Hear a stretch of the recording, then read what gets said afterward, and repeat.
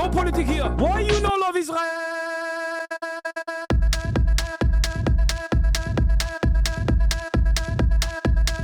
Oh, you hate it?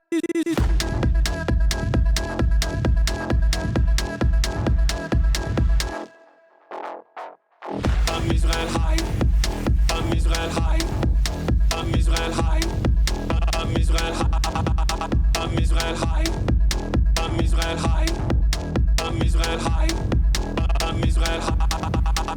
You have forgotten to say I'm Israel high? Do you love Israel? You must love Hamas. You are Hamas. I'm Israel high. I'm Israel high.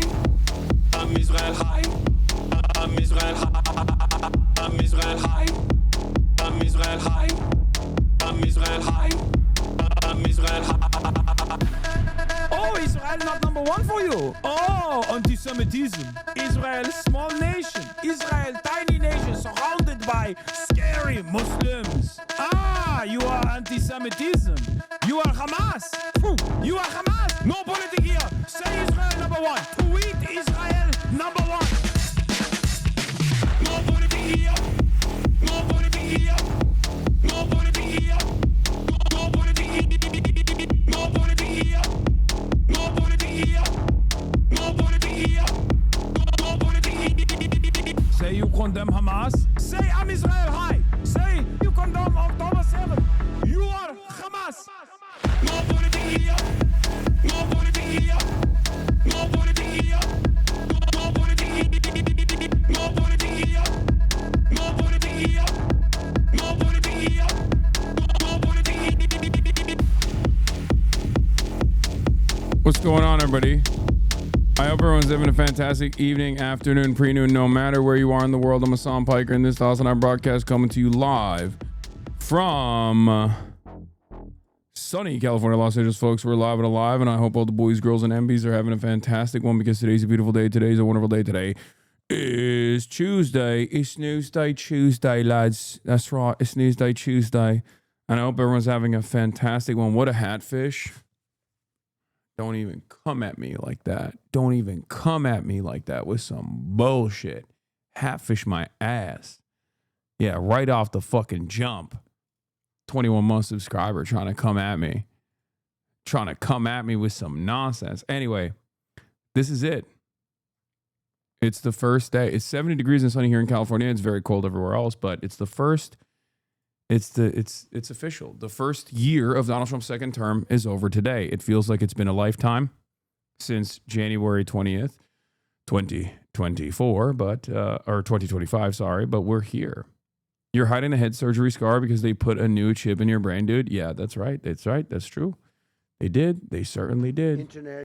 They put a new chip in my brain. Wait, what the fuck? Donald Trump's doing a press briefing? What the hell? If they're apprehended and either put in jails in their country from where they came or the country. All right, well, I don't have much personal news. We'll just go right into it. Let's go. In the old days, they didn't respect our country. Biden wouldn't do this because holy shit, he let them all in. You know, if you didn't have open border policies of Biden, we're back. None of this, all of the things that all of the time that we spend talking about Minnesota and everything else, most of them are coming from out of the country. And it's been caused by a previous administration. Look at this, one after one. Boy, these are rough characters. These are all criminal, illegal aliens that, in many cases, they're murderers, they're drug lords, drug dealers. They're the mentally insane. There's some of them who are brutal killers, they're mentally insane. They're killers, but they're insane. As opposed to killers who are very sane. These are mentally insane killers. It's worse. In other states, it's worse. Now, Minnesota, the crime is incredible. The financial crimes are incredible.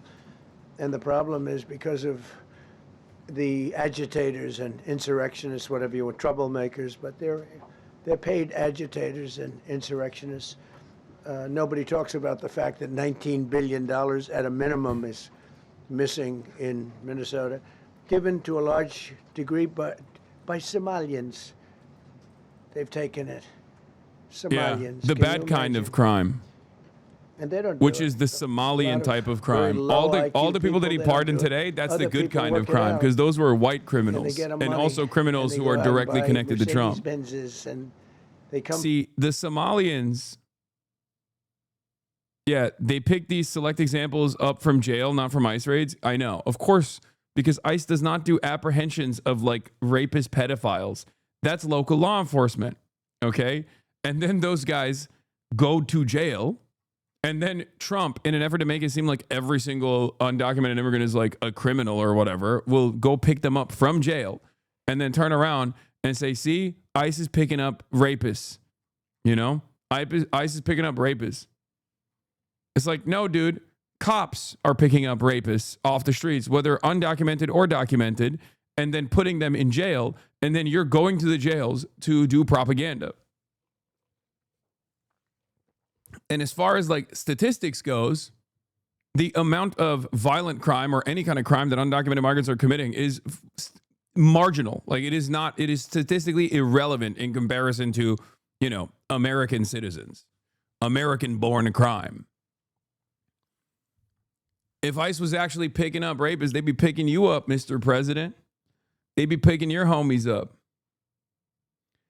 You missed him saying Somalia isn't a country and Somalians are low IQ. I mean, what's new? But goddamn, yeah. I mean, it's fucking unimaginably racist. And these are rough people. These are not.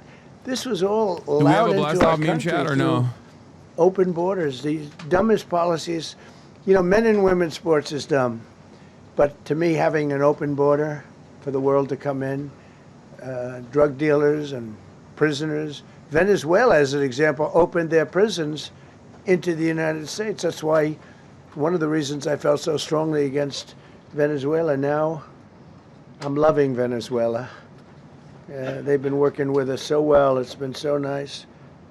And he loves Delcy Rodriguez. unbelievably He's like, nice the woman also Chavistas, did a very they're so good. incredible thing, as you know, a few days ago. We're talking to her, and maybe we can get her involved in some way. I'd love to be able to do that. Maria.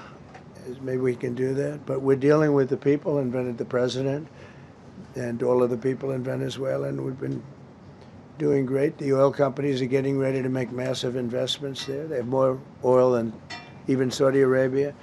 There you go. Here you go. These are rough. This is all Minnesota, every one of them.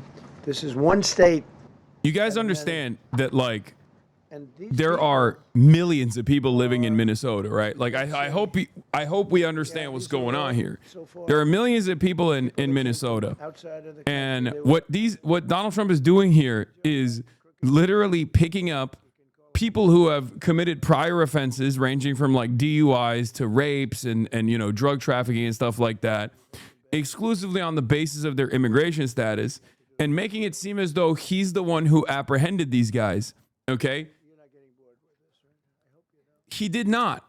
And also, it's additionally ironic because when he talks about how these guys are committing fraud, it's like, you're a fraudster. Some of the people that he's bringing up are, you know, they've done domestic violence or like, or you know, domestic abuse. And it's like, you've done that. You're literally, you've been found liable in a civil suit for doing a rape to an American citizen. So like, half of these fucking things that he's pulling up are just shit that he's done. And not only that, but also, like I keep repeating over and over again, this is a range of people that have done things over the course of like the past decade or so. Okay? You are singling out people on the basis of their documentation status specifically to make it seem like there is this significant undocumented migrant crime taking place. And it's a very dangerous type of propaganda that he's able to put out there. And unfortunately, the Democrats are totally lost. Like they cannot push back against this shit at all. They can't just be like, hey man, you know, those guys were in prison. Like Joe Biden put him in prison. You put him in prison. You know what I mean? Like those guys they've done the crime and now they're doing the time, like as is what is supposed to happen. Okay. I don't know about you. But I personally want someone to go to prison if they've done a heinous crime against myself or someone else, right?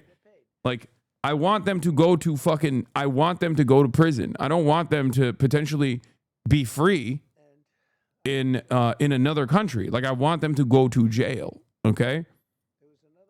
I want justice to be served. So that's what's so frustrating about this entire process. And the point that these guys have been making over and over again, or have been making since last year or 2 years ago, was that Joe Biden was just not putting undocumented immigrants in jail for doing crimes. And that was bullshit. Okay? Person that's a professional. These are professional agitators and professional people that want to see our country do badly. But that's not happening because we have the hottest country anywhere in the world, despite this stuff. Your mom brought you here for birth tourism, big L. Birth tourism? What does that mean? Criminals. They're not going to be good. They're not going to be well behaved here. I could do thousands. I'm an American citizen, big dog. Fairly short while. Just in Minnesota. I don't know if you know this, but I'm a goddamn American citizen. 10,000. Okay? So, sucks to suck for you. 10,000 criminals. And these birth are tourist. Criminals. Now, how can a place with 10,000 criminals, how can you have a state? And yet they're fighting us. I like that guy. Keeps nodding to me. You agree with me, I guess. I like him. I don't know who he is, but I like him. He keeps nodding. He says, you're right. He's obviously a little on the right side, maybe. How does it feel having him for another 3 years? Fucking awful. These are rough ones. But also, it's awful for everybody else too. Like, it's awful for us here in America because he's doing a bunch of fuck shit here in America.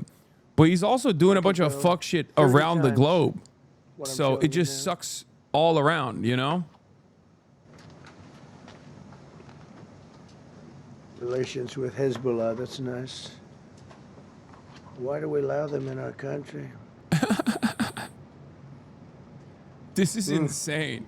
How many more hours of him just like browsing through all of the fucking all the criminals that like ICE has gotten from the American prison system? Is he gonna flip through? This is like literally a decade worth. I know a lot of people will look at this and go, "Oh, this is just like, there's a lot of criminals here." It's like, yeah, dude. He pulled up with what, 100 fucking slides in a state where there are, millions of people. Let's see let's look at some statistics, okay? Minnesota population. Minnesota's population is 5.8 million as of 2025. Minnesota. All right, here, hold on. I'll just show you that real quick. Minnesota's population is around 5.8 million, with the latest 2024 estimates placing it at roughly 5.8 million, okay? Minnesota's prison population is 8,000 to 8,300 are incarcerated in Minnesota state prisons, with a total incarceration figure, including local jails and federal facilities, around 17,500, though the exact numbers vary slightly by source. Okay, so there's 17,500 people in Minnesota prisons. Okay, 10K criminals, as he says, is 0.1726% of the population. No, that's just the criminal population. So if he's pulling up like out of the 17,500 people that are in prison right now, if he's pulling up with like, I don't know, 100, that is unimaginably marginal. Like, that is ridiculous that he's just like, wait, what the fuck did I end up doing here? How did I do this? How did I? They have some people we can't use their picture for legal reasons, but they're up for murder in their own country, and we jeopardize their case. Let's look at some statistics. Is the problem they don't believe this shit, bro? I mean, yeah, I know it's a dumb argument, but we're all allowed in here by an open border policy of the worst president in like what this guy is saying is that over the course of like the last couple of decades, we're not talking about like annual apprehensions, because we know what the annual apprehensions are, right? No, I mean 0.1726% of the total population of Minnesota. He said, how can you have a state with 10,000 criminals? But there is, every state has a fuck ton of people who have been jailed. They could have done some damage, but you know what? I wouldn't have shown the pain. I would have gone back. What, did you hear that? That was nasty. But I would not have shown the pain. I would have acted like nothing happened as my finger fell off. That was a nasty. I think somebody did that. I think it was him. It was my man. How were you? You didn't do it. I know you did. I know you did. So, but here's the book. These are all things we have. I'm going to read a few of the samples, but look at this. These are all, each line is something that we did. Nobody did that before. It's big stuff, I too. love this shit. Hey, man, you know what we want to see? A binder like that? The Jeffrey Epstein files, okay? We want to see the Jeffrey Epstein files, not the administration's fucking bullshit accomplishments where you write down how you, I don't know, ended like 1 million wars and you took out like 1,000 rapists from prison that were already in prison because previous administrations and the Department of Justice had prosecuted them and thrown them in prison. And now you're taking them out of prison just to do like a whole immigrants are actually fucking up the country economic growth propaganda tour. And America is booming. It's booming. There are thousands of businesses right You now that are can't being listen. built. At the end of the day, what do I always say, folks? You cannot out-talk people's pockets hurting. You can yap, but at the end of the day, if motherfuckers are frustrated because everything is so expensive, groceries are expensive, rent is too expensive, 50% of your salary, your wages are going directly to subsidize your landlord's lifestyle, you're not fixing shit. People are mad. You can say, oh, but haven't we done wonderful things? This is literally full tilt Brandonization, baby. Everyone was talking about how like they experienced negative real wage growth, okay? Negative real wage growth for 1.5 years under the Biden administration. The economy was in the shitter. And the economy was already in the shitter in 2016 when it was in a much better position than it is now, right? But it was still in the shitter for the average person because of all these things that I talk about all the time. Healthcare, the cost of education, the cost of housing. Like these are things that have exploded in prices. And it's making life unaffordable for so many people. People don't have disposable income. And what was Joe Brandon doing the entire time? He was like, come on, Jack, I'm doing NATO. We're doing the NATOization of Finland instead of the Finlandization of NATO. And it's like, nobody cared about that, man. Nobody cared. They were like, shut the fuck up and fix the prices. Shut the fuck up and fix the prices. And now Trump is doing the same shit, except it's even worse because at least like liberal media was on board with what Joe Brandon was doing in terms of NATO, because at the end of the day, that was in line with like, you voted for this. Are you prepared to deal with the repercussions? You elected this man. This is your boy, your best friend. You love him. Trump and HasanAbi go hand in hand. You both love capitalism and I love you. JP, I support your stream. Hell yeah, dude. I wanted to bring about the demise of the American empire, and that's why I voted for him illegally. Okay, 61K upvotes, content made for you. Eurowoke versus Amerilibs. Okay, love that. Love that. We'll take a look at that in a little bit. Trump is straight up destroying the American empire, absolutely, and it's fucking glorious, dude. That's why I voted for him. That's why I voted for him 1,000,000 times over. You know. Certainly, I wasn't like warning over and over again that the Democrats were dropping the ball in spectacular fashion and they were probably going to lose when they were doing Brat's summer dance routines over and over again, celebrating as though they had already won at the DNC. When I was like, what the fuck are you guys doing? You guys haven't won shit yet.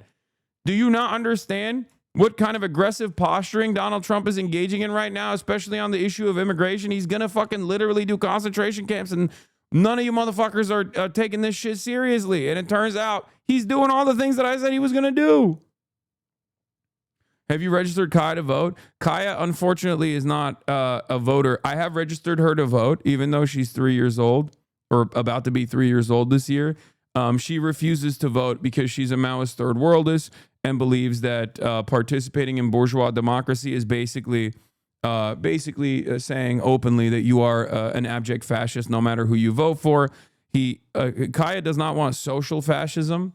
Kaya, like I said, is a Maoist third worldist who is organizing the vanguard and is very frustrated that a lot of the democratic socialists in the United States of America have actually betrayed Marxist-Leninist principles. Kaya wants siege communism. Okay, Kaya wants siege communism now. So, you know, the Bolsheviks. And yeah, so she refuses. She is an accelerationist. She thinks it's awesome that America is falling apart. And you would have had disinvestment. Hello? And you would have had welfare going way up. You know, if you look at SNAP, take a look at SNAP, what happened with that? Was it $7 billion? And it came out to over $51 billion. Nobody has ever seen anything like it. The past administration, they had no clue. Or they were really bad, but they basically had no clue. But they did have a concept. I mean, they're still trying to sell the idea of men playing in women's sports. You saw that in the Supreme Court. Bite the hand that feeds Kaya, rise up, fight the power. They were fighting for him. But you saw that just the other day in the Supreme Court. Men playing in women's sports doesn't work. Secured a record-breaking $18 trillion. She wants perpetual revolution. She is not a trot. She would take a lot of offense to that. SoftBank, Oracle, TSMC, Johnson & Johnson, Eli Lilly and Company, Micron, she is a strict anti-revisionist. General Motors, Hyundai, Ford, Honda, GE Aerospace, many, many others. I left a Ford plant a week ago. I don't think you guys understand. Kaya is, I'm telling you, she is a... And now they just announced that they're going 24 hours around the clock making cars. Strict... Paris did it. I don't know what the Orthodox, Marxist, Leninist, Maoist. I think to me it reads so plainly. Couldn't be plainer. You're allowed to do a license. Tariff is probably less severe than... She loves... I mean, look, her entry point into Maoism, into Mao Zedong thought was because she loves walks. Okay, she loves going on walks, and she loves going, and what is the greatest walk of all time, historically speaking? The Long March, right? Like, this was her entry point into Mao Zedong thought, is like she wanted to go on the longest walk of all time and basically gather support for what would become the People's Liberation Army. And tremendous income, you know, we have, and by the way, no inflation. So this is her lore. If you guys want to know more Kaya backstory, this is it. Biden had inflation and he didn't. What does Kaya think about Jusha? Jusha, she is, of course, she offers critical support to the Democratic People's Republic of Korea, the best Korea, the #1 Korea, the popular Korea. And the other day, me and Kaya were having a conversation about that, and she was like, "Listen, you know, I think these last couple of years have proven once again that one of the best possible things that a nation that has been a nation of the periphery could do is to develop nuclear arms and create a robust infrastructure of defense, because countries without nuclear arms have no sovereignty, and therefore." Kim Jong-un, the entire Kim dynasty is vindicated for what they have done. Ever before for any country, because she keeps saying it, and I'm like, yeah, I agree with you on the nuke stuff.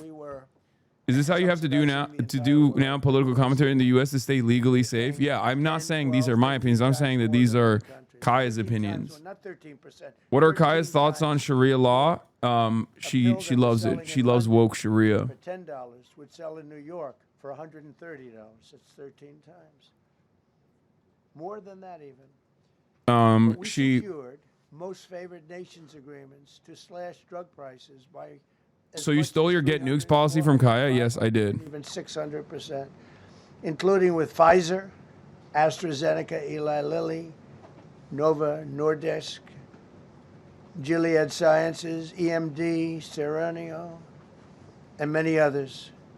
If you look at some of the prices that are coming down, where a price would come down $1,300 coming down to $87. What is this boring old senile man yapping about? Let me tell you what he's yapping about. He's yapping about how he is, how you should pay no mind to how you feel right now. You should pay no mind to your economic circumstances.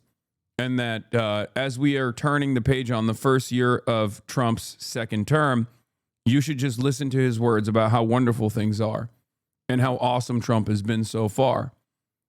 Pay no attention to the cost of living and how terrible it is for you, how terrible everything really is for you, and instead pay attention to all this other stuff. Meanwhile, by the way, here's a Sharia law mayor actually doing the thing that he promised he would do. The Mamdani special in honor of the new mayor's city. We are the first in New York City to deliver on his proposal. Big Back Chicken and Gyro, the new mayor of New York City, every day from 11 a.m. to 2 p.m., 9 p.m. to 1 a.m., $8 platters. Okay, there you go. There you freaking go.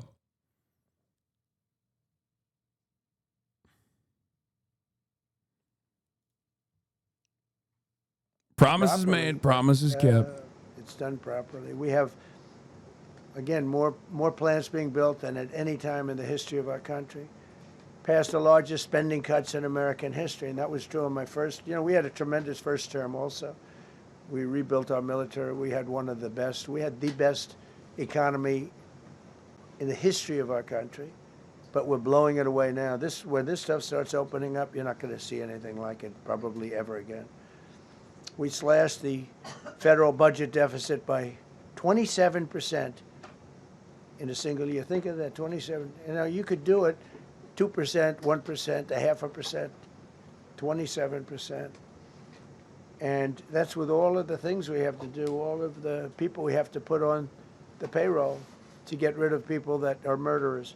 Again, when you see people in Minnesota that are murderers, these people are fighting to keep them there. And I say to Christie and to Tom Homan, the great people, they're working so hard. Look at the border. The border is now secure. First time, Biden said you couldn't do it. You need legislation. I had no legislation. I said, yeah, based. Within 1 month, we had. Is that good? Am I doing it right? Yeah, based. 8 months. Yeah, border wasn't secure when Biden was around. Yeah. Yeah, you see. And I find that hard to believe because you'd think somebody, because it used to be millions of people. Based. Guys, the people that do that are Democrat sort of aligned. It's based. So, I mean, they're not. What can you say? Fuck around and find out. Yeah, based. Yeah. They're not going to make the trek because they know they probably won't be coming. Is there like a stated purpose of the press briefing? Yes, 1 year. I keep repeating to you guys. I know it feels like, it has been a lifetime, but it has only been 365 days since Trump took over the role of president for the second time. Okay? This is the turning point. This is his first fucking year in office. Now apologize to Euromaya. Who's Euromaya? Have a lot of heart. So he's doing the flex mode. He's going on. He's going. Working now on farms and they're working in luncheonettes and hotels and all. He's trying to do flex mode where he's like, hey, pay no mind to how terrible your pockets are hurting. Okay, listen to my words. Listen to my wonderful words. Listen to how good things actually are. Please. So in theory they should be, but we're focused on the murderers, the drug dealers, the mentally insane. We have a lot of mentally insane killers. I mean, you can't even talk to them.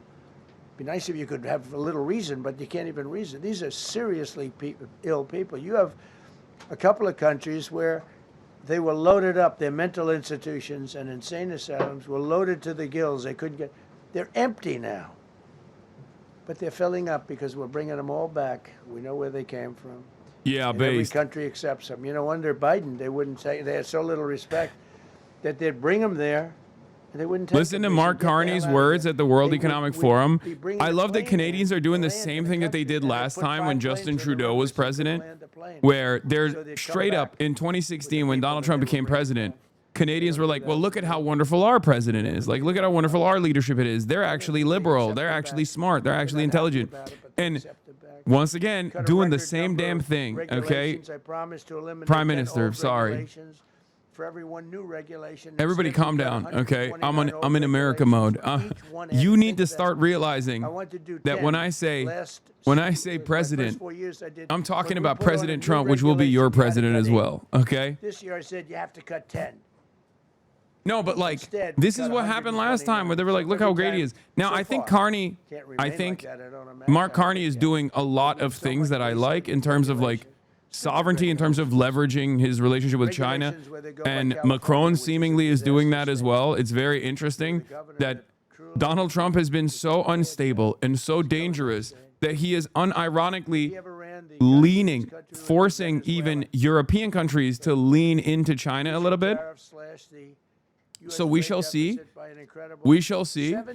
But make no mistake, the reason why you guys are talking about Mark Carney right now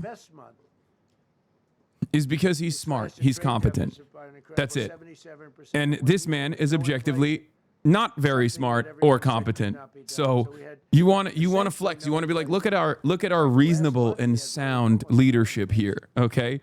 Well, isn't that a breath of fresh air?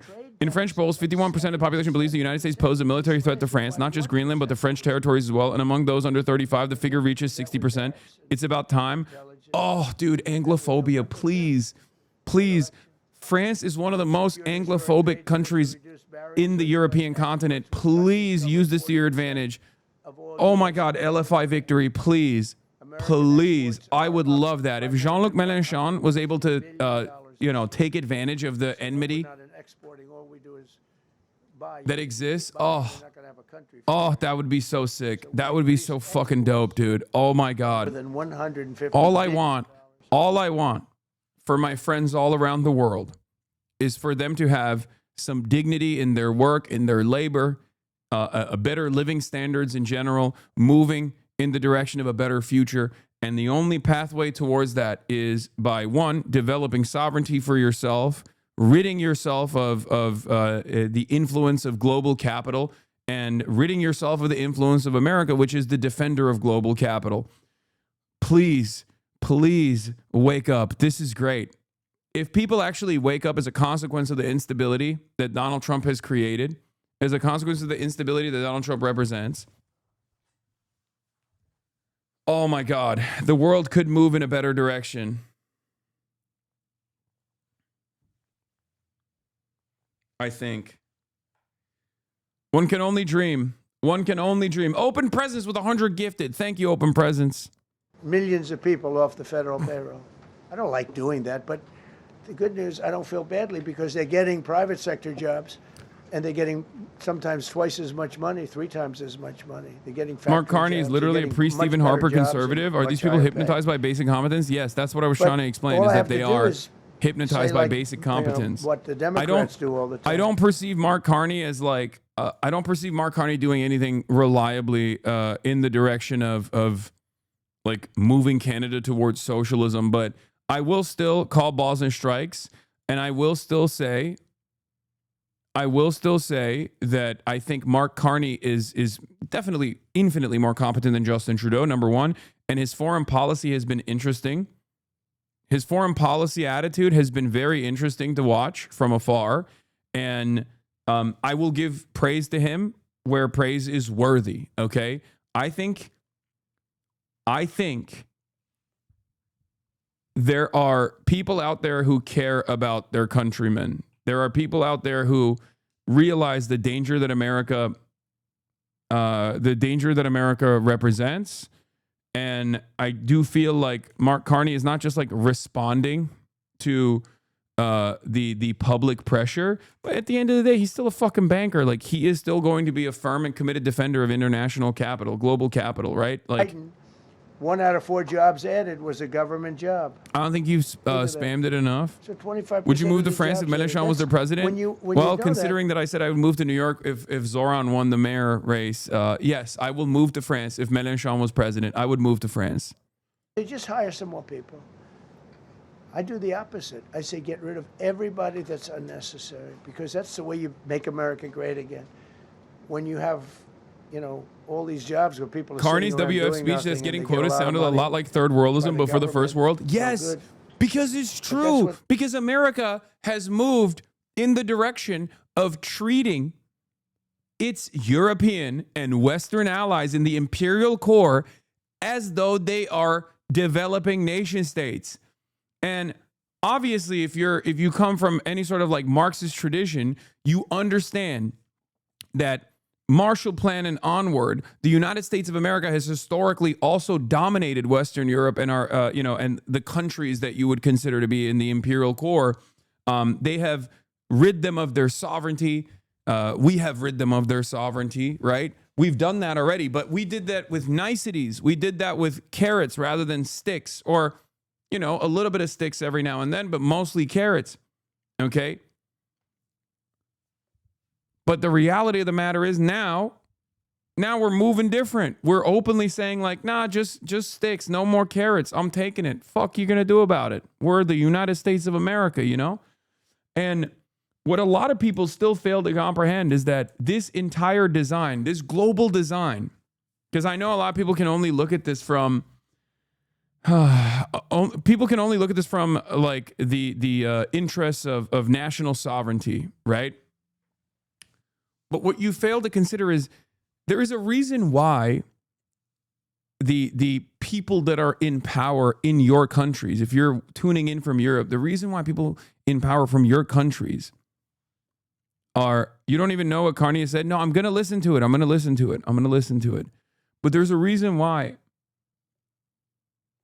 even Mark Carney or Macron or Keir Starmer, also known as Kid Starver, also known as Stalin, Keir Stalin, and every single other leader in Western Europe, the reason why they were elected is the same reason why Democrats get elected here, which is to maintain the same capitalist system with a little bit of deviation from the right flank party, right? Or the right flank coalition if you're in a parliamentary system. Having said that, ultimately it's still to reinforce and defend the capitalist global design. That is the reason why they, for the most part, have to sit around and allow America to dominate them, because America is the defender of this global capitalist system. That's it. So until there is a different ideological organization out there, so you hate America? No. If I hated America, I wouldn't live here. Okay? If I hated the United States of America, I wouldn't live here. I want to make America actually great. Okay? I want America to reach its genuine potential. If I hated America, I'd be a Republican. Okay? Because let's be real. I mean, even before Donald Trump, if you think about George W. Bush and onward, like the reality of the matter is Republicans are a far more devastating terrorist, both around the globe and certainly to America as well, than Al-Qaeda ever could be. Okay? Osama bin Laden wishes he could do the amount of damage that like a Donald Trump can do, an Elon Musk can do to the United States of America.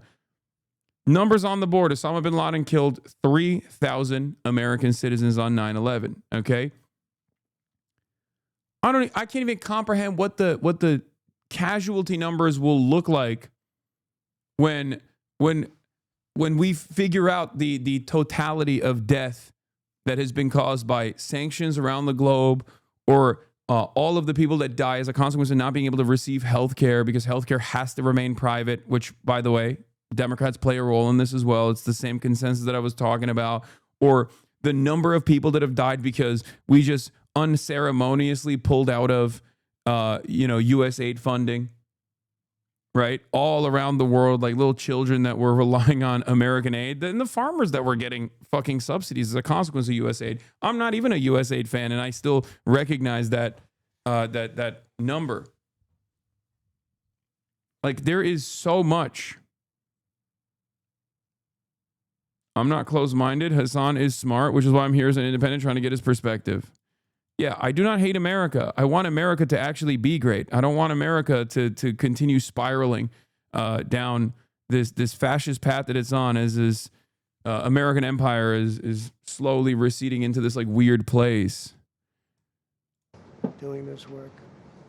And, they're going to make mistakes sometimes. ICE is going to be too rough with somebody, or, they're dealing with rough people.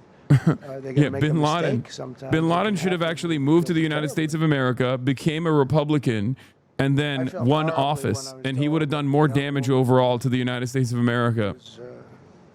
Had the tragedy. It's a tragedy. It's a horrible thing. Everybody would say, ICE would say the same thing.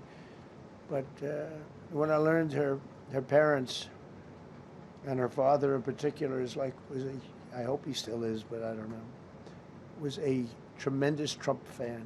He was all for Trump, loved Trump. The fuck is this man talking about, man? You know, it's terrible. I was told that by a lot of people. They said, "Oh, he loves you. He was a." I hope he still feels that way. I don't know. It's a hard situation. But her father was a tremendous, and parents were tremendous Trump fans. It's so sad. It just happens. It's terrible. Halted all refugee admissions to the United States, including from Somalia, Renee which Good is and her a dad? terrible place. Wait, another now dangerous he's place. saying.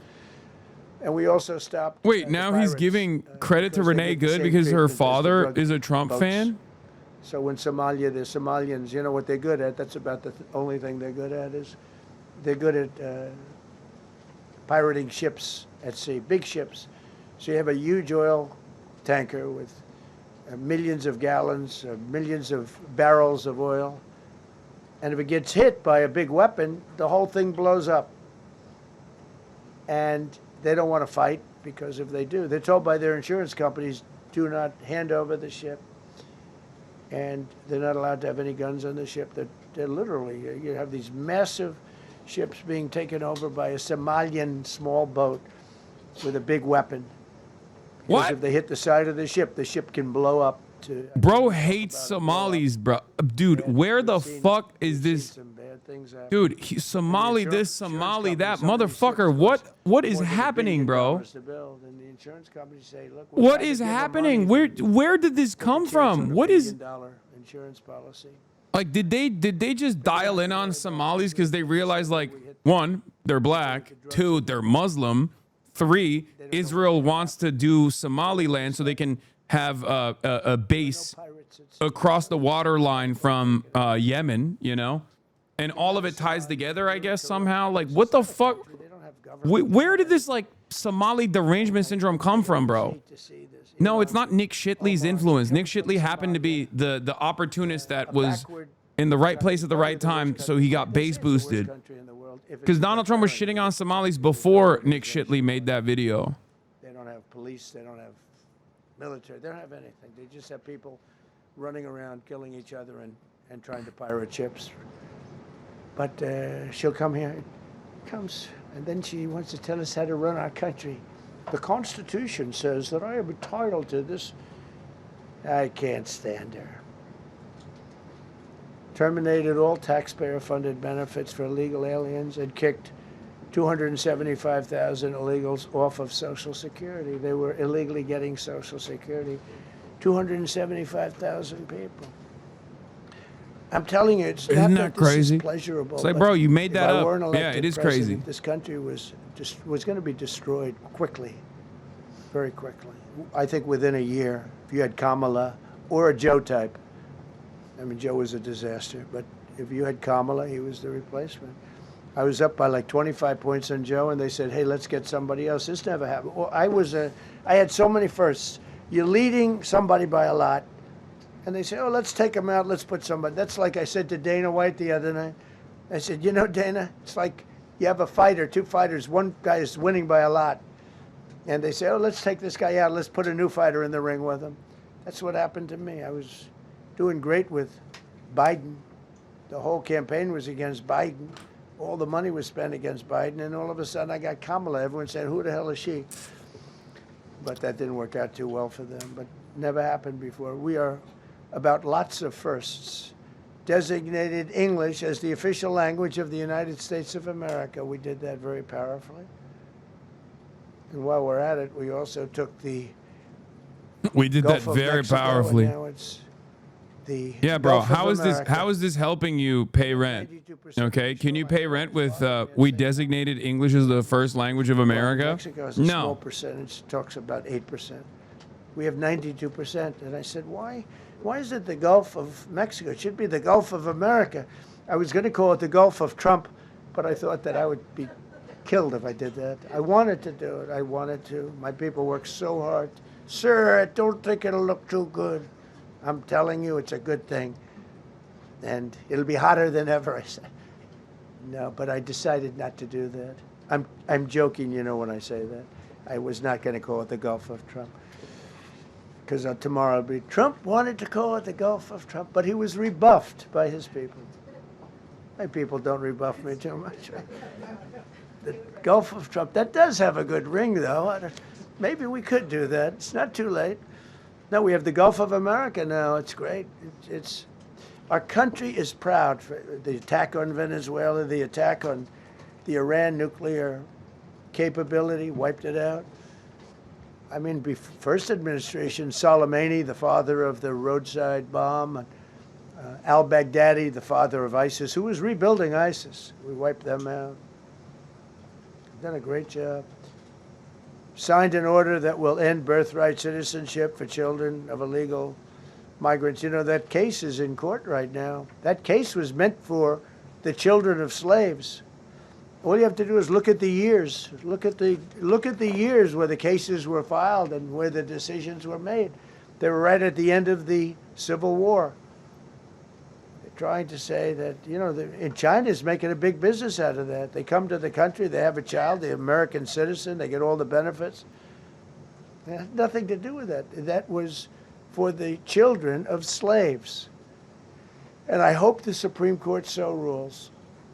Designated fentanyl as a weapon of mass destruction. It is. We lost, I believe, 300,000 people this year. 300,000 people. That's like filling up one of those big football stadiums 5 times. It's not even believable. I mean, you could be in a war and you wouldn't lose that many people. So we designated fentanyl a weapon of mass destruction. Conducted numerous successful military strikes against narco-terrorists operating in our hemisphere, including the water strikes. Drugs brought in by ocean.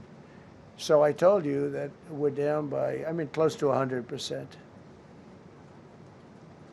It's hard to get somebody to pilot those boats. Very hard. They have to be people that don't watch television, don't read the news. And we just blew up their facility. They had a docking facility where the drugs were stored. And now we have a great relationship with Venezuela. We're getting along fantastically with the leadership in Venezuela, so we wouldn't have to do that. This was done before the attack. But we captured and brought to justice the outlaw dictator of Venezuela, Nicolas Maduro, who, through drugs, killed millions of people in our country. Tremendous drug dealer. Also sent millions of people into our country, including Tren de Aragua, the worst gang. They say it's the worst gang in the world. They took over parts of Colorado. They just take the apartment building. They just took it away. Just took it away like we're here. They cut the hand off one man because he called the police. Who called the police? I did. You took my apartment from me. Boom, no hand. This is what they sent us. Restoring law and order, new category. D.C. and Memphis, federal task forces deployed massive numbers of federal law enforcement officers and National Guard to restore safety. Crime down in D.C. is almost down to nothing. D.C. was a very, very dangerous place, and I think you probably know better than I do. I have a lot of people in the media thanked me for that, but some of them found it hard to thank me. But, D.C. is now, look how beautiful. D.C. is now, you can walk right from here to a restaurant, right through the center of town. You can be with your child, with your loved one. Before they would separate you, they would say, oh, you have a child. Well, you can't actually. You're not allowed to have babies. We hate children. That's right. The woke Sharia mob would come in. They had the mortality police. They'd say, time for an abortion. And the white moms would say, please, no, don't take away my baby. The liberal police force would say, yes, we're taking the baby away. We're doing a post-birth abortion. To me, a town, it looks better when you have military people. These are big, strong guys, bad guys. You look at them and they say, we're not going to mess around. But Yeah, what they don't towns know look is that we better took with over 2,000 American military people out deployed. permanently out of DC. These were career criminals. It looks better. Interesting. But I feel much better seeing This is those people there. insane. I went in a couple Okay, of times towns and look you know, much you better just, with you know, went military down the deployments. Is a crazy thing to say, very safe. A year ago, I couldn't have done that. I would have been crazy to have done that. bro. Even like Secret Service even wouldn't in let me. China, where the PLA They weren't is thrilled is anyway. uniquely all wasn't like up they and were down thrilled, like neighborhoods, right? Like they will did at the it, very least and it was hide amongst like DC the is a great civilian thing. buildings. We have, You know what I mean? Because with the exception of like Tiananmen Square and maybe some of these other sites, nobody wants to see fucking militarized units walking down the streets. We don't even want Chicago down we don't even 25%, want like even though we the just had a militarized minimal police vote. We walking brought, down the streets. For the longest time in the United States history, cops basically had fatigues on, but like, you know, the blue garb, like they didn't have this level of like military gear. Now it's virtually indistinguishable. You cannot distinguish between an ICE agent and a fucking military deployment. So much so that like the National Guard, when they're being deployed to an area of need, have to wear like high visibility vests so people can make that distinction between who is actually a fucking part of the military and who is just a regular ass beat cop versus a federalized, a federal law enforcement agent. It's crazy. Nobody wants to see militarized units or directly the military on American streets. I feel like this is fundamentally un-American, okay? And even a country that has a very different way of doing business, right? That's the reason why I brought up China. Even then, they will literally, they'll have barracks or whatever, right? In the middle of a city. And if they have barracks in the middle of a city, it's still hidden to make it seem like it's a civilian fucking area. Like you can obviously, you know it's a barracks, but you at least don't see it because like visualizing military in fucking normal, regular streets is a terrifying prospect for most people. Yeah, PLA also don't carry weapons when they're, what the fuck? more than 100,000 vehicles to a record low. Began the process of eliminating cashless bail policies across the nation. You got to get rid of your sanctuary It's cool when we do it, cities, bro. and Come I on. hope our people know that we're not going to pay sanctuary cities. We're not going to pay them anymore. They are sanctuary for criminals. They hold criminals. We're not going to pay. Bro, did They Trump can sue actually us, and posted maybe they'll this? win. What? But we're not giving money to sanctuary cities anymore as of the beginning of the month. We began the process of eliminating the cashless bail. Well, cashless bail is where it all started. It's a disaster. Oh my And other God. places. I don't know if it started Okay, in no New more York. I jokes. No remember more it jokes. I'm starting sorry. in New York. I'm sorry. So I apologize. I apologize for joking. I should have never joked. Okay? I should have never joked. This was a fucked up joke. I feel like the Laura Loomer theory is becoming a reality. The Laura Loomer is sitting in the chat and listening to my jokes and then writing them down only to go and tell Trump what to do is becoming a theory like the theory of gravity is a theory, okay?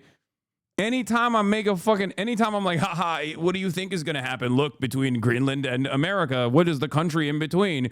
Perhaps they will seize it. Perhaps they will take it. It's like the next day, Donald Trump will post this fucking visual. Haha, we're just, I'm putting Starmer in the cuck chair.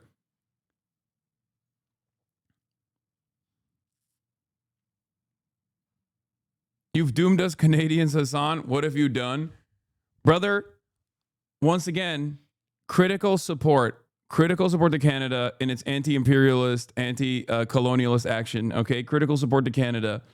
I see you. I hear you. I ride with you, okay? I promise. It's becoming less and less of a joke by the day. But I used to always look at that building and I'd see this big building, big tall building. It loomed over the park. It was sort of, now that I think it was a pretty unfriendly sight. But I'll never forget, I don't know if it's still there, because they got rid of most of them, the Democrats in New York. They took them down, and the people live on the streets now. That's why you have. I thought the joke was about Norway. No, I mean, it was about Canada and Norway. They live in the streets. They took the mental institutions down. They're expensive. Do with that information what you will. Norwegians. It wasn't normal. You know, you're used to looking at like a window. But this one, you look at it, all this steel, vicious steel, tiny windows, bars all over the place. Nobody was getting out. It's called a mental institution. That was an insane asylum. Designated Antifa as a domestic terrorist organization, and many others. It is. America is respected again on the world stage. That's another topic. Obliterated Iran's nuclear enrichment capability, and Operation Midnight Hammer was one of the most successful anyone's ever seen. CNN fake news. I don't know where they are. CNN. Anybody from CNN here? Fake news. Nobody wants to raise their hand anymore. They used to. Oh, yeah.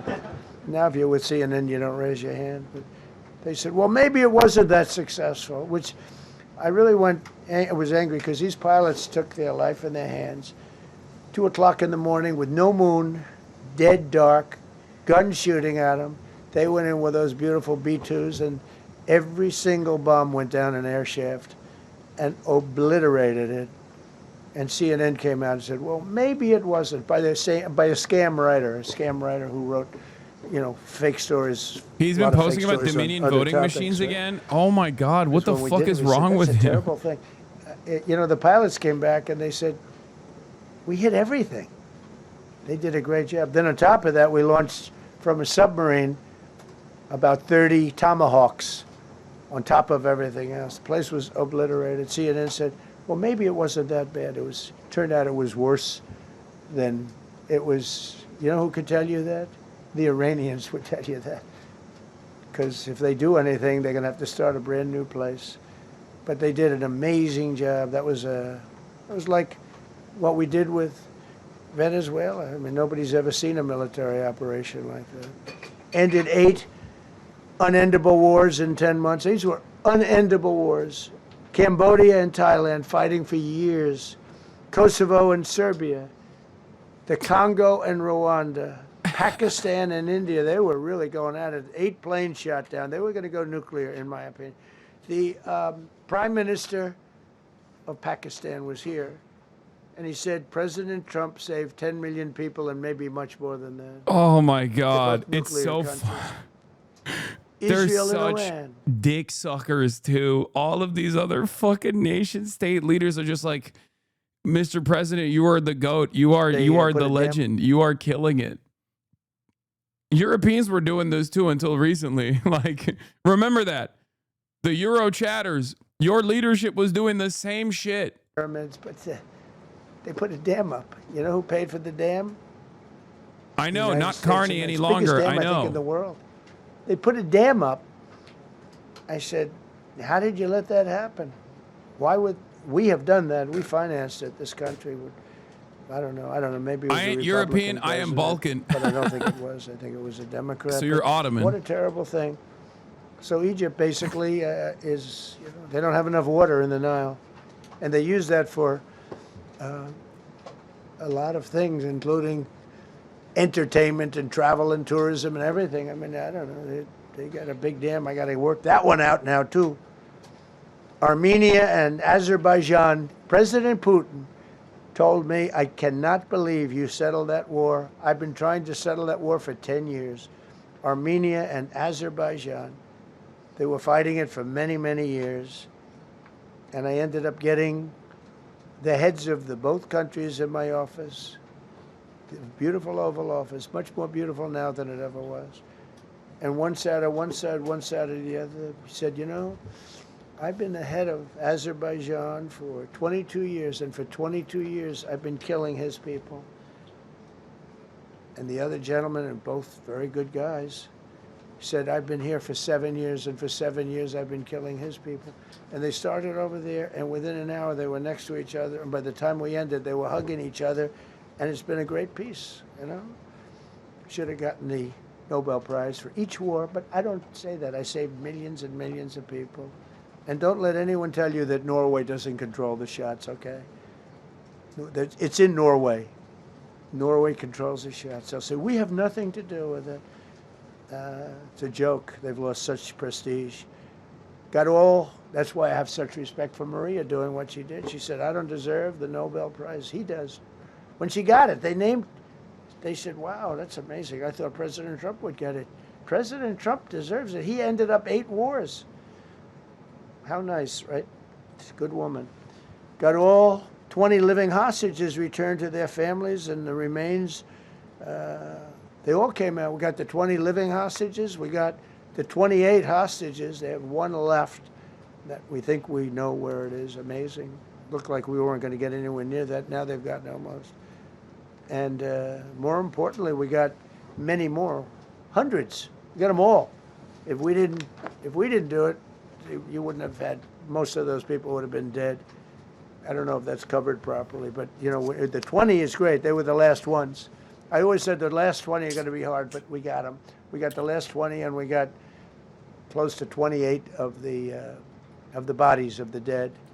And to those parents, that was just as important as getting their son back alive. They were almost even more intent on getting. Watch Tate's new PBD interview. He said capitalism was fucking young people and shilling socialism. Who's Tate? We just created the Board of Peace, which I think is. Brother, I'm sorry, but if you're still relying on these goddamn grifters for like a consistent position, you're out of your damn mind, okay? Please stop fucking entertaining these people. One war. Like, please, I beg of you. I don't care. It's like the same shit. It's like the same shit between Sneeko. Sneeko yesterday, like, Sneeko was doing the Heil Hitler shit the other day, right? And how ironic that... Wait, Tate McRae? Tate McRae? Tate McRae went on fucking Valuetainment Patrick Bet David? What? Wait, what? Tate McRae went on fucking PBD?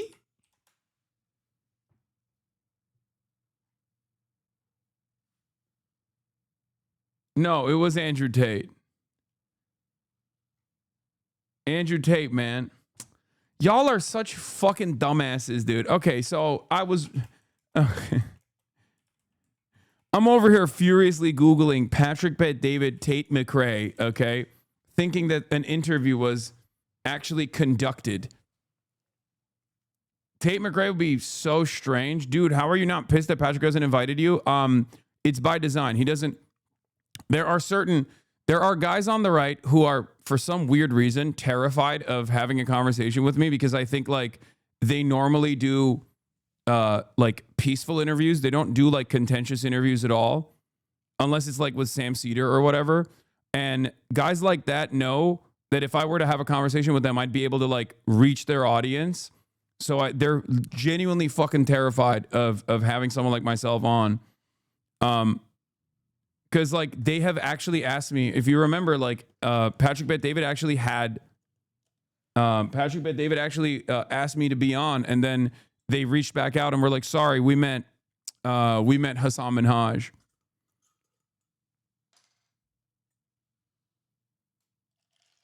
So guys like that are truly worried about like they have like a operating blacklist. Same with like Tucker Carlson. Tucker Carlson is obviously better at like holding a contentious conversation. But even then, like Joe Rogan, Tucker Carlson, a lot of these like right-wing content creators, they choose not to have people like myself on because they're worried that like I would make a very convincing argument that their audience would respond positively to. And I think that's the reason. Because it's not like I'm shy about it. Like I would go on fucking Patrick Bet David. I would go on all these different shows. They just don't want to do it because they're, I think they're just like very worried. Australia, Malaysia, Thailand, like Ukraine, I would talk to Japan, Candace Owens. I would talk to Tucker Carlson. We have so much rare earth. It's actually not that rare. Getting it processed is rare, but there's a lot of rare earth. There's a lot of earth around, I can tell you. Withdrew from the corrupt World Health Organization where we were paying hundreds of millions of dollars a year. So we were paying $500 million a year, and China was paying $37 million a year. I said, why aren't we paying the same as China? They said, well, Nobody asked. I said, China's got 1.4 billion people. We have 350 million, probably, with all the illegals. You know, China probably knows more accurately. Why would Patrick Bet David have? Why would Patrick Bet David have Sam Cedar on twice, but not you? Because I appeal to a very different thing that right wingers understand better than anybody else, which is aesthetics. When someone like myself goes on a right wing platform, I have a way to have a conversation with like right wingers where the audience responds positively to it because of the way I carry myself, the way I look, the way I sound. Whereas like Sam Cedar is still going to have an intellectual conversation where I can just like have a conversation about like, you know, dumb shit that right wingers like, you know, silly shit like taking Zin in my fucking Trump assassination Zintin. Stuff like that plays a big role for right wingers. They love that because MAGA is basically a coalition that initially was put together through resentment. It's not like there is no like real ideological investment that these, ideologically disciplined people are advancing. They're not like, oh yeah, I really love that we're doing, fascism or whatever. It's not. It's just all built together with aesthetics. So if it's built together with aesthetics and vibes, it's actually much easier to penetrate and much easier to destroy with aesthetics and vibes. And I think that's what it is. Not to take that deal. First thing Biden did is go back into it. You know what he paid? More than $500 million. So I actually called them. I said, you can buy it for less. You can make a deal at 37. There's no reason to pay 500. They didn't care. They paid more than 500. Did you know that? They paid more than 500 million. I made a deal at 37. I could have had 37. They were public about it. We'll give you the same deal that China has for 37. And they paid $500 million. That's the way you ruin a country. And it's the same attitude that, you have on everything else with these people. They were terrible. The anti-American UN Human Rights Council we ended, the UN Relief and Works Agency we ended, and the fake Paris Climate Accord, which was a ripoff of America, where we had to pay $1 trillion and they were paying nothing. China didn't kick in until 2035. We kicked in immediately. We were supposed to pay $1 trillion. Russia went to a standard of 1991, which was a dirtier standard. But we had to pay top dollar. So I terminated that. Another Rick. We ended the woke lunacy and restored common sense, abolished all discriminatory diversity, equity, and inclusion DEI policies throughout the federal government and the private sector. They're gone, everybody. They're gone. Terrible. Terminated the Green New Scam and ended the insane electric vehicle mandate. I love electric vehicles. That caused me a little problem with a man named Elon. But he understands, and he's a good guy. We get along, but I said, Elon, we can't have all electric cars. We just can't do it. I like the electric cars. I like his car. But in particular, I like his car. But we can't do that because some people don't want an electric car by 2030. And to build the power stations all over the country would have cost $4 trillion. $4 trillion. That's more than any country has. If you got China, the United States, and everyone, you couldn't do it. How long is this? Years, it's impossibly they long. They were supposed to be switching over. Electric vehicle mandate. Some people. Bro, this is focusing on the horse buggy economy at a time when cars are being mass produced, being like, nope. What about the horse carriage and buggy economy? That's where we're at right now. America is focusing on the past, while other countries are moving in the direction of the future. This is yet another alarming signal of a declining empire.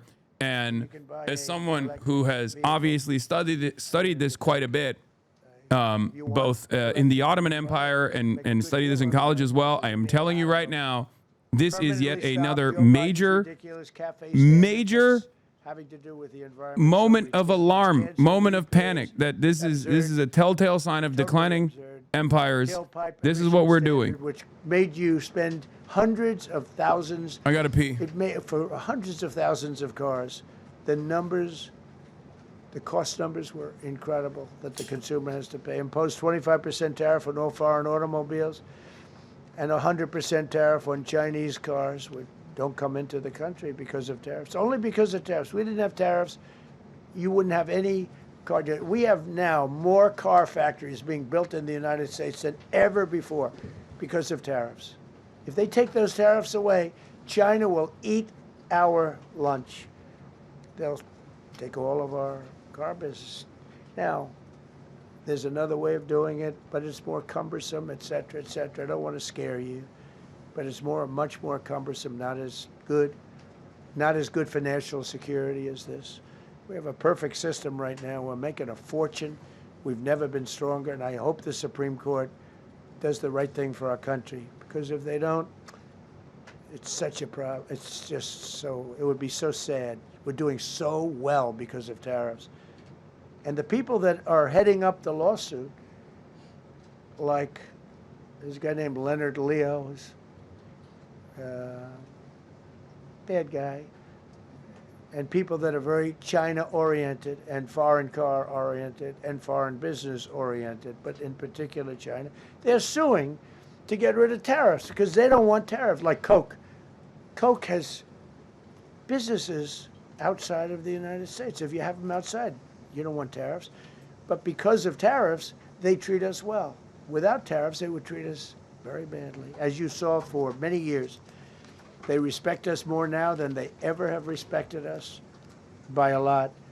And revoked the California emissions waiver to stop San Francisco communists from regulating the automobile industry and destroying automobiles and the industry in the nation. I was with Bill Ford of Ford Motors. I was with all the people. EV at General adoption is Motors entirely the other stalled in day, the United and States. they Of are course. making more money and building more cars. No, we than moved. ever. They are We moved doing so against good. it. Like all because this of tariffs is and what I've straight done. up. That was one of the first things that Trump did was no more EVs. Like we're taking away the incentives, we're taking away the tax credits, and it's so crazy because a big part of the IRA and all the bills, like the industrial bills that came from the Biden administration, was unironically focusing on battery manufacturing plants and things like that. They straight up were like, no more solar. You're gonna fucking drive a gas guzzler and you're gonna like it. And yeah, I don't know. I mean, that's just it's very clear that the way that we are playing this game now is we know that China is the monopoly on renewables. Like they own the future of energy, okay? And we're gonna break the game. We're gonna flip the table instead of playing the game. Like that's what it is.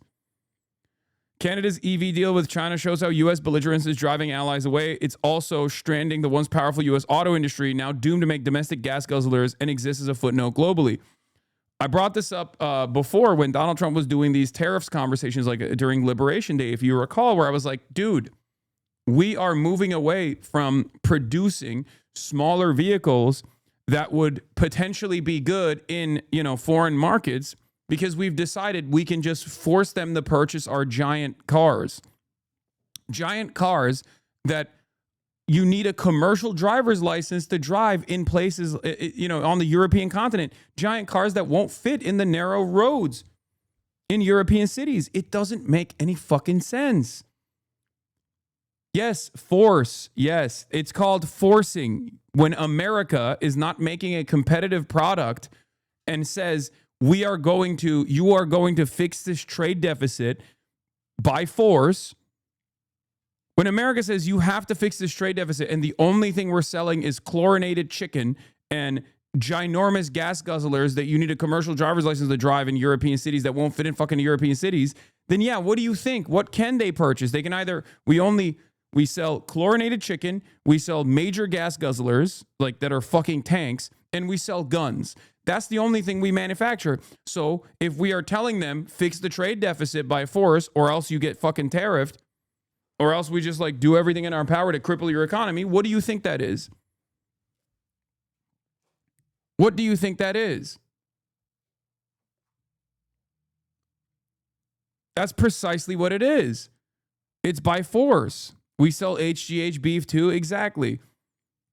We sell agricultural products that are not up to the standards of other countries' own regulatory agencies. We sell vehicles that are not compatible with the cities in Europe or cities all around the world, really, because they're ginormous. And we are forcing it. We're doing the opposite of China in many respects, where China looks to other countries' needs and creates a robust manufacturing base like that can make up for the demand that exists in foreign markets and flood those foreign markets with incredibly affordable commodities that they want to purchase. China makes things that people want. America forces things that people don't want on them. And what's so crazy about it, what's so frustrating about it is that we are a very wealthy country. So if we wanted to, we're a very wealthy country. If we wanted to, we could focus on R&D. We could focus on building a industrial base if we chose to do so. We could focus on developing better relationships with a country like China so that we can participate in this global supply chain that we designed in a more meaningful way without trying to go to war with China. But we don't want to do any of those things. Why are you hating on American central planning? Okay, you're failing to comprehend something that I'm saying.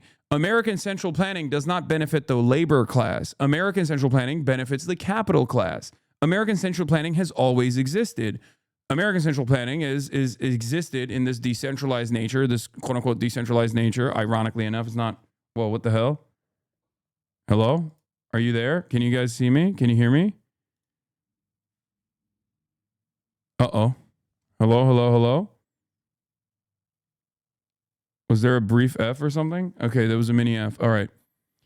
American central planning exists, chatters. It has existed. We have subsidies. The problem is those subsidies go back to capital owners. They don't go back to benefiting the labor class at all. And that is the problem. Chinese central planning is done at the behest of labor. American central planning is done at the behest of what the fuck?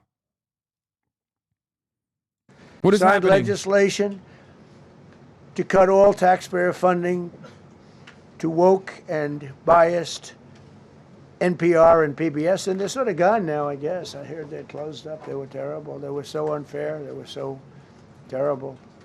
Officially reinstated Columbus Day. I like the name Columbus Day. The Italian people are very happy about it. Remember, when you go to the voting booths, I reinstated Columbus Day. That was an easy one.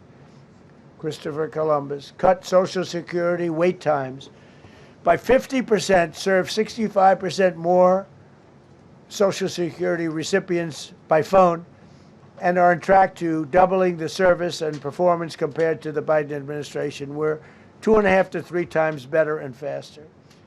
Slash VA claims backlog to the lowest number ever recorded. Created Trump accounts starting with $1,000 for every newborn baby.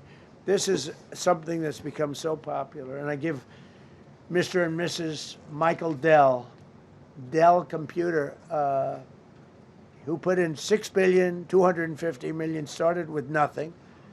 And he actually invested all that money to give to kids so that when they grow up, they have an account that might be worth a lot of money. It'll be riding with the markets. And, you know, they can, at 20 years old, 21 years old, they could have $100,000. They could have a lot of money. That's going to be amazing. But I give a lot of credit to Mr. and Mrs. Michael Dell. Signed an AI executive order to ensure the United States dominates the future of artificial intelligence. So we're leading China. We're leading the whole world. We're producing more electricity than we ever have because I'm allowing every one of those plants to build their own electric facility. We're giving them very, very fast approvals, unlike Los Angeles with the fire.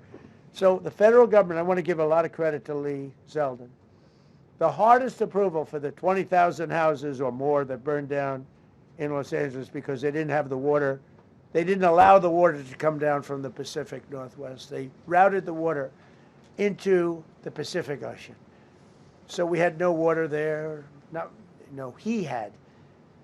I would say open up the water. Open it up to the governor, to the Is mayor. he stroking They don't out? wanna What the do it. fuck's They want happening? to protect a tiny little fish that's, I said, how can you have a fish when you don't have any water?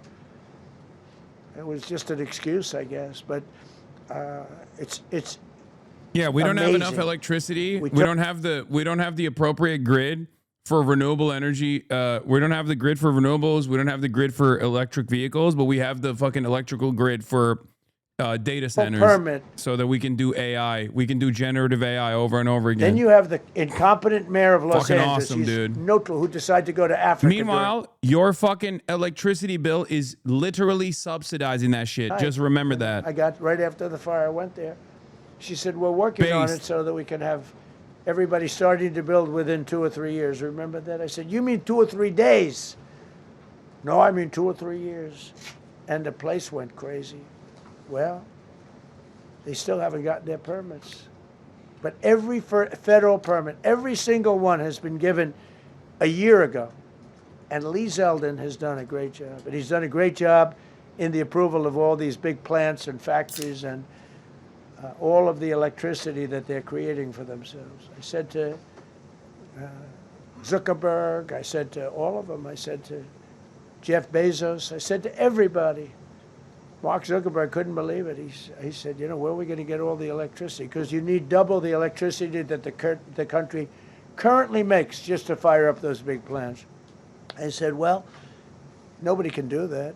So what we're going to do is let you make your own electricity.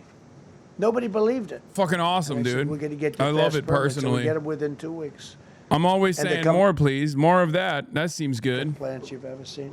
So each one of those massive buildings, AI or other. Like, how does this benefit you exactly? If you're like a regular ass American, okay, if you're like a plumber, how does this benefit you? You only see the negative. You only experience the downsides of this when your electricity bill is like triple the fucking number that it used to be. Okay, that's it. You don't see any benefits from this at all, dude. I can make AI edits. Okay, is that better?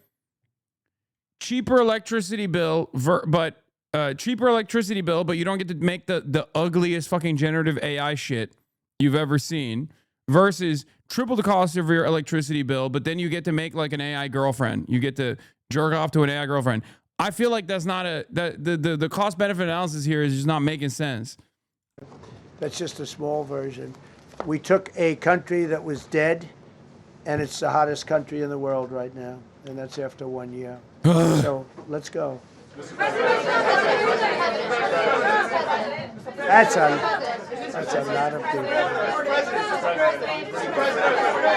All right, please. Yeah, go ahead. Thank you so much, Mr. President. I have two questions for you. One, do you want your Board of Peace to replace the UN?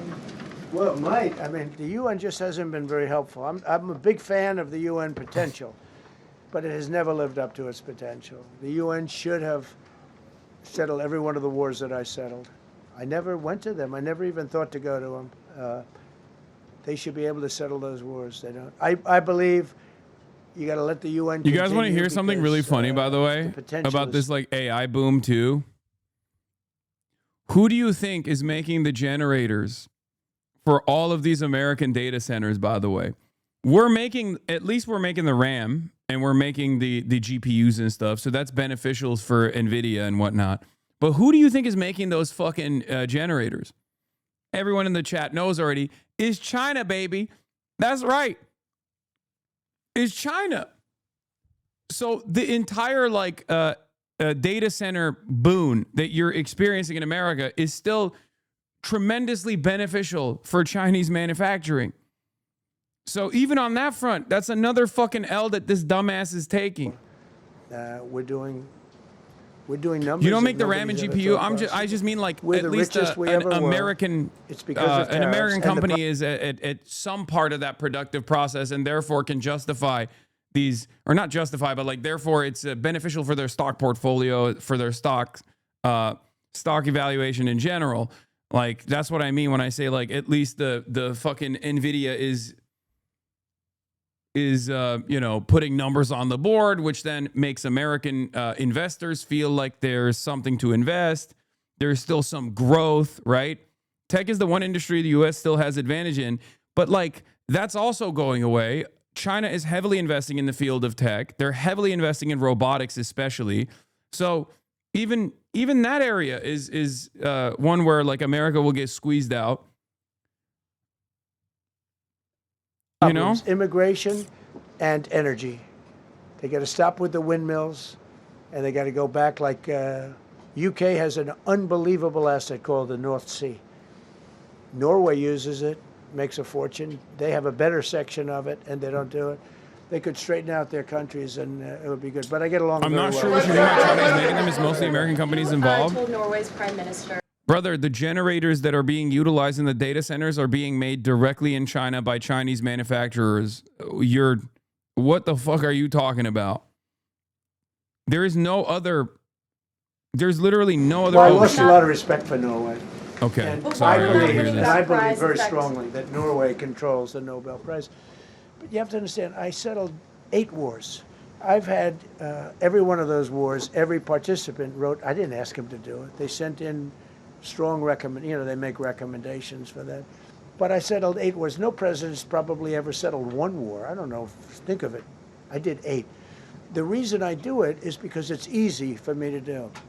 And I didn't do it for a Nobel Prize. I did it because I'm saving a lot of lives. I'm trying to settle the final one. I'm trying to do Russia-Ukraine. And when Russia's ready, Ukraine's not. Generators When are Ukraine's not the ready, right Russia's term. not. I mean, okay, the batteries They're and losing different components of the 25,000 generators people are a still month being made on in average. China. And I'm trying to get that one done. But no, I feel that Norway has tremendous control over who gets the Nobel Prize, despite what they say. How far are you willing to go to acquire Greenland? You'll find out. Mr. President, Kevin Hasan has said that those $2,000 tariff rebate checks would be up to Congress to decide whether or not to disperse that. Do you agree with Kevin Hasan on that, or do you think you can do that unilaterally? No, I don't think. What the we fuck would does have to that go mean? to That was Congress ominous out, as but, shit. we'll find out. The reason we're even He said talking about it is that He said you'll find out what we'll do to Greenland. Oh my that lord! we'll be able to issue at least a $2,000 dividend and also pay down debt for the country.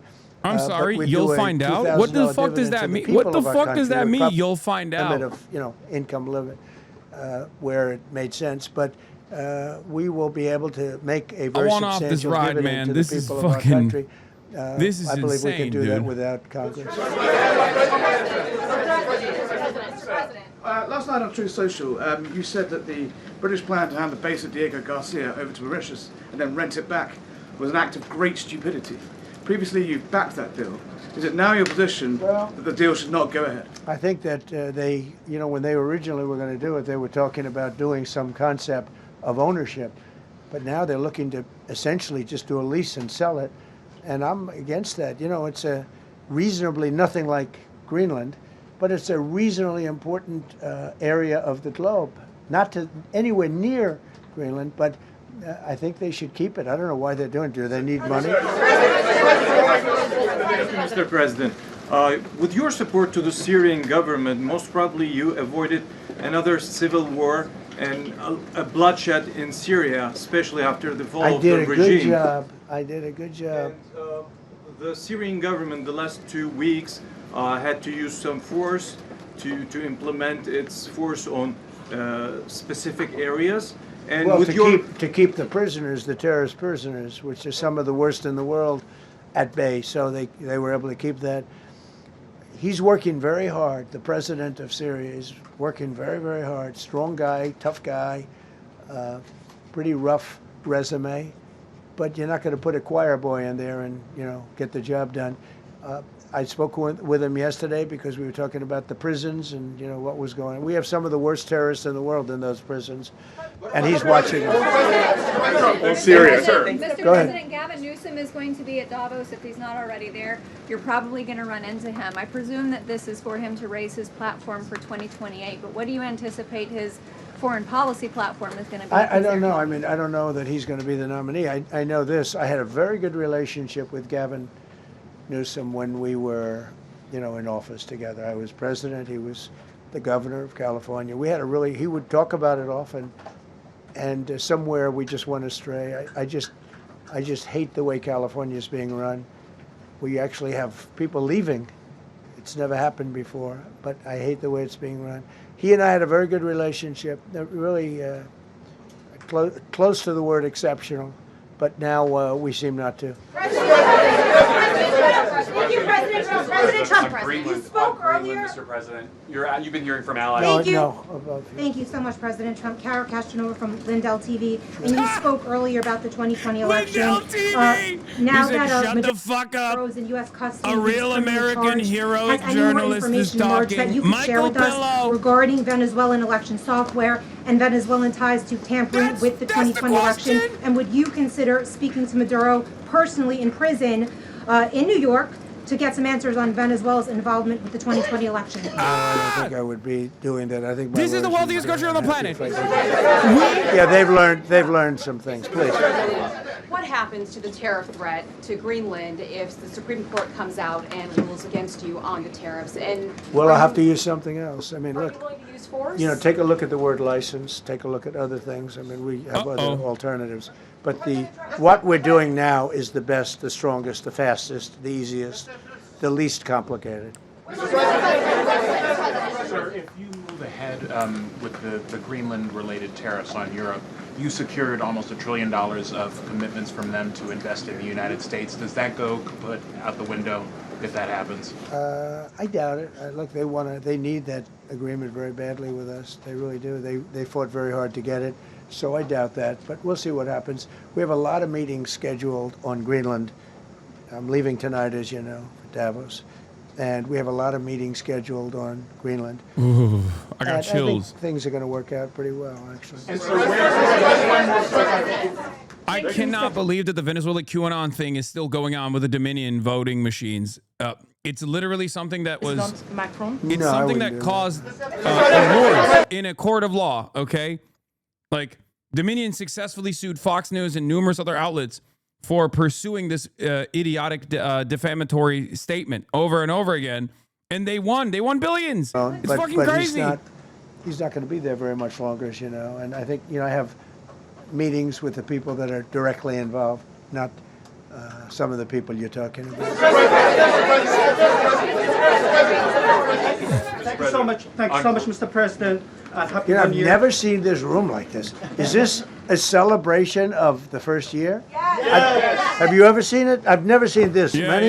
Yes. I hope We we have a love very you. I hope we have a very good structural floor. This used to be a swimming pool. You're sitting over a swimming pool. I could see that happening. But we need a good structure here, don't we, huh? Yeah. Thank you so much, Mr. President. Happy 1 year anniversary. Thank you. And my question is on Syria. The Kurds, as the most loyal U.S. partners, facing attacks by some Syrian elements within the Syrian government. Will you do to ensure the Kurdish rights protected and their effective forces against terrorism in Rojava, Syria continued, as the Kurdish see you as a president does not abandon his allies? Well, I like the Kurds, but just so you understand, the Kurds were paid tremendous amounts of money, were given oil and other things, so they were doing it for themselves, more so than they were doing it for us, but we got along with the Kurds, and we are trying to protect the Kurds, that's correct. Ahead of your speech in Dude, why? I mean, dude, come on. That's like that is another bipartisan thing, I okay? think more than anything else, what I'm going to be speaking about is the tremendous success that we America will always give weapons to the Kurds, Kurdish militias, and then very quickly go, all right, Turkey, do your thing. And now they're doing it again. Now it's happening again, this time with the HTS regime. Like, it's just, everybody saw that coming. That was, I mean, I'm going to be talking about it. I'm going to be, because, Donald Trump is like, oh yeah, we're working very hard to protect the Kurds. Meanwhile, like, Rojava is dissolved, liquidated. All of the fucking Kurdish militias that were, I mean, there's videos coming out of the region where they're like straight up like the former ISIS militants that are now a part of like the Syrian army. The Salafist brigades are fucking like decapitating people. And this guy's over here being like, oh, we'll save the Kurds. We'll save the Kurds. We'll save them for sure. I have a very important call with President Erdogan, who I like a lot. All right, one or two more questions. Go ahead.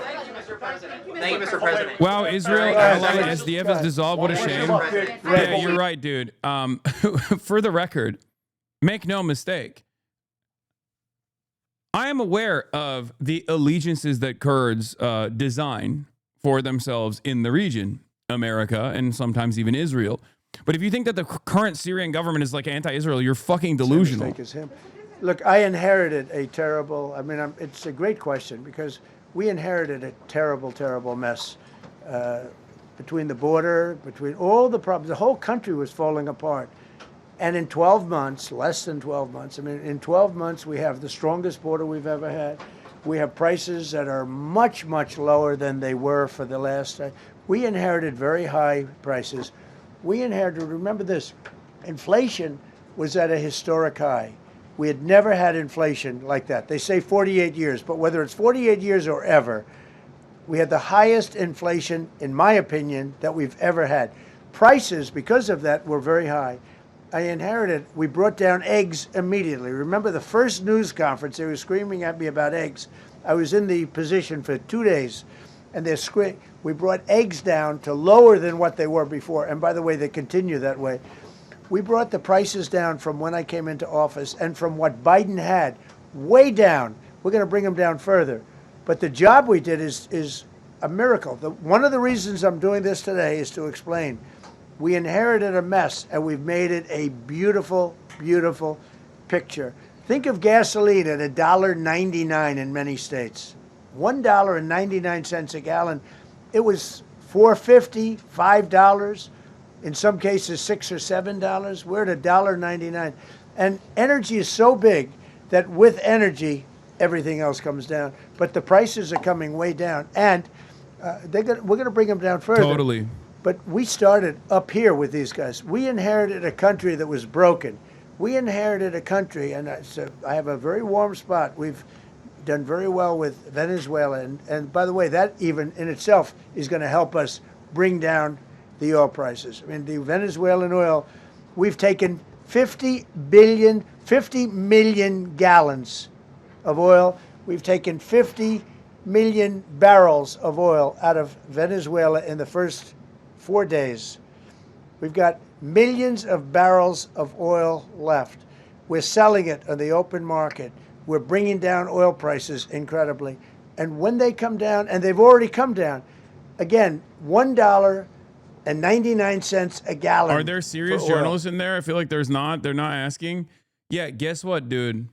There are, but they've been neutered effectively. And not only that, but also Trump just doesn't call on them. Is the military option still on the table?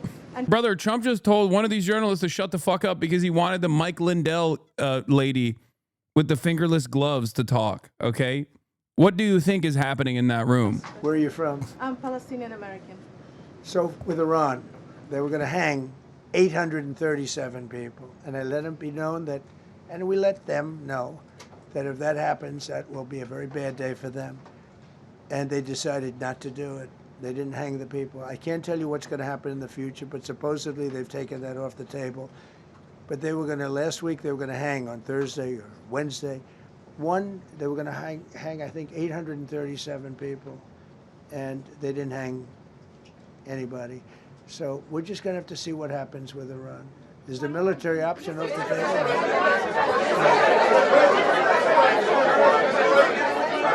Go ahead. Thank you, Mr. President. Trump. Thank you, President Go Trump. ahead, please. Thank you, Mr. President. Go ahead, I'll take your question. Okay, thank you. Thank you, Thank you, Go Mr. ahead, President. right here. Thank you, Mr. President. You promised during your second inaugural to always put America first. I'm curious, how would you winning the Nobel Peace Prize improve the lives of average, everyday Americans? Why is this prize so important? It wouldn't improve the lives of any. What improved the lives of people are people that are living. I saved probably tens of millions of lives in the wars. You know, if you add up the numbers, just if you look at any one of those wars you're talking about, I'm millions saving of people, lives you every multiply it day. times 8. But when you look at India and Pakistan, Think about it. That could have been 10, 15, I have 20 a million nuclear people. arsenal, and here I am not nuking Greenland. That's 55,000 lives I've saved by not nuking Greenland yet. I might do it.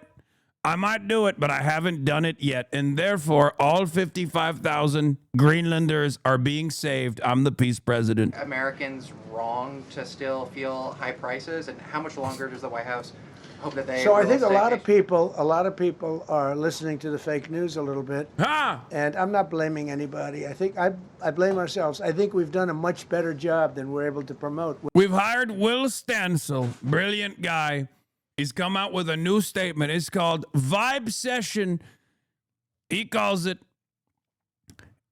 all the inflation rhetoric is actually all vibes. We've hired him because of his good work when Brandon was president. It's vibeflation, vibe session. It's all vibes. Everyone's being deluded by the fake news. And they don't talk about it. Stansel is literally doing more than you right now. Chill on the hate. First of all, suck me from the back and the front. I'm giving credit to Will Stansel for, all the anti-ICE support that he's doing. But to say that, like, he's doing more than you right now is fucking ridiculous, okay? Give me a goddamn break. I've been out there in the fucking streets since the beginning of this administration. But if you go back a year and a half, 2 years, take a look at those prices and look at the prices. Yeah, people are quick to forget what Will Stansel had done leading up to the election. All of a sudden, three, four ride-alongs, and all of a sudden everyone's like, I mean, look, I'm gonna give him credit too. He is doing ride-alongs now. I mean, he's going out and doing Ice Watch, and that's fucking awesome. I think that's a spectacular thing. He recognizes that the real, he recognizes what the real problem is here, which is the Trump administration. But they have released a lot of political prisoners in Venezuela. Mr. President, earlier on last year, you had indicated that you wanted to take back the Panama Canal. I know we've heard a lot about Greenland. Is that still on the table? I don't want to tell you that. Sort of. I must say, sort of. That's sort of. Okay, one more. Yes, blonde, blue. Yes, go ahead, ma'am. Go ahead with the blue, holding the computer. If a consequence of your determination to take control of Greenland is the ultimate breakup of the NATO alliance, is that a price you're willing to pay? You mean the breakup of it's very interesting. So I think something's going to happen that's going to be very good for everybody. What? Nobody's done more for NATO than I have, as I said before. What? In every way. Getting them to go up to 5% of GDP was something that nobody thought was possible. And pay. At 2%, they weren't paying. At 5%, they are paying. And they're buying a lot of things from us, and they're giving them, I guess, to Ukraine. That's up to them, but they're giving them to whoever they're giving them to, but they're buying a lot.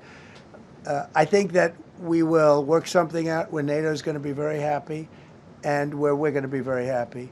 But we need it for security purposes. We need it for national security and even world security. It's very important. How about it? My goat is bringing about multipolarity and destroying NATO. He is forcing Europe he's forcing Europe's hand into maintaining sovereignty. My king. God is proud of the effort that you've put I do, actually. I think God is very proud of the job I've done. And that includes for religion. You know, we're protecting a lot of people that are being killed, Christians, and Jewish people. And now we know why Ryan Ruth did what he did. Ryan Ruth was a time traveler. Ryan Ruth was actually from the future when he tried to do what he did. I think a lot of people are very proud of the job we've done. We've had an amazing year. This has been one of the greatest years.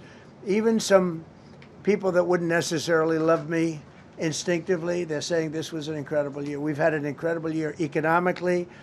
Look at our border. Our border was a disaster. People poured. It was an invasion into our country of a lot of very bad people. Good people too, but a lot of very bad people from prisons and drug dealers and gangs and horrible people, murderers. Thousands and thousands of murderers allowed into our country. And we now have the strongest border of any country. There's probably not a country, I guess North Korea has a pretty strong border, by the way, but there's not a country in the world that has a border like we do. And we took it from the worst border. We had the worst border in the world. Now we have one of the strongest borders in the world. One more question.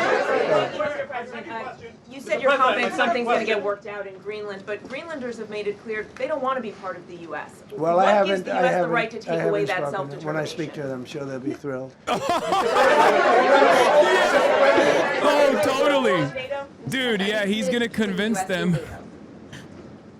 I've had such a good relationship. I've made it so much better, so much stronger. It's so good now. NATO is so much stronger now. I kind of want to know what Asmongold is going through right now with all the Greenland conversations, because he has to watch Trump and he can't take a fucking takeover Greenland position. It's got to be interesting because he has a lot of Europeans in his chat. We had a NATO at 2%. A lot of European MAGA that's like kind of pissed off at Trump right now. So I wonder what he will say. NATO's, whether you like it or not, it's only as good as we are. If NATO doesn't have us, NATO is not very strong. Yes,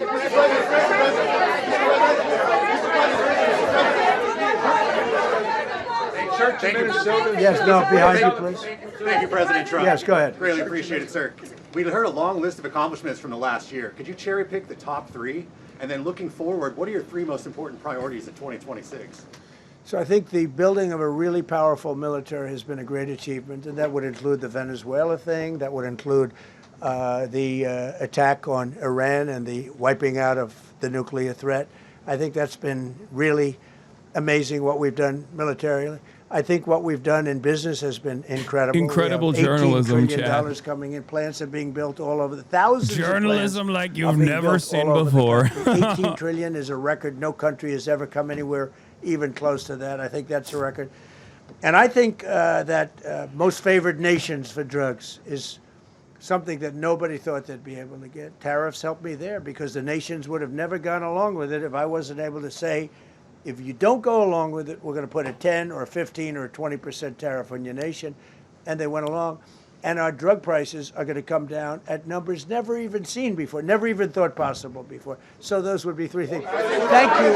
Thank you all very much. Thank you. Okay, Press. Thank you, Press. Thank you very much. How much would you pay for Greenland, sir? He did the thing. He did this, the Slytherin. Thank you. Oh, that's going to be a funny ass visual. I love that one. When he walks away. Oh, here it is. Here. Look at that. Look at that. Look at that.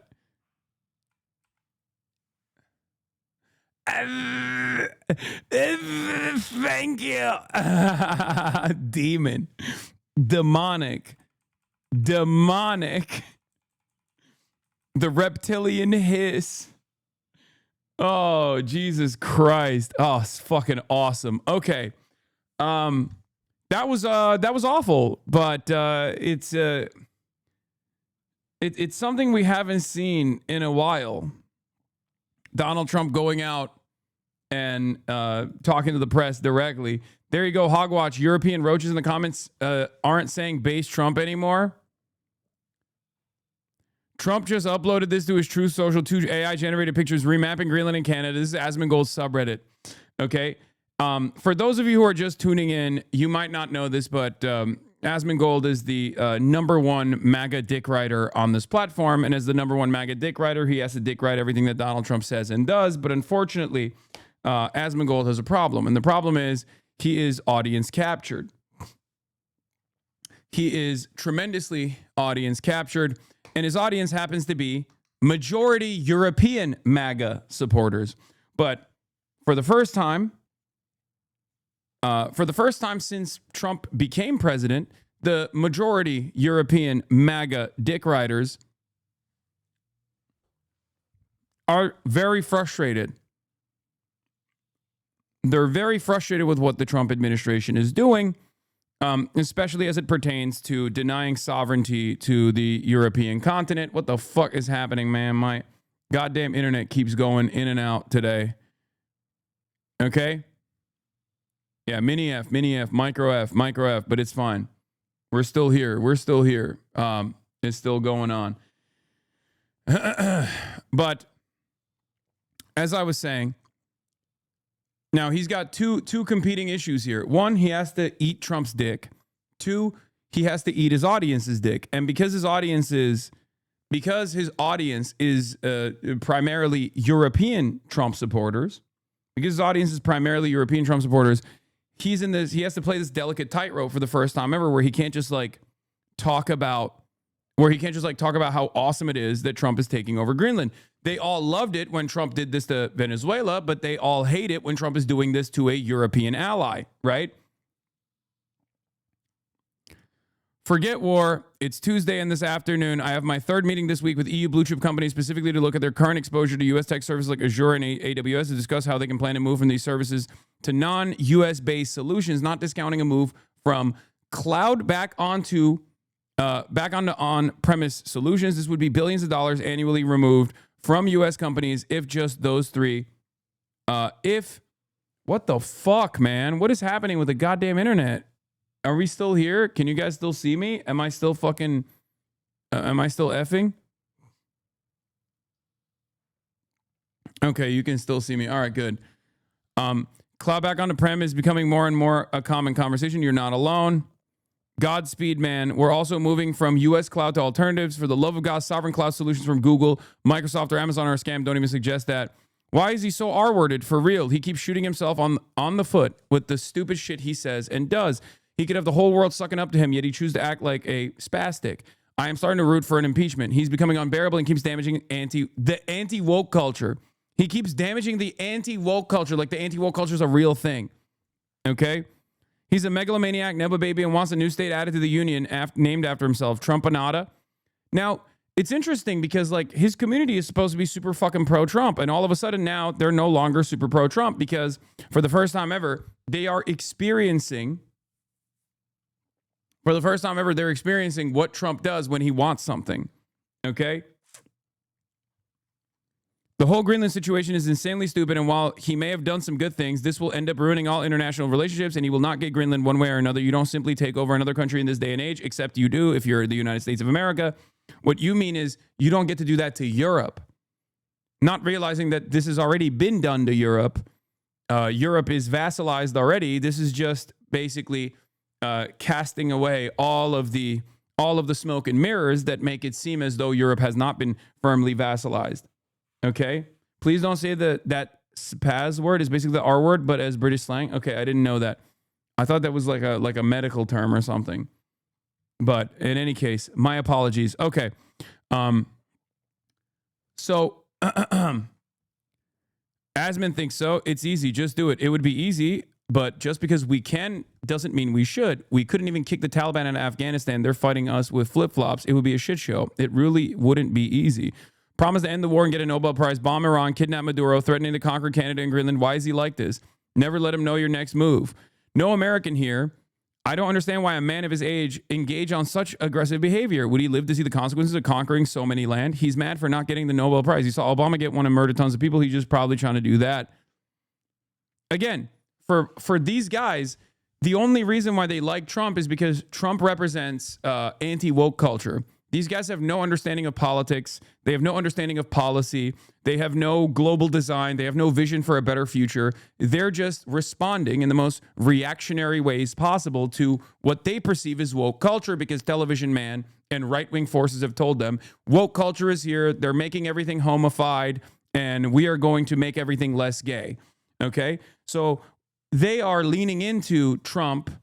They're leading into the cultural forces that Trump represents because it's like an anti-woke battle, right?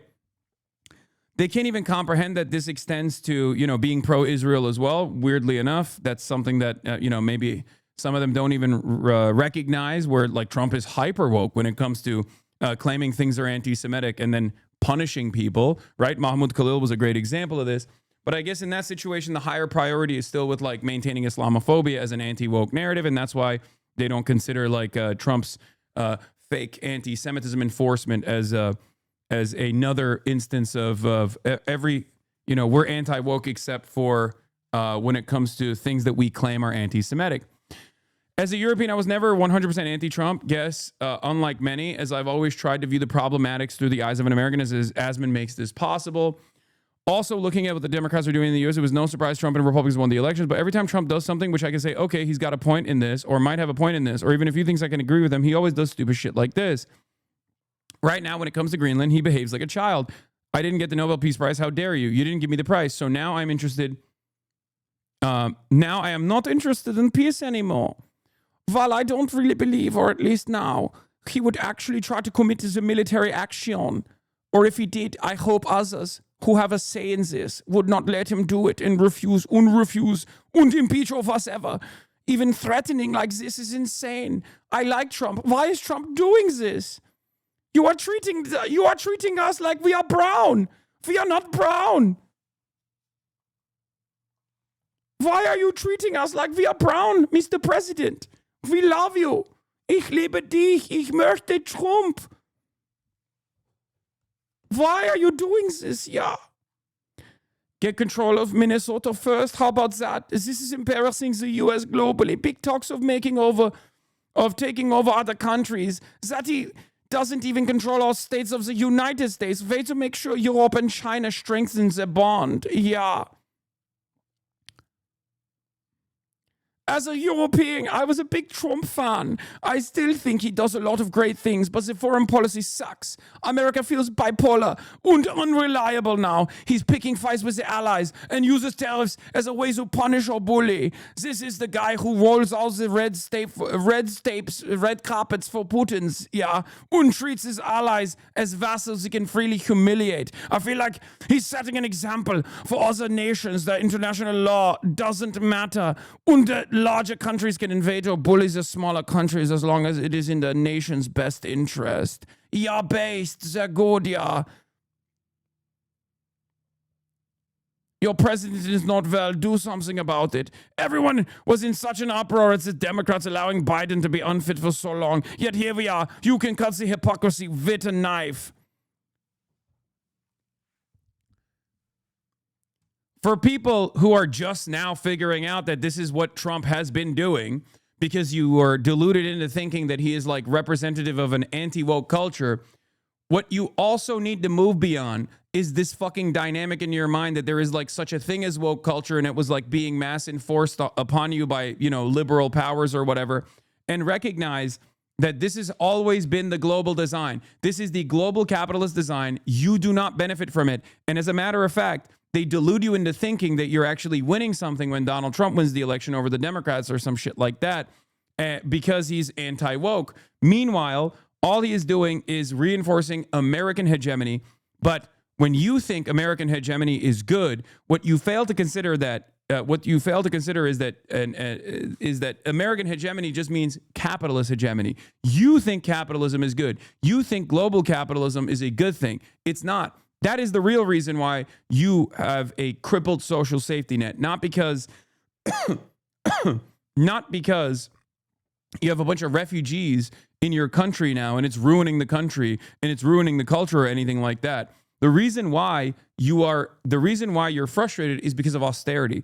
And austerity comes at the behest of capital owners, European capital owners that demand that European leaders are servile to the interests of the protectorate of global capital, which is the United States of America. That is the real problem here. And the faster you identify this problem, the easier things will be for you. Otherwise, you will constantly find yourself whipped up into a frenzy in a moment of panic over and over again thinking, why is this happening? I don't understand. Trump was the great fucking, Trump was going to bring about American prosperity. He was going to bring about European prosperity. He was actually invested in white culture, our shared culture. He was going to do white supremacy. It's not. That's not a real thing, okay? It's just marketing for dumb fucks. Don't be a dumb fuck. Stop being a dumb fuck. In some ways, none of what Trump is doing is all that surprising, even if it's unorthodox. It's basically in the direction of nobody cares, you should be deported back to Turkey. Anyway. What's interesting here is that Trump is actually disrupting the liberal world order by leaning into how things have operated even under the liberal world order. He's just doing away with the aesthetics. Okay, this is what you don't understand. He's doing away with the aesthetics. No more feeling of superiority for you, Europe. Know that you are vassalized. That's what he's doing. In a weird way, as someone who is very critical of the New World Order, post the global design post World War II, as someone who firmly and genuinely, legitimately believes that countries should have developed sovereignty, countries should have moved in the direction of socialism in their own versions, in their own ways, that would have been infinitely more beneficial for the working class in these European countries, as opposed to the American-backed design of the entire world. As someone who recognized that as yet another vehicle of extraction of natural resources and labor power from the periphery, from the global South nations, third world nations, this is what America has always done. This is what Europe has always played a role in. It's just that in the past, the NATO Atlanticists, the liberals, would at least make it seem as though Europe had some kind of sovereignty, right? He's just giving the game away. He's saying, no, you don't actually have sovereignty. I can do whatever the fuck I want. What is this? Me, you can beat. So you get timmed out for telling the truth around here. I grew up in Austic classes, and as I get older, it went away. You would know that if you know who people were. Timeout police. Hope you feel real good about yourself. What? Trump, you're going to hell. This was a great year. Everyone lost healthcare, and I'm starving millions of families. I'm just special ed, and I will give you full permission to use the R word. Chatter, calm down. Okay. You got timed out for a little bit. Anyway. But yeah, the more Trump postures like this, the more the more Trump postures like this, the more people start realizing that this design was not really beneficial for these liberal nation states as well. Yes, I'm going to play Mark Carney's speech in a second, but I hope you guys do understand what's going on here. I hope you guys understand what's happening, okay? I mean, people who have been here are already aware of this, right? Because for years and years, I've talked about how Europe has no sovereignty, no real sovereignty. NATO is a protection racket, and that has obviously become a much harder argument to present to Europeans who are terrified of Russian incursions, especially after Vladimir Putin went fucking insane mode and decided to, invade Ukraine. But that's, Trump is doing away with the aesthetics. Trump has been doing away with the aesthetics pretty aggressively. And now this is hopefully a moment of recognition for some of, Europe's best and brightest. And they realize that they don't actually have any sort of sovereignty. They don't even have sovereignty over their own.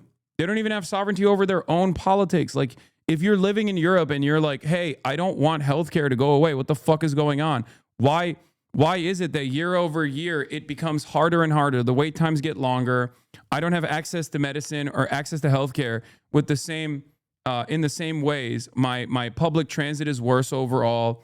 And the welfare state is like falling apart. Why the fuck is that happening? And then someone on the right flank says, oh, it's because of migrants. It's because of Muslims. They're destroying the country. They're forcibly feeding you halal kebabs or whatever. And you go, okay, that must be the reason. And the liberals say, no, nothing is happening. Everything is actually good. And you should shut the fuck up. So then you make the right wing, pivot. There is an alternative out there.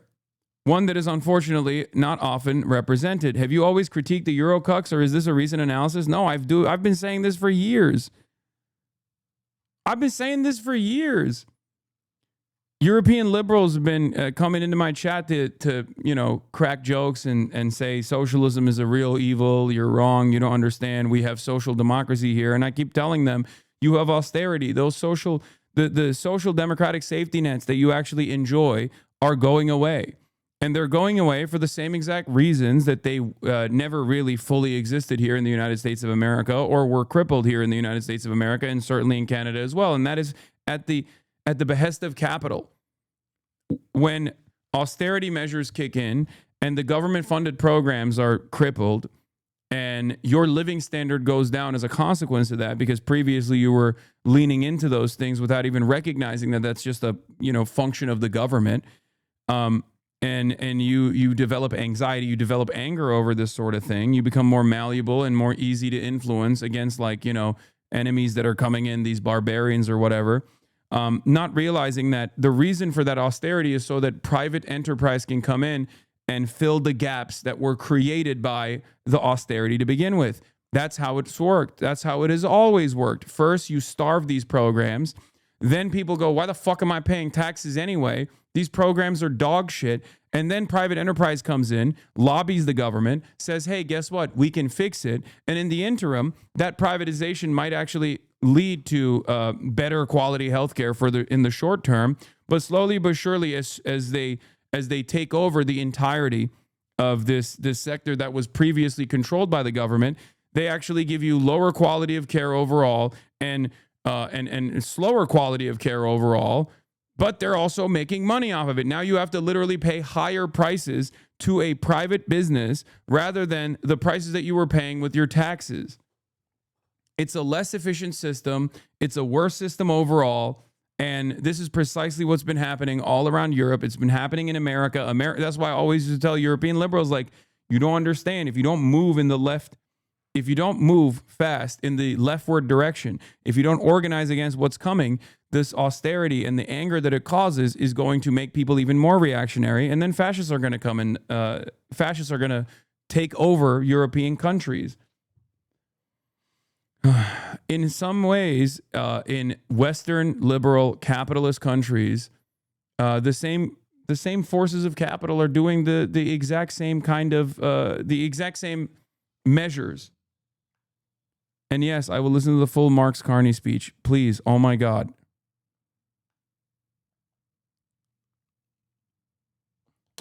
Yeah, this was my analysis after Labor won, and the EU chatters were eating my ass as well.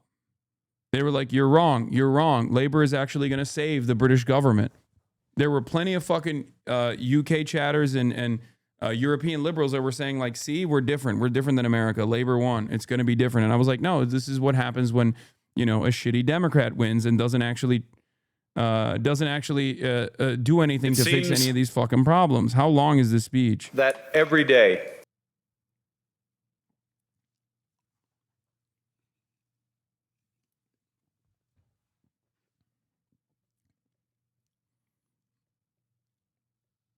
It's like 20 minutes. Okay, bro, I'm not going to watch all 17 minutes. But we'll watch some of the highlights. You want me to watch the whole thing? Okay, I'll watch the whole thing. God damn, everybody wants me to watch Marx Carney.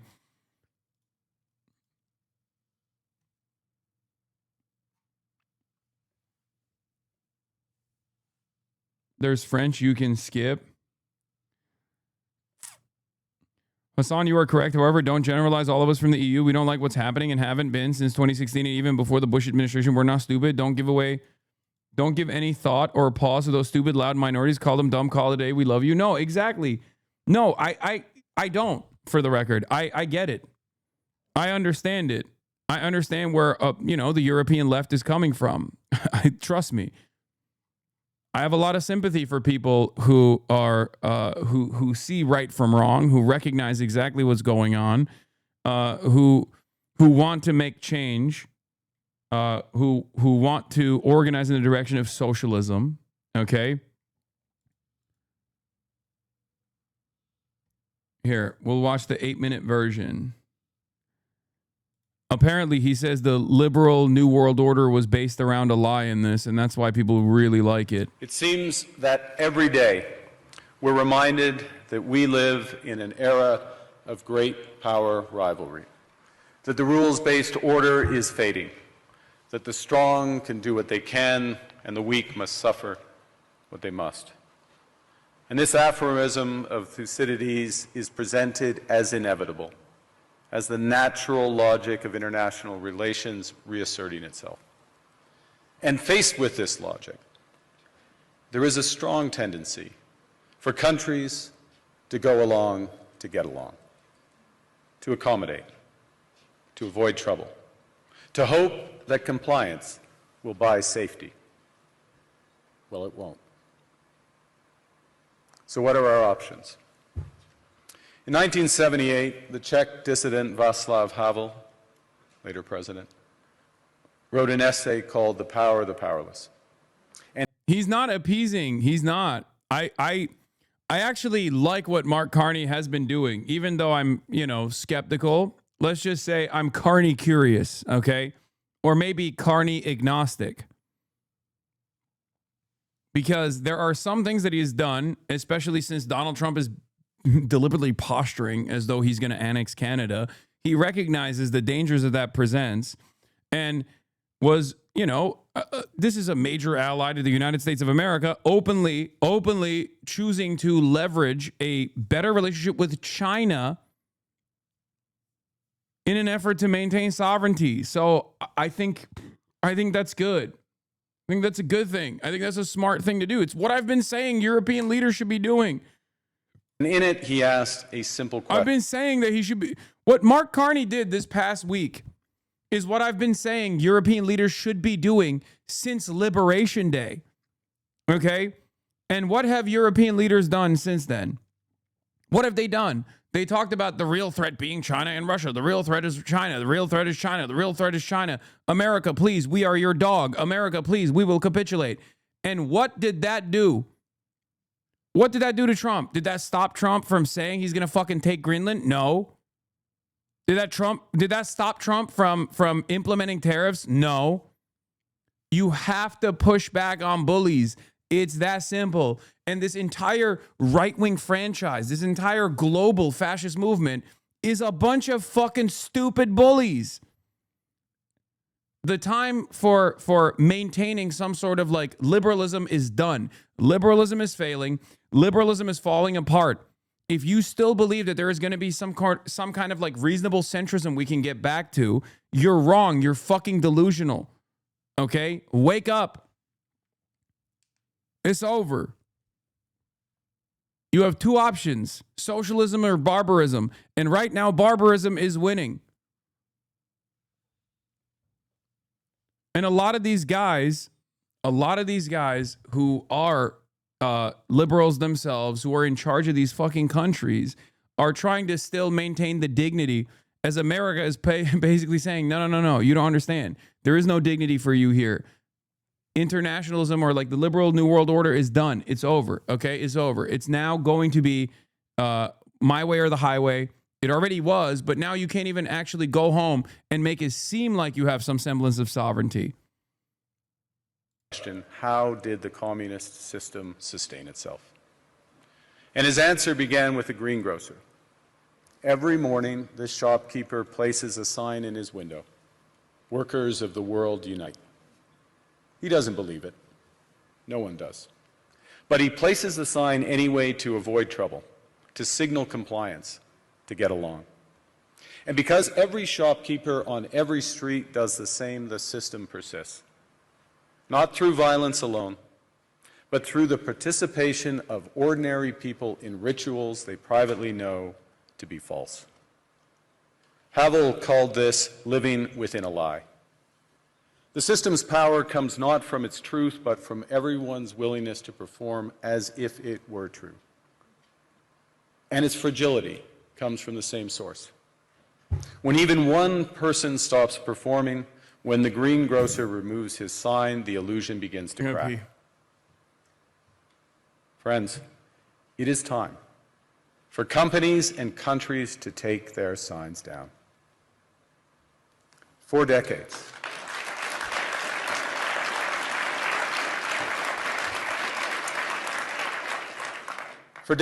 countries like Canada prospered under what we called the rules-based international order.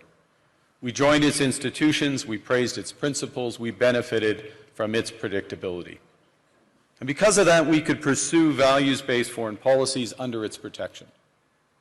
We knew the story of the international rules-based order was partially false, that the strongest would exempt themselves when convenient, that trade rules were enforced asymmetrically.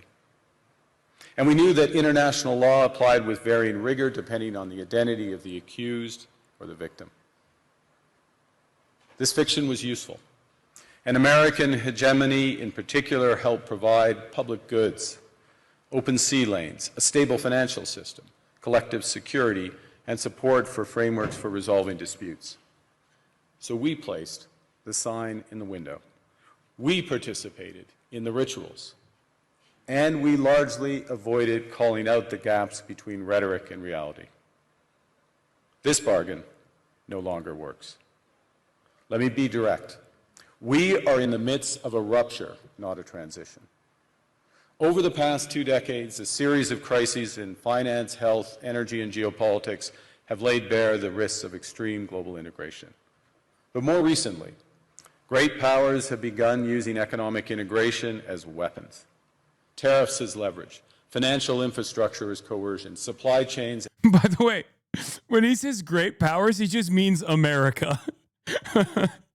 I love that. I love that he's like, yeah, someone's doing this. It's really fucked up. Someone is just, you missed a sick ass line. Yeah.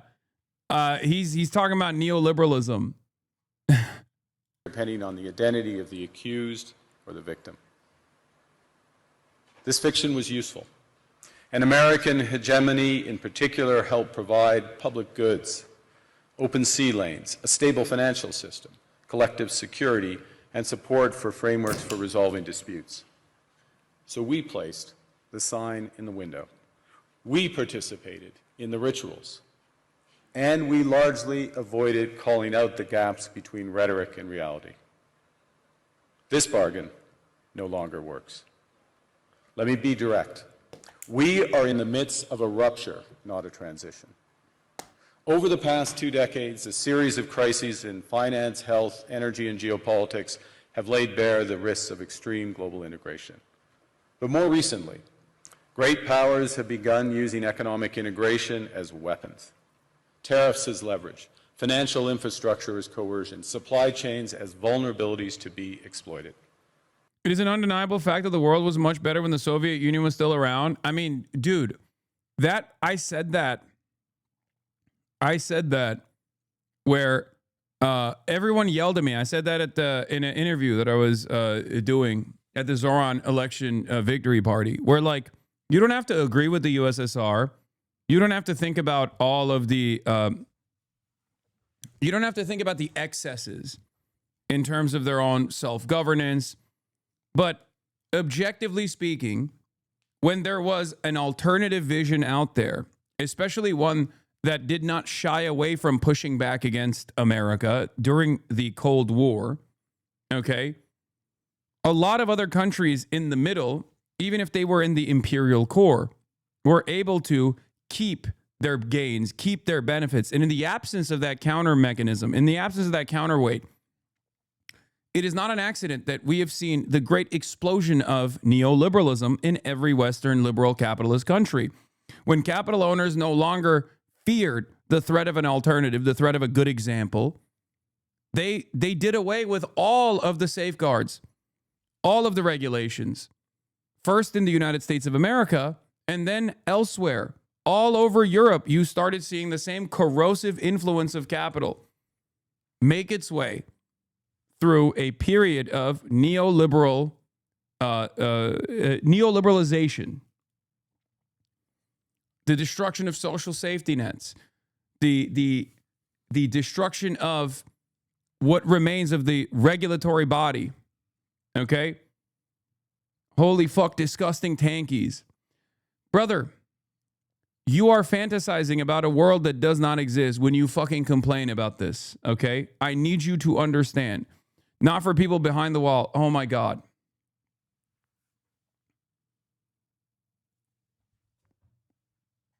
The French healthcare system was literally the design of the Communist Party backed by the USSR. It's thanks to them that we have healthcare for all, and people bash the left here when we have one of the best, or used to have, healthcare systems in the world. It's the same principle that it's the same exact situation here in the United States of America, by the way. Obviously, the quality of life or the living standards are different. The currency exchange is different. Having said that, however, the attitude remains. A lot of people don't realize that in the United States of America, if it wasn't for fucking commies, trade unionists, socialists fighting in the streets, dying in the streets, that America would not have any labor laws whatsoever. You wouldn't have the weekend. You would still have child labor. And ironically enough, we still do have child labor in the United States of America. Okay. And not just for undocumented immigrant children. I mean, like straight up, you have child labor in many states that have openly legalized it. Like there are so many excesses under capitalism as well that many people do not understand or recognize, because for the longest time, you've existed under the system thinking, well, the alternative is much scarier, is much more dangerous. And in the absence of said alternative, you have this explosion of neoliberalism around the globe. You have the forces of capital taking up more and more, taking up a bigger role in what previously was dealt with by the government. People don't realize that a lot of the things that you take for granted were fought for by your forefathers in the labor movement.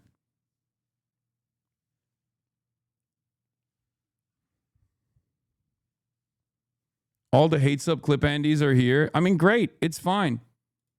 You can keep complaining about tankies this, tankies that, but a lot of Europeans benefited without realizing, like, all of the social democracy that Europe has, even still to this day, they got because capital had to give in. Capital had to give in. Capital had to concede to the demands being made.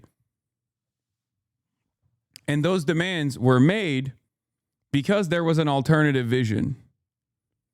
Once all of that was eroded through Red Scare all around Western liberal nations, Western liberal democracies,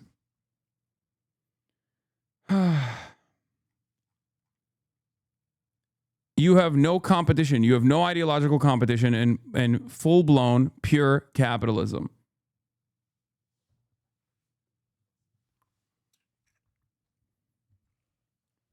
And as living standards erode in Western liberal capitalist nations, people look to blame whoever they can. And for a lot of these guys, for the reactionary movement, the best people you can... What is DHS live? Dude, why? What do you mean DHS is up, DHS is live? What the fuck are you talking about?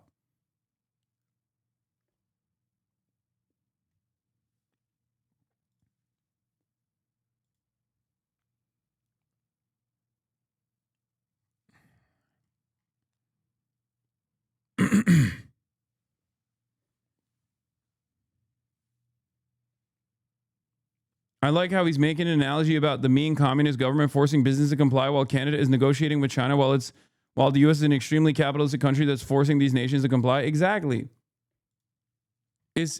People don't recognize this. People don't understand that, like, oh, Bovino is live? I don't care about fucking bovine Bovino. Dude, come on. Fuck that Nazi.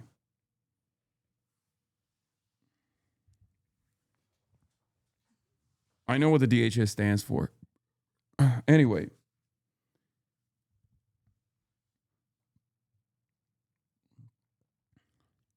The point I'm making is that alternative vision must come back. And that alternative vision clearly is not going to be supported by China. Okay? Let's be real. For better or for worse, China decided they are not going to wage any sort of ideological war around the world, even if it's beneficial for their immediate interests in their backyard in the South China Sea. They're not going to do that. Okay? So if it is a game of sovereignty for a lot of these nations, the only way that you can maintain national sovereignty, especially as America is increasingly doing away with the aesthetics of liberty and freedom, making it seem as though you have a say, is going to be through, and I know normally I say nukes, but it's going to be through serious organizing and an ideological commitment to an alternative vision. Giving workers back the power that they deserve. It's not going to happen with like China helping you either. You cannot live within the lie of mutual benefit through integration when integration becomes the source of your subordination. The multilateral institutions on which the middle powers have relied, the WTO, the UN, the COP, the architecture, the very architecture of collective problem solving are under threat. And as a result, many countries are drawing the same conclusions, that they must develop greater strategic autonomy in energy, food, critical minerals, in finance and supply chains. And this impulse is understandable. A country that can't feed itself, fuel itself, or defend itself has few options. When the rules no longer protect you, you must protect yourself. But let's be clear-eyed about where this leads. A world of fortresses will be poorer, more fragile, and less sustainable. And there's another truth. If great powers abandon even the pretense of rules and values for the unhindered pursuit of their power and interests, the gains from transactional... I mean, he's talking about just America when he says great powers, for the record. Like, everybody understands that, right? Like, every time he says great powers, just put America in there, because that's what he's talking about. He's saying law of the jungle, we're abandoning the aesthetics of, like, liberal democracy, and we're giving ground to might makes right politics. We're going back to almost like a colonial structure here. I was actually thinking about this the other day. I was wondering if, like, a peasant in the age of monarchs would think to himself, like, well, I'm so glad me lordship has sent the squires over to Jerusalem. Like, you know what I mean? Like the Holy Crusades, like, it's like, oh, all the bounty will come back to me, a fucking peasant. In the same way that in the age of the internet, there are American peasants who unironically are so committed to, like, American force projection that they do delude themselves into thinking that, American military posture in Venezuela is actually good for me. American military posture in Iraq was good for me somehow. It wasn't.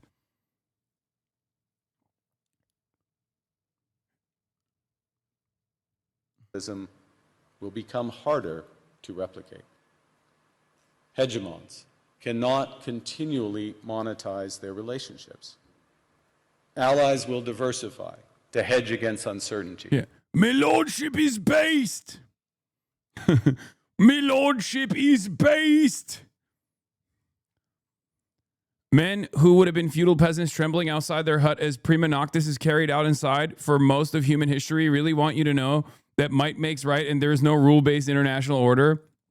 I mean, this is the direct ripoff of what I fucking say all the time from this guy. Greenland exists less as landmass in the mind of the online right and more a psychosexual fixation, unable to imagine themselves as powerful men. They instead, oh my God, this is literally what I talk about all the time about weak men fantasizing about American power projection. That's bar for bar. Down to the prima nocta. Prima nocta. I know prima nocta is not real. Shut the fuck up. It doesn't matter. It's a good way to emphasize how hard the average person is getting cucked in this process. Okay? Don't hit me with the arm actually. Greenland exists less as landmass in the mind of the online right and more a psychosexual fixation. Unable to imagine themselves as powerful men, they instead fantasize about powerful men doing so for them while they exist as mere accessory. And that, for the record, is identical with power projection from a militant state at the domestic level, too. This is the exact same reason why right-wingers will look at a police officer shooting someone or will look at an ICE agent shooting someone and say, comply or die. Oh, was it a woke, libtarded woman that was killed? That's a good thing, actually. Okay? It's because of their own personal weakness and their own recognition of their own personal weakness that makes them lean into this kind of power projection of the state. A powerful state is actually going to do this for me. Not realizing that you are infinitely more likely to be under the boot than to be wearing the boot next time around. It's why I always say this is serf mindset. This is peasant mindset. A lot of Americans see themselves, without recognizing it, but a lot of Americans behave like cattle. They behave like slaves. They behave like peasants. They refuse to develop sovereignty for themselves. They refuse to become class conscious. They delude themselves into thinking that they have a say in this process, or at the very least, even if they don't have a say in this process, it's somehow good because their ideological enemies that they've been taught to hate are being dominated somehow, somewhere.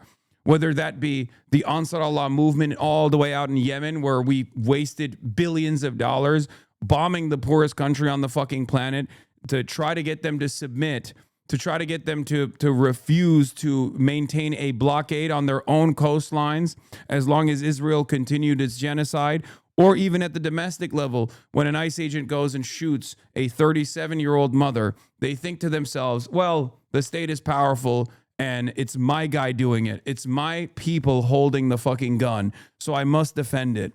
And that makes me feel powerful. As long as I fantasize or imagine a liberal out there, someone who I've been conditioned into thinking is my ideological enemy, someone who I cannot recognize has the same exact class interests as me. As long as those people are being dominated, as long as I can look down at them, then things are fine. As Matt Christmas says, this is the dual sadisms of American politics. You're not part of the team. You're not even remotely a part of the team. You're actually getting fucked over. But as long as you have someone to look down on, that makes you feel better in comparison. During the time of Reconstruction, this was the prevailing attitude. At least I am not black. In the brief period of time when Reconstruction was taking place, when white working class individuals and the newly freed black working class individuals recognized that they had the same exact class interests, and we quickly did away with that by allowing the same racial pecking order to be restored by way of lynch mobs, by way of the Klan. And that attitude continued. Not only just in the South, but also that attitude was legalized in the North as well through redlining and different systems of enforcement. Americans still to this day have this kind of domineering attitude that we all know and call white supremacy. The notion that the notion that LBJ also talked about as well, that like the white working class will never recognize that you're robbing them blind as long as you give them someone to look down on. Hell, they'll open up their pockets for you.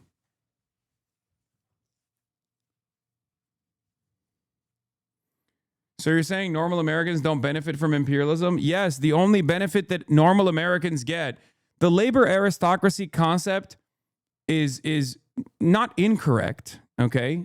Of course, there are, bounties that come from cheap labor, cheap commodities that you can purchase. But at the end of the day, the amount of wealth that is captured in the hands of the very few here in the United States of America does not make its way down to the average working class individual. Okay? Yes, you get to have cheap TVs.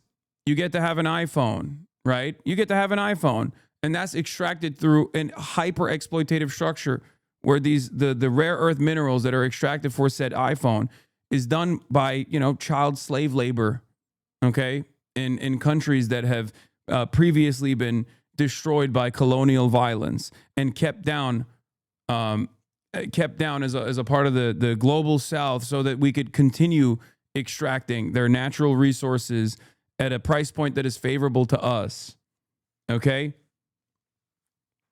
But those benefits are marginal. They're aesthetic for the most part.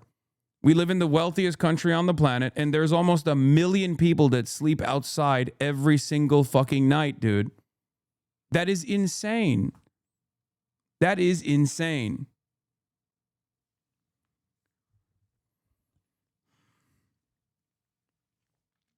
The only benefit that Americans actually have, the only tangible and very real benefit that the average American actually has, is that they are not under the boot. They're sometimes wearing the boot. right?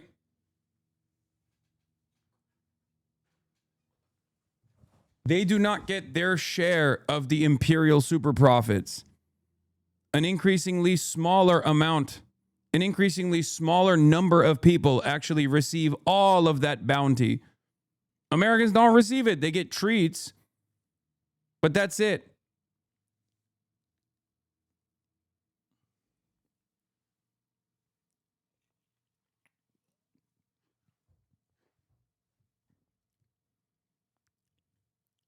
That's it.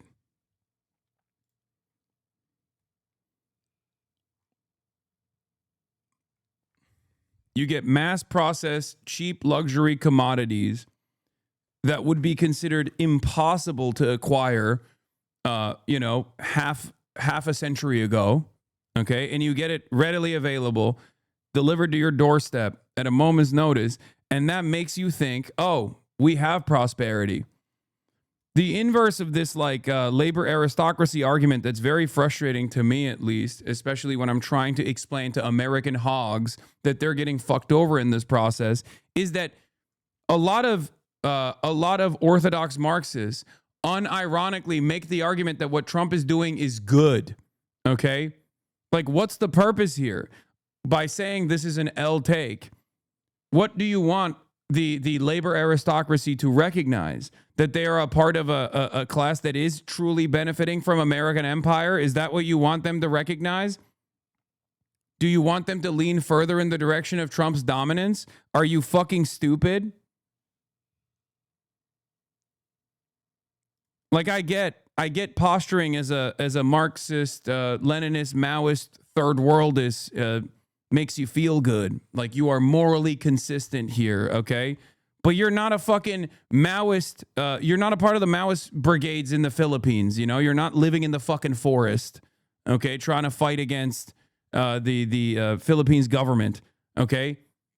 You're living in the United States of America. Shut the fuck up. I guess we should do no organizing in the United States of America at all. Considering that no matter how you exist in the United States of America, whether you're fucking homeless or whether you're a plumber or an HVAC business owner, okay, with like 3 fucking employees, you're all benefiting from the imperial bounty.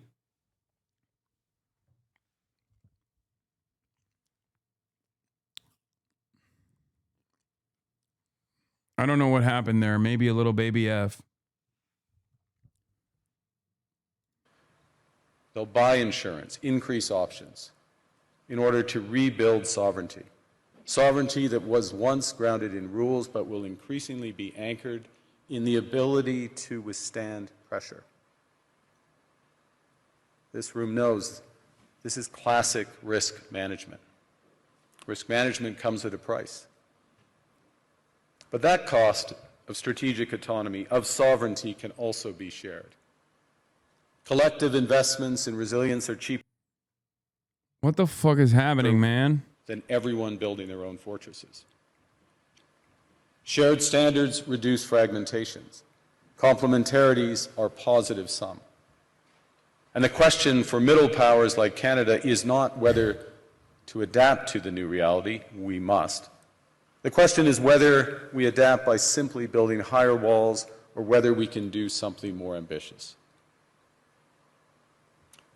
Now, Canada was amongst the first to hear the wake-up call, leading us to fundamentally shift our strategic posture. Canadians know that our old, comfortable assumptions that our geography and alliance memberships automatically conferred prosperity and security, that assumption is no longer valid. And our new approach rests on what Alexander Stubb, the President of Finland, has termed value-based realism. Or to put another way, we aim to be both principled and... Value-based realism? I feel like value-based realism is like oxymoronic. I mean, I don't know where he's going to go with this, but am I crazy? Like, that's...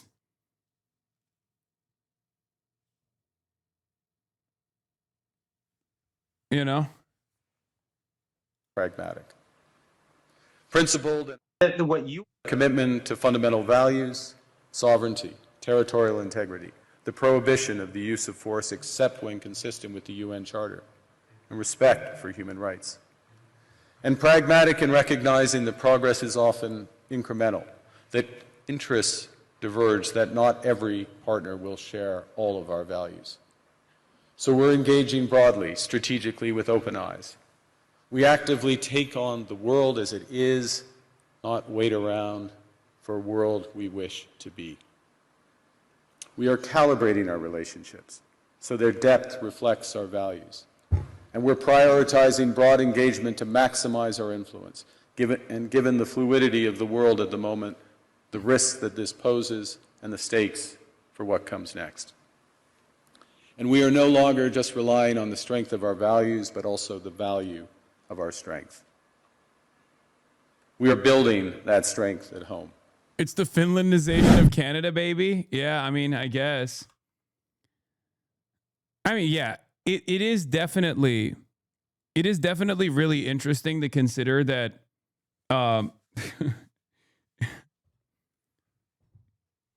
like Mark Carney is one of the first like directly aligned countries that recognize the game and is trying to leverage relations with China.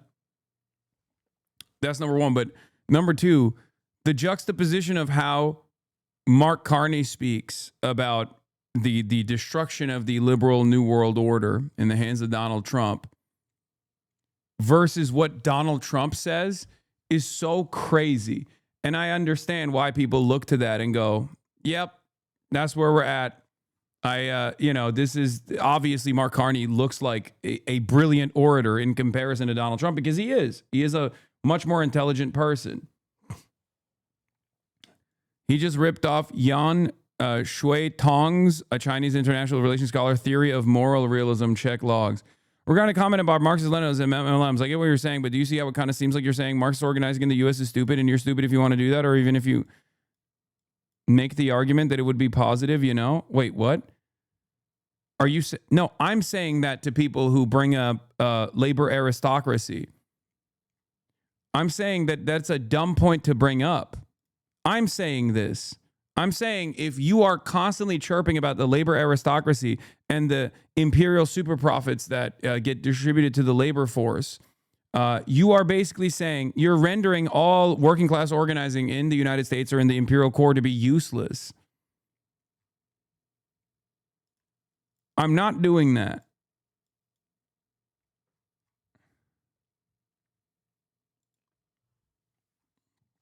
I'm not doing that at all.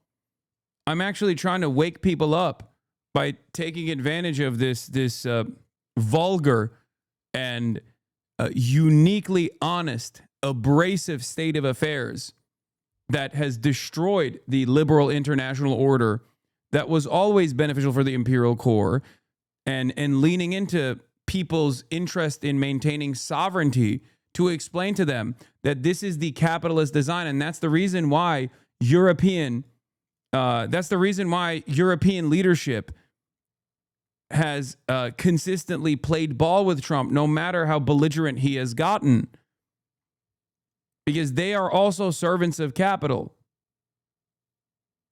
If you preach labor aristocracy to the people in the imperial core, you're either telling them what they have is great or asking them to self-flagellate. Neither is successfully encouraging what we want for the world. Exactly. It's very stupid. That's why I don't entertain it. Shh, stop.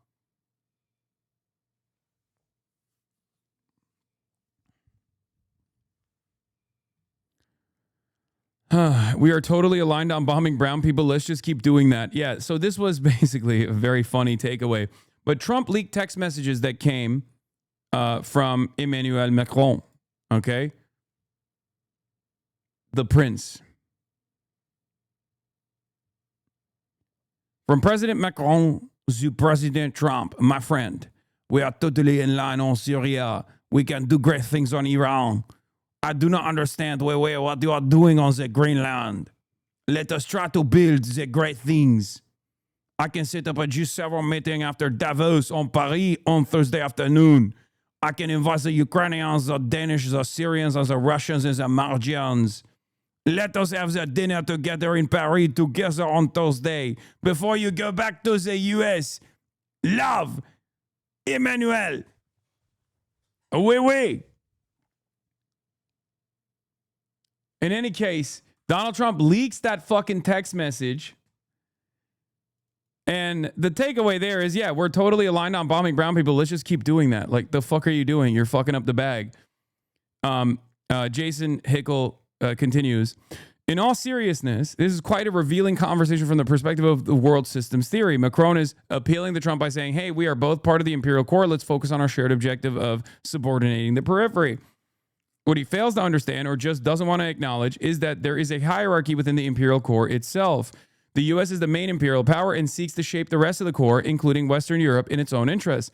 This has historically included interfering in European elections and even drafting plans for invasions. The U.S. will not blink at the prospect of invading European territory in order to advance its geopolitical power. Macron is foolish if he believes that he can appeal to core solidarity, because from the perspective of the U.S., no such thing exists. The correct approach is for Europe to break from the U.S. and chart a more independent path.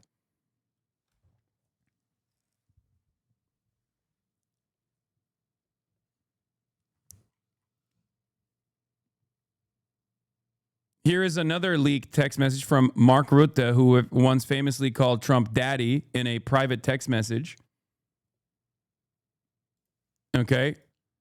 Mark Rutte, lead of NATO, said he will find a way forward on Greenland. When one side threatens to invade, you don't offer a way forward. You use clear language to say it's unacceptable to annex a NATO ally. Mark Rutte must resign, a traitor to Europe. European liberals and European right-wingers, understand something. What Donald Trump is doing is basically just reinforcing what already existed, the system that existed that was in place. A system that, through liberal niceties, made you feel like you had a say in this, made you feel like you had some sovereignty, made you feel like you were actually retaining some of the imperial super profits. But ultimately, you were slaves to capital in the same exact way that the American administration is, okay? And Donald Trump, recognizing the instability born out of unchecked capitalism in the aftermath of the dissolution of the USSR and where we are in 2026, is saying it's time for something different. It's time to maintain order once again. And when liberalism has failed historically in Europe, and I think you guys know that through your own fucking histories, fascism came in as a way to reassert dominance, the dominance of capital, when there's global panic and instability. Donald Trump is doing it now. He's doing it. This kind of text messaging, thank you, Mark Rutte, the Secretary General of NATO, says Donald Trump. Mr. President, dear Donald, what you have accomplished in Syria today is incredible. I will use my media engagements in Davos to highlight your work there in Gaza and in Ukraine. I am committed to finding a way forward on Greenland. Can't wait to see you. Yours, Mark. I cannot believe how much Mark Rutte sucks Donald Trump's penis, dude.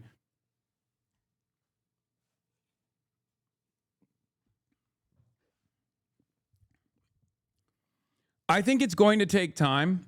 But I think Europeans are kind of going to realize that what they thought they had with this allegiance with the United States of America was built on a fucking lie.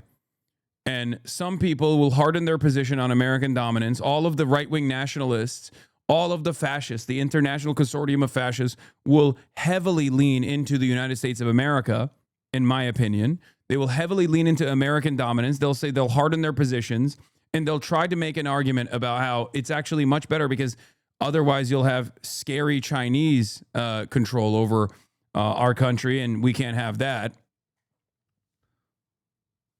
But the pathway for European sovereignty comes from decoupling from the United States of America and leveraging relationships with China. Okay? That's it. If you don't do that, America's self-destructive fascist forces are going to come for you as well.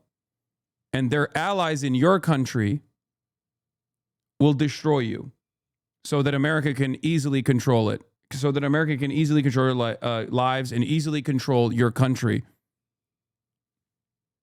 At least for all of my criticisms of Canadians, they very quickly realized that, right? That was the Mark Carney electoral victory. Pierre Poilievre was doing very well in the polls. Everybody hated Justin Trudeau. And there were plenty of people who were willing to vote for PP. But what happened? Trump started talking about how he's going to annex Canada, and Canadians woke up very quickly to the dangerous alignment that Pierre Poilievre had with the United States of America, and they voted against it. Okay?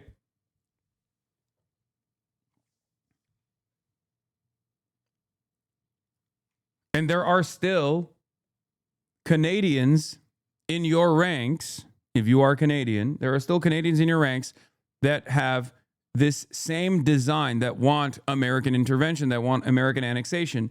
They're called Albertans, okay? What will most likely take place in Canada in the upcoming years, if Trump does actually remain unchecked and doesn't receive any pushback from the likes of Mark Rutte, which seemingly is not coming, he will feel more emboldened to go and overtake Canada as well. Okay? And when they do that, there will be the Albertan separatist movement that wants to unify with America. Obviously, that referendum will fucking fail. And then America will say, oh my God, there's electoral fraud here. It must be the Venezuelan Dominion machines that caused electoral fraud to take place. We have to fight for Albertan dignity, fight for Albertan independence, and then boom, annexation. And that's not my assessment. That's Steve Bannon basically signaling that this is what they want to do. Bannon constantly links Ukraine and Canada in the same breath, which gives a clue to the game plan. Promote Alberta separatist movement in referendum. When Alberta separatists are defeated in referendum, claim election fraud and stop the steal. Use election fraud as a pretext for sending in troops to restore order, protect northern interests, etc. Annex Alberta and perhaps the rest of Canada. Not saying this will happen, but it's something percolating in Bannon's rancid mind. Here's the deal. What President Trump's argument to Canada is, and they've just kind of blew it off, but when he talks about defense, what he's making the point on the Arctic is that Canada is kind of like Ukraine, right? The Chinese and the Russians are up there, and they see the undefended northern territories of Canada. They're going to take a bite.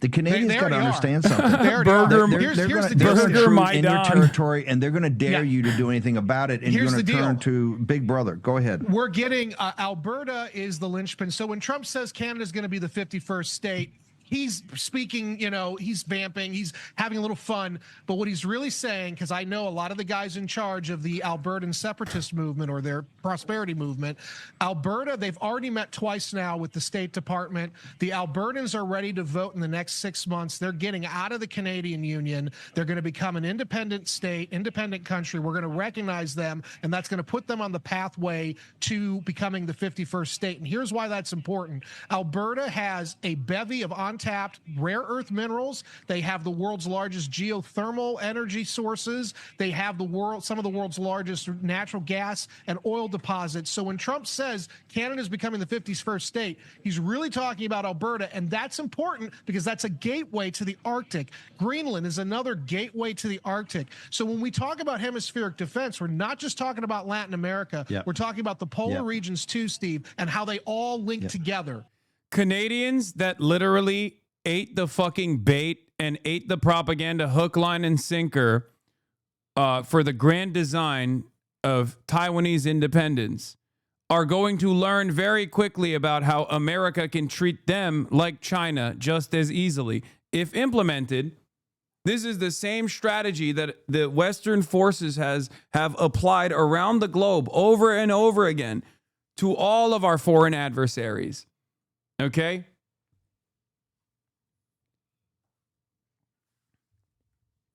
Do some psyops, especially in the age of social media, where all social media, especially in the Western world, is controlled directly by the United States of America.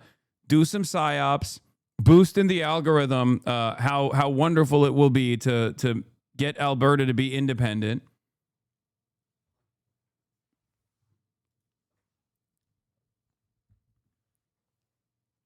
Most recent polling has Alberta separatism under 20% of Alberta. Their non-seceding law. I didn't say that they're actually going to do this democratically. Hello? That takes too much time. And also, that is somewhat of a, that's liberal interventionism. We don't do liberal interventionism anymore, okay? The very fact that there is any fucking percentage of Albertans that want independence is insane, okay? That's insane. That means that like all of the previous initiatives have been fairly successful. The fuck do you mean you want to be separated from the rest of Canada? Are you out of your fucking mind? What are you talking about? It's completely psychotic. It's like a suicide pact.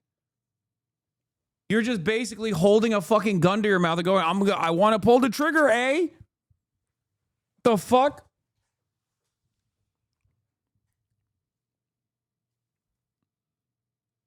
This is what great powers do, though. I mean, this is, you know, to a certain degree what Russia has done as well. It's certainly something that America and other Western powers have utilized over and over again against their foreign adversaries. The point is that there is at least 19%, right? So that then the Trump administration could say, oh, there was an election theft that took place here. Or they might not even use it at all. They might just come in and say, hey, we have to do this because we have security concerns. We have to do this because otherwise Russia and China will come in and take over Canada, and we can't let that happen. I mean, look at Mark Carney. He's actually leaning in the direction of China now. You know, we have to come in and seize control and annex Canada, just like Fallout, in the Fallout universe, where America forcibly seized and annexed Canada because they were fighting against China in the Fallout universe.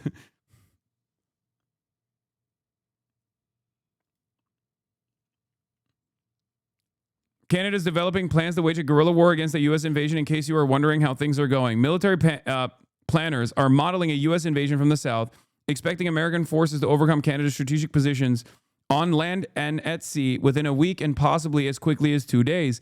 Canada does not have the number of military personnel or the sophisticated equipment needed to fend off a conventional American attack. They said so. Or they said. So the military envisions unconventional warfare, and with small groups of irregular military armed civilians would resort to ambushes, sabotage, drone warfare, or hit and run tactics. The aim of such tactics would be to impose mass casualties on the U.S. occupying forces, the official said. This rupture in the Joint Defense Agreement would likely see France or Britain, nuclear weapon states, being called on to provide support and defense for Canada against the U.S.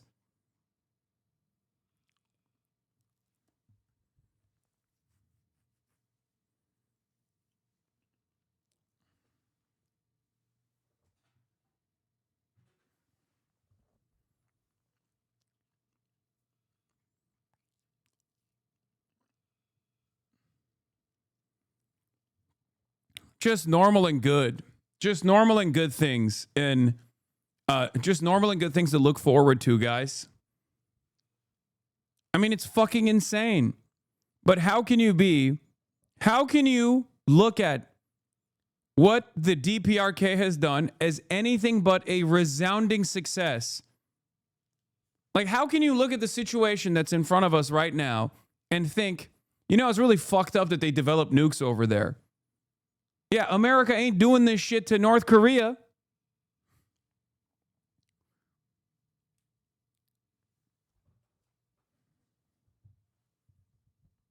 Ukrainians that fled to Canada from Russian invasion right now gotta be pissed, bro.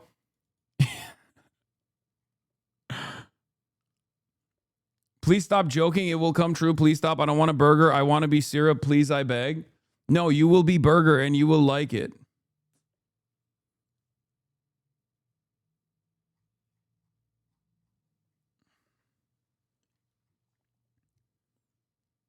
Hot take, everyone should have one nuke. That's not a hot take. That's the HasanAbi rule for nation building and sovereignty.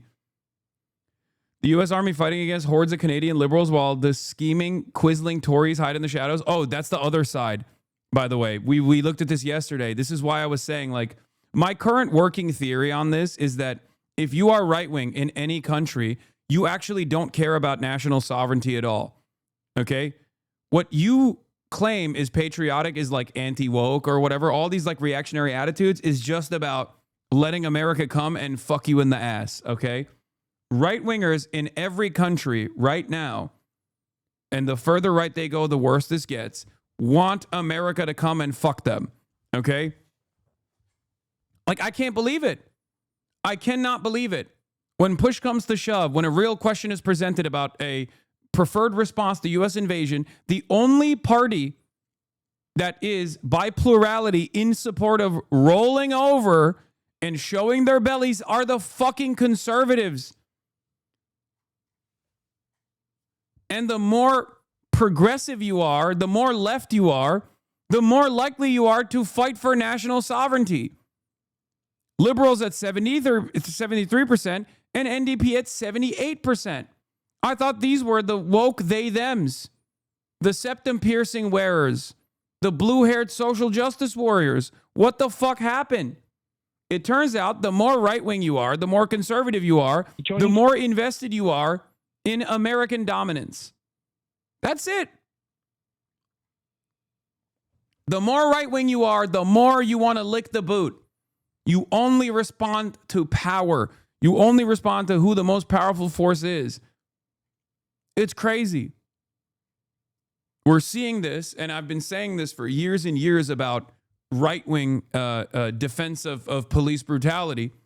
We already experienced this on the domestic front over and over again. Whenever right-wingers come out and say, "Oh, you got killed, you deserved it. You deserve to be killed by a cop.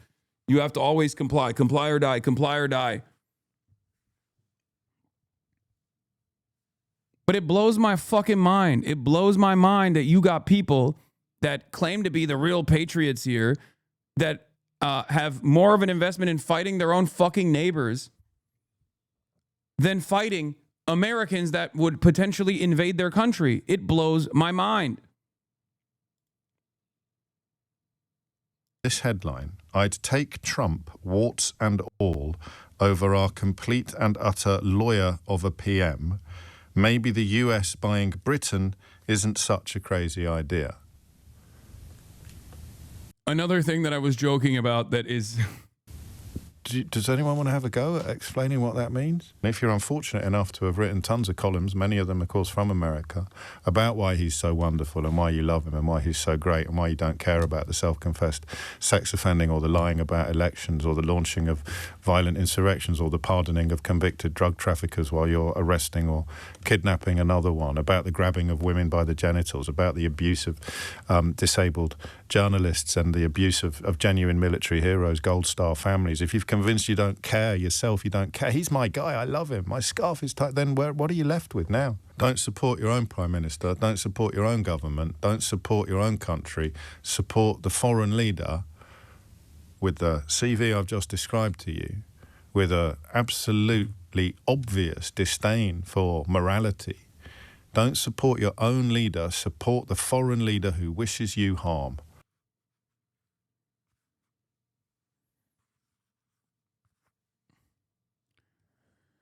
The international reactionary movement is organized around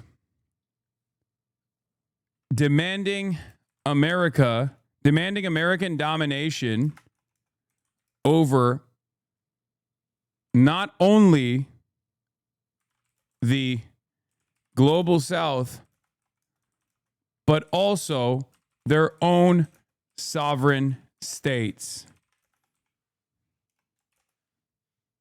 Send tweet. The international reactionary movement is organized around demanding American domination over not only the global South, but also over their own sovereign states. But also over their own sovereign states. End joke.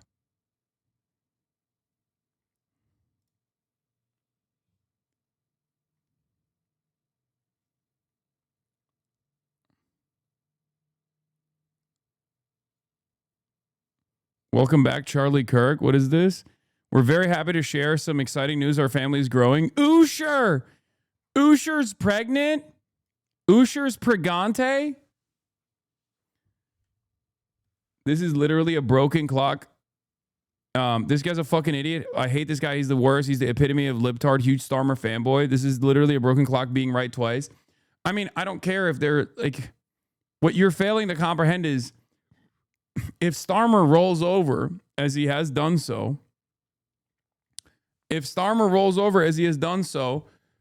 so far, I think those guys will inevitably fucking pull out of that allegiance as well.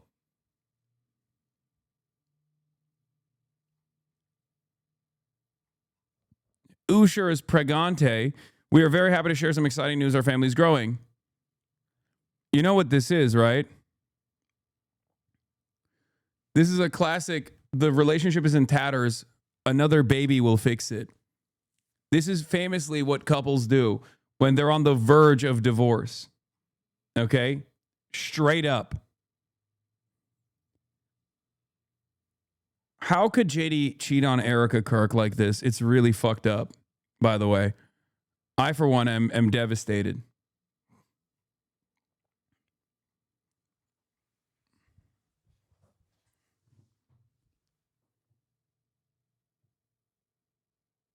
Biologist dumbfounded as Usha Vance somehow gives birth to Erica Kirk's baby. Yeah, it's like a surrogacy program, but this time instead of artificial insemination, he did it direct, the old-fashioned style, the old-fashioned way. He pumped it.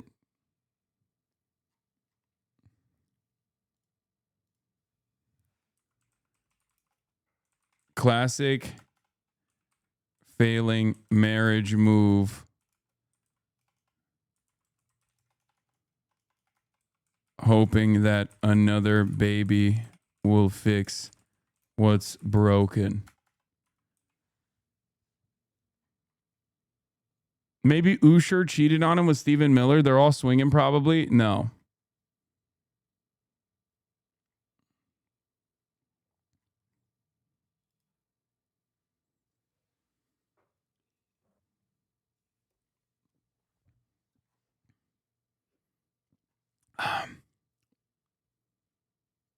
Forces with him and saying, let's conquer Greenland together. What on earth are you on about? We should conquer Greenland together. What do you mean? Dude, that's awesome. Is that Keir Starmer calling in? I'm Keir Starmer, and I believe we must conquer Greenland together. Him and saying, let's conquer Greenland together. What on earth are you on about? What do you mean? On whose authority? Like Britain used to do in 1700. Why would we march our forces onto Greenland? What possible benefit would we get out of that? We'll get a share of the spoils. Of what? We'll of the territory? Of the territory, of the minerals. What about the 57,000 Greenlanders who live there? Well, they're just collateral damage. As Donald Trump is, he's going to win. So either you jump with him or not. What would stop him doing that to the UK then? I mean, if we just ignore the wishes of the people who live there and the government, then where do we draw the line? That's the danger. So we have to join forces with him. And after Greenland, it might be Sweden. But why does he need Greenland so much, in your view, then, Jonathan? Why did we need India and China 200 years ago? I'm asking you now. To loot it. Money. What if the Danes say it's our territory, it's part of the Kingdom of Denmark, we're going to defend ourselves? What, you'd be happy with British forces opening fire on Danish troops? Yes, sending the Viking boats like we did 200 years ago, yes. Sir. I wonder if you're having me on, Jonathan. This is not. an totally insane plan. I'm 97% sure this is my dad. Oh my God. Dude, I'm telling you, these guys think that they're a part of the fucking plan. They think they're a part of the plan. And it's even dumber than the American right thinking we must invade Iraq. We have to because democracy or whatever. Or, oh, it's going to be great. They have oil. Okay? These guys think they're a part of the team. They're not. This is why I say, like, the labor aristocracy argument actually doesn't hold in this circumstance. The only benefit you get in that situation is that you are not a part of you're not a part of the population that is under the boot, right? That's the only benefit you get. You must understand. Because Osama bin Laden killed 3,000 American citizens, right? On 9/11. And then the administrations that came after, both the George W. Bush administration and Obama, led to 12,000 American forces dying in the process. Millions of Iraqis, but 12,000 American soldiers died in the process. Do you think 12,000 families benefited from this? Like, even if you don't consider the lives of all of the people slain, all of the destabilization that came after that, like the refugee crisis in Europe, all this shit, right? Like, even people who are a part of the empire, they still suffer. They suffer so that capital owners can turn profit. It's awesome. It's great. Nobody wins except for a tiny, tiny fucking group of elite pedophilic billionaires. That's it. That's what the MAGA dad will be like tomorrow. Also, please pull the son more to the left. He's too much of a lib.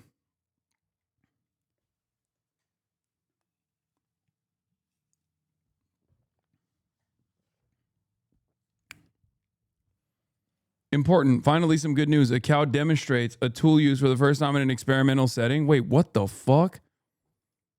Scientists say this is the first experimentally verified instance of a cattle using a tool. They're getting smarter. Cows itch just like us, but Veronica the cow takes things into her own hands, or rather into her mouth.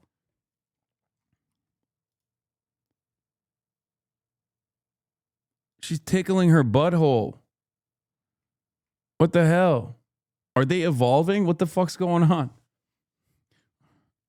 Freaky, bro. That's a freaky ass cow. Hey, yo, chill.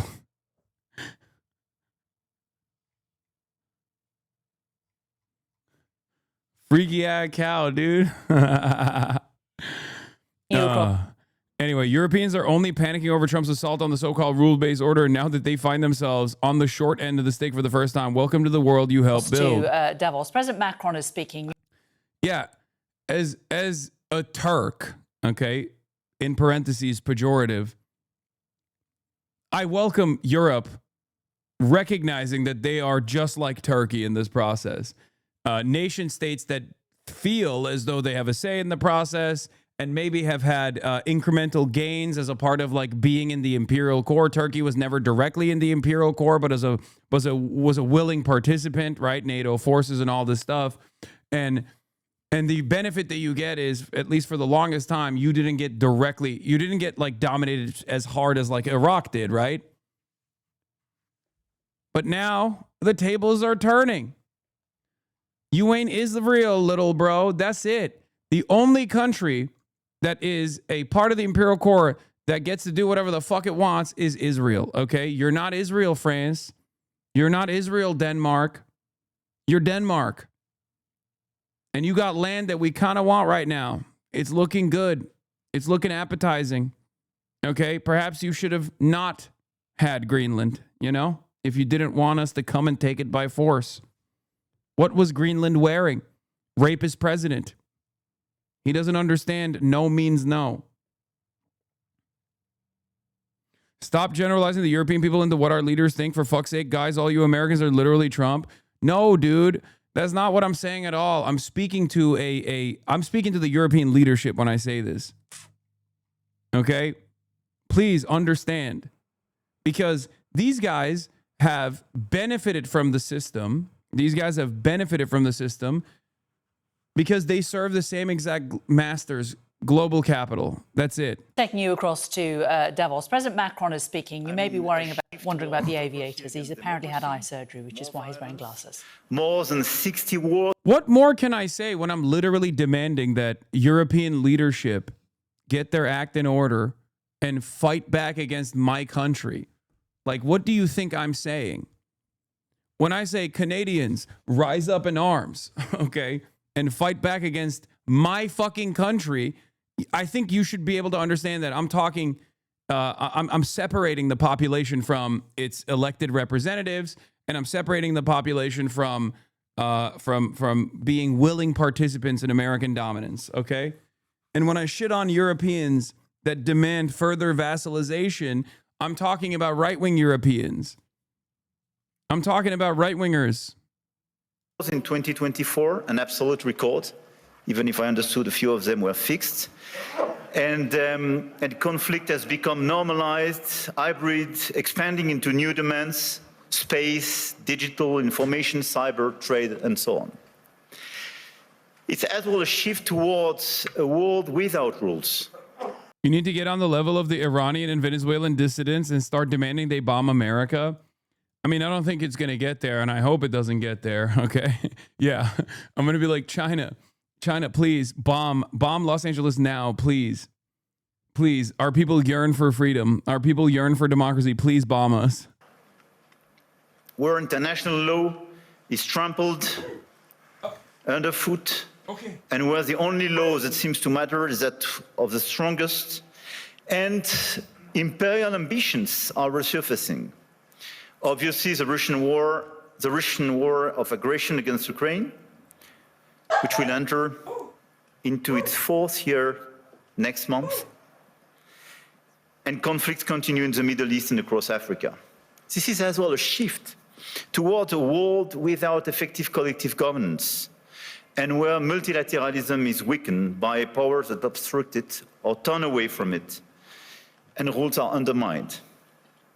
And I can multiply the examples of international bodies weakened or left by the key economies. And when we look at the situation... God damn it, here we go again, chat. I know. Kaya, I beat the shit out of Kaya. I'm abusing her. Come here. Okay, it's time. It's time for you to finally get this one. I love that half of the people, half of the Kaya Gators also like just don't have dogs in general, so they don't understand that, like, you know, sometimes they tweak shit. Is normal. Please, no, please show her mercy. Oh, this smells so bad. I will show her no mercy. Oh God, this smells so bad. I think it's a trachea or something. Oh God damn it, it smells bad. Yeah, dogs make noises, you know, it happens. Oh.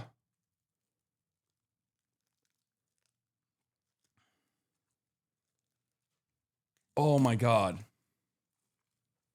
Oh my God. Chat, when I tell you this is the worst smelling thing I've ever... Oh, it smells like straight ass. Oh, I have to fucking wash my hands after this. Jesus Christ, that smells like straight dookie.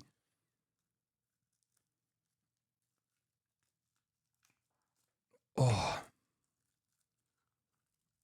Lick it? Fuck no, dude. Oh, fuck no. Ugh. You want it? Oh. Oh.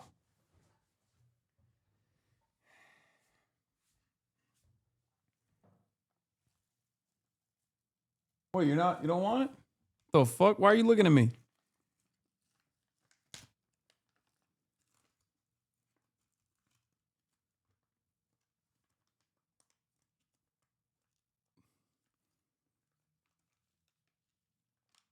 This one is yeah, it's a trachea, I think.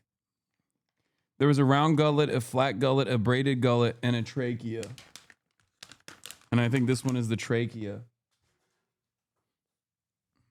She's eating the Kirk. Yeah.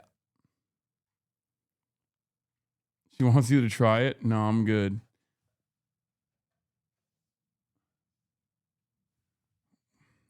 Wait, hold on. Let's take a little break here. Let's see what she does.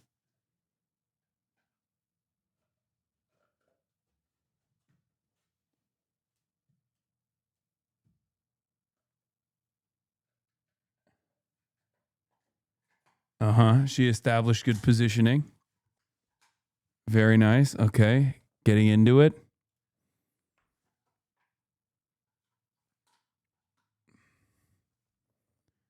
Did you touch your face after touching that? Ew. No, I didn't touch like the actual part that I touched. I'm going to go. She's going to lick your face either way. I know.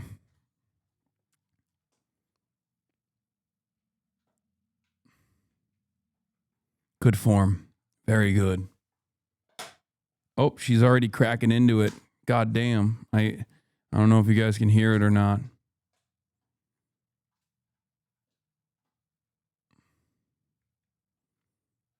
How many gifted subs to try it? No amount of gifted subs that you can give me will help. Will cause me to try that. All right, let's continue. It's clearly a very concerning time because we are killing the structure where we can fix the situation and the common challenges we have. Without collective governance, cooperation gives way to relentless competition. Competition from the United States of America through trade agreements that undermine our export interests, demand maximum concessions, and openly aim to weaken and subordinate Europe, combined with an endless accumulation of new tariffs that are fundamentally unacceptable, even more so when they are used as leverage against territorial sovereignty. And competition from... Yeah. Europeans are, as Tarek Kenny Shawa says, Europeans are only panicking over Trump's assault on the so-called rule-based order now that they find themselves on the short end of the stick for the first time. Welcome to the world you help build. And just as us Americans have no say in this fucking process, you Europeans have no say in this process either. But considering that you're not America, you should have more of a say in this process. Okay? And if you were to rise up against American dominance and demand sovereignty, you would make it easier for people like ourselves to be able to do so as well. That's it.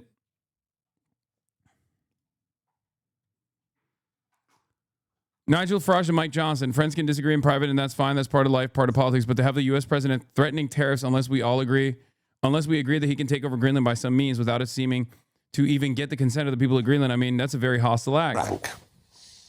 You know, friends can disagree in private, and that's fine. Mm-hmm. And that's part of life, part of politics.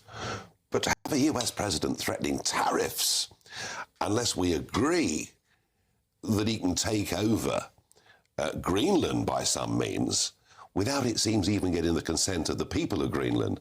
I mean, this is a very hostile act. There's no other way I can put it. Let's be frank.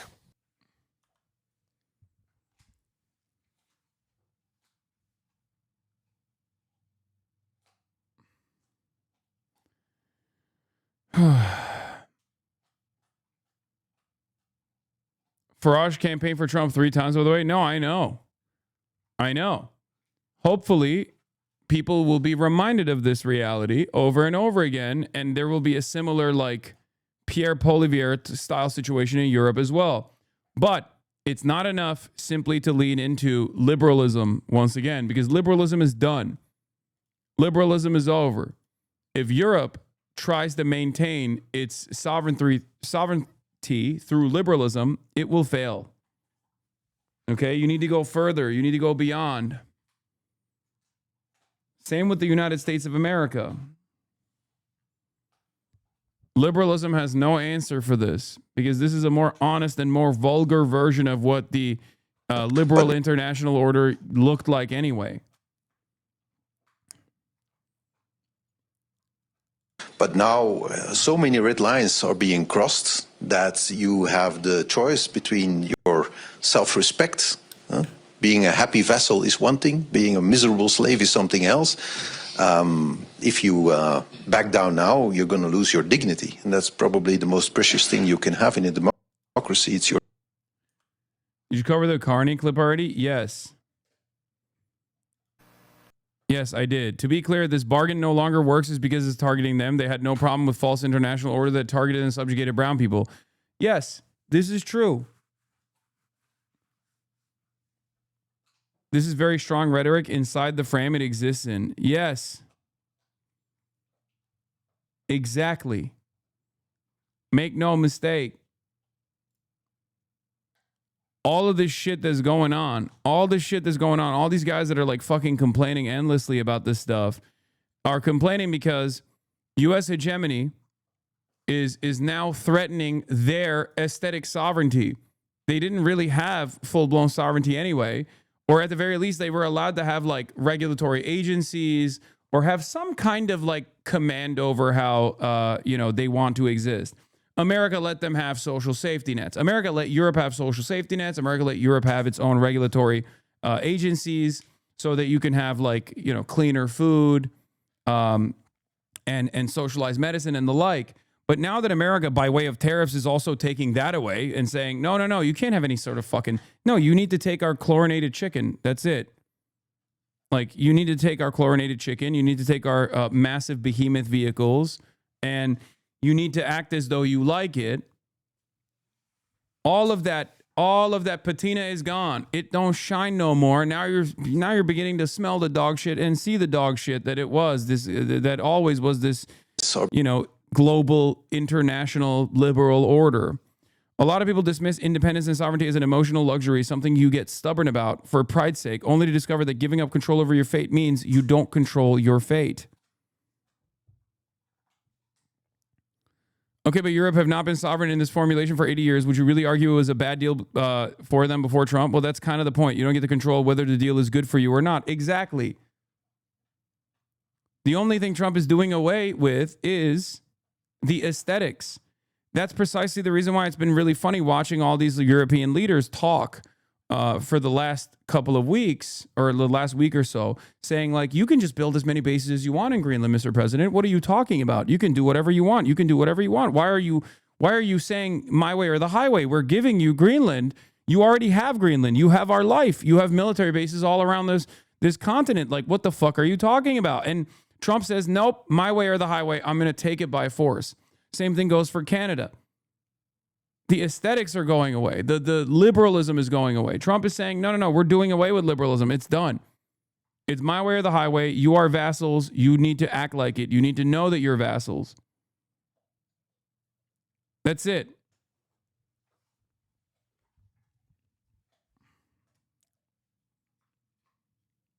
So now comes the new world order. Do you actually try to maintain sovereignty, maintain dignity, maintain whatever way of existence you want to maintain? Or do you still end up being servile little vassal states to the United States of America because the United States of America is defending capitalism? And the alternative is far too scary because you've been taught that it's scary, it's bad for you. The alternative is socialism, and you cannot have socialism. But one thing you won't have, and I can promise you that, is fucking liberalism. It's done. We are going to give guidance. So the real question will now be, do you want socialism or do you want barbarism? And some people, I think, will maintain that they want barbarism. Right-wingers will. Hopefully, many of the liberals will recognize that perhaps it's time for socialism, an evolution away from American sovereignty, because American sovereignty is just defending capitalism, defending the interests of the international consortium of capital owners that have no interest whatsoever in what the working class's needs are, what the working class's demands are. They don't care about nation states. They don't care about boundaries. They care about profit, and that's it. At some point to see what is a mom and pop that someone, maybe your parents for their retirement, bought 5, 10, 12 homes. So we don't want to push the mom and pops out. We just want to put. He's talking about mom and pop landlords, by the way. Good news for the forgotten man. The mom and pop real estate investor who has purchased 12 homes can breathe easy. The Treasury Secretary is looking out for you. Yeah, based. I love slopulism. Based. Armand Domolowski says, just watching the collapse of American hegemony in real time. Because Macron said we need Chinese direct investment in Europe in some key sectors. American hegemony in particular helped provide public goods, open sea lanes, a stable financial system, collective security. This bargain no longer works. Let me be direct. We are in the midst of a rupture, not a transition. Recently, great powers have begun using economic integration as a weapon, tariffs as leverage. Remember, on Liberation Day, I told you what Donald Trump is saying to other countries is we're going to fix this trade deficit. How can you fix the trade deficit if you don't have goods that they want? How can you fix the trade deficit if there is competitive domestic manufacturing taking place in those countries? Well, you fix it by force. That's it. Donald Trump uses the mechanism of tariffs to basically rewrite the way that trade is supposed to be designed amongst allies in the liberal international order by saying, look, you're going to get our chlorinated chicken, you're going to get our HGH boosted cattle, and you're going to get our corn, which many of these places already have the corn anyway, And on top of that, you're going to get our Ford F-350s, Ford F-450s. And if you don't, we'll punish you. We'll brutalize you. We'll make things really bad for you. On the other side, you have another country that is the manufacturing hub of the entire planet that is saying, oh, do you want EVs? We'll give you EVs. You want to move in the direction of renewables, into the future of energy? We got that for you too. And not only that, but it'll be incredibly cost effective. So, you know, it's a real which way Western man moment. One of the main successes of post-war order is placing a near complete taboo on de jure territorial expansion. Of course, it was replaced with vassalization and interference, but now we're returning to the vulgar original, Trump in Greenland and Russia in Ukraine. Yes, also, there is one other country that has been doing that, for the record, regardless of the New World Order, and that's Israel. An American recognition under Trump 1 of territorial expansion into Syria, the Golan Heights. Israel took over Golan Heights by force and annexed it, and Trump recognized that annexation. And in this new grand design, you're going to need other security cooperative agreements. You're going to need new security cooperation. You're going to need a nuclear security. So now countries with nukes that don't have, you know, that don't let America control those nukes, like the UK, can at the very least, demand sovereignty by force. France, I'm looking right at you. All of a sudden, the economic engine of the European Union, Germany, is no longer more relevant than France. France becomes the security guarantor for the entirety of the European continent. No, because U.S. hegemony was never about liberal values and friendship. It was always based on U.S. power. That hasn't changed. It's so funny. This is like literally the argument that I used to make about NATO over and over again, and people will yell at me so much. So I'm in this unique predicament now where on the one hand, this is a great I told you so moment, but on the other hand, I also don't like the way that America is collapsing the international order. I wish that countries could have come to that recognition on their own, independently, and through their own sovereignty initiatives, without having America literally brutalize these nation states, without America literally saying, no, fuck you, we're going to take over your territory as well. But this is precisely what I was talking about when I talked about NATO for years. This is it. This is what I was talking about. And I hope all the liberals who fucking yelled at me because of the fears that they had about Russian incursion, fears that were realized after Russia did invade Ukraine, by the way, I understand that, will now realize that America's doing the same shit from your western flank now.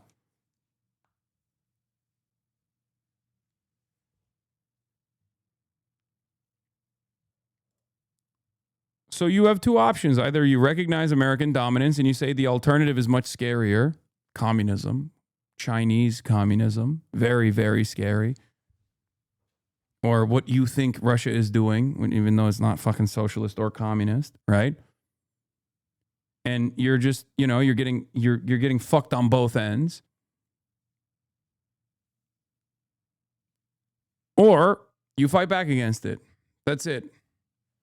America broke all the rules for us. America wrote the rules, man. It's the same principle behind consistently claiming that China is cheating. China is cheating over and over again. After China was able to actually develop and become a competitor to the United States of America and become like a real hegemonic power. Another global superpower. Anyway, where the frick were we? Well, I'm going to cover to every American who's sorry at r/Greenland. We're getting at least 10 posts a day from Americans apologizing, saying things like they didn't vote for Trump or don't support his policies. People, none of that actually matters. You can say you're different from the rest of Americans, but to the rest of the world, the distinction doesn't exist. To us, your country is a single entity on the world stage, and it's threatening its allies. Think about how you view other countries. For example, Russian opposition doesn't change what Russia does because that's their domestic politics. The same thing applies to the U.S. too, except you had the power to choose your president, and you may still have it. So instead of coming here nonstop to apologize on behalf of your country for the constant need for sympathy, focus on actually changing something while you still can. We get the same on Canadian subreddits. We know it's not Americans as individuals, but we have no choice to see them as an entity, just as they see Canada as one. We've never said we're going to use our stock of maple syrup to cover the dividend states, but the orange Mussolini can't keep our country's name out of his mouth. Oh my God, all these fucking, it's so funny. It's liberals are so funny. Oh man. Americans figure out the hard way. Not all men, but enough men applies to international politics too. We know not everyone supported this, but enough did. Once again, like, in some ways this is expected, but in some ways it's also unexpected. Do you want to go back to the previous setting where you at least feel like you're sovereign, or do you want to actually be sovereign?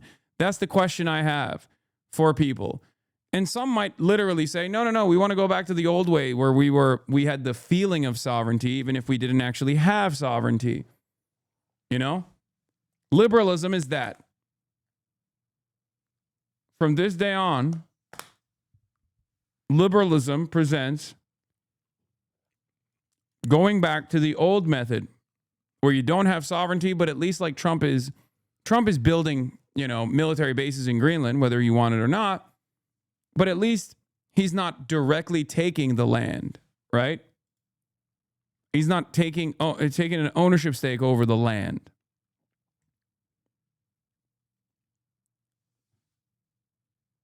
Trump amplifies post that says NATO, not China or Russia, is a part of the real threat to America. So at what point are we going to realize the enemy is within? China and Russia are both boogeymen when the real threat is UN, NATO, and this religion. I put religion in quotes because it's not a religion, it's a death cult. Yeah, I went there. What? I don't even know what he's on, to be honest. Is a real threat to world peace. Nothing sadder than a dog who begs for a shorter leash because it feels more free than a kennel. Damn. Damn, dude. We got fucking poets in the chat. Holy shit. It would once have been unthinkable that a former NATO Secretary General would speak like this about a sitting US president. But in an interview with Channel 4 News, Anders Fogh Rasmussen did. The future of NATO is at stake, and she is begging to be rolled over. You ain't slick. The world order as we know it is at stake. So it's a very serious situation. This as Trump from West Palm Beach in Florida continued to ramp up pressure on old allies ahead of his trip to an agitated Europe this week, doubling down on his designs for Greenland. Well, I don't think they're going to push back too much. Look, we have to have it. They have to have this done. They can't protect it. Denmark, they're wonderful people. And I know the leaders are very good people, but they don't even go there.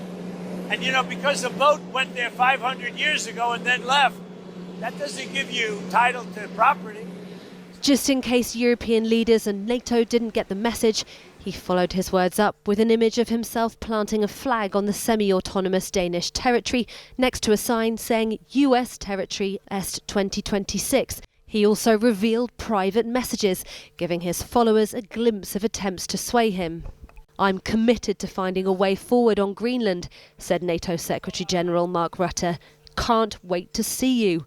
My friend, said Emmanuel Macron, I do not understand what you're doing on Greenland. Let us have dinner together in Paris. But already in Davos, the Belgian Prime Minister didn't mince his words. Europe is at a crossroads where it has to decide. Until now, we tried to appease the new president in the White House. But now so many red lines are being crossed that you have the choice between your self-respect. Being a happy vassal is one thing, being a miserable slave is something else. This weekend in Greenland's capital, furious protesters were joined by their Prime Minister Jens Frederik Nielsen on a march to the US consulate. For them, conceding to the US is out of the question. For European leaders in Davos who will be meeting President Trump on Thursday to discuss his ambitions, stay calm and cajole has been the strategy so far, and one tested to breaking point. On Saturday, Trump threatened 8 allies, including Denmark and the UK, with 10% tariffs in February, increasing to 25% in June if they don't make a deal with him on Greenland. And on Monday, he threatened to slap a 200% tariff on French wine and champagne after President Macron refused to sign up to his so-called Board of Peace, a body he says will secure the future of Gaza, and one he's invited Russia's President Putin to join. China, meanwhile, has come to Europe and Greenland's defence. We urged the US to stop using the so-called... I saw some dumb fuck MAGA dick rider get owned by other MAGA people, actually. Or at least more intelligent MAGA people, if that is a thing. There's this MAGA guy who was like, well, see, you guys see what China said? Obviously, this proves that Donald Trump was disrupting their interest in Greenland. And then someone literally replied with like, dude, they own like 9% of an Australian company that does mineral extraction in Greenland. That isn't like a major fucking geopolitical interest in Greenland. You're a fucking moron. Like, Donald Trump is destroying one of the most pivotal, long-standing security cooperation agreements that we have so that he can just like take land over for no fucking reason. I cannot believe it. Like, I was watching other MAGA people that are at least like a little bit more intelligent be like, what the fuck are you saying? Just because China came out and said you're disrupting the fucking world order doesn't mean that they're like actually really butthurt about Donald Trump doing this. If anything, they're smoking on the fucking Europac. Why would they be mad about this? This is fucking awesome. It's fucking awesome for China. Everything that Donald Trump does is literally more in the interest of China becoming a serious player on the global stage and not this like scary fucking spooky socialism, the representatives of fucking Chinese style communism that everyone is supposed to be terrified by because they look stable. And they are stable. They represent stability in the global order.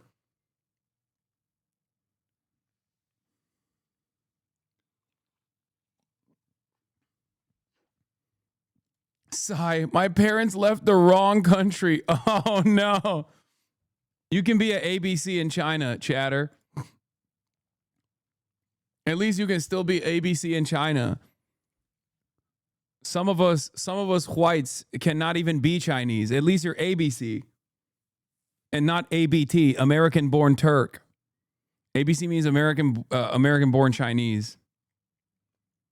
Not ABG. That's Asian baby girl. ABC is American-born Chinese. Is a term that that I've first heard about in China. I'm a ABWC, American-born white Chinese.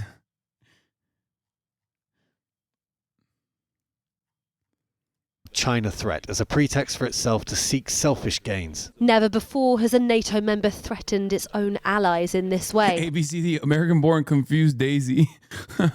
Is the special relationship still special?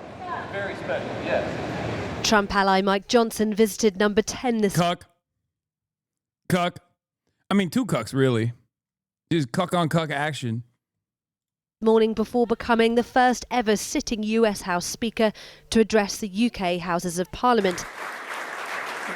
In a moment designed to mark 250 years of independence, it came with a warning for Prime Minister Starmer and collected MPs. Clearly, President Trump is taking seriously the modern and dynamic... Oh, that's so funny. You got the Speaker of the House coming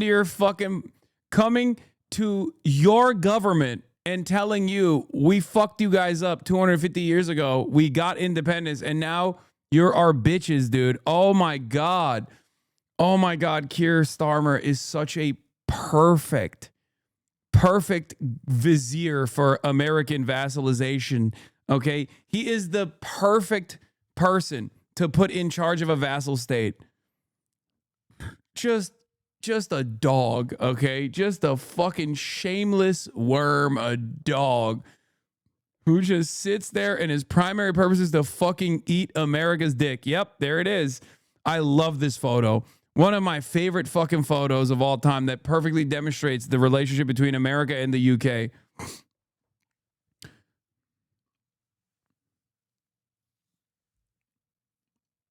when we only negotiate bilaterally with a hegemon, we negotiate from weakness. We accept what's offered, says Carney. We compete with each other to be the most accommodating. That is not sovereignty. That reminds me of someone, says Aaron Bastani. I know that, yeah, the Henry Kissinger quote is actually fake. I don't think Henry Kissinger ever said it may be dangerous to be America's enemy, but to be America's friend is fatal. But it is so real. I mean, you see that with the Kurds in Syria right now. You see that with all of America's allies in the core. All around, dude. Liberals that want to go back to the old way, that think that, next time around, maybe the Democrats are going to fucking win, right? When liberals think, oh, well, Democrats will come into power and then, the system will change again. We'll go back to the old way, are basically demanding, let's get back to us being vassals, but us feeling free. Not actually being free, but feeling free. Okay? That's all this is.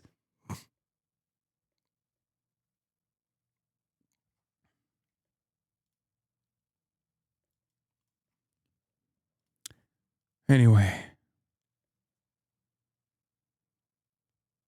the quote gained traction from declassified documents showing Kissinger warning President Nixon that abandoning South Vietnamese President Thieu would signal to the world that being America's friend was fatal. Oh. I thought he didn't actually say that. My bad. My mistake. So he did say it. And he was right, by the way. To be America's friend is fatal. And also, that did signal, well... It should have signaled to the rest of the world to be America's ally is fatal, but it didn't, because everyone was a part of the grand design, the liberal international order, where they thought, this will never come and haunt us. This will never come back to us. We will at least feel like we're a part of the team. And now Trump is saying, you're not a part of the team. You're a fucking vassal state. Suck my dick.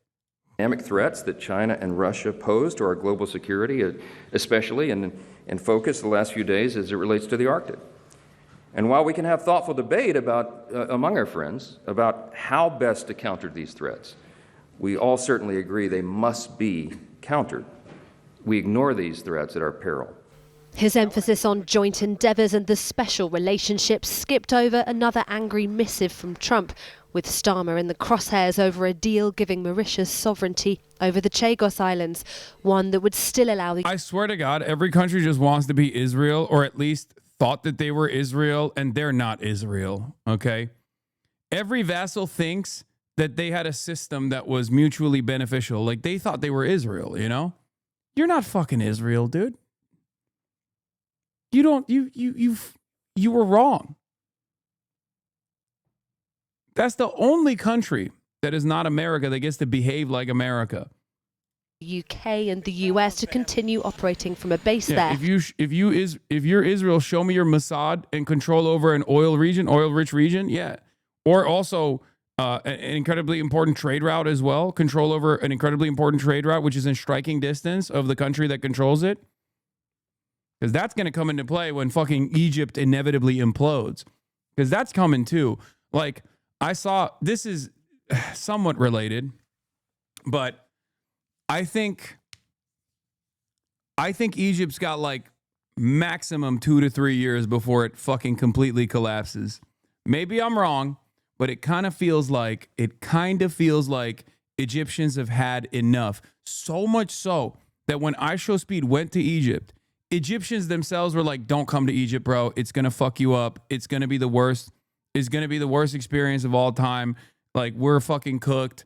The country is unimaginably corrupt. The country is actually, the country is about to fucking explode because of how terrible the governances look like. Didn't it already collapse a few years ago? Yes. Bro, please, I'm wanted for army conscription. Send help, says Light Skin Bandit Gaming.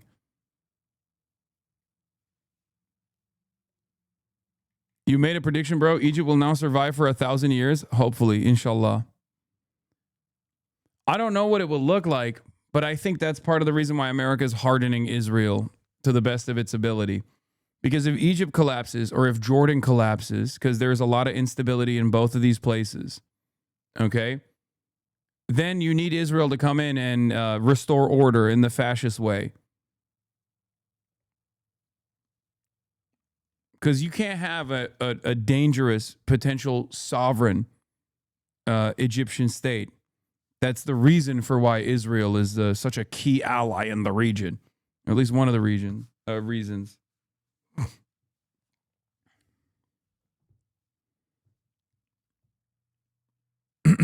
Bro, please, I'm wanted for roach slander.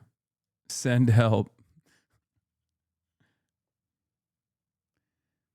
As an Egyptian, yes, the government is corrupt, but the people are not. The people stand with Palestine and against Israel. No, I know that. That's what I'm saying. That's like, listen, I think we all know by now that Mohammed bin Salman does not give two shits about Palestinians at all, okay?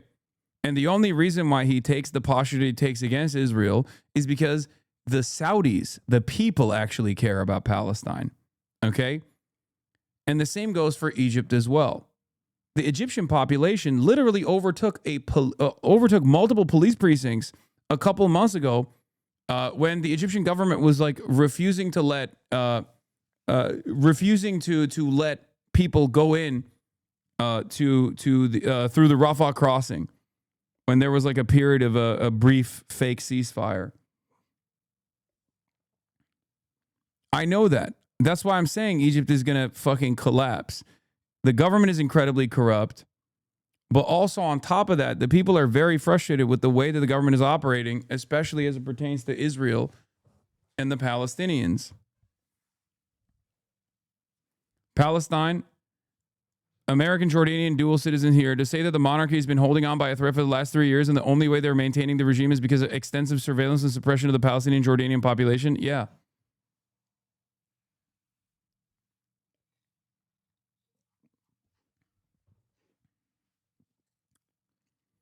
Jordan is more likely to collapse. You're ruled by a foreigner who's king. The affordability there is severely worse than Egypt, and you have a massive Palestinian population.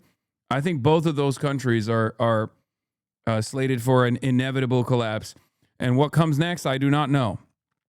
What that collapse looks like and what kind of like real mobilization or organization happens in the aftermath of that, I do not know. I'm just saying that there's only so much pressure people can withstand. Why does this person say eat?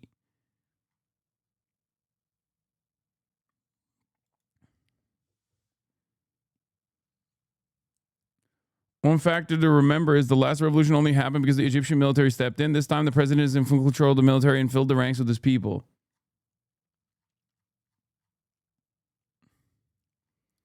Bro, it's not dissimilar to what's going on in Iran, except this time it's a little different because Iran is a foreign adversary and has been crippled by sanctions. But like, there's only so much pressure and so much repression you can apply to the population until they decide, like, fuck it, you know, it's YOLO time. We're taking up arms.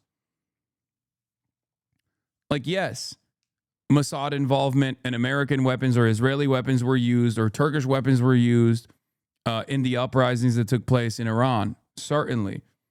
But you still got Iranians pulling the trigger, okay? How the fuck do you get Iranians to pull the trigger against their own police? There's real resentment there. And that resentment is obviously partially born out of the economic instability that America caused with its sanctions, but it's also born out of, people experiencing great discontent with the state and the way that the regime strikes people down, refuses to listen to their interests, and tries to maintain its own base of support and their needs and their interests by continuously using like their version of like this Islamic rule upon the Iranian population.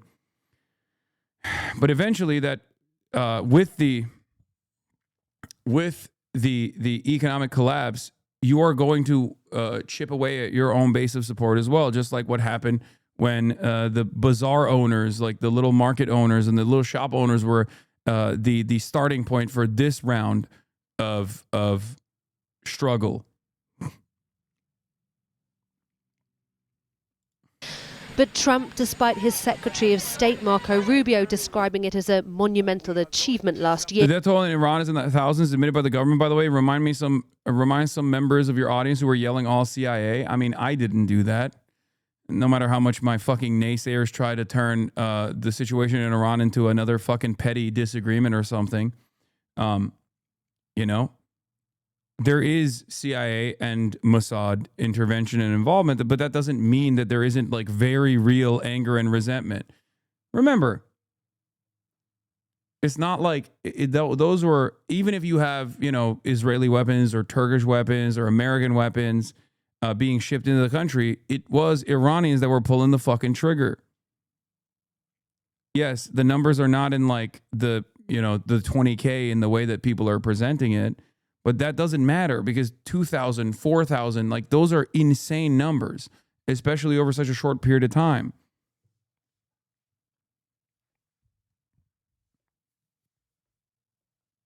CIA and Mossad have also hijacked the narrative and turned it from the economy to repression. That's why you continually saying it's about repression is harmful. That's not true. There's never been a moment where I haven't talked about the economy. That's ridiculous.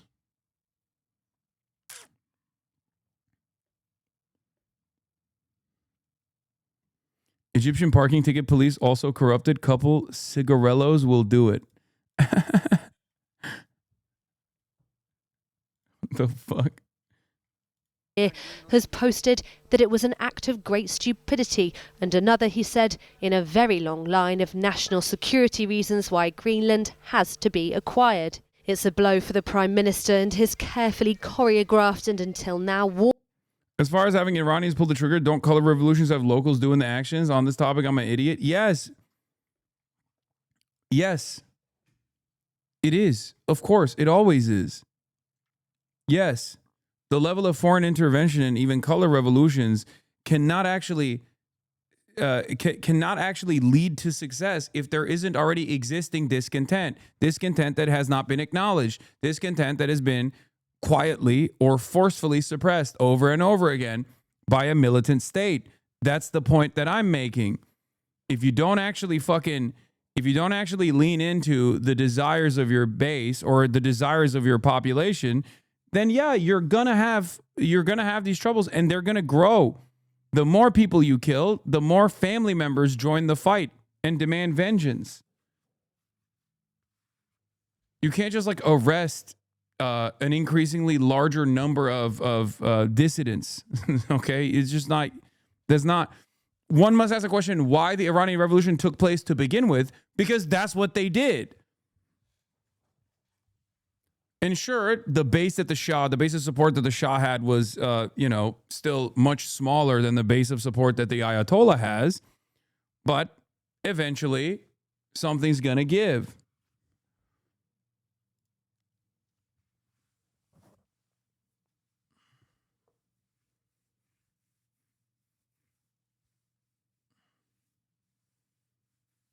When people say mean stuff about you, how do you deal with it? I get bullied sometimes at school. I don't know what to do.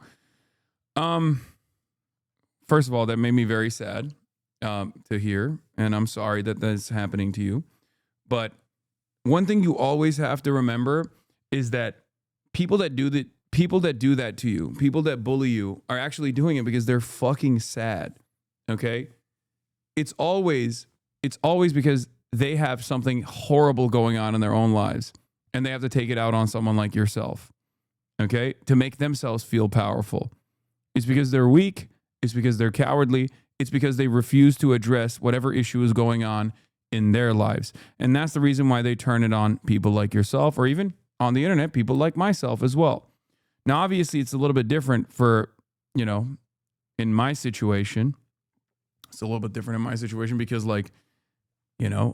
I sometimes get a glance into the lives of what my naysayers look like. And obviously, I'd much rather be myself than them. But that's something that you have to also remind yourself. You are powerful. You're strong. You're your own independent person. And you shouldn't let people's behavior like that get to you. I was fucking yelled at quite a bit. I was bullied quite a bit when I was growing up as a marabou in Turkey, right?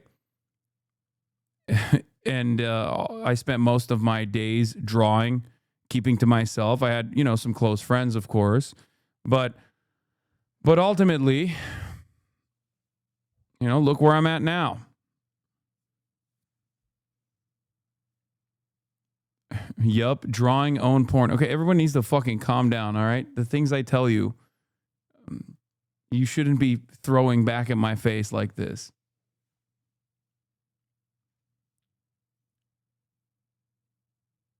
According to your recent guest, it's all about growth. Ask him about the bathroom stalls. Oh, yeah. So growing up, I used to eat in the bathroom stalls. I used to be super introverted. Like, I would never go up to anyone or talk or strike convos or, like, sit with anyone. Fuck? Yeah, so when I would eat at school, I would walk to the bathroom stalls and I would eat in the third stall. Like you know how they have the handicap stall? People were shitting? Yeah. Like next to you. Yeah. And you were just eating tacos while they're shitting right next to you. Yeah. Did you ever bully anyone back? No. No, never. No. I think I'm far too kind.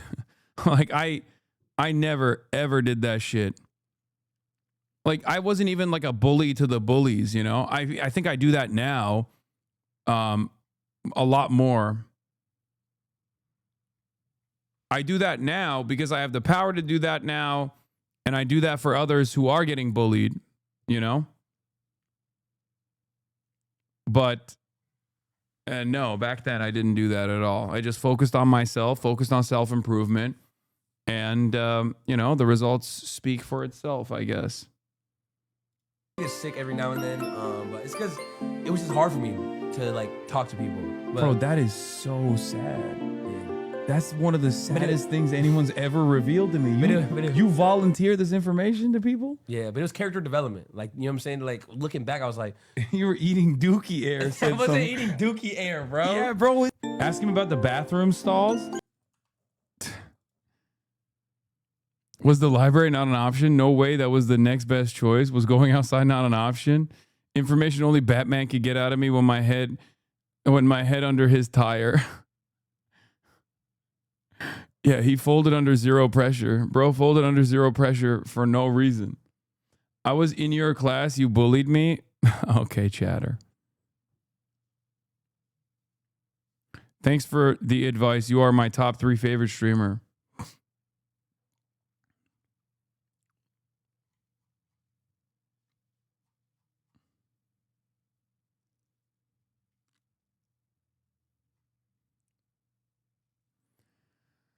But anyway, nowadays, obviously, on the other side of it, right, after all of that period of struggle and self-development, it doesn't necessarily bother me at all when some random fucking dickhead online is talking about how much I suck or how evil I am, right? Because who gives a shit?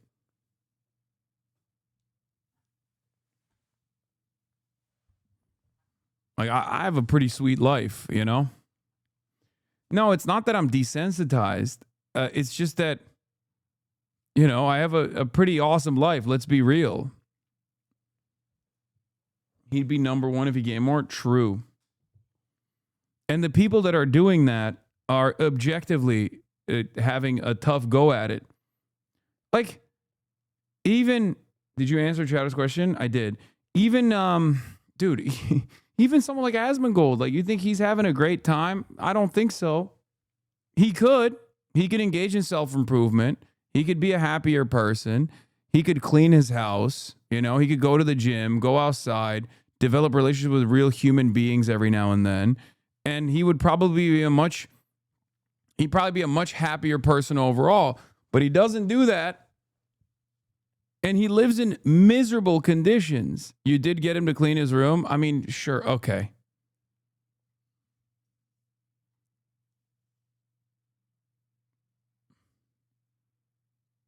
Warm relationship with Trump, a sign of dramatically shifting dynamics, of diplomatic whiplash.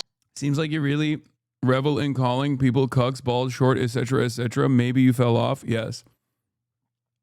I've fallen off spectacular style. Hopefully one day you guys can fall on to how much I've fallen off. Being felt nowhere more than in the Swiss mountain town of Davos, where global leaders meet this week.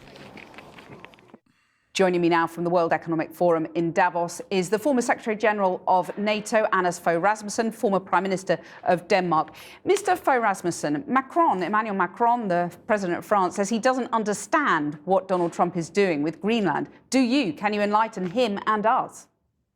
No, I don't understand it either.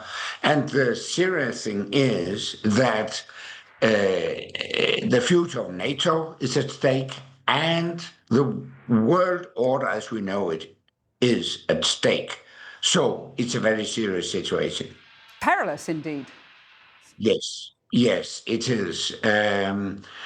So I think we have to engage in a more constructive discussion. President Trump wants to acquire Greenland, but Greenland is not for sale, and you can't purchase something that's Trump knows. That's why he's taking it for free 99. Not for sale. So his only means of acquiring Greenland would be to conquer it by a military action, which of course would mean the end of NATO. Denmark has sent 100 troops into Greenland.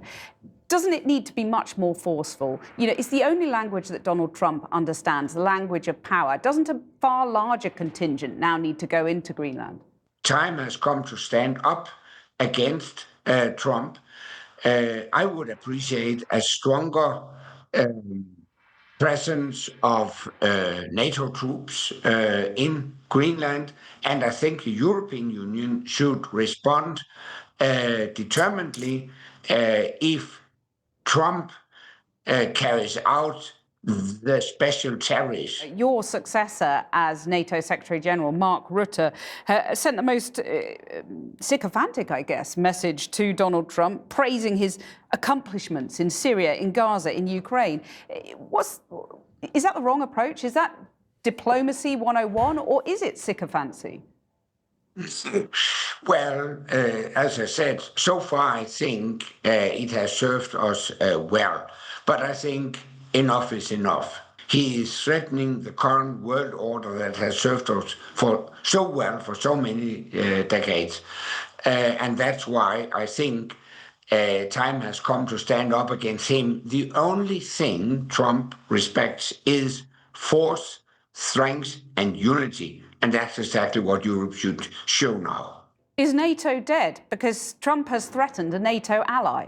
It does not make sense to have a collective security organization where the major ally attacks another ally with the aim to take territory. So it would be the end of NATO. Standing back, it seems extraordinary that we're having this conversation. And when you look at what's happened just in the last few days, you know, Donald Trump plants a Stars and Stripes flag on Greenland, an AI image. He threatens a 200% tariff on French champagne simply because Emmanuel Macron won't join his peace board. He suggests that he'll wage war on Greenland because he didn't win a peace prize.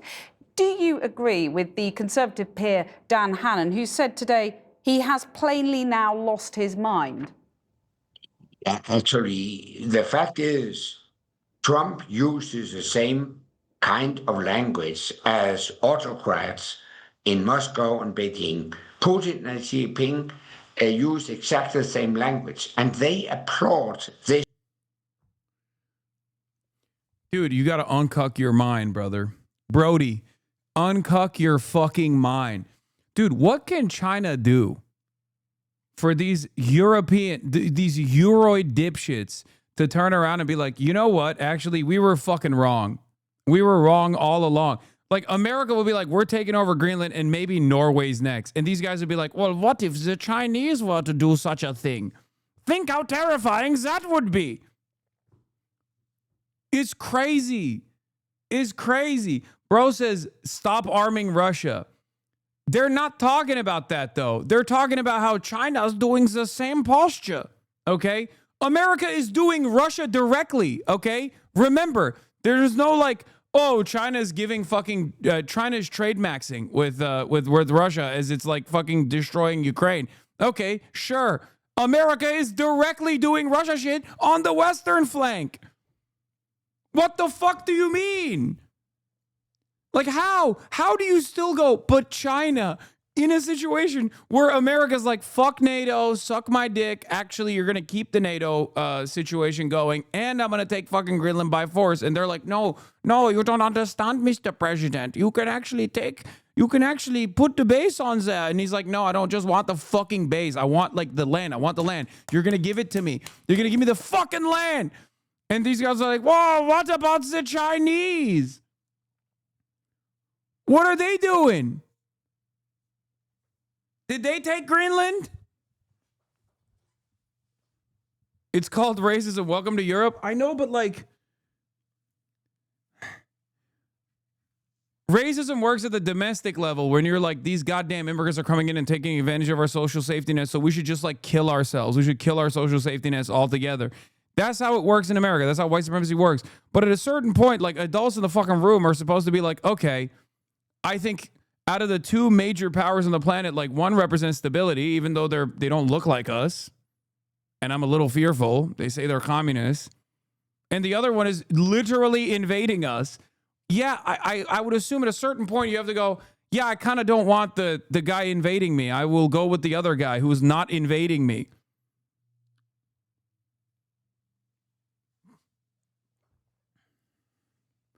You don't understand, they're coping. They think Trump is just playing hardball for a deal on rare earths and bases on Greenland. Yeah, but Trump could have gotten that already.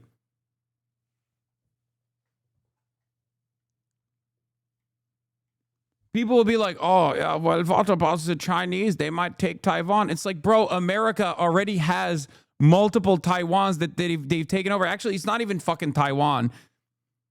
America taking over Canada would be like beyond the fucking pale. Like, oh my God. Like, I'm trying to find an equivocation, but there's nothing I can even think of. Like, they'll say, oh, Hong Kong. They'll say, oh, Taiwan. It's like Hong Kong was a fucking colonial loan to the United Kingdom. Taiwan is almost entirely now comprised of Chinese people that escaped with all of the fucking Chinese gold and as much Chinese wealth that they could possibly take so that they could create a cessationist country on the island of Formosa.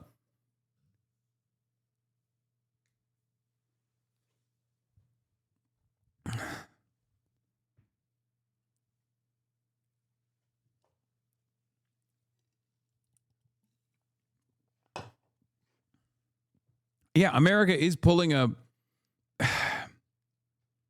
It's Hitler taking Poland. We just need to say that. Yeah, I wouldn't say it's Austria.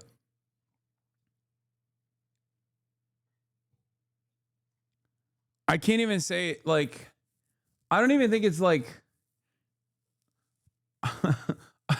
There's no... Like, the equivalence is crazy. It's like we are going back to colonial powers. Like, we're going back to, like, monarchies, you know?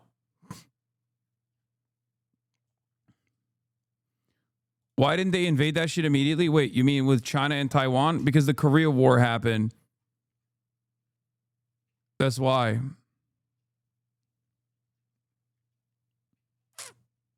Because when Chiang Kai-shek and the Kuomintang forces escaped the mainland and went to Taiwan with as much fucking gold as they could have they could get their hands on, Mao Zedong wanted to literally go into Taiwan as well and, you know, nip this shit in the fucking bud. But then the Korean War was happening. And the already reduced Chinese forces had to go in and defend Korea from the American genocide that took place. Chiang Kai-shek? Wait, what do you mean? That's what I said, didn't I? I didn't say hi. I said Kai. Did I not say Chiang Kai-shek? Okay.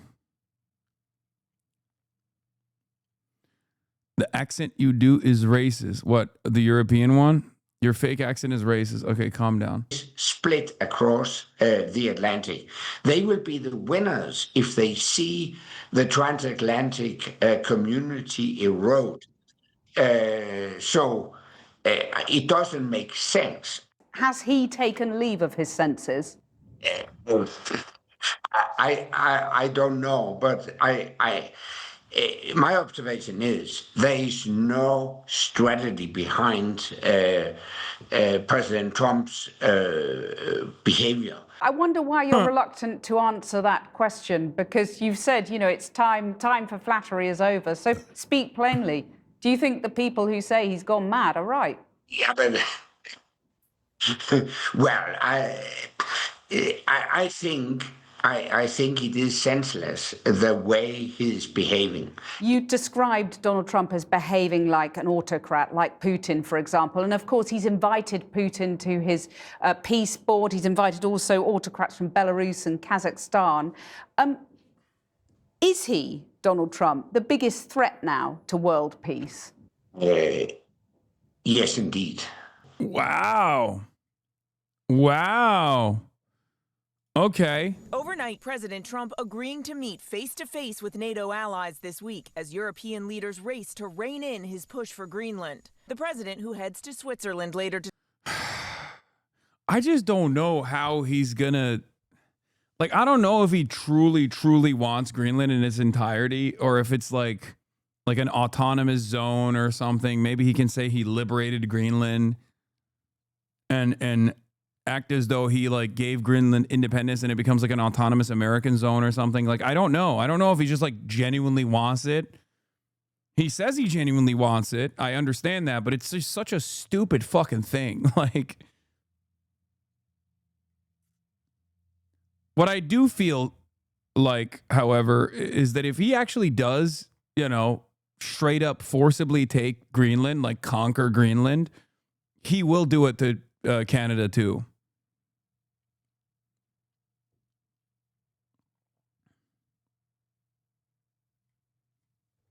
I guess maybe he'll like turn it into Puerto Rico or something. I don't know. COFA agreement might be the only way off this ramp and save face.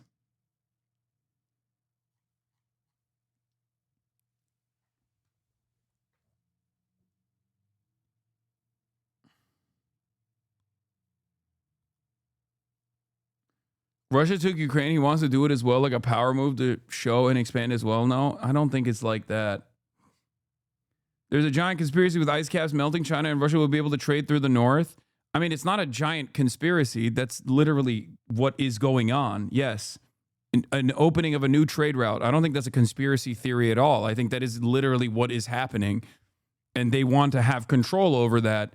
But you already can have bases in fucking Greenland. Do you guys not understand? NATO means you can put as many fucking bases as you want in Greenland. Okay? And that's actually what the Danish have said as well. They're like, Mr. President, like, what are you doing? This is we're a NATO country. Like, what the fuck? We invaded Iraq for you. Put as many bases as you want. You had bases in Greenland. A ton of bases.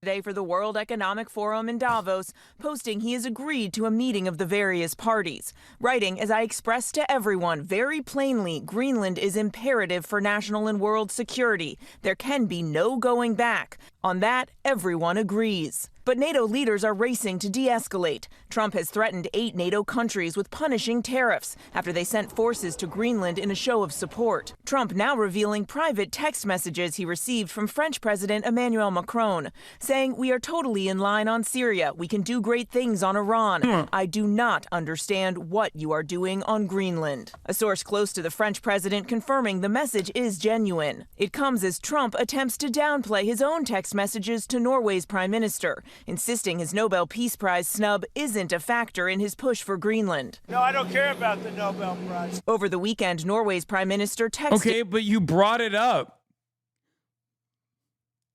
Like, I don't think that's the primary reason here. Guys, come on, be real. Don't be liberals, okay? I don't think that's the major reason. But why bring it up? It's just a flex, I guess, to be like, because he is mad and he wanted to like show that he's mad, I guess. But like, I don't think that's the major reason.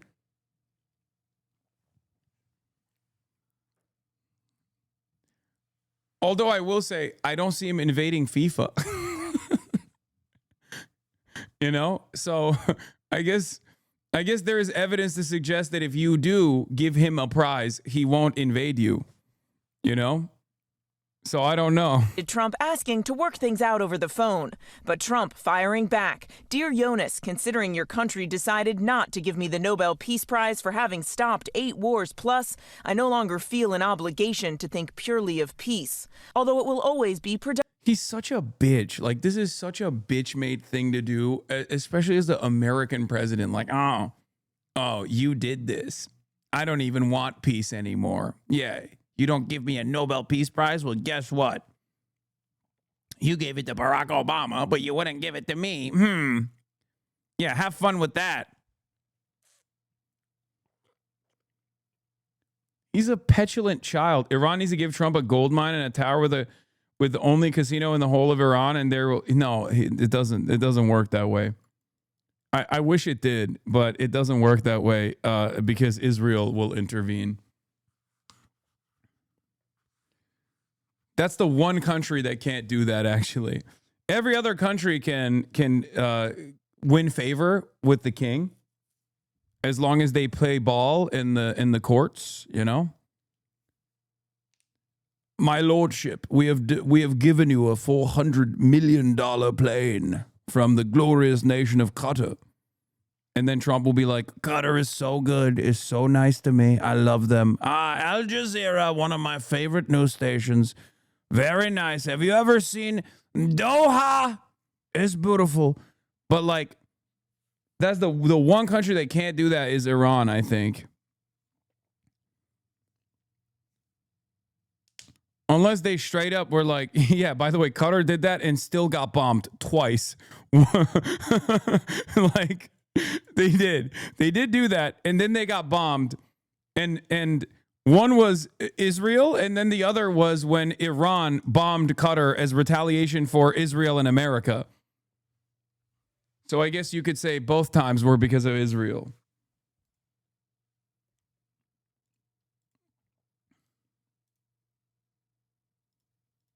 Dominant, but can now think about what is good and proper for the United States of America. He's very preoccupied with the Nobel Peace Prize, the Norwegian Prime Minister told reporters. And as I've explained to him many times, it's an award given by a Norwegian committee, not by the Norwegian government. If anybody thinks that Norway doesn't control the Nobel Prize, they're just kidding. They have a board, but it's controlled by Norway, and I don't care what Norway says. Trump refusing to back down, overnight posting this edited image of an August Oval Office meeting with global leaders, showing the American flag covering Greenland. And this fabricated image of himself planting the American flag with a sign that says Greenland. I guess I didn't think it would be this stupid. You know? Like I was expecting it. I just wasn't expecting it to be this dumb. Does that make sense?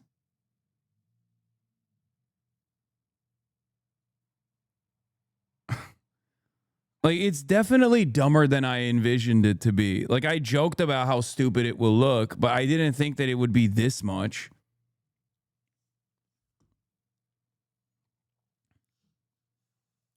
War propaganda is always this dumb. Now it's just faster. I mean, but this is like back in the day, war propaganda was conducted by, I mean, it was designed by artists and you know, creative writing went into it. Like, now it's so blunt. You are sane washing him, lol. No, I am not sane. There is no sane washing this. Hello? You can't look at what's in front of you. What do you mean sane washing him?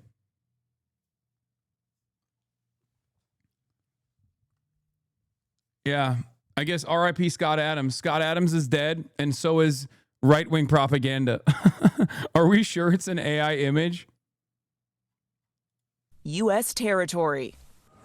All eyes will now be on Davos as world leaders gather. They are going to try to turn down the temperature and convince Trump to back away from this insistence on taking Greenland and his threat of those punitive tariffs. But the Treasury Secretary, Scott Bessent, speaking to reporters there in Bro, the average American is dumber than a baboon. This shit works on their supple minds. Yeah.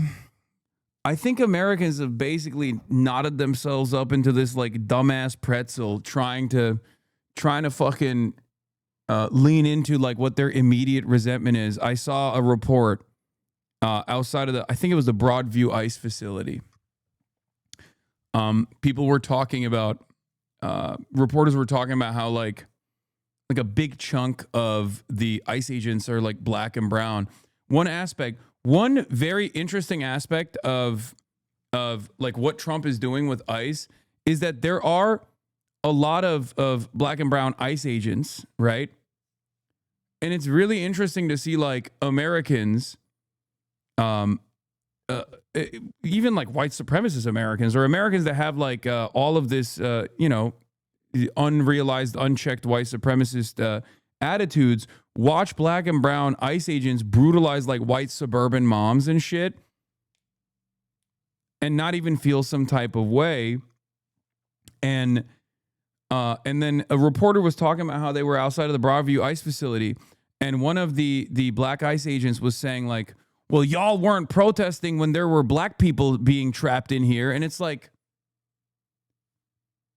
do you not, like, what? So you do recognize what you're doing is fucked up. Like, what? Still regurgitating DEI ICE talking points? Wait, what? I mean, if you don't recognize that American fascism is very, very diverse, I don't know what to tell you. The American fascist movement and American fascism is very American. And by that, I mean very diverse, because to be diverse is to be American, ironically enough.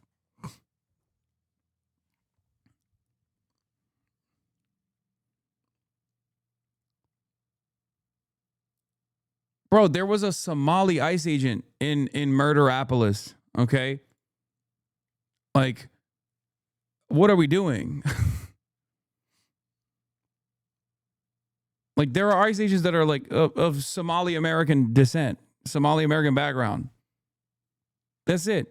We are a country where there have been old Asian men that have done mass shootings, girls in school that have done mass shootings, black white supremacists that have done mass shootings and school shootings. Like, we're a country that is so diverse that to do a school shooting is to be American, okay? And because America is a very diverse country, the expression of white supremacy as the domineering American ideology is going to be expressed by different subsects of America that happen to be incredibly diverse.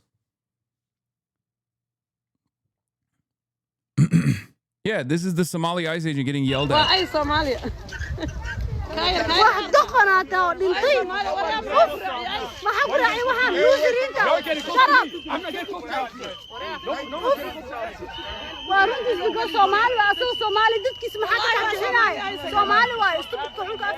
Crazy thing is how many Latinos are in ICE. He could have been frauding with us, shaking my head. Okay, that's fucked up, but that's still kind of funny. I'm sorry.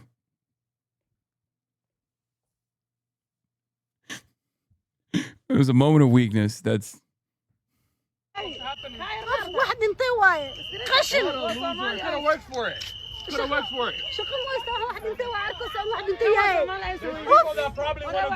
Unironically, it's more of a testament to how diverse white supremacy is. I mean, yeah.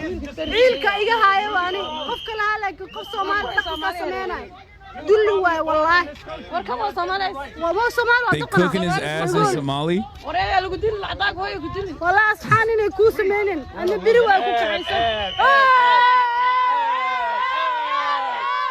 And then he walks away.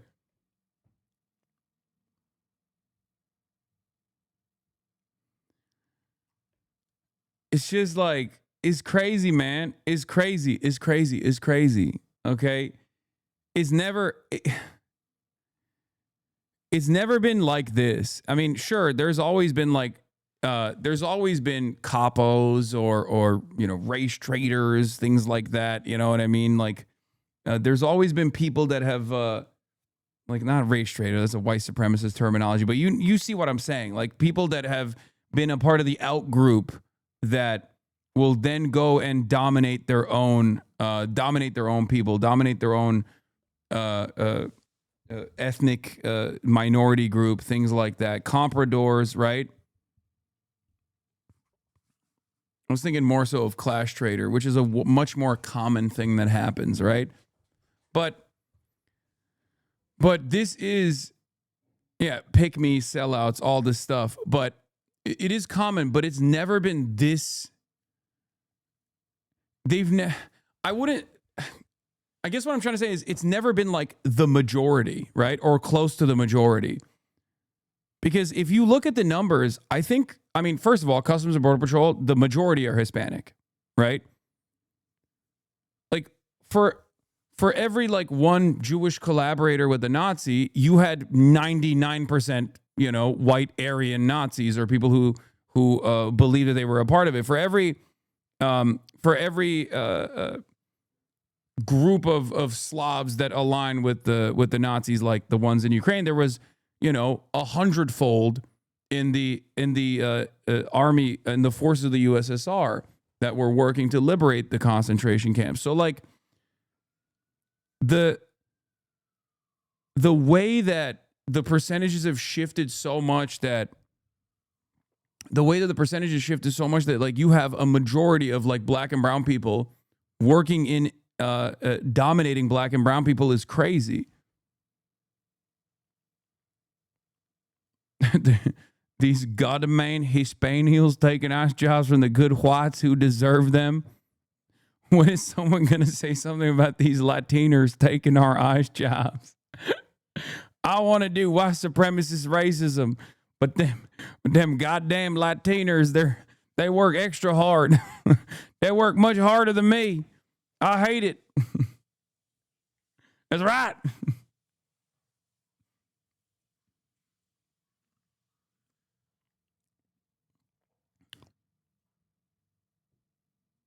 They finna slime that ICE agent at Juma.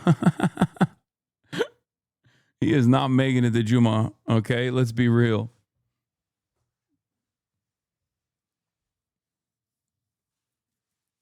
It's just, it is fascinating. It is like so uniquely American. It's a testament to American diversity, which is ironic because the entire agency is supposed to purge America of its diversity. Meanwhile, it is the most diverse fucking agency out there. I don't know. It's just shocking. Oh, a PC term for the phenomenon is subject race from Zoran's dad. Switzerland this morning saying, quote, everyone should take the president at his word. George. NATO has never. Any response to President Macron saying he will not join the border peace? Oh, did he say that? Well, nobody wants him because he's going to be out of office very soon. So, that's all right. What I'll do is if they feel like Costo, I'll put a 200% tariff on his wines and champagnes, and he'll join. But he doesn't have to join. If he said that, you're probably giving it to me a little bit differently. But if he actually did say that. It's crazy how well this video of you talking about ICE from 7 years ago hasn't aged. And I did not speak out. Yeah, First they came for the communists. I did this. I wrote this piece in 2018. And I did not speak out because I was not a communist. ICE is Gestapo, a state-sponsored law enforcement division created to wreak havoc in our communities, separate families, and punish people, well, overwhelmingly people of color, for the crime of wanting to pursue the American dream. When you commit a crime against this country, enter the country illegally, you should be worried ICE terrorizes your neighbors with its indiscriminate exercise of force and has less to do with violent criminal apprehension than ever before. You don't target jaywalkers when you're trying to end violent crime, so why do ICE targets range from teenagers in middle school to little girls with cerebral palsy on their way to the hospital? And no, I didn't misspeak. ICE literally apprehended a child with cerebral palsy. A 10-year-old girl with cerebral palsy faces deportation after her ambulance was stopped at an immigration checkpoint while on her way to get emergency surgery. Do you feel safe? I feel much safer knowing that this criminal is getting deported. Then they came for the socialists, and I did not speak out, because I was not a socialist. And it doesn't end there. Just look at Long Island, for example. Remember at his State of the Union where Trump made it seem like Long Island had been overtaken by Salvadorian murder gangs raping and killing indiscriminately? And by the way, MS-13 has been responsible for a high number of murders in the area, I will admit that. And violent criminals and gang members who are here illegally should absolutely be deported. However, ICE has used this statistic and Trump's constant fear-mongering to justify what The Intercept calls the new school to deportation pipeline. Now, in the Long Island school system, undocumented minors are not protected by the law, and they can be reported for insanely trivial things like a scribble on a notebook or for wearing a Lady Gaga lib. I mean, dude, like, once they fucking carry out their penalty for their crime, yeah, it's fine to fucking deport someone. As long as justice is served. What are we talking about? Like, if you're MS-13 or if you've like raped someone and you go to fucking prison after you go through the court system, like, or even if there is like any sort of process where they think like there's a real assurance, like once due process takes place, I don't have an issue with that. But there's a difference between that and whatever the fuck this administration is doing. This is also the other side of this argument, right? Whenever we talk about borders, like when people go, oh, well, a nation without border is not a nation at all, or like, oh, you want open borders. There's no such thing as fucking open borders, okay? It's not like that at all. Freedom of travel actually makes this process expeditious and less likely to be in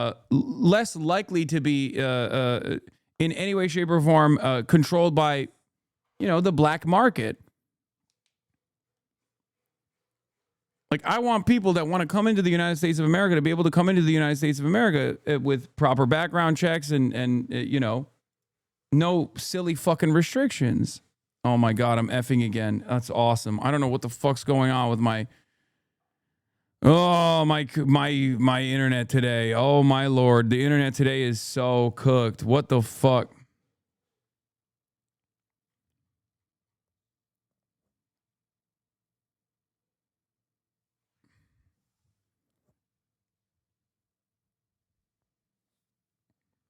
Okay, it should be back.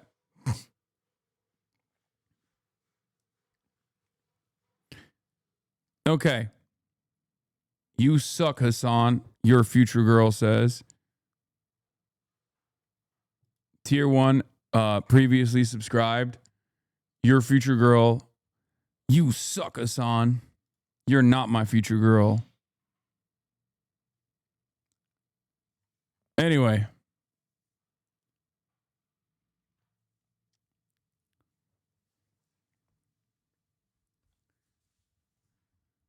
The point I was making earlier is that I want there to be a safe and easy method of travel, a safe and easy way for people to get gainful employment inside of the United States of America.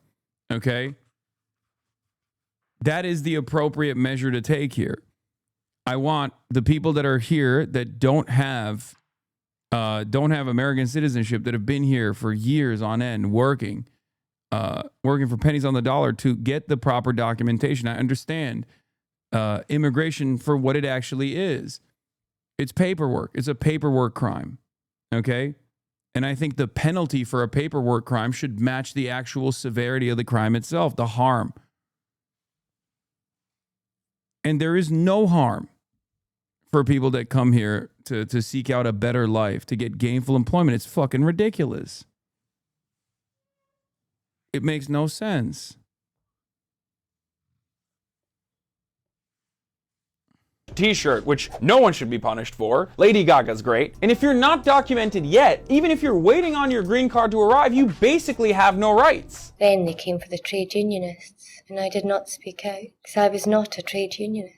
And ICE not only deports children, which is already incredibly inhumane, they also target immigrants who are involved in political advocacy. They detain activists for absolutely frivolous reasons. For example, citing a 10-year-old driving infraction, ICE arrested Eliseo Dorado, who is the husband of a sanctuary church leader in Colorado. Last year, ICE detained and threatened to immediately deport dreamer Daniela Vargas right after she spoke at a rally opposing a proposed state anti-immigration law. But what does the director of ICE, Thomas Homan, have to say about all this? I'm enforcing laws that they've enacted. I'm enforcing laws that the president has signed. Except that's not exactly the case, because the authorities always enjoy a great deal of discretion over which laws are enforced and how severely. The laws and enforcement in the previous administration kept ICE in check, directing agents to steer clear of otherwise law-abiding residents, even if they were undocumented. So basically, grandma doesn't get the boot for a broken taillight because that shit is inhumane. Yet, even with those directives in place, the Obama administration still deported more people than Trump in his first year. But there's one area ICE has nearly tripled its enforcement on: non-criminal immigrants. Now, under these new directives, ICE happily targets low-hanging fruit, severely increasing the amount of legal permanent residents, since to a racist shitlord like Donald Trump, these are just numbers on the board. Then they came for the Jews, and I did not speak out,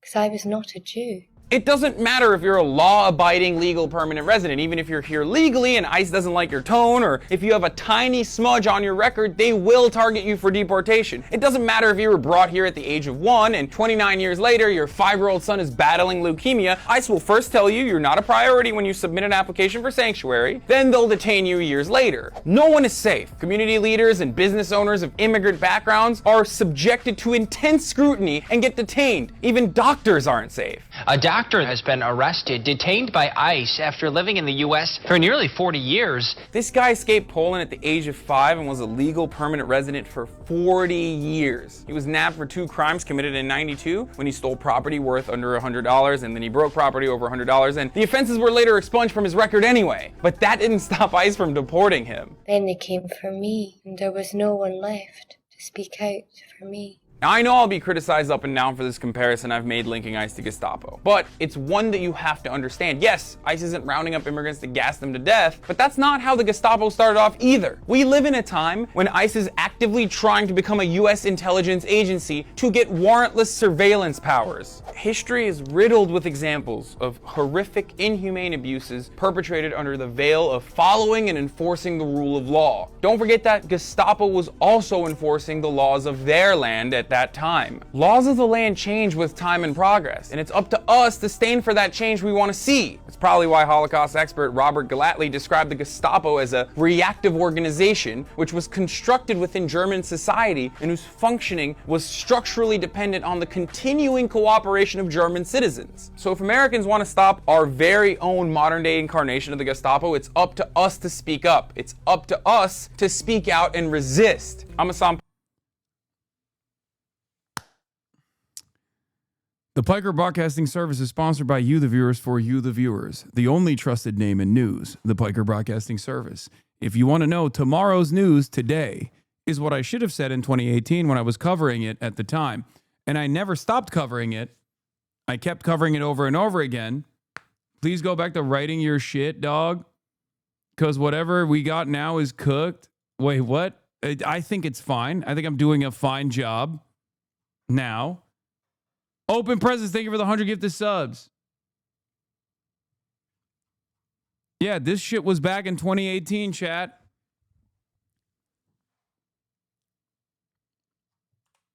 Piker. This was back in February 12th, 2018. I thought this video was from a week ago at first. Not a word has changed. Scary watch in 2025. Bro had a vision. This is why I laugh whenever motherfuckers say, Hasan, you're, you've changed. And the people that say you've changed actually end up arriving at my conclusions from a long time ago, eventually. Okay?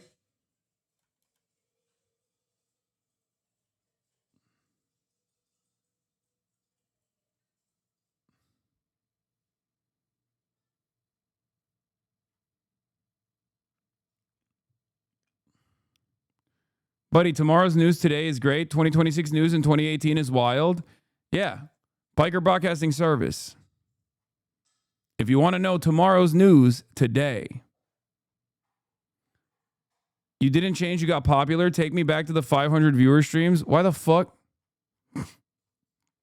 First of all, this account was created in 2021, following since 2023. So, judging by the information that I know of your background, something doesn't make sense.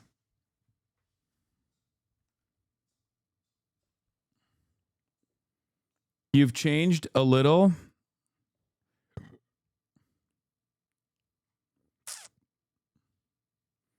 This is also why it's stupid to compare you to Asmongold. You've been doing this forever and you actually studied political science? Yes. But it's not just that I studied political science. It's that I have a coherent and consistent worldview. I have a real vision for a better future. A lot of these guys don't. A lot of reactionaries don't. Even if reactionaries think that they have some sort of ideological consistency, that always changes. That vision always changes for people like that. They don't have this aspirational future that they want to move towards. Okay? And they can't really. Like the most maximalist version of this, like the most logically consistent, ideologically consistent reactionary is a fascist, right?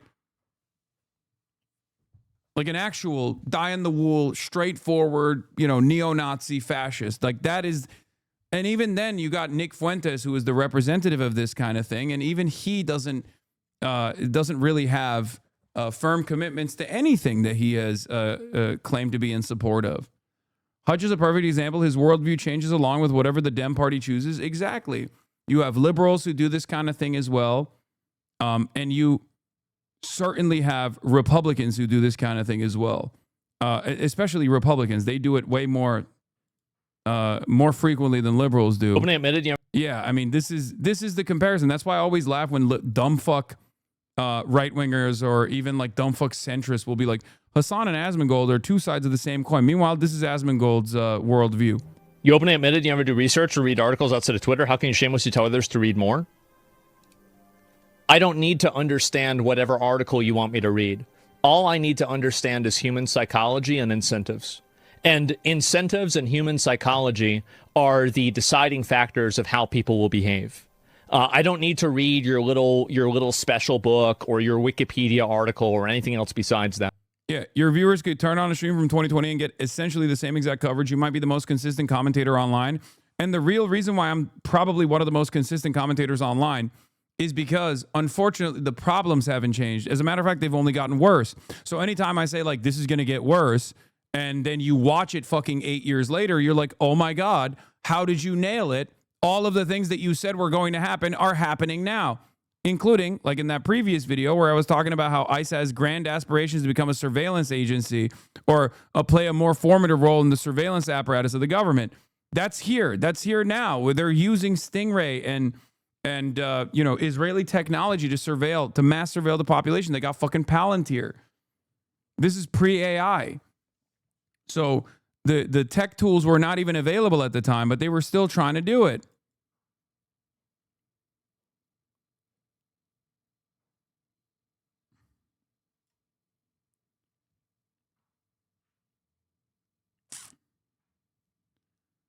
Not hard to predict.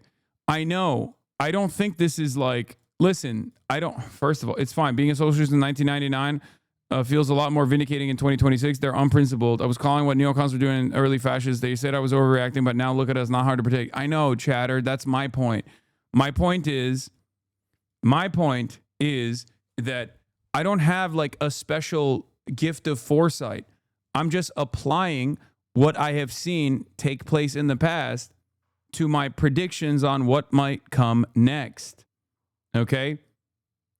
And as long as you have consistent principles and you engage in dialectical thinking and you have the capacity for pattern recognition, you will be able to understand where society is going. Unfortunately, however, especially in this day and age, common sense is not so fucking common. So yeah, I'm not really reinventing the wheel when I say these sorts of things, or when I was saying these sorts of things in 2018. Just like I'm not fucking, just like I'm not reinventing the wheel right now, right? And yet you see how some people react to this commentary even now.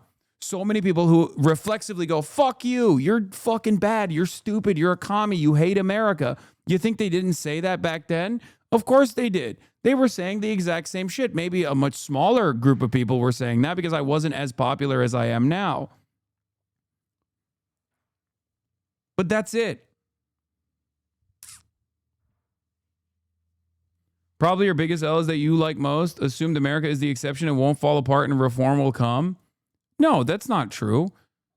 There is me trying to hemorrhage, or there's me trying to put a fucking Band-Aid or gauze on a gaping wound, which is what my commentary is when I talk about like changing the current duopoly structure into one that is more beneficial, okay? One that's more beneficial for organizing versus what I think is going to happen.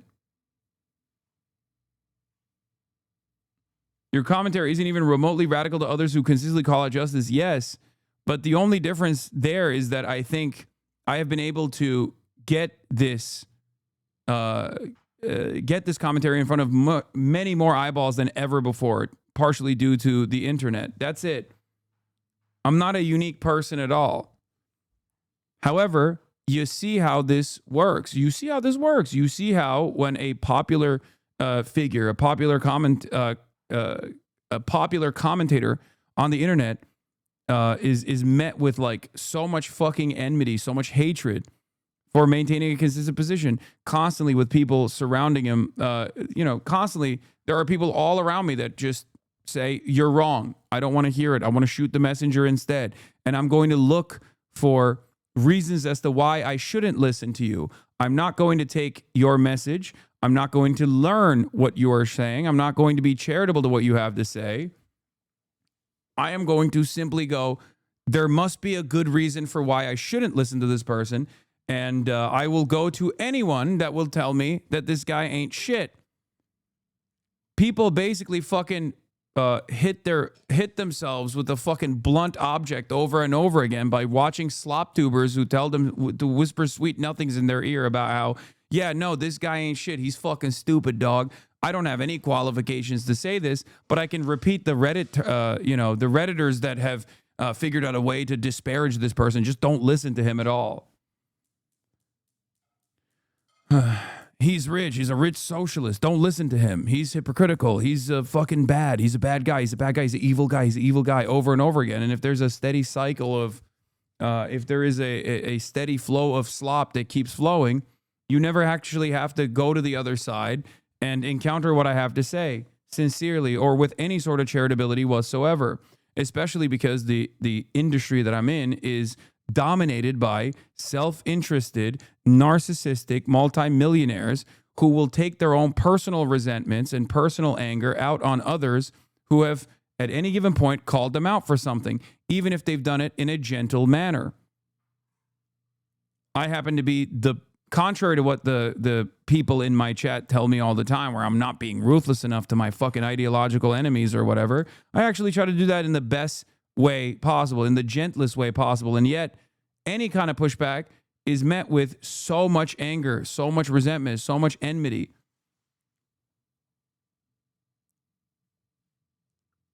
You openly admitted you never do research or read articles outside of Twitter. How can you shamelessly tell others to read more? I don't need to understand whatever article you want me to read. All I need to understand is human psychology and incentives.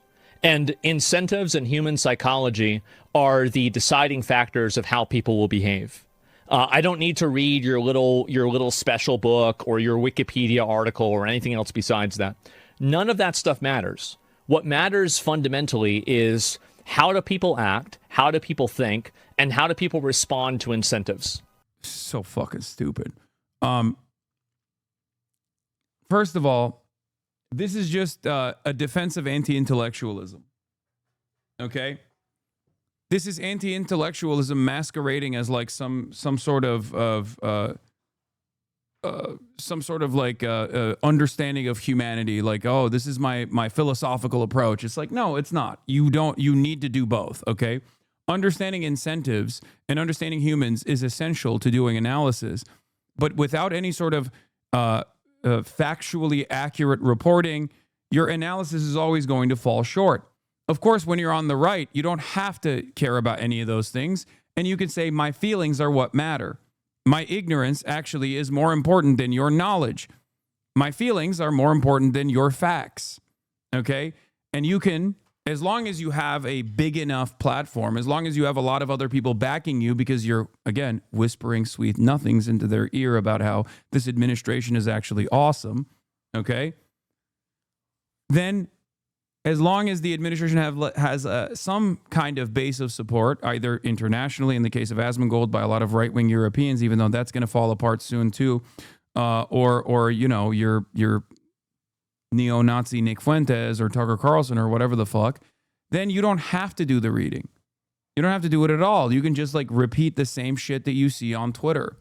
Which is ironic because for the longest time, my naysayers on the liberal side, the destinies of the world, claimed that I didn't actually do any fucking reading at all. And I was a dumb moron who doesn't know anything and inconsistent and hypocritical and only rely on Twitter posts for my commentary. And that's so funny because that's literally what Asmongold is doing. And Asmongold, as a matter of fact, was able to develop himself as a political commentator because of all the fucking disparaging nonsense that centrists and liberals and objective commentators in the slop tube sphere did to disparage someone like myself.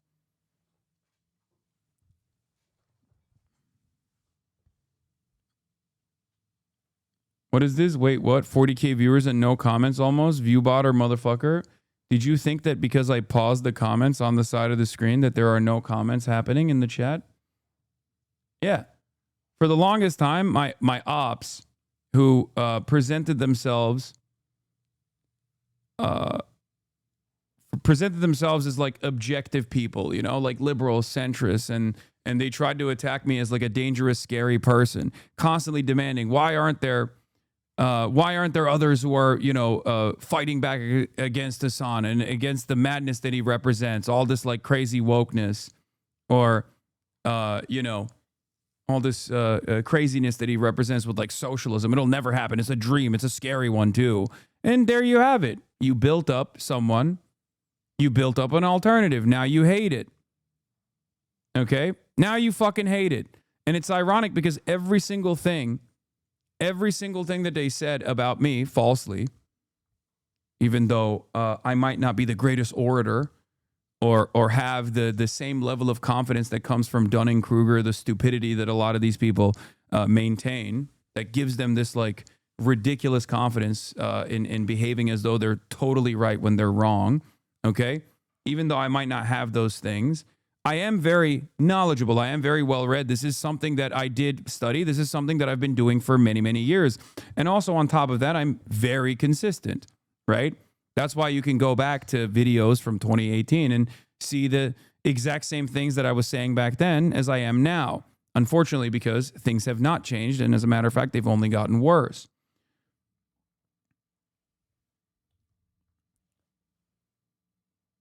I used to avoid political commentators and I assumed Hasan was right-wing for some reason. Yeah, I was shadow banned on election night 2024. I still got 314,000 people in here tuning in to see what I had to say about the election. And yet I was shadow banned off the platform because a lot of these other guys who are liberals, who are centrist themselves, who are apolitical themselves, who now hate ICE and hate Donald Trump, by the way, and they did back then as well, spent every fucking waking moment leading up to the election trying to get me banned, trying to get me deplatformed before the election, working with congresspersons like Richie Torres, for example, who sent Amazon a sternly worded letter with a congressional letterhead demanding that I, as a dangerous left-wing figure who was an anti-Semite because I was, daring to oppose the nation state of Israel and its genocide, was the real person that was the only person that should be deplatformed off of Twitch. Okay. You still are, by the way? Yeah, exactly. And that hasn't really stopped. I was fucking blacklisted. And yet I still was able to bring in 315,000 people, 317,000 people tuning in to see what I had to say about the election. But just think about that. What do you think is going to happen in that process? Of course, people are going to go and seek out other alternatives if they can't find me on the fucking, they can't find me on the main page on the night of the goddamn election.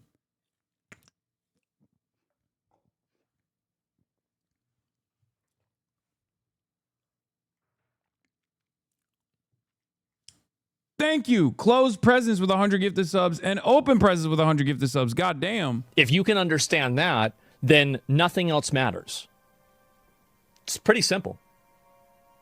Anyway, it is pretty wild that he just openly says, like, I am not well read at all, and I'm not interested in being well read at all.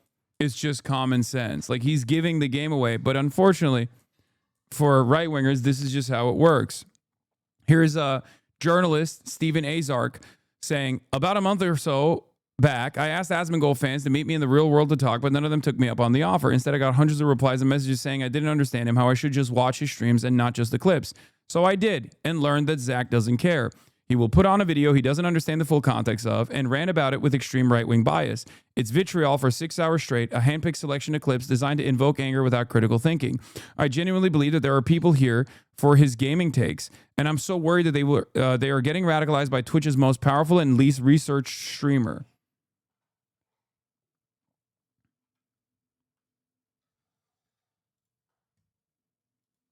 It's crazy, but stupid sells.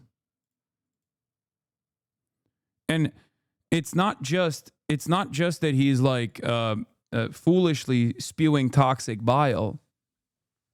Okay. He also is followed by the vice president, you know, or followed by Elon Musk, is in correspondence with Elon Musk. He's admitted directly that he is a regime propagandist that is having these sorts of conversations with people in positions of power. And that is the reason why I cover Asmongold. Even though people go, why do you cover Asmon? It's pointless. Motherfucker, the vice president is retweeting him. Okay? The real world is stupid as fuck, especially this administration. You're not talking about some random fucking loser who sits in filth. You're talking about a random fucking loser who sits in filth, who is in direct contact with Elon Musk, the most powerful person on the fucking planet, the wealthiest billionaire on the fucking planet, who is doing regime propaganda to a fairly sizable audience on a daily fucking basis, who's getting retweeted by the fucking vice president. I know he is repulsive. I know it annoys you when I cover him. I get it. You fancy yourself to be this heightened intellectual. Okay? You fancy yourself to be this heightened intellectual, and you feel like this is dumb to do. The reality of the matter is people are dumb. And this kind of dumbass bullshit actually does numbers. Doesn't research, has never had a job, lives alone in a messy house, a multimillionaire from playing video games, has no academic background in human psychology, just gets angry at the world and blames his problems on others. Like, he is a more prominent fixture in right-wing commentary now than like Fox News is, at least for our age demographic, okay?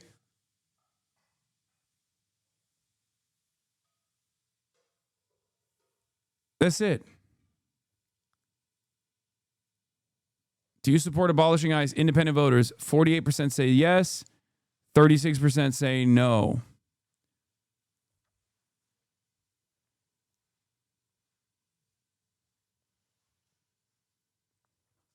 All right. Andrew Callahan has a reply for Nick Shitley.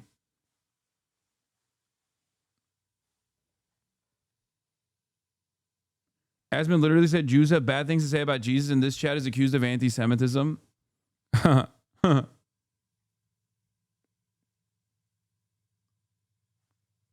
Anyway.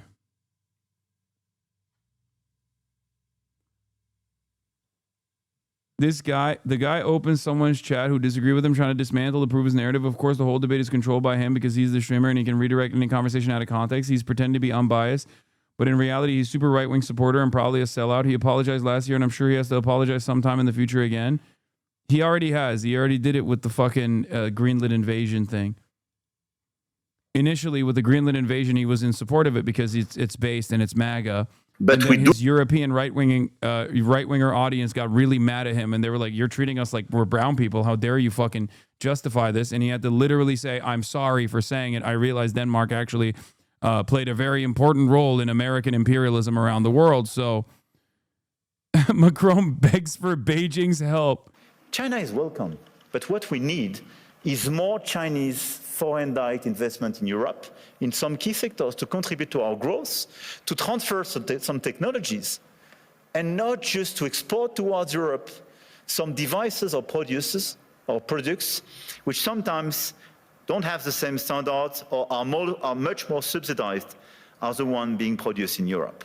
He's wearing Joe Biden glasses because he has like his eye is bleeding, okay?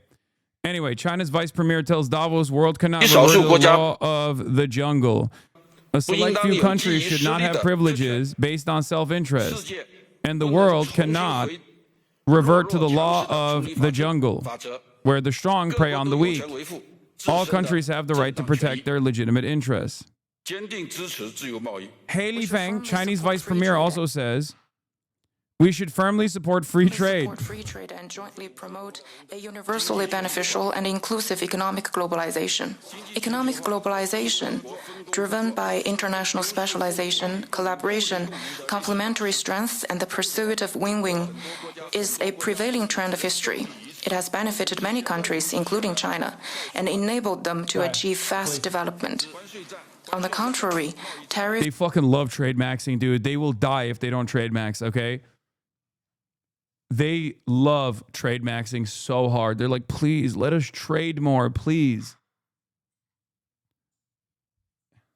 They will trade max with the RSS in India. They will trade max with the military junta and also those who are opposing it. They will trade with anyone. Trade must continue. Do you understand? And trade wars have no winners. Beyond driving up costs for production and trade, they fragment the world economy and disrupt the global distribution of resources. We know the old order is not coming back. We shouldn't mourn it. Nostalgia is not a strategy. But we believe that from the fracture, we can build something bigger, better, stronger, more just. This is the task of the middle powers. The countries that have the most to lose from a world of fortresses and the most to gain from genuine cooperation. The powerful have their power. But we have something too. The capacity to stop pretending, to name reality, to build our strength at home, and to act together.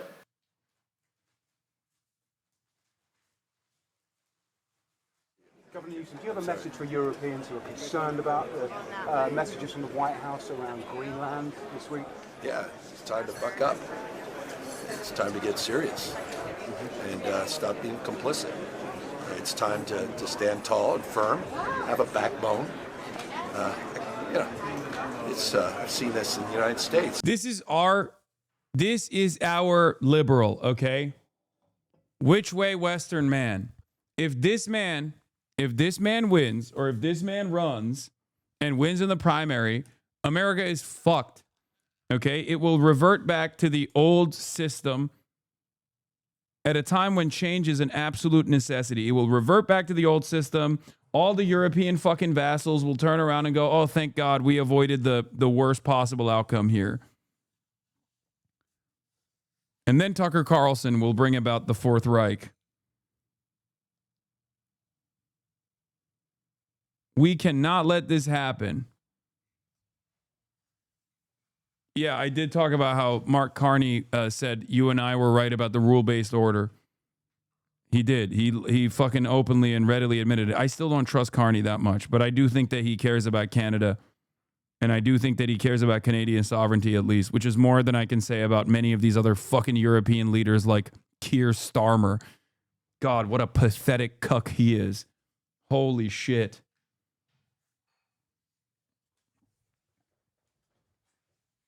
It blows my mind, dude. I cannot even comprehend how someone can be such a little worm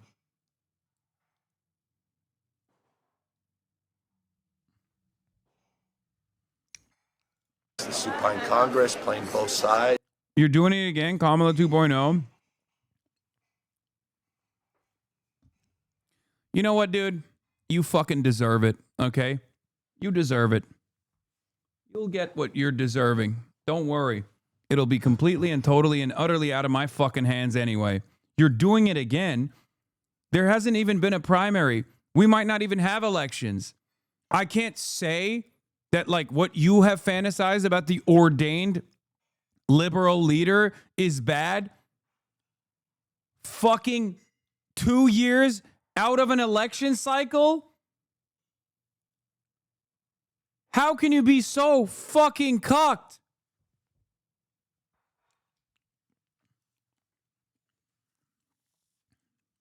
Are you all right? What the hell is wrong with you, man?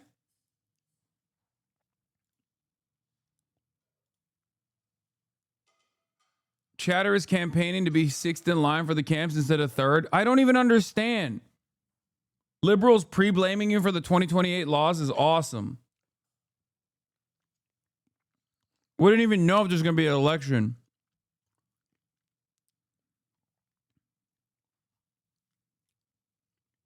That person must be fucking joking, right? There's no way.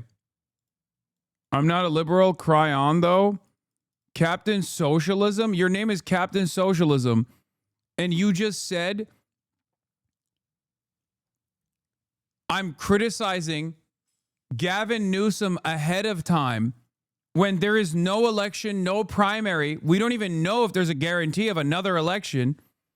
And I'm not allowed to fucking criticize what you think will be the hypothetical leader of the Democrats?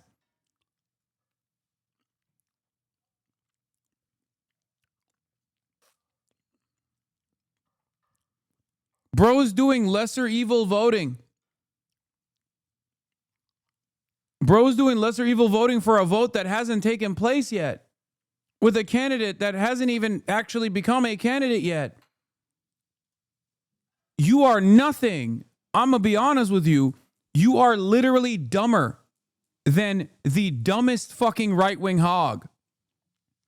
You are dumber than the stupidest, most racist American right-winger I have ever encountered. Okay? 100%. You are a servile and pathetic little fucking worm who has no understanding of politics whatsoever. You are genuinely dumber than these fucking hogs that turn around and say, yeah, no, I hate welfare queens. Yeah, fuck welfare. Even though they're taking advantage of welfare, even though they themselves are on welfare. Okay? You're dumber than that guy. Because at least that guy has been, at least that guy thinks like, oh yeah, when Donald Trump wins, like we're going to do racialized violence to fucking minorities. And that gives him like a sense of comfort and security, no matter how stupid or silly that is, no matter how self-destructive that is. You, on the other hand, have such little desire for a better future that you have decided to defend the Democratic Party at a time of unprecedented unpopularity due to all of the reasons that I'm criticizing them over year. Who are you in bed with? It doesn't even fucking make sense. Sorry, I'm not living in a fantasy land. You're the one that brought him up in the elections. I can't do this. I can't respond to this guy any longer. It's going to make me say, I'm going to start saying shit that will get me banned.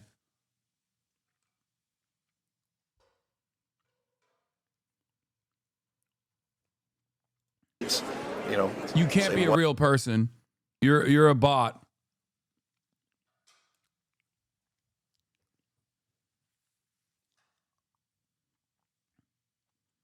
I was going to say CI, but I think this might be a legit dumbass.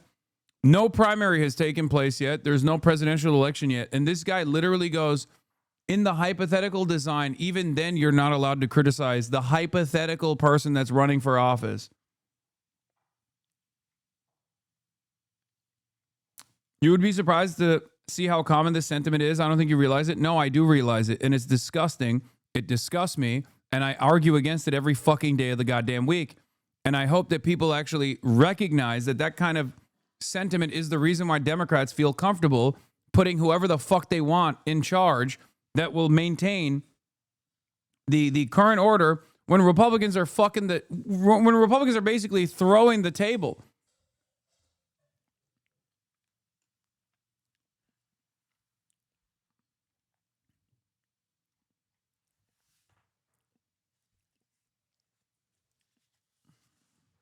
I don't think it's as common as you think it is, though. It's nowhere near as common as it once was. Like, imagine writing for a hypothetical person, dude. It's not even like a real thing yet. Like, he is hypothetically doing harm reduction narratives 2 years out from a fucking general election before the primaries even started. In this hypothetical, if it's like imagining a future and then in your own future imagination, you're still getting cucked. Okay? How is that possible?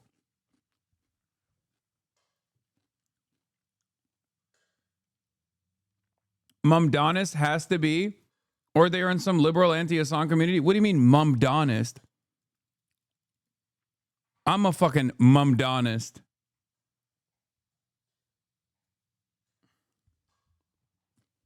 These are the people who shit on Zohran Mamdani initially and then turned around and became like major fucking, you reap what you sow in your community. The most honest Hasan head diehard liberal named Captain Socialism. You reap what you sow in your community. Yeah, I know. This is my fault. You're right. It is my fault because I allow anyone and everyone to say whatever the fuck they want. And of course, you're going to have dumbasses in here saying dumbass shit. I'm going to continue doing that, though. One thing on a text or a tweet, another publicly. Should it's you time to respond have with principles. tariffs? It's time to stand tall and strong. Does that mean responding with tariffs? It's time to stand tariffs? united. You make that determination. I don't make that determination. But when you say standing tall, what do you mean? Just, I can't take this complicity. People rolling over. I should have brought a bunch of knee pads for all the world leaders. I mean, handing out crowns and this is pathetic. Nobel Prizes, they are being given away.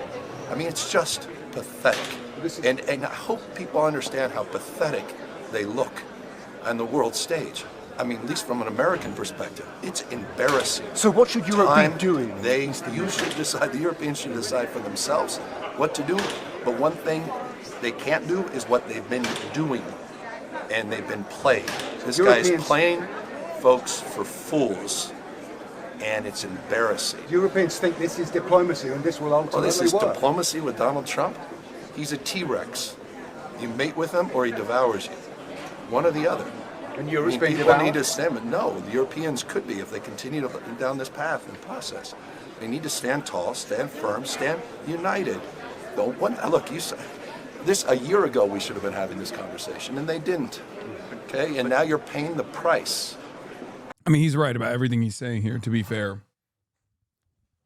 Even though he himself is also buckled under no pressure whatsoever when talking to Ben Shapiro, a whole-ass loser with no real constituency that remains in the base of support of the Republican Party. Exactly what anyone objective observer would have anticipated we'd be where we are today. What do you think Ursula von der Leyen needs to say? That could lead to the end of the European Union? Well, I don't want to be hyperbolic about it, but this guy's a wrecking ball. I hope people are waking up to what we're dealing with. It's code red. I mean, you guys are still playing by all set of rules. Everybody, the globe is with this guy. He's unmoored. It's the law of the jungle. It's the rule of dawn. And I hope it's dawning on the world what we're up against. I mean, this is serious. This guy he's not mad. He's very intentional, but he's unmoored and he's unhinged, and it requires the goal is whatever he wants it to be. The goal is the world in his image. What would your advice? He's a narcissist. I mean, it's no advice. Common sense. Why don't folks do what they say publicly, what they're saying in private? Why don't they just simply do what they know is right? I mean, everybody's talking behind his back. They're laughing at him. Meanwhile, they're sucking up to him. It's embarrassing. I mean, you're modeling behavior for our kids, generations of folks. This is not diplomacy. This is stupidity. If they don't act, does this end with military solution? Well, I don't know. I mean, who knows what happens in that respect? But with Donald Trump, you saw what happened to Maduro. You're seeing what's happening on American streets. You saw what happened in the state of California, where he put 700 active duty Marines. He didn't send them overseas. Last year, he sent them to the American city. Second largest city in the United States of America. He's got 1,500 active folks, members of the military, on call near Minneapolis. This guy has been a police state. You got a guy dressed up in SS uniforms. You're making him sound dangerous. Dangerous? You seen this guy, Greg Bavino? You seen what's happening with ICE and secret police and masked men, people disappearing? Wake up. Where the hell has everybody been? Stop with this bullshit diplomacy of sort of niceties, and somehow we're all going to figure it out. Stop saying one thing privately and another publicly. Have some spine. Have some goddamn balls. You say Europe should stand up, but you're not being clear. I'm not clear. I'm being crystal clear. I'm being crystal clear. But what's your advice? I leave that to others. I wish you meant it. I mean, listen, we always say that in Europe we do not have the means for our ambitions. In this case, I will say that so far we haven't got the ambition to use our means. Because when it comes to trade, when it comes to access to our market, which is the most important in the world, and also when it comes to digital legislation, we have all the necessary means and power. We haven't used them so far because we have followed the strategy of appeasement of Donald Trump. This was a major mistake of Ursula von der Leyen, but also of the Italian or the German government, which put the European Commission toward this appeasement strategy. And we see that the appeasement strategy is not working. You know, in Italy there is an old saying which goes, if you behave like a sheep, the wolf will eat you. And we have been behaving like sheep. And Donald Trump has got always more and more appetite. So I think that we do not want a trade war. We want Donald Trump to stop, to threaten and bully us. I want to slap them all with respect and love. I want to slap Steinmeier. A loving slaps. I want to head slap Macron, all of them. My God, he's been president for a year, and all you guys over there have done is flatter him. Macron, they all come over here, Starmer, and they pat his head, and they bring him toys, and they flatter him and appease him. He's a bully. He's a coward. What Donald Trump needs is a punch in the face. Is there not one European leader that will stand up and say, F off, Donald Trump, Greenland ain't yours, and punch him in the face? I think whichever European leader did that, Ben, would be an international hero. What else does Europe do now but actually start treating the United States like an enemy? It's so funny that all the biggest scumbags are 100% correct, because Trump is a much larger scumbag. But they're right. He's out of his damn mind. And the reality is, you do need to push back, because he's not going to stop. Going all in the first instance on a trade war. The only language that bullies understand is aggression. Whether or not we have the leaders, whether we have the people, whether or not we have the will, I do not know. Now is the time to act to act because the United States is our enemy. It's the enemy of Europe. It's the enemy of the United Kingdom. It's the enemy of anything that stands in the way of Donald Trump's insatiable insanity. It's not going to succumb to the rules of reason and rationality suddenly. So what do? You've got now to push back. You have to fight fire with fire. You have to out-bully the bully, don't you? Everyone's saying there's nothing we can do. We can stop watching American TV. I'm a massive fan of American TV and American films. I've got friends who work in the industry in America. But at the end of the day, I'm just thinking that's one thing that would really hit them. If everybody stopped going to the theatre... Bro, they're trying to do BDS to America. At the cinema to see American stuff. I mean, good on them. Yeah, they should. On the American television. And I really hate to hurt my friends who work in the industry, but we've got to do something. He'll be after the financial industry in London next. I mean, he's probably already got it earmarked.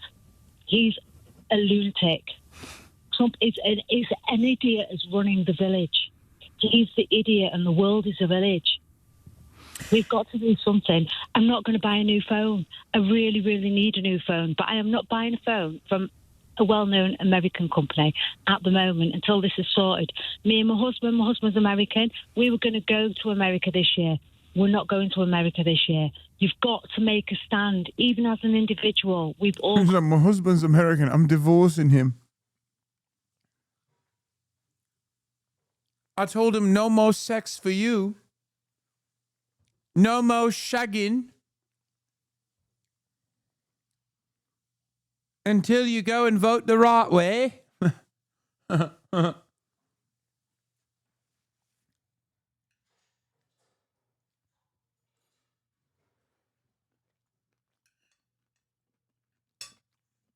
Got to make a stand. About the response here, I mean, the European Union is pushing back, saying we are not going to complete our trade deal with the United States because of this. They have already called an emergency summit for later on in the week about this Greenland situation. Well, I would say exactly what I said after Liberation Day last April, when the president imposed tariff levels on the whole world. I tell everyone, sit back, take a deep breath, do not retaliate, do not retaliate. The president will be here tomorrow, and he will get his message across. I believe he is going to... Bro, it's so funny. They talk about Trump like he's a bear, like a rapist bear. Okay? Just get on the ground.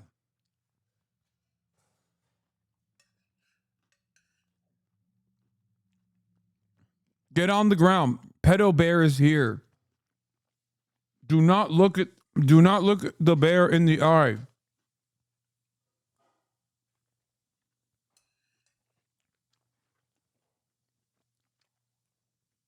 No sudden movements. Have meetings, and again, also have an open mind. That, you know, why this rapid response in terms of, you know, this is a no. And by the way, Maria, this has been in the minds of American presidents for more than 150 years. For more than 150 years. So the vulnerability was...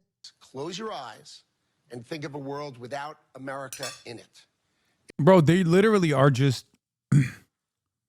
I mean, they're madmen. It becomes pretty dark pretty darn quickly. What? When America shines, right? And everyone said, oh, you're going to do all these tariffs, you're going to destroy the world. The world's stock markets are up. Which ones of them? All of them. Can I bring you back to Greenland? No.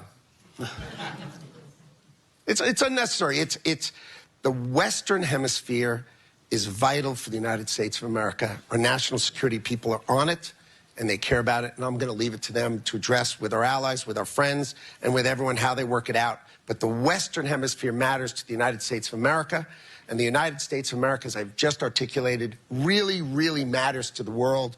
When America shines, the world shines, because they all need to make sure America is strong and powerful to take care of them, God forbid. And so I think America and the Western Hemisphere are vital to America, and I'm going to leave that to my national security people to address. В принципе, Гренландия это не... Dude, Russia coming out with statements is so funny. Естественная часть Дании, правда ведь? Она не была ни естественной частью Норвегии, ни естественной частью Дании. Это колониальное завоевание. То, что там жители сейчас привыкли и им комфортно, это другой вопрос. Но проблема бывших колониальных владений, она стоит все более и более серьезно. Военным плацдармом для всего НАТО. Более того, неоднократно случилось... Ну и, конечно, когда оправдывают происходящее вокруг Гренландии тем, что иначе ее захватит Россия или Китай, ну, нет таких подтверждений, и на Западе уже экономисты, политологи их опровергают. The issue posed by Donald Trump, who says that Russia is a threat to Greenland. So my question is Russia? Мы не имеем отношения к этому вопросу. Мы наблюдаем, безусловно, это серьезная геополитическая ситуация, и будем делать выводы по итогам развязки этой проблемы. I am seeing and hearing about people in Hennepin County stopped, questioned, and harassed solely Off-duty Brooklyn Park police racially profiled by ICE, by the way. because of the color of their skin. Solely being the operative word here. This is not okay now, and it's never been okay. We started hearing from our police officers the same complaints as they fell victim to this while off duty. Every one of these individuals is a person of color who has had this happen to them. In Brooklyn Park, one particular officer that shared her story with me was stopped as she passed ICE going down the roadway. When they boxed her in. Okay. Do something, bitch. Do something, bitch. The fuck good is that badge? Do something.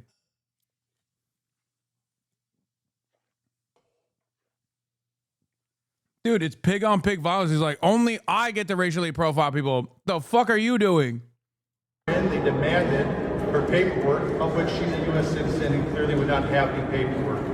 When she became concerned about the rhetoric and the way she was being treated, she pulled out her phone in an attempt to record the incident. The phone was knocked out of her hands, prevented her from recording it. This morning, the Trump administration... I mean, you're an off-duty cop. Off-duty cops have more power than normal citizens do. You got a gun, don't you? Protect yourself. The fuck do you mean?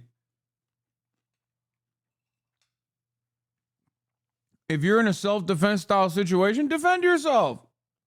You got qualified immunity. The fuck good is qualified immunity if you're not going to use it to defend yourself? The fuck?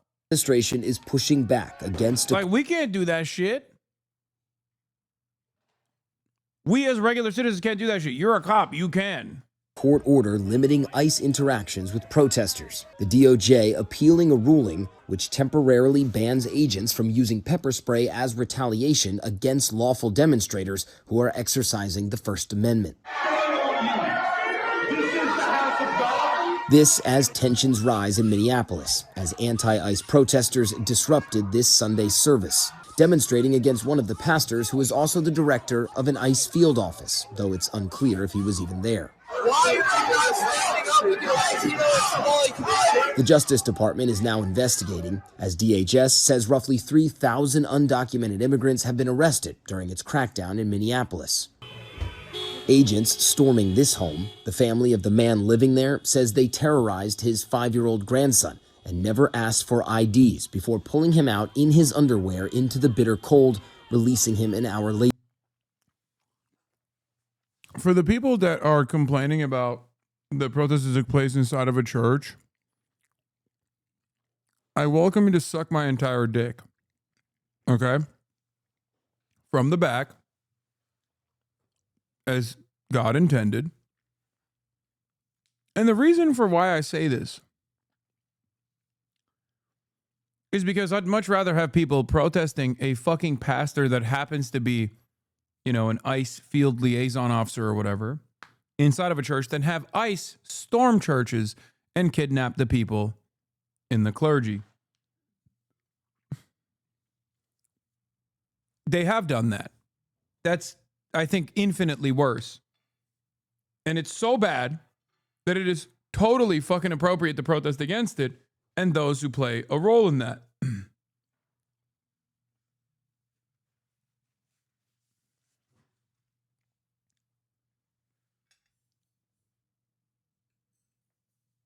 How about that? Your crude threats about to make me morph into a hater on God? What? Because I said suck my dick from the back and you want to do that to me? Is that what it is? DHS says the man, a U.S. citizen, lived with 2 sex offenders they are looking for, but his family disputes that, saying he only lives with relatives and they don't know either of the alleged suspects. And new this morning, allegations that some detained by ICE were denied access to legal counsel, including protester William Vermi, a U.S. citizen, seen here being arrested after filming ICE officers near his house. He says he was detained for more than 8 hours and not allowed to see an attorney. We're entitled to counsel. It's a part of the Bill of Rights. Even if you're here illegally and you're a foreign national, you are also entitled to legal representation. Now, 4 different attorneys in total have told ABC News that they too were blocked access to their clients in DHS custody. DHS denies blocking anyone legal counsel, saying they respect due process rights. Rebecca? All right, Matt Rivers, thank you. Preparations are underway for what has been called a day of action to protest ICE. This Friday, activists, protesters are asking you to not go to work, school, or to any shop. Last night, a planning meeting was held in Minneapolis to teach people how to organize their coworkers, students, and neighbors to be a part of this. Collectively, we have power over the economy. We have a lot of power if we leverage it through collective action, and that's what we're going to do on Friday. A few faith leaders asking people to pray and fast on Friday. Many restaurants and local businesses have already announced closures for Friday. A rally and march are planned as well. All right, try that again. Oh, dude, there's 2 stories I want to cover, okay? One is in Texas, and the other is even more insane, because I don't know what the details of the Texas one is, but, Amer Israel, one nation under Israel, once again. Just want to repeat, although you might think you have First Amendment right, you actually don't. And the government will come and try to threaten you to create a chilling effect on speech. If you dare say some shit that the local law enforcement hears about. Now, the first one, I'm not familiar with what he actually said. This guy just says, oh, your statements about Jews is the reason why we're here.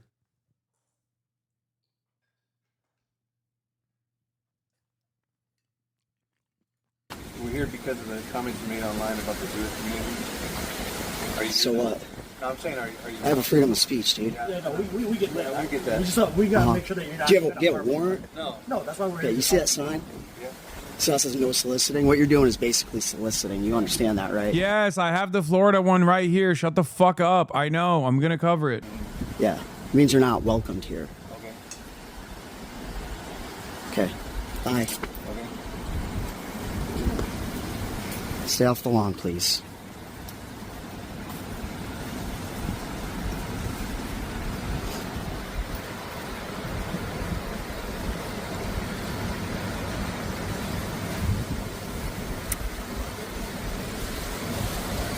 Bro said, understandable. Have a good day. This is what they're doing, guys. You make comments about the Jews online, they'll fucking show up at your door. Now, I'll be honest. I think this guy is sus. The guy who goes about you make comments. Like, that doesn't mean that he should still get fucking prosecuted by the police or whatever. But I will say that, like, this guy probably is a neo-Nazi, which is ironic because, they're totally fine with everybody else. They just don't like it when you say something about Jews, I guess. Let's be real. Because, like, what's the difference between the fucking cops that arrived at his house and, like, what his worldview looks like? But the other one's crazy. This is what they do. This is freedom of speech. This is how much control Israel has over our country.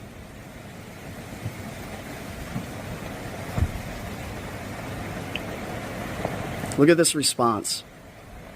For exercising my freedom of speech online. Wow. What a fucking joke. What a fucking joke. Can't wait to do some auditing of you boys. Oh. Bye-bye.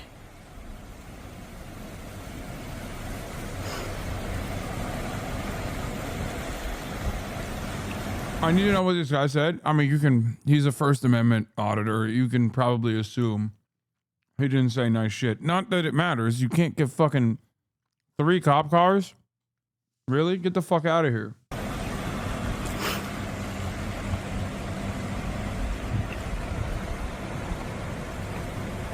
Yeah. Like, guys, you're an auditor. You say some fuck shit about Jews, right? You're like a libertarian First Amendment auditor. You say some fuck shit about Jews, like deeply anti-Semitic things about Jews. There's a very high likelihood that you have said it about black people, Mexican people, brown people, Somalis, right? None of that shit triggers any kind of fucking police response. So why does it happen to be that there are 3 fucking cop cars that come in this moment? Now, this is an older video.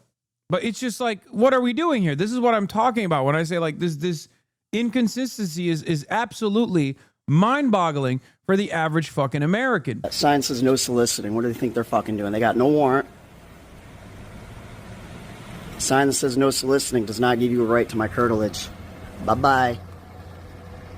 Freedom of speech.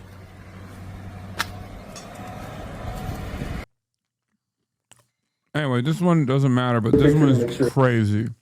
We're not sure. Okay. Is that your account? Let's see what she said. The guy who consistently calls for the death of all Palestinians tried to shut down a theater for showing a movie that hurt his feelings and refuses to stand up for the LGBTQ community in any way, even leaves the room when they vote on related matters, wants you to know that you're all welcome here. I refuse to answer questions without my lawyer present. Now that one ain't about the Jews. Okay? That is the social media post that got cops knocking down her fucking door. If you think the Winnie the Pooh stuff is silly when, you know, Xi Jinping is like arresting people for Winnie the Pooh or whatever, even though that's not the case, like they're just fucking, you know, at the time they were like banning people off of social media platforms or whatever. This is a step. This is even dumber than that. Okay? This is even dumber than that. Are you fucking kidding me?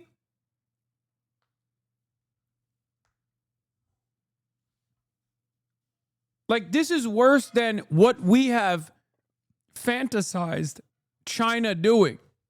Okay? Americans complain about exaggerated claims being made about our foreign adversary being unimaginably restrictive.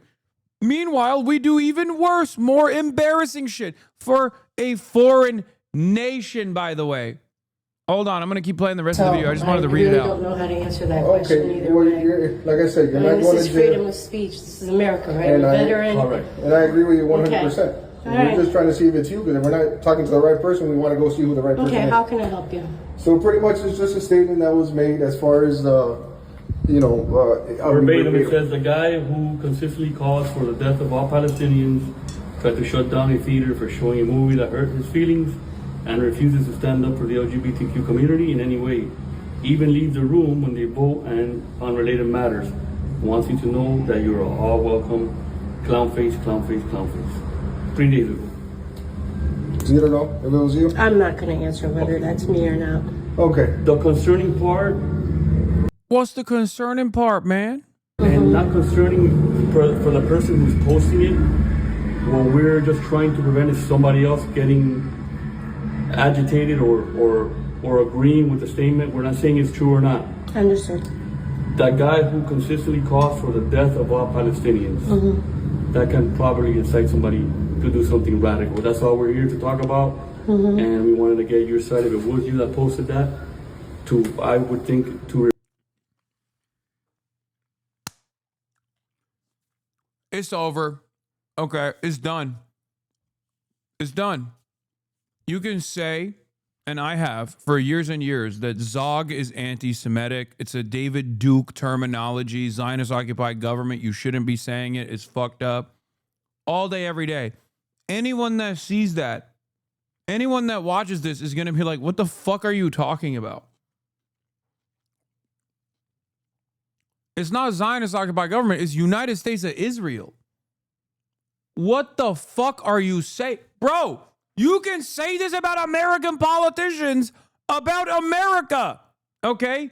You can say this about American politicians, about the United States of America on American-related matters, but you can't say it about Israel? Are you fucking kidding me? Are you fucking kidding me? What do we have that remains in this fucking godforsaken shithole, dude?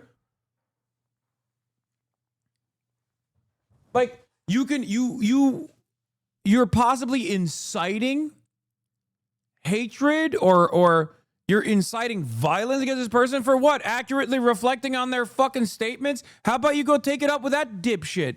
This is the Miami mayor, right? Or this is the person that she's talking about. The person she's criticizing is the former Miami mayor, if I'm not mistaken. Not the current one. Miami Beach.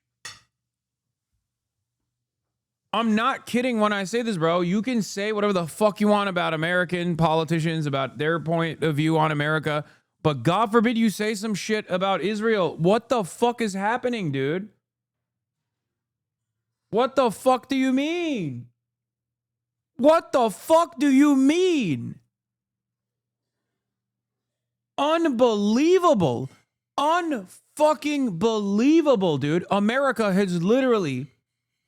American law enforcement in the United States of America is putting Israel first. Not America first, is Israel first. Israel's feelings come first and foremost, above all others. She didn't even mention Israel by name in the post. I know. She did not. She mentioned something far worse than that. Palestinians. Inciting the violence against Palestinians is what she accused this person of doing. Refrain from posting things like that because that could get something I appreciate your concern. I appreciate you coming out here. Okay, that's it. That is it. Okay. I'm going to maintain my my amendment rights to not answer the question about whether or not that's right. I hope that's understandable. All right, we appreciate it. Thank you Yeah, as have a well. good day, okay? You as well. Thank you. Take care. Then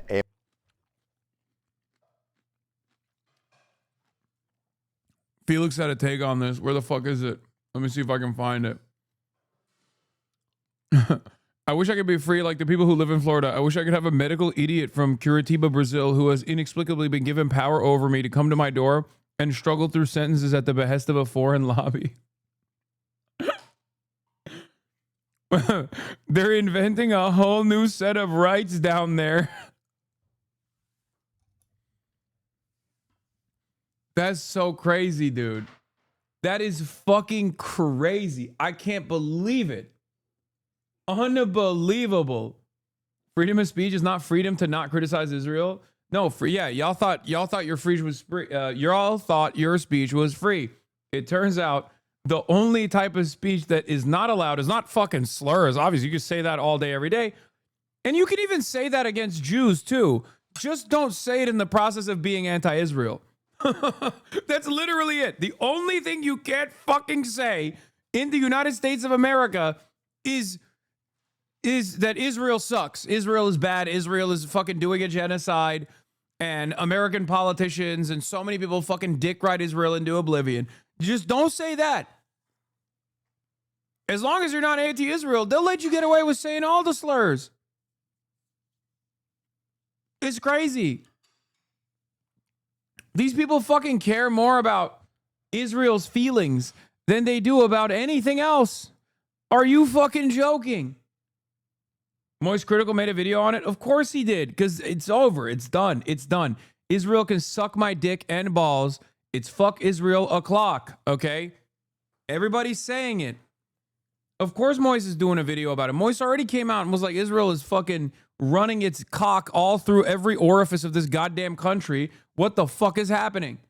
And it's only going to get worse. That's why I keep saying Israel's approval in the United States of America is today at its worst stage ever. Even Destiny said it. Even Destiny's anti-Israel now. Oh, it's so over. Destiny, after shamelessly spending the last 2 years eating Israel's dick every fucking day, thinking that he can use that as a leverage point against someone like me. Over and over again, going to Israel directly, telling the fucking Israeli occupational forces to hide their sex crimes and war crimes and not film themselves in the process of committing war crimes. God damn, he went there. He sucked Israel's dick directly, like he sucked it, homegrown Israel dick, okay? He did IDF propaganda. That was Israel's #1 glazer. He's done with Israel now? Oh, shit. Pedo consultant. God damn, it's over. It's never been more over. Oh, wait. What will happen now? What will happen to all the fucking orbiters that spent every waking moment calling me a goddamn terrorist for now agreeing with me? What will happen to all the people who shamelessly defended Israel, by the way, forever? There is no way that Destiny, Israel's biggest fucking dick rider, is actually flip-flopping on Israel. Holy fuck. Miami Beach Mayor.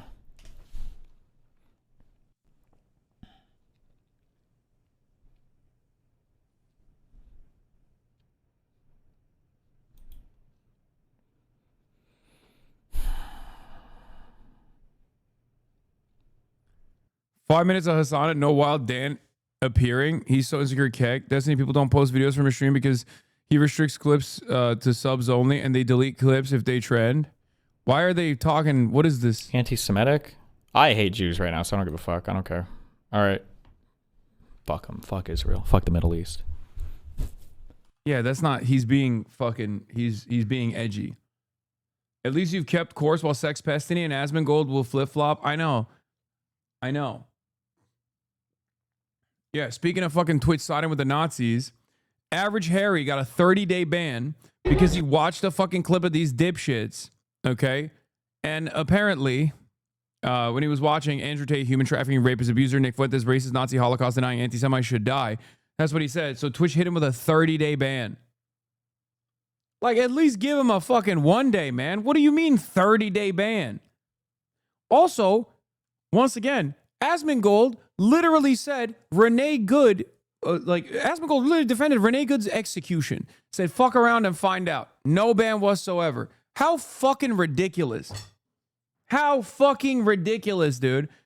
Twitch's standards are so goddamn out of whack after years and years of all these other like right-wing shitheads, you know, Destiny fans and all these fucking centrist dumbasses consistently complaining about how there is so much inconsistency. Hasan controls the levers of power at Twitch.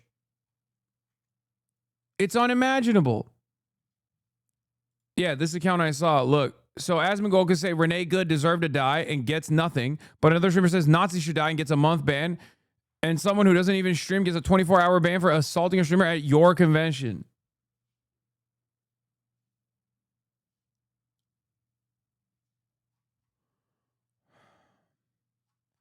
Bro, it's crazy. It's crazy. Things are getting completely out of control here, okay? Remember, it's first of all, Asmongold got banned for 14 days for saying Palestinians are inferior people that deserve genocide, okay? So now Average Harry gets banned for twice the amount for saying Nazis deserve to die. Get the fuck out of here, man.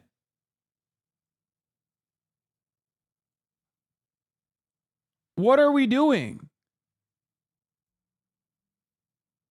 Miami Beach woman says she is outraged after police showed up at her door.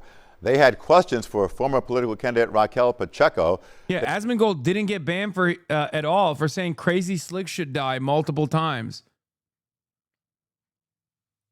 You know? I guess because as far as we know, he's not a Nazi. Crazy Slick, I mean.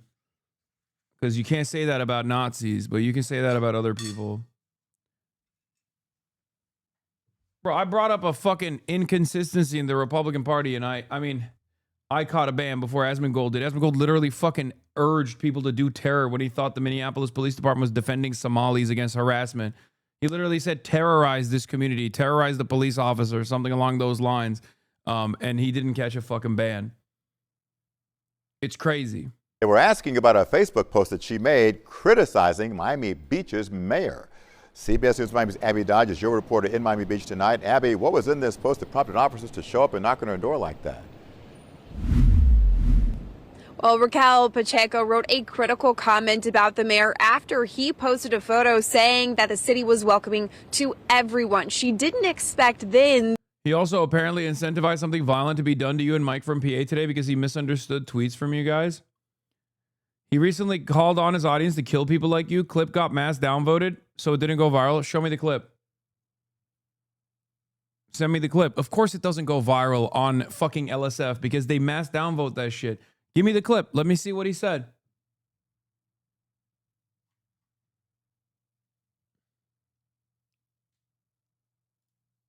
What is this?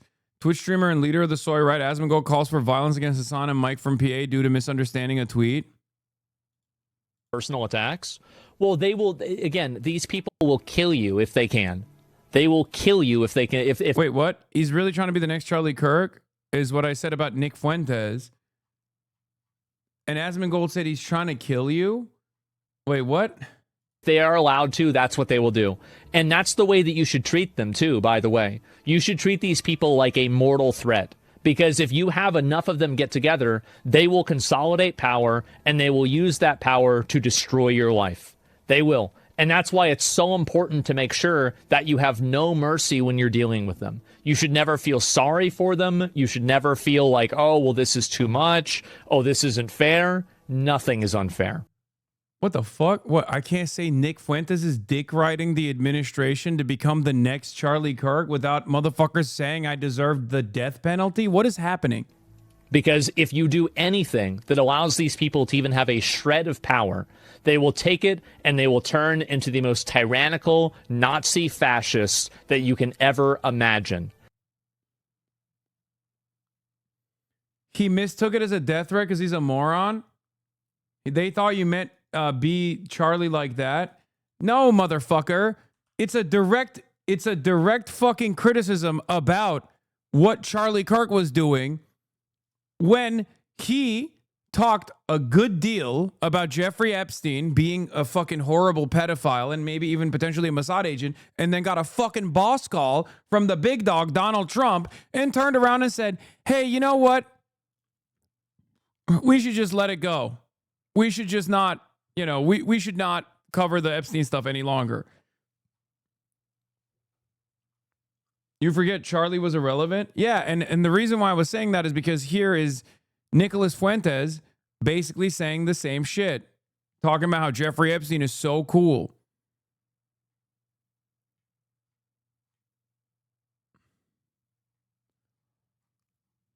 Where is it? Where's my fucking tweet? I can't even find my own goddamn tweet on here. What the hell? I wonder if they mass reported it or something. Maybe they did. Because it's not showing up here. What the fuck? I'm looking at the quote retweets. Oh yeah, I said he's really trying to be the next Charlie Kirk. Sometimes you got to be the villain. Epstein's my boy, dude. Let's just be honest. Epstein was cool as fuck. There, I said it. What are you going to do? Go ahead, cancel me. Yeah, I said it. Jeffrey Epstein was cool. It's awesome. I can't even fucking shit on this guy for being a total cuck to the admin now that Charlie Kirk is dead, so that he can take over his role in the Republican Party as a fucking champion of the Republican youth without the largest right-wing political commentary person on the fucking platform demanding that I get assassinated ruthlessly and with no morals whatsoever. Dealing with them. You should. And for the record, even if I fucking made a joke like that, what's it to you, dumbass? He's a fucking Nazi. Are you a Nazi? Are your fans Nazis? You're over here defending a fucking neo-Nazi? Get the fuck out of here. You should never feel sorry for them. You should never feel like, oh, well, this is too much. Why are you offended by this? You think people who are anti-Nazi are worse than actual fucking Nazis? A pro-pedophilia, pro-Jeffrey Epstein Nazi? Of course you do, because you're fucking pro-pedophilia and pro-Jeffrey Epstein. That's the reason why you got this fucking butt hurt. That is nuts, dude. Yeah, now he'll fucking cry for 8.5 days over, oh, yeah, you said I'm pro-pedophilia. Sorry. I should have said you're pro-pedophilia people and defending pro-pedophilia people like Nick Fuentes. Or Donald Trump, really. Stupid-ass motherfucker, bro. Yeah, go ahead. Make another fucking video talking about, yeah, base. Your time is running out, little man. Your time is running out. Keep going. Keep going. The walls are closing in, baby. I know he knows it too. Just wait. A couple days from now, maybe a week from now, maybe a month from now, he's going to come out with a statement being like, politics got a little too hectic for me. It's too divisive. Don't want to talk about it anymore. That's when you'll know. That's when you'll fucking know.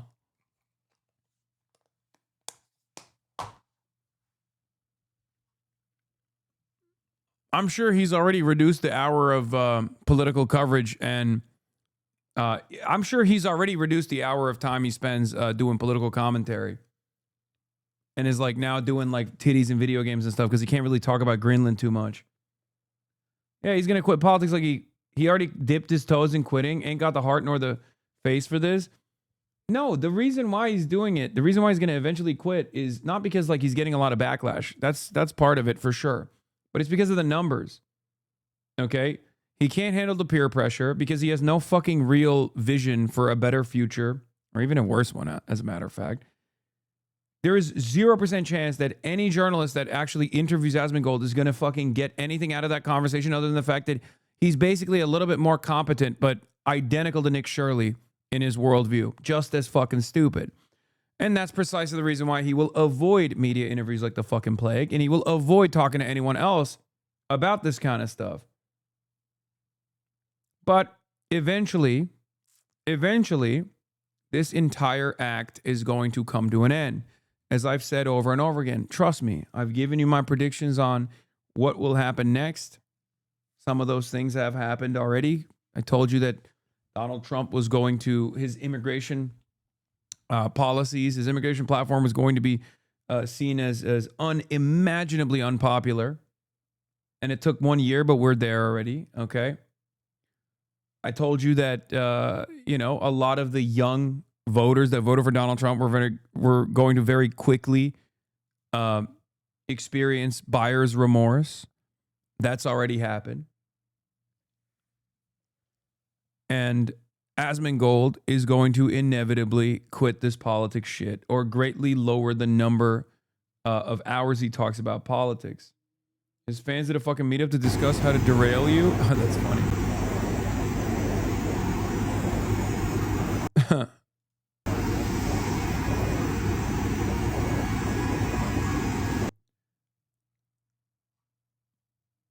No, he's still talking about it? No. It's gonna happen. Trust.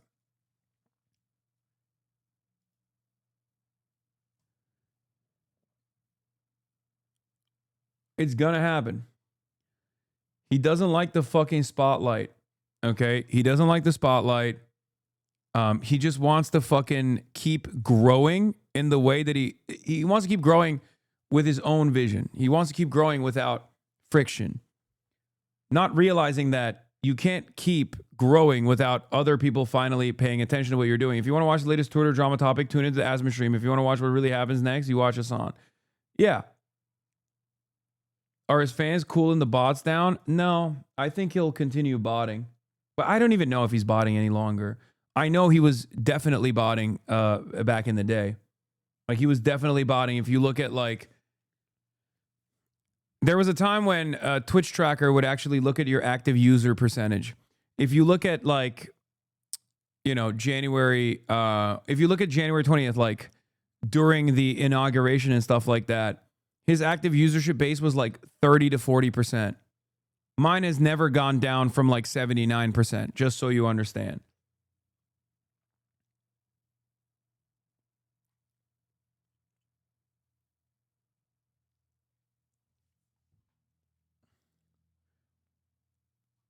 So, dude, he's always 10K more than you. That's a little weird. Yeah, I don't know. I mean, maybe. It is strange. I've noticed that as well. It always, like, to a T. There are moments where it gets a little bit less than 10K, but usually it's just like, usually it's right around 10K, like 10K plus.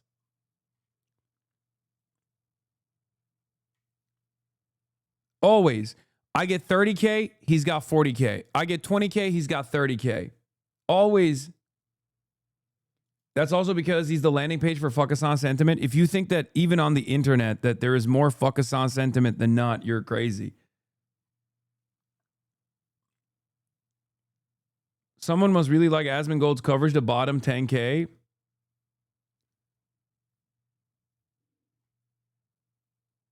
I don't know.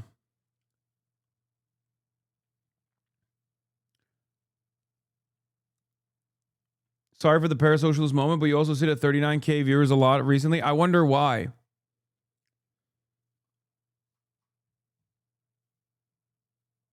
And also remember, when I get to 39,000 viewers, I get, you know, my subscriber growth also goes up. My view count goes up when people are paying attention to politics. Right now, a lot of fucking people are paying attention to politics.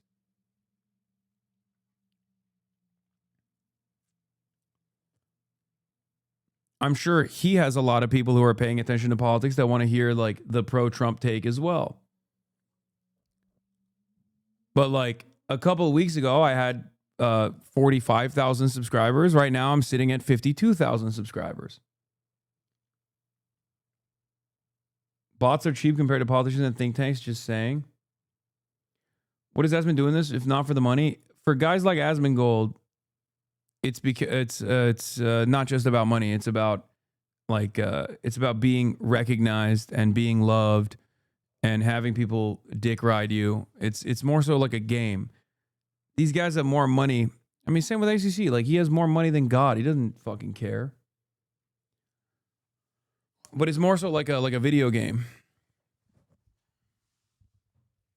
It's about commanding influence for some. It's about clout for some.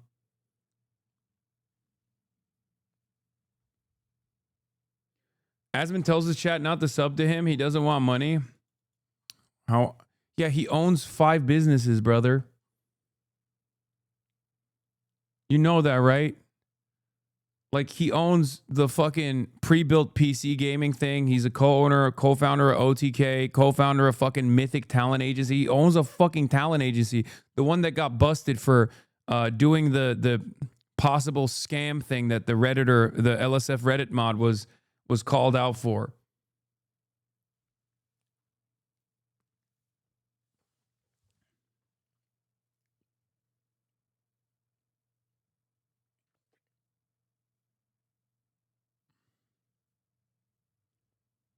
Anyway, let's finish this. That her comment would lead to a police investigation.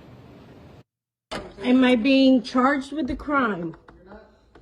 Okay, so you're here to investigate a statement that I allegedly made on Facebook. Raquel Pacheco, a former candidate for Miami Beach City Commission and Florida Senate, started recording when officers showed up at her door Monday. She says she's still emotionally distraught about what happened next. My overwhelming feeling was that freedom of speech as I know it died at my front step yesterday. And that was just such an incredibly sad, it still makes me sad. It's an incredibly, incredibly sad thing. Is that your account? I refuse to answer questions without my lawyer present. Officers then read Pacheco's Facebook comment. She says in part, the guy who consistently calls for the death of Palestinians tried to shut down a theater for showing a movie that hurt his feelings and refuses to stand up for the LGBTQ community in any way. Officers then explained why they came to her door. We're just trying to prevent somebody else getting agitated or agreeing with the statement. We're not saying it's true or not. Anyone who reads that statement, I don't know how you can take that as an incitement to violence of any type. I called the mayor's communications staff multiple times and stopped by City Hall. The mayor's office did not provide anyone to speak with me and said the mayor was not in the building. Pacheco has hired a lawyer and together they made public information requests. She says she wants to know what led up to the officers at her door. We're traveling down a very, very slippery road here, and my goal here is not just to make it stop for me, obviously, but it's for everyone. Because think about this, I'm a vocal person, I'm a loud person, I'm a well-known person in this town. If they can do that to me, and I'm a veteran, if they can do that to me, imagine what they can do to people that don't have a voice and don't have a presence and visibility. In just minutes before our newscast, we did end up hearing from the mayor's office through a statement. They called this interaction a police matter. We also recently heard back from the Miami Beach Police Department about the investigative unit officers who did show up to Pacheco's house. They said in a statement, and I'm going to read it for you now, that potential safety implications. Potential safety implications being that the actual incitement to violence is not coming from the person that's being called out, the elected representative that's like constantly inciting violence against Palestinians. But the actual incitement to violence is calling that out. Get the fuck out of here, dude. They have no response for this, okay? There is no rhyme or reason for this. You're only doing this because you feel so fucking powerful that this is not going to blow up in your face, okay? And yes, we got here under the Biden administration as well. Straight up. Anyone who doesn't realize that is delusional. 3,500 student protests were arrested under the Biden administration for college campus protests, encampments, student encampments they put together, peaceful. And the media kept lying about how anti-Semitic they were. Fucking bullshit. Asmongold and all those other cocksuckers also routinely fucking said they're anti-Semitic. They can't block people from moving around on college campuses. Remember that shit? I remember. I was there. I was there at the fucking campuses.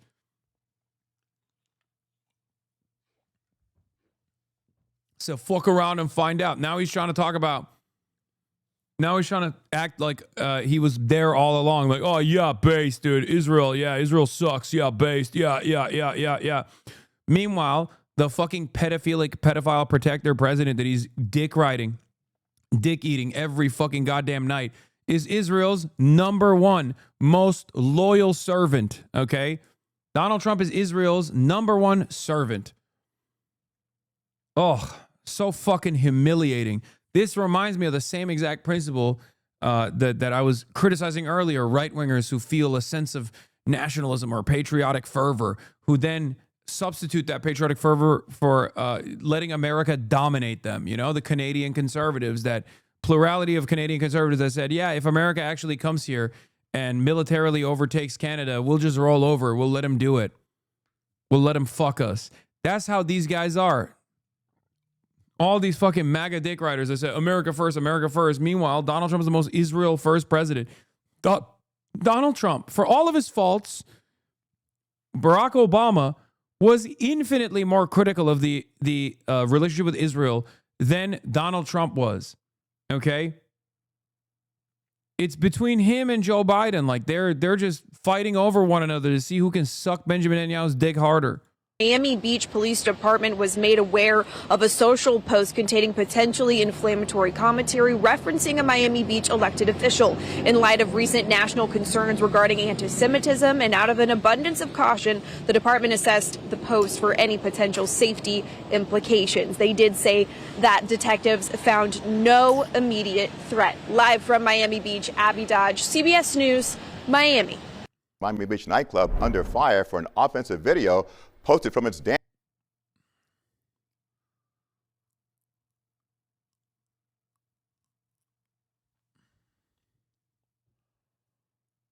Well, I think you and Asmongold are like, PB&J, please stop. What? Talking shit on me? What the fuck, dude? Shut up. Shut your bitch ass up. There's no comparison between us, okay? You can keep coping. Maybe that makes you feel like it's more valid to watch a roach-infested, filth-ridden content creator who never leaves his fucking home. Dance floor. The nightclub has apologized, but the mayors of Miami Beach and Miami-Dade County still want to know how this happened. CBS News Miami's Yvonne Taylor is your reporter in Miami Beach today. I just Yvonne. learned of an alarming story that happened right here in my own backyard in this beautiful swamp I call a home, Florida. This is my swamp. I'm like Shrek if he got hit by a shrink ray and then did a fusion dance with Lord Farquaad. Born and raised here. I already covered this. But I'm glad that Charlie's fucking dunking on this shit too. I'm glad. And he should keep doing it.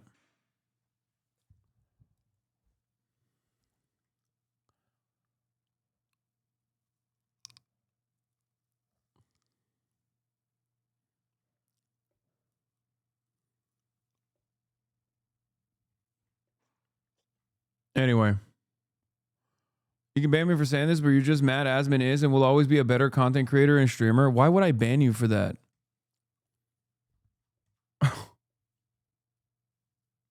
You can have this preference, chatter.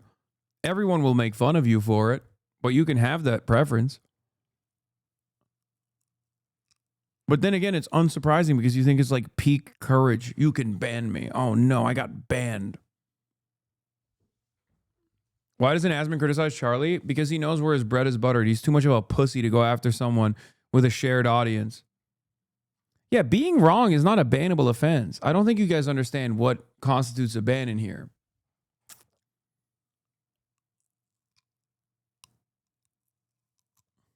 He unbans people that mods ban for pets, bro. I mean, it's true. You can be my next pet if you want. I can pet you.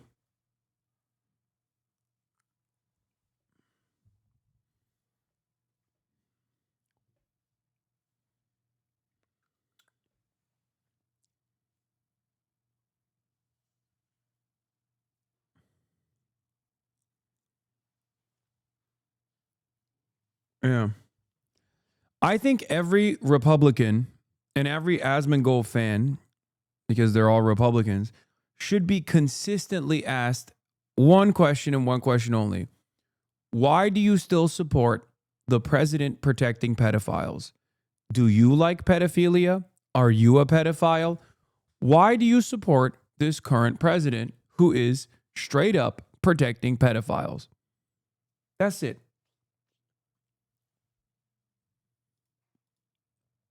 It's difficult for me to see you as anything but a pedophile yourself if you keep doing this. You know? That's it.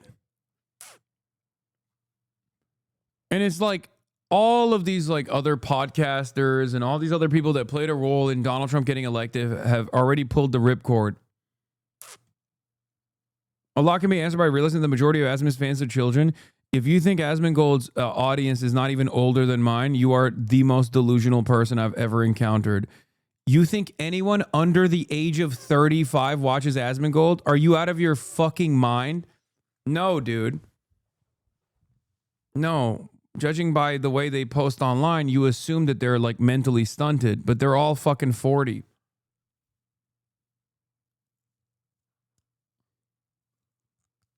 Rank and file unionites went for President Trump in America as well. The same people who watch Zachariah. Yeah, they're also pedophiles. What the fuck do you mean? What, you think being a rank and filer at a fucking labor union puts you in a different category? You could still be a fucking pedophile.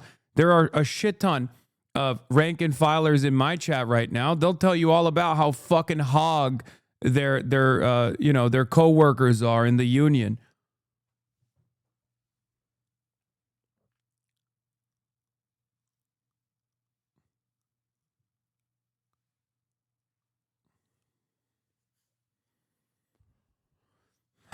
Yeah, Trump stickers on the hard hat, protecting pedophile president.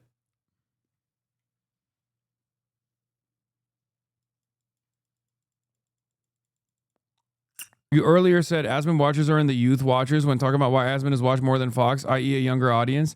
Yes, people who are 35 to 45 years old are comparatively an infinitely younger audience than Fox News, whose average viewership age is 85. So yeah, in comparison to Fox News, they're much younger.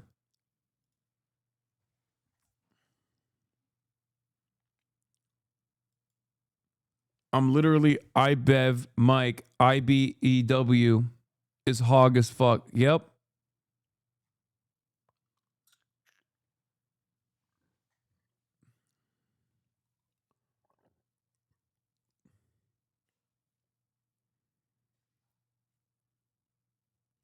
Can we do a quick shout out to my old coworker, my Latino goat, Harold, who worked at a Joe Biden funded project and had a Trump patch on his safety vest?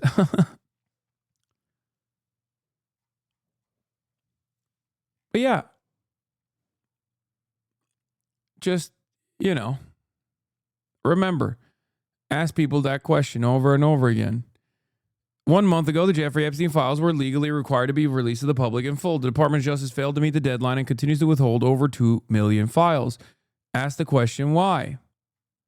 Ask the fucking question why. We know the answer to it.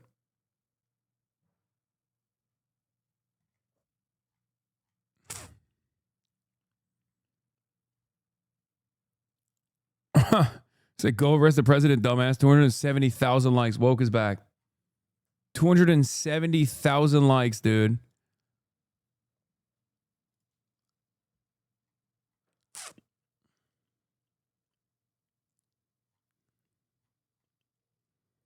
Woke is back. This is the other reason why I'm saying like Asmongold's days are numbered in this whole like political realm. You know? I said every Republican should be asked why they're still supporting the protection of pedophilic elites.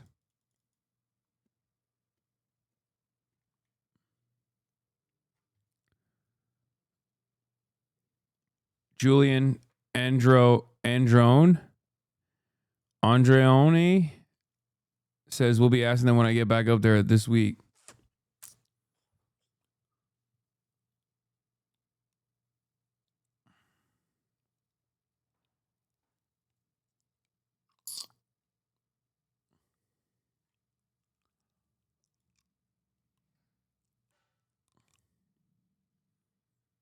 Catching up with Bezos' hip vertical #content. Socialized healthcare is not working. No, Venezuela is not an oil grab. The myth of collectivist warmth. Oh my God.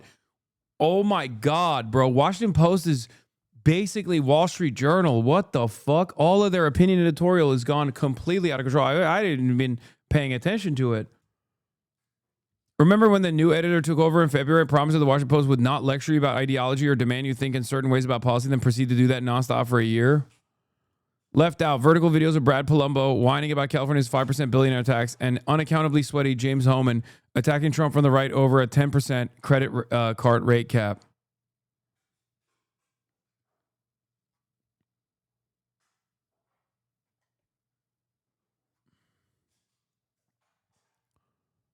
Incredible work, man. Every outlet is like this. What are we doing? Jim, the nightclub is called Vendome. This is it right behind me. It says that it is closed right now, but its website establishes that it will be open to the public tonight. Now, we're not going to show you the video of what happened here. Instead, you're going to see still pictures of individuals partying to an anti-Semitic song. These are the images of the controversy. Individuals... Bro. Like, I'm so conflicted on this because, like, fuck these guys. But, like, the way that they're covering this is so silly, bro. Just fucking show the video. Like, what do you mean? Like, you're making... Oh, come on.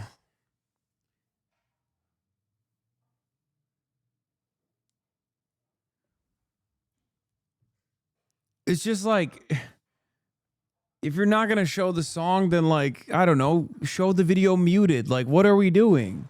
Partying to an offensive song whose lyrics say Hail Hitler. The song by rapper Kanye West is banned in Germany, and major music platforms in America took steps to remove or ban it due to its messaging. It happened on Saturday at Vendome nightclub on Washington Avenue. Let me be very clear. There is no place in Miami-Dade for anti-Semitism, Nazi rhetoric, or hate of any kind. Miami-Dade Mayor Daniela Levine Cava wants to get to the root of the issue. What matters now is accountability and making sure this never happens again. The mayor of Miami Beach. Congrats on number 3 lolcow of the year. What the fuck is that?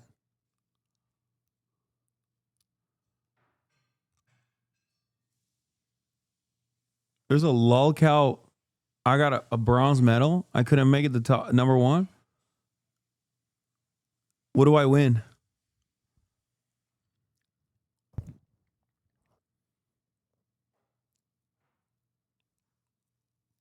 Ignore unless you get top spot. Okay. No, iDubbbz got number 1. iDubbbz. You place in the podium though. Good for you, dog. Oh, damn. Oh, I mean,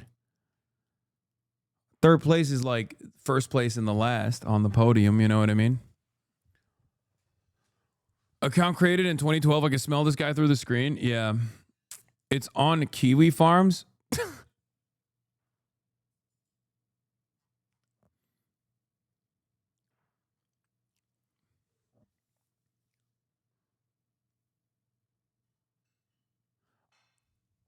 I've never really participated in lolcowing in general because, you know, I have or at least had a healthy social life. And I do feel like it's mostly just like autistic people stalking other autistic people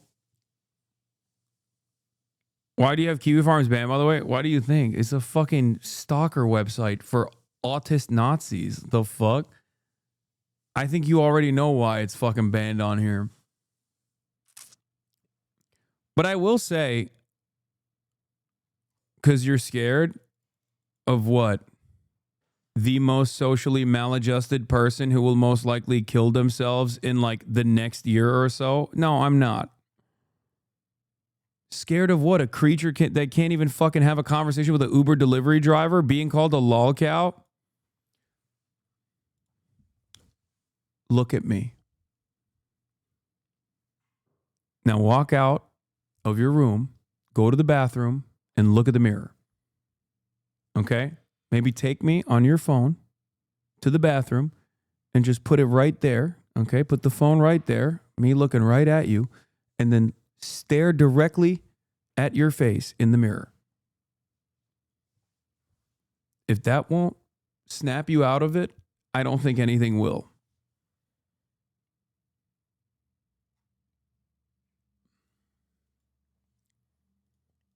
I'm an engineer, bud, more successful than you ever will be.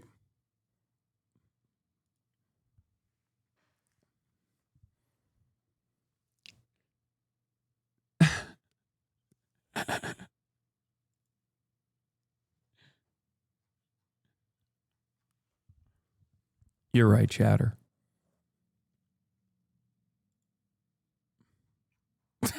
Okay, stop. Let's continue. I'm disgusted by it. There's no place for that in Miami Beach. They streamed this a 11 years welcoming, ago. diverse city. Me or mine says the problem starts. Double dang. I need. How do you have 1,000 subs? Like seriously, give me some. I think you just because I wear underwear on my head when I stream. I guess. I'm gonna try to play while looking through underwear, like they're over my eyes. I'll do that too. I can't see my I'm not in my crosshair. room. I'm gonna put my shirt over my head. Here we go. I can't tell what team people are on. Alright, okay, it's gonna be slightly difficult because I have an American Eagle logo just on killed my a guy. shirt and I can't see through that. But here, let's go. I'm doing it. I can see I have an outlined crosshair so I can see it. I see mine now. I just killed a guy. I just killed Nick. That's me. I'm standing still, faggot. Just killed another guy. Just killed another guy. I'm wearing a black shirt though. That's the thing, bro. One left though. One left. I can't tell what team people are on. Leper. I actually play better when I have underwear on my head. Oh, I got headshot. Okay, I'm gonna get. But that was pretty impressive, if I do say so myself. That was like Why'd you probably stop? 7 or 8 kills with underwear, like covering my. Why'd you stop talking? Wendy?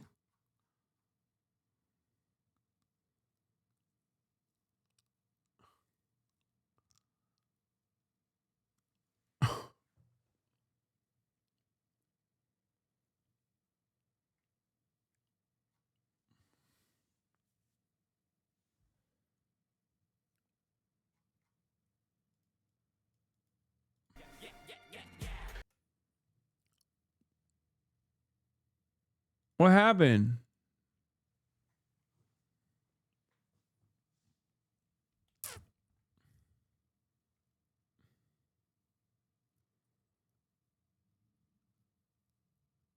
He's actually funny. We should bring him to our side. I think that one might be a little too lost, brother. This is kind of wholesome. What happened to this guy? I don't know. But he did the school shooter pivot.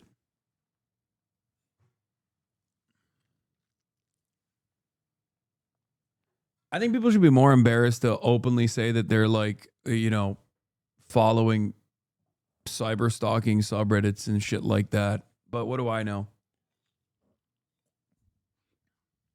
They can't talk because they're banned? No, they're not banned. They just stopped respond. Oh, wait, what? Did they delete their account?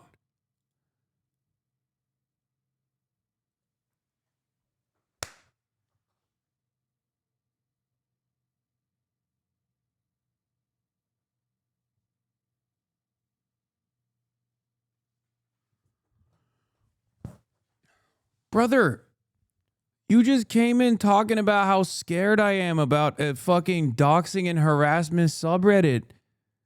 And the moment that you got like a fraction of scrutiny, your response was to fucking end your entire existence on this platform? Right, gills with underwear, like covering. Yeah. God damn, dude. Account created since 2012, by the way. What happened? Did you go to the bathroom and take a look at yourself to see who was the real lol cow all along? Please, this is villain backstory shit. And we don't need any more villains in 2026. I mean, I think this.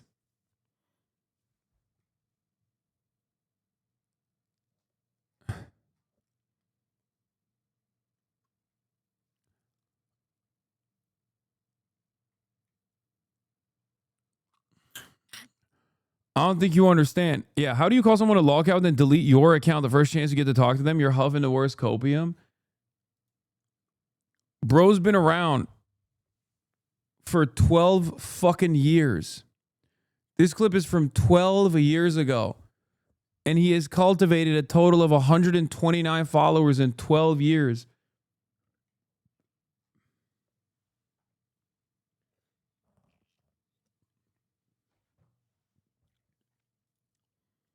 I'm right here. Watching TF2 vids is scrutiny. I'm right here, pal. Okay, I guess he didn't delete the account. I don't know how this works. Maybe he... Oh my God, did he block me or something? How is that possible? He deleted his YouTube too?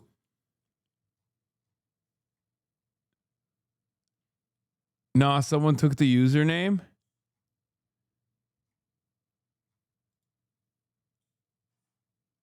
Wait, one of you motherfuckers instantly took the username?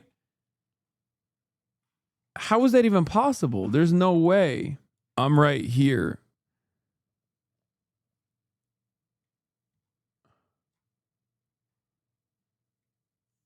Can't change username for 6 months? Yeah, I don't think you could do it right away.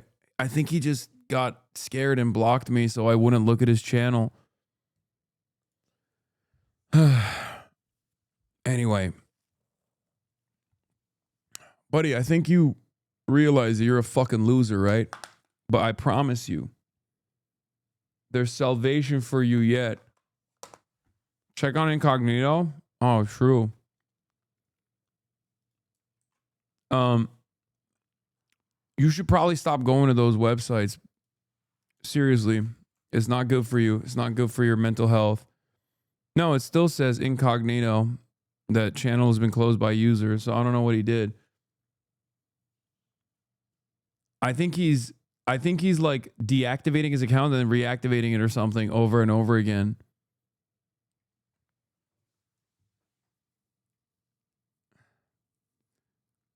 To basically write in the chat or something.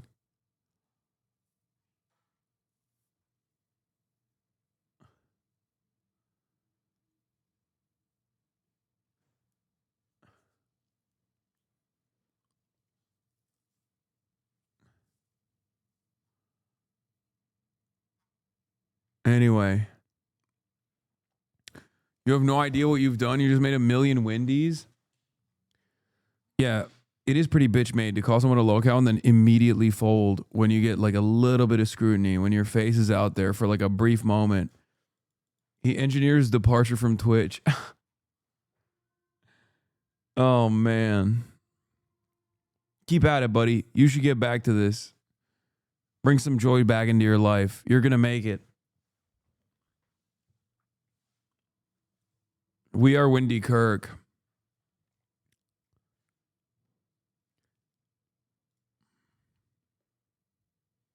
He's Canadian? Nice. Wait, can I even see the other clips now? I think I know you need all the subscribers you need. Oh, I can still see his other clips. I need. How do you have 1,000 subs? Like seriously, give me some. I think you just Because I wear like, underwear on my website. head when I stream. I guess. Bro, 12 years ago, this was like a normal ass teenager. Actually, what the fuck happened? Like, these are clips from 12 years ago. He was like a normal ass teenager What the fuck kind of horrible... Dude, I hope he reactivates the channel and speaks again, because I do want to examine his brain. I want to study it. No, he deleted his YouTube page as well.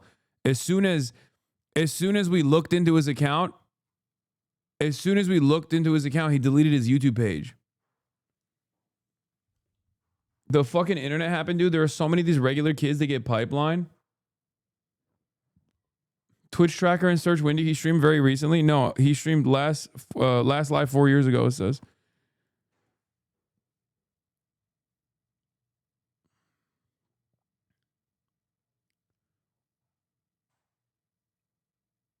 I don't know. I feel pretty sad. Probably ostracized from normal society and gets lost in the sauce in the darker parts of the web.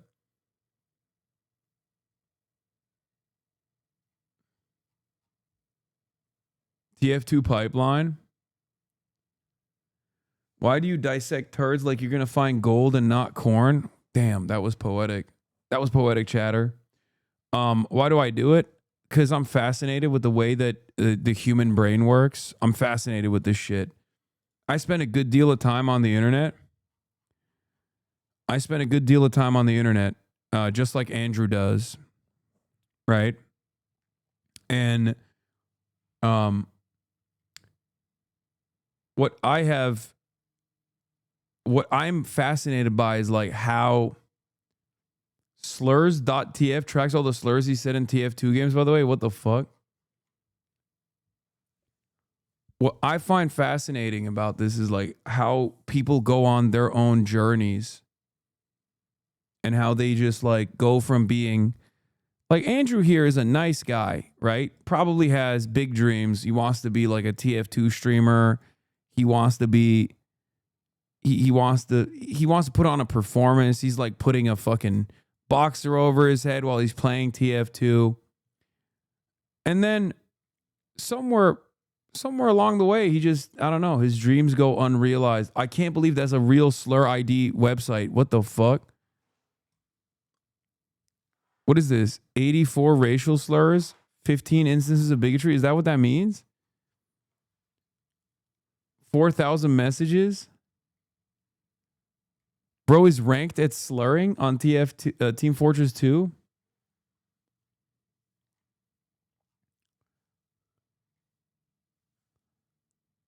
Yes, there's a leaderboard. Wait, what percentage? No. Wait, what the fuck? What is going to happen if I click on racial? Oh my God. Oh my God. Okay. Ain't no fucking way, bro.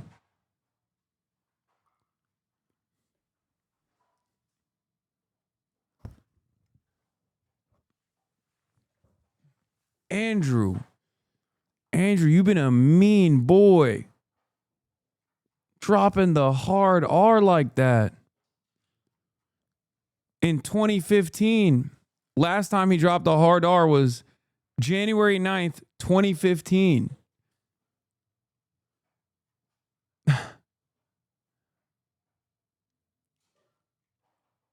Very successful engineer, ranked in the first 500 for saying slurs, racial slurs specifically, on Team Fortress 2. YouTube is still here. No, I can't look at his YouTube. His videos don't show up. He deleted it. He didn't delete his Reddit though.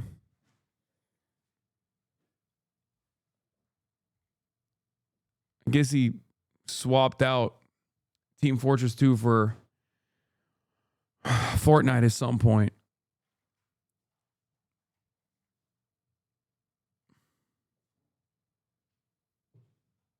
No, it's not showing. It's not showing up. He deleted his YouTube account. Andrew, you've been a bad boy. You've been a bad boy, Andrew. He's a slur engineer like Mudahar. Andrew, you got caught on the internet saying the N-word with a hard R, Andrew. How would your coworkers, if you actually work a real job, Are you making a point about how that site is bad because you're making him experience cyber stalking? I mean, first of all, I'm not even cyber stalking. Cyber stalking would be actually identifying who he is, plastering his face all over the fucking internet, and also on top of that, figuring out his place of employment and then calling his place of employment to tell his employer that he's been spending his time doing this kind of shit on the internet. That would be cyber stalking. That is what Kiwi Farms does. I don't think you should do that. I don't think anybody should do that. This, on the other hand, is information that he's volunteered about himself.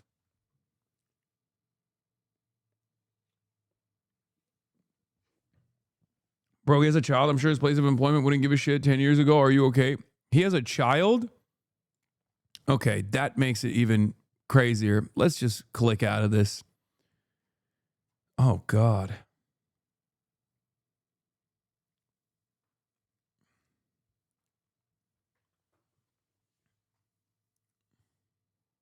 Oh, you say he was a child.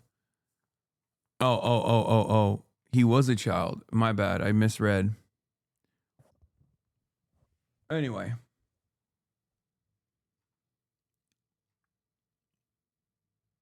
Yeah, this is a little bit of public shaming, which I think is healthy to do sometimes. No, his YouTube page is fucking, he deleted his YouTube page. I don't know why you guys keep fucking posting his YouTube page.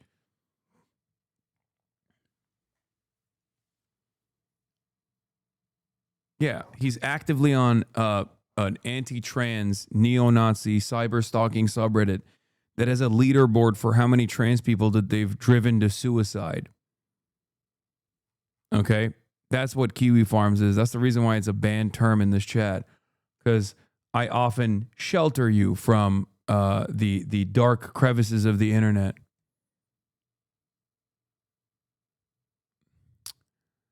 It's just sad. He wanted to make a career playing Fortnite. He got the graphics done. Everybody thinks I'm cheating. Live stream offline. 0 views on the live stream. The brute is fair and balanced. I guess he went off cam too, because he was on camera 12 years ago. And then somewhere along the way, he decided to turn the camera off too.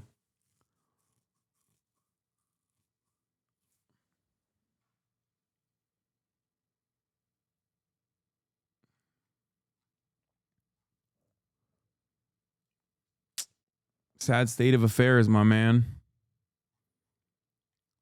You could have just keep pursuing making videos. Another failed artist. He might have just blocked me on YouTube too then if I can't actually see his page, but you guys can. I'm an engineer, bud. More successful than you'll ever be was his last statements on this website. RIP. All right, let's get back to this now. The moment the individuals were allowed in the venue. I had club owners of other clubs reach out to me and say that they know they try to get in and they don't allow it. So I'd like to know how they got in. They seem to be having a great time celebrating together. DJ plays the music. The nightclub issued a statement saying the venue and hospitality group do not condone anti-Semitism, hate speech, or prejudice of any kind. They also said, we are currently conducting an internal review to understand the circumstances surrounding how this requested song came to be played during a bottle parade, and we will take immediate action to hold the responsible parties accountable. One of the men who attended the club addressed the issue on X. What are you saying sorry for? You literally played music that we requested. We also reached out to Andrew Tate, another of the men who attended the club. We received no response. CBS News Miami just spoke with Evan Field, who says he was at Vendome Club the night of the controversy. It was a little bit odd. He played the song and it was just, people were kind of giving him weird looks, you know, and it was just a weird vibe. You know? And elected officials want to know if management of the nightclub is aware of any songs played by the DJ, especially those requested by the public, and that should be part of the What kind of investigation are they conducting into this nightclub? Like, yeah, they're fucking losers, man. They're losers. They're weirdos. That's, you know, I mean, I guess I'm glad that woke is back, right?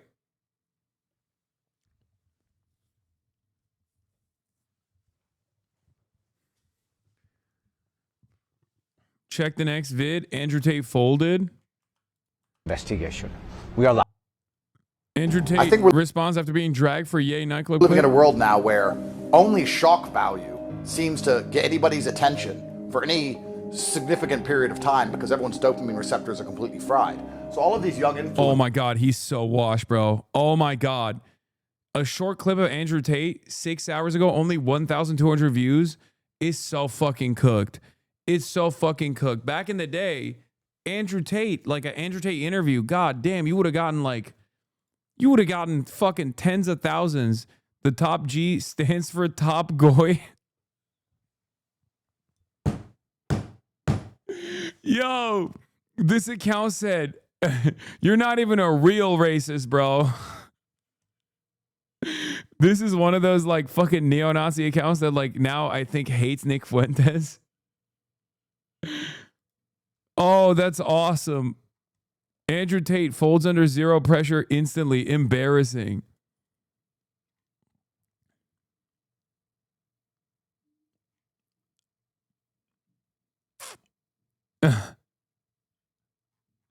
That's so fire. Top G stands for top goy. I didn't play it. I didn't ask him to play it. I didn't dance. I didn't sing. In fact, the only time you see me. Oh, oof. Oof. What happened, bro? I thought y'all were based. On there is me storming out of the bus saying this is ridiculous and leaving. You just created a million Andrew Tates. But I know why it was played. It was played because of this. It was played because it gets traction in a world where everybody is bored of everything all of the time. And that's why these young people are encouraged constantly to try and do the most shocking thing possible. You see this not just with this song, you see this on all their streams. They're running people over and doing retarded shit constantly. So I'm not here to make it. Wow, these guys are fucking badass, dude. Sitting at a poker table, smoking cigars. How do you live in an environment that looks AI created? Like, this is giving AI slop. And it's just, I know it's in the real world. You know what I mean? These motherfuckers look like they exist in an Alec Monopoly painting. At every moment in their lives. Is the gay chess dungeon?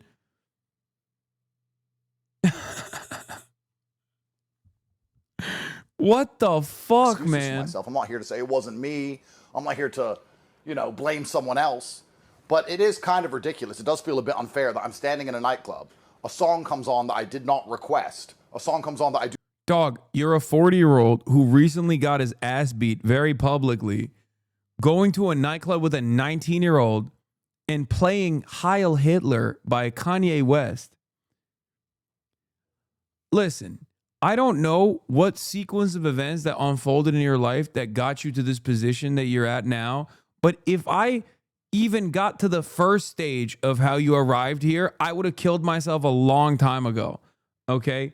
I would have spared everybody else the trouble. It would have been over for me. I would have been like, all right, it's fine. I mean, I think there's more honor in death in this circumstance than being whatever this is, okay? And fucking complaining. And then just fucking complaining about I do it. not dance to. I do not repeat the lyrics to. I just stand there. Oh, I wasn't even dancing. Oh, that's awesome. That's fucking dope. Somehow the song playing to me and it all being my fault. I didn't play it. I didn't ask him to play it. I didn't dance. He acts like he's not part of their group. Remember when Andrew Tate wanted to bring the Nazi salute back? My heart goes out to all of you. Wait, he didn't even go full. Bro, he couldn't even do the full, clasping of the fingers. Oh my God. You're a pussy. Elon Musk did a better Sig Heil than you, pussy. My heart goes out to all of you. You know, I'm kind of thinking we should bring the Nazi salute back. Because the people we've been arguing with for the last 4 years have no interest in objective truth. Okay, never mind. He hits it after. He hits it after. He hits it 3 times. Andrew, put them titties away, slut. Wow, you're so fucking... Bro, you're so based. You're so edgy, Andrew. You're so edgy. You're 40 years old, man. Hail SpaceX!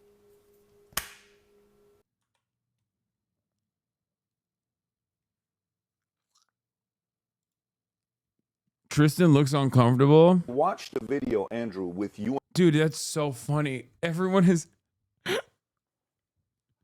Dude, are these guys all the people that are clowning on him, are they all like fucking groypers? Is that what it is? Are the groypers canceling Andrew Tate? Are the groypers canceling Andrew Tate? After he got pressed by Patrick Bet David? When I watched Israel's strongest warrior who is not Israeli himself, even though I thought he was initially. The video, Andrew, with you and them, Tristan looks extremely uncomfortable. Yeah.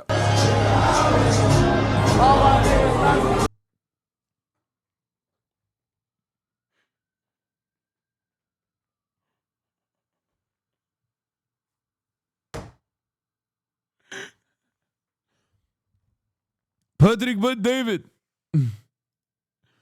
Oh my Lord. Stop. They are. Andrew Tate says Sneeko has crybaby issues and explains why he met up with Nick Fuentes at Clavicular. Clavicular talks shit about Tate saying he fell off and can't fight for shit. A leader, and they are like looking up to you. So it's not like think a 20-year-old you're choosing crowd, to be like, yo, I'm in charge of you guys. This kid shouldn't be in the club. He's 20. That's another conversation. Yeah. He's meeting you for the first time. You're his idol. I understand the point you're making, and you know what? Sneeko has insulted me endless times, especially across the last 4 years. I haven't seen him in years and years and years. But maybe, you know, maybe it's the man code in me. You know, he's insulted me so many times. Or maybe you're a 40-year-old who is so desperate to fucking hang on to a crumb of clout that you literally hung out with a bunch of younger losers to maintain your relevance. Maybe that's the reason. And not because you're a big bad guy. You know, it's the man code in me. That's why I hung out with a bunch of people that talked a bunch of shit about me over the years, even though they're 20 years younger than me. I love when these guys always have to reframe everything as though it's like hyper masculine too. Yes, I bake. It's not gay. It's basically chemistry. Excuse me. The kitchen is basically my laboratory. I'm filled with testosterone. It's like, just say you bake, man. Who gives a fuck? Like, the fuck? It is infinitely weirder that you have made this like such a big deal. You already fucking chose to hang out with these losers. Also, Miami club owners who vowed to probe the Nick Fuentes Nazi night out revealed to have partied with the far-right revelers instead. Oh, they're cooking their asses, bro. Oh my God, they're cooking their asses. Also, this is what happens when like the peak of your anti-Israel commentary starts and ends with just talking shit about Jews and just saying Adolf Hitler was awesome. Like, yeah, no shit. People are going to be like, this is ridiculous. This is completely unacceptable. You're a fucking moron. And the same goes for like Nick Fuentes fans too, that just think that this is how you earnestly criticize Israel. Okay. Oh, everyone else is entertaining goy slop. Me, on the other hand, I'm base maxing. You are the one making it a big deal by talking about it, by the way. Who cares about this dumbass does? No one cares. Arrest him and be done with it. Wait, arrest him for what? For his actual crimes? Well, I'll have you know, chatter, the American government actually made sure that he was never going to get arrested in Romania for his actual crimes. So, unfortunately for us and for the rule of law, it is a bad day.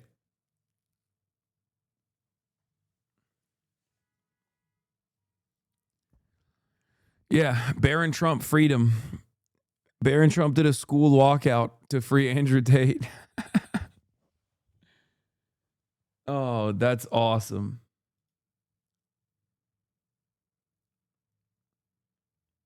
He always does this thing. He says, I'm not going to make excuses like I didn't request that song or that my opponent had more reach. I could say that, but I'm not going to do it because I'm a man. And it's like, you're doing it. Everybody knows you're doing it. Yeah, Taylor doing clavicular speak is the funniest. Clavicular was trying his hardest not to let his cortisol spike after jesters tried pressing him, so he had to calm down by rizzing a girl.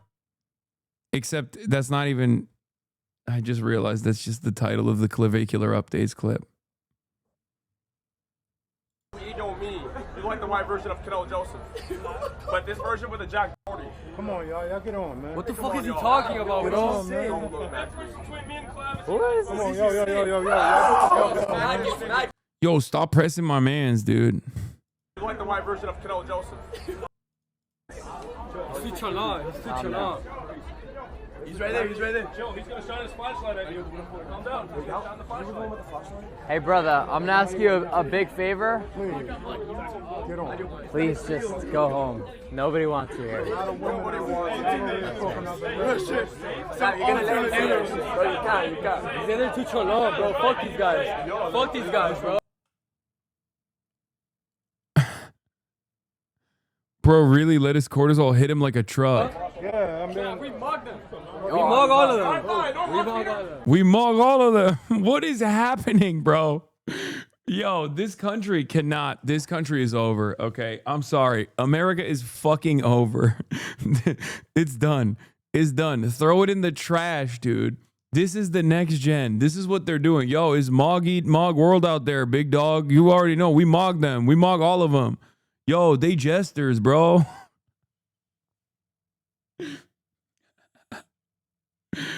China graduated 1.3 million engineers last year. 1.3. The number of engineers that graduated in the United States of America was 130,000.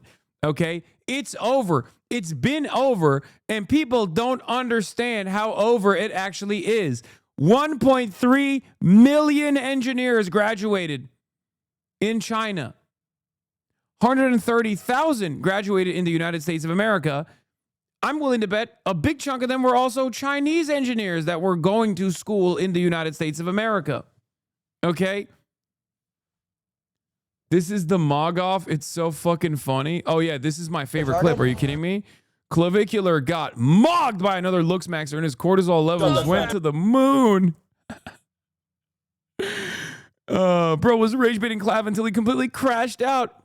You can't just go around saying these things and expect things to go well for you. Why are you pressing me for no reason, bro? Clav stress Homer spiked so hard, he turned into a different person.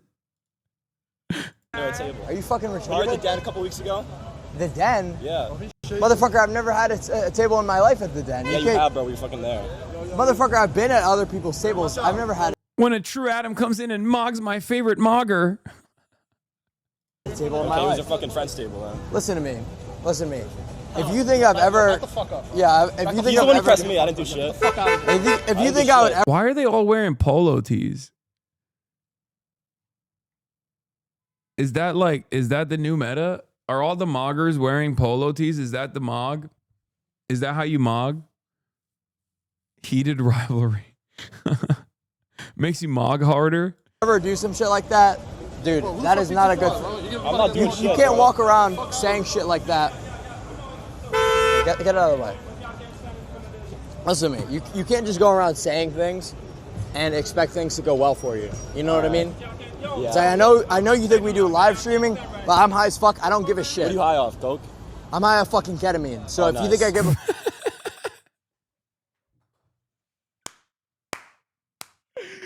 Oh, that clip always does it for me, man. I'm high off fucking ketamine. Oh. Oh, man. Fuck about the live stream? I don't. I'm telling you. All right. Why are you linking Graham for Maine?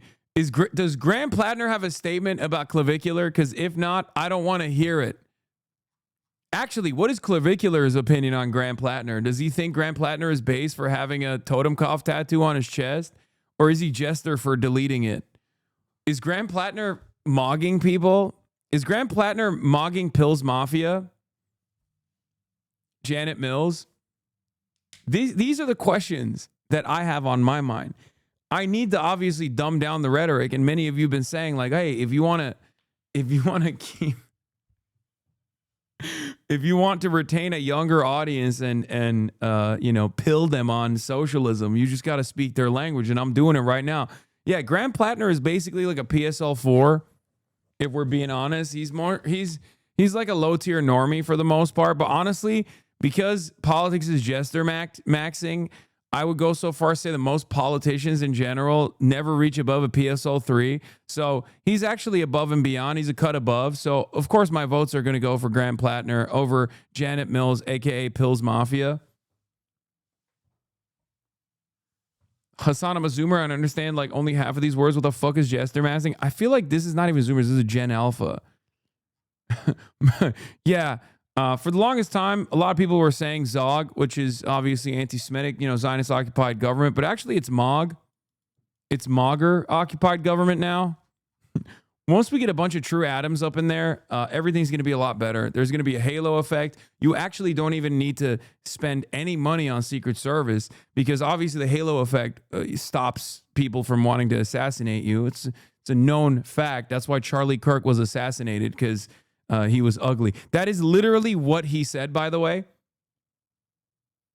That is what this man right here said. Charlie Kirk was assassinated because he wasn't mogging.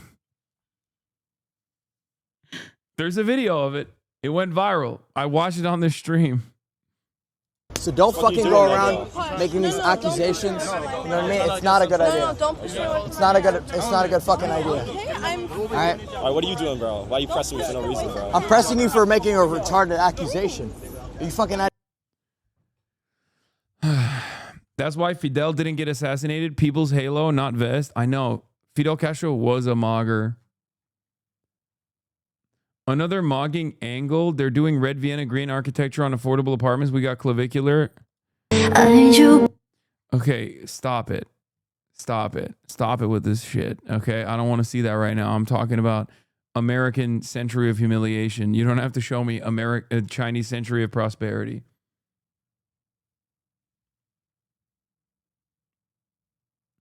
Please look at this clip of clavicular putting 10-10 Riz game to pick up this Stacy. Awkward moment. Clav tried to drop some game on this girl and asked her to come back to his, but she rejected him by saying she needs pizza. Ugh. You got some tits on you. What, am I taking you home or what? I need pizza. You gotta rap.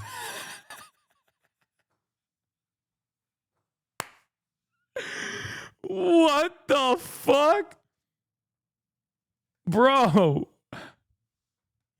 drunkenly, as a 19-year-old, drunkenly going to the nightclub and walking up to random women like, should I be taking you home or what?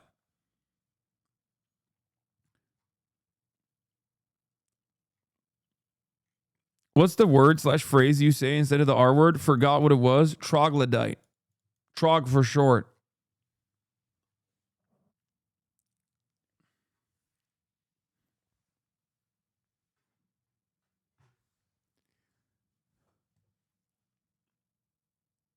You got some tits on you is dropping games these. Wait, that's what he said? What? You got some tits on you. He said you got some tits on you.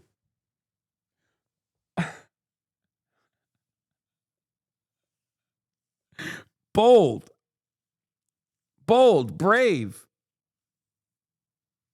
Straight to the point. Do you even care that you mog them all? No, I do not. I do not care.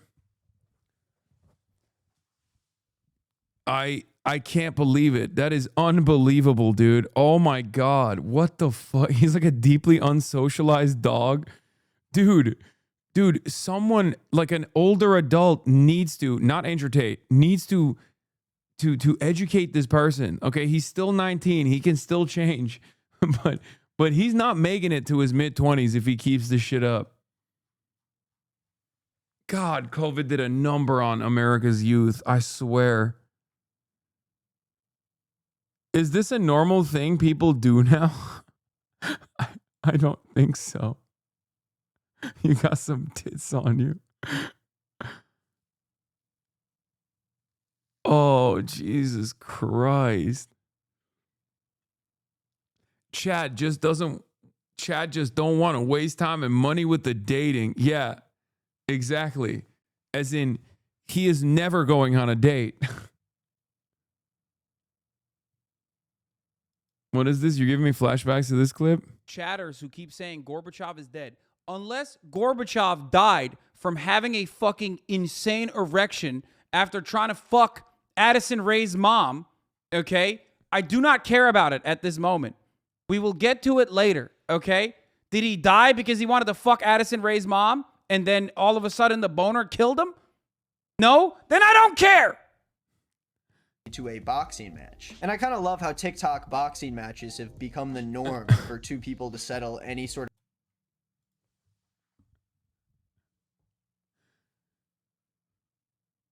He's out of the group already. They hate him. Oh my God, we're following. Bro's in a room with Andrew Tate, Nick Fuentes, Tristan Tate, Myron, etc., and is distracted by a random hoe. This is why controlling lust is important. This is why I can't even say these guys are gay. Because, like, this is something different. You know what I mean? Like, I can't even jokingly say this is gay. I haven't been able to figure out what this thing that I'm looking at actually is. They are definitely ace, though. Like, yeah, this is gay 2.0. This is something different. It's not even gay. Like, I don't know.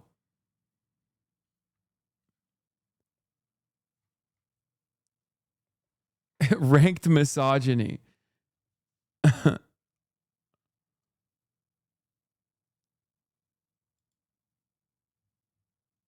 What is this? Look, I don't know. Look, I know this is serious stuff, but I don't know what you just said. I don't speak Spanish. It's hilarious. Wait, what? Hi. You have any questions? I asked if y'all got a warrant and if I could see it. He said no. So because you're not related to this person, we don't have to Okay, show well, you I'm anything. here to just observe. I have within my right to do cool. so. But all that noise, all that stuff like that, you're impeding our investigation. I don't know what you just said. I don't speak Spanish. I'm not speaking Spanish. I just heard your Spanish accent. I don't know what you said. Listen You're to speaking me. entirely.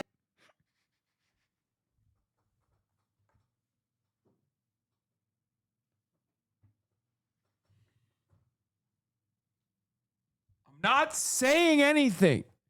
I'm not making a comment about what I saw. That is... God damn, dude. What is America, brother? What the fuck is going on? This is what I was talking about earlier. It's like... everything is wrong. Everything that we've learned is just upside down, okay? You got dudes with accents that are supposed to be like making America more white, which is such a weird concept in and of itself.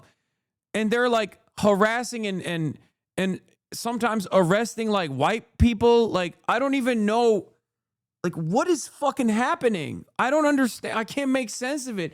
Like, back in the day, I feel like racism was more black and white, you know? It was more simple. American fascism in 2026 is so fucking diverse, dude. It's such a strange phenomenon where it's like we have actually abolished the social construct of race.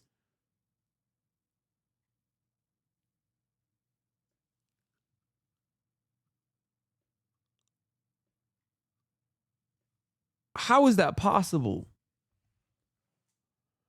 The people who join ICE are going to be broke with that 50K bonus, not just racist. I mean, they're definitely still pretty fucking racist. Come on, dude. Oh my God.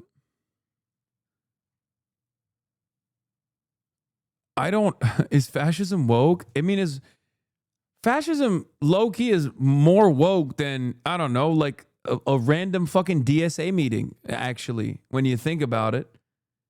Brother, we just looked at, what's his face? We were looking at like the clavicular clips and shit.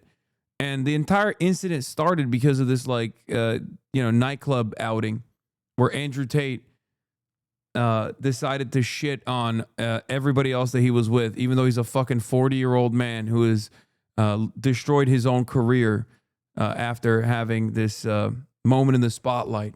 Got his ass beat. Now he's a 40-year-old sex trafficker hanging out with like 19-year-olds, right?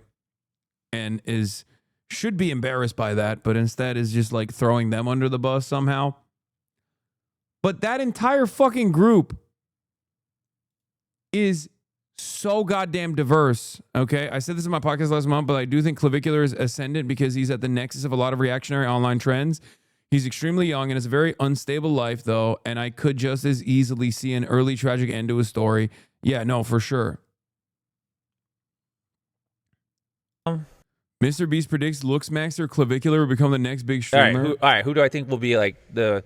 I mean, the problem is it would make no sense to invest in Speed because Speed's already fucking huge, right? So, you can't get much bigger than that. I would need to invest in someone smaller so I can get some upside, right? So I like need a the good upcoming return. streamers or content creators. Let me think. This also says a lot about what the fuck Mr. Beast is looking at. You know his ass is constantly on Twitter, bro. Like, because if you ask, like, I don't know, someone who spends most of their time on, like, YouTube or whatever, they would not know who the fuck Clavicular is. I know for a fact that that's the case, by the way, because I love talking about the latest and greatest of brain rot, and I bring it up around people all the fucking time, including but not limited to Clavicular, people like that, and everyone looks at me like they have no fucking clue what I'm talking about. They get offended, okay? So you have to be totally on Twitter all the fucking time to know who the fuck Clavicular is. No, I'm sorry. I'm not learning about a new guy named Clavicular. I have got to draw the line somewhere. I have learned about so many guys already, and every single one has added less to my life than the last. I am at capacity. I've been perilously close to on several occasions learning about a creature by the name of Sneeko, but my evasive maneuvers have thus far been successful. I need to hold fast on this one. This far, but no further. There's too many weird guys out there, man. It's awesome. You will learn about Clavicular and you will like it. I mean, that's kind of my attitude about it. I do actually teach people about Clavicular all the time, like adults, content creators, because this is a fascinating fucking. I feel like I'm Jane Goodall looking at these apes in the wild. Like, what the fuck is this? Yo, Nick, I'm gonna bring some girls over. Fuentes, nah, I'm good. Nick Fuentes is gay though. Like he definitely does want to. He definitely wants to fuck Clavicular. We've seen that. Which, by the way, would be probably a inappropriate age gap relationship if we're being honest. Because Clavicular is 19 and I think Nick is like now, despite looking like a tiny little man who looks like he's maybe in his 20s, even though he wears a suit all the time. He's I think like 28 or something. So he's getting up there. Almost a 10-year age gap.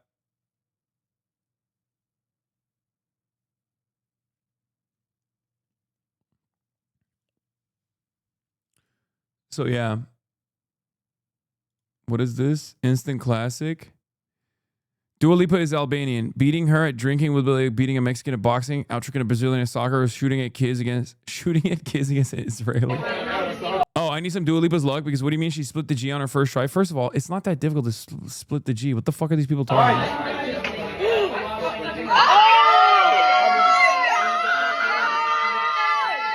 God.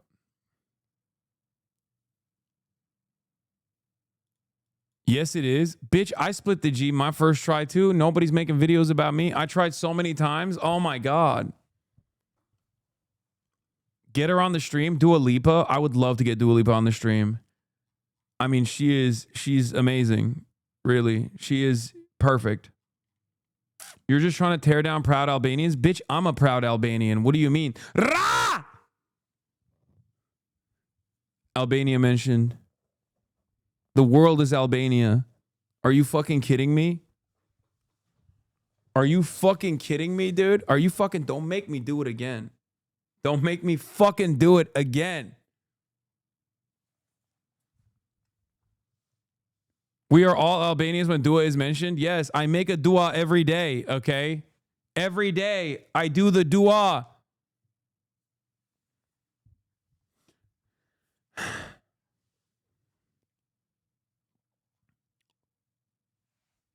That means prayer chatters. Clavicular mocked Andrew Tate by doing this. Wait, can I play a song for you?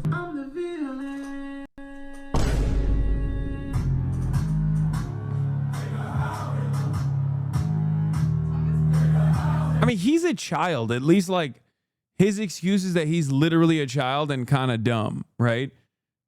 Andrew Tate is 40.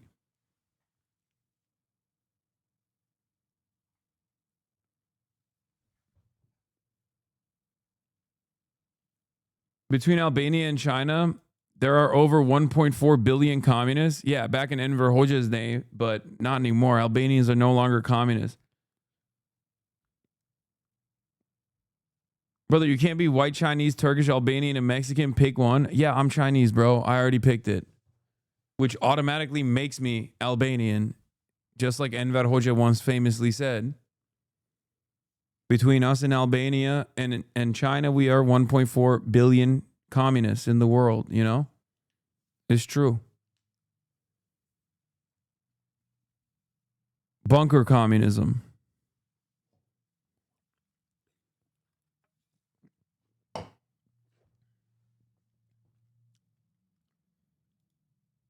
Albania truth nuke. This is NATO's military spending.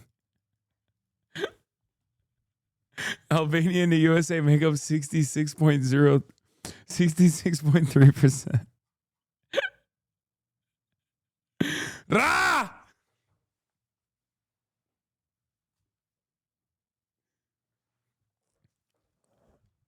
That's a truke. Yes.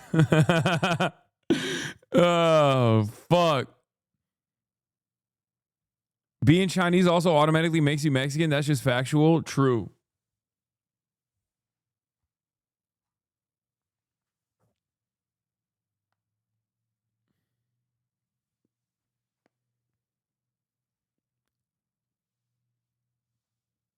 Question, ain't the kid like 19? Is he just allowed to get intoxicated live on camera like that? Bro, he does meth. Like,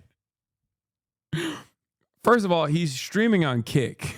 There are no rules on Kick, and, you know, maybe some rules on Twitch, but no rules on Kick whatsoever. Not only does he fucking smoke meth, he promotes the fact that he smokes meth. And not only does he do that, sometimes he'll literally inject himself with like fat burners on camera, and also does the same to his underage girlfriend, who is 17 years old. Yes. So the answer is he does all of that. So getting drunk is actually probably the closest to like whatever you could consider to be legal or normal.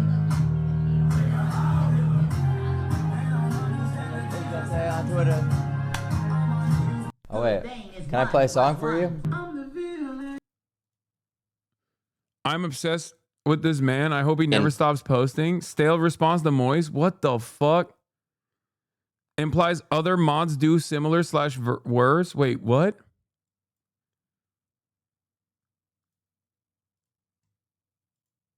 People who are looking at me in horror or laughter or pity should ask themselves what that says about the $50 billion platform that. What is this background, bro? He did the KFC double down. What? Oh, he's mogging. He's mogging. He's wearing a polo shirt, just like my man Clav. He's wearing a polo shirt because he's fucking mogging, dude. We learned about that. He's chud maxing. It's a totally different meta. A lot of you guys don't have the processing power to understand he's chud maxing. It is Reddit. Take every insult that you have against me about how I'm incompetent, about how I'm biased, egotistical, power hungry, etc., all that, and ask yourself, how does that make you feel about Reddit, knowing that I was able to control one of the top subreddits on the platform for over a year? Bro, no one cares. Oh my God. Thank you. Oh my God. He's like trying to farm this shit, huh? Make that next video a green screen. I want to see the Reddit mod dungeon. Actual Reddit moderator moment. And then he pressed post again. We all know it's 14 terabytes. By the way, remember that other guy that was like, oh, you're a lolcat, by the way. This is exactly the type of dude that says shit like that. That's part of the reason why I wanted to look into his to the other person's background. This is him. Like the guy who, you know, ended his entire fucking YouTube account and his entire Twitch account when I started making fun of him. It's this guy. These are the guys. Which kind of goes back to the point I was making with the other chatter who was like, oh, you know, sometimes I get bullied at school. Like, did you ever get bullied at school? How did you deal with it? Just understand that this is the guy that's bullying you. It is entirely up to you to take that seriously or not. Did you see Wubby talked on Discord that a new head mod after this? He did? With borderline dictatorial powers doing who knows what that you'll never find out about. And then realize, I am the bull in the china shop.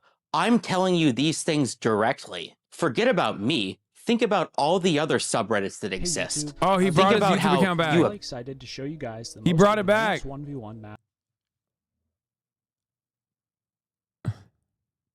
I'm sad that he stopped.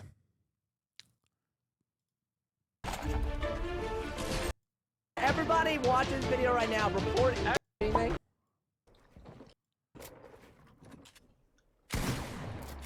Wait, that's the streamer he's killing, right? That's not him. I assume that's the streamer he's killing.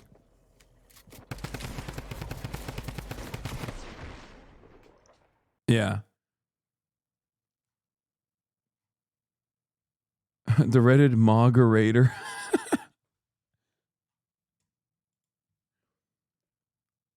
Thank you for watching. Okay, I can't watch this full 9-minute video. Let's just finish. No idea who they are, what they're doing, and every time somebody like me gives you a peek under the curtain, society gawks at the insanity of all of it. You are a moderator in a subreddit. Why are you chasing down brand partnerships and collaborations, buddy? I mean, you're an influencer with a platform. Yeah, that's the point. You're not an influencer, brother. Like, I mean, I think you're trying to be one now, but like you're like the entire point of subreddit moderation is supposed to be, and I can't believe I'm repeating this again and again and again. You like whatever insert interest group thing that you are invested in so much that you volunteer to either make a community about it or you volunteer to keep that community clean so that discourse can thrive. Okay? That's the point. That's what it is. It's not about like monetizing it. Am I crazy? Like, what the fuck?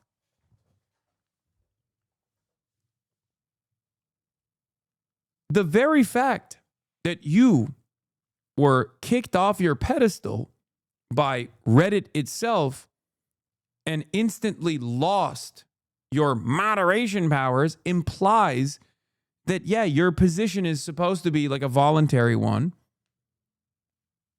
and that you're not very pro-labor of you. Brother, what are you talking about? This is not a labor rights situation. He has a job.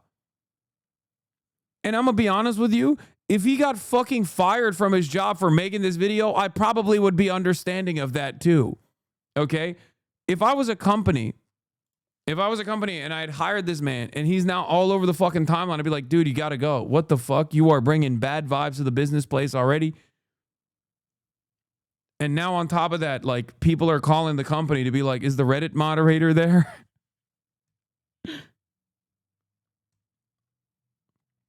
Why do you do it? You could say personal enrichment, but you don't strike me as somebody who's completely motivated by money. I could imagine you doing a brand deal or partnership, not for money, but just with a group that you think is cool for your community. Or maybe you just want to. And Reddit is a platform, like any other platform, and moderators are in charge of it. I know this is rare and nobody does this stuff. That's my entire point. Reddit as a platform is underutilized. So just like you might utilize your platform, why can't moderators? You brought up examples of conflicts of sacrosanct of a platform that it's different from any other platforms where conflicts of interest exist. I guess for Reddit moderators, we're representing other people. We don't truly own the platform, so maybe it's more important for us to be unbiased compared to other platforms. I guess. But man, if we're worried about bias, I can promise you that there are way bigger fish to fry in terms of how biased moderators are allowed to be, that I'm not sure that brand deals for community events is really the biggest danger out there. But sure, it's something to look out for. There are no qualifications to be a Reddit mod. You're right. There aren't any qualifications. But maybe... Wait, his aura changed. His aura changed in response to Charlie's. Every time Charlie says something, he's like Gojo. He's basically the Gojo of Reddit. You see that? That's crazy. That's crazy. He's leveling up. There aren't any qualifications, but maybe there should be. Maybe because there are no such qualifications, this is why we're seeing all the problems that we see. It seems he's the Gojo being a fucking loser. Oh, that's awesome. Yes, I know his YouTube banner has Austin show on it. Bro, this guy cannot be real, man. It's so funny that this fucking account, Yeet, is literally this guy. Like, not a one-to-one. Like, it's not the same person. But this guy is basically this guy with a different skin. And he's over here dunking on him. Dog, you are literally making fun of your future right now, okay? This is you. Both of them are in Destiny's orbit. Both of them are in Destiny's community. And both of them are consistently fighting for Destiny's attention. And it's so funny that he is now clowning on this version of himself. Yeet doesn't have mod class solidarity. I agree.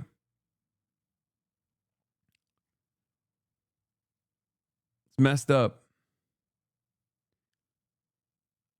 What? The Orbiters E4D. We need to clean up our reputation, DGG. Everybody thinks that we harass people. What's something undeniably good that we can do? Well, there is this new smaller streamer named Autistic Destiny, which is the same name as you. Ha ha ha ha. We could raid her and give her a bunch of views and donations. Helping smaller streamers is good, right? Oh, like Make-A-Wish, but for smaller streamers. We'll make sure to send in NFL superstar and resident DGG or Tabor Snapping to give her even more support. I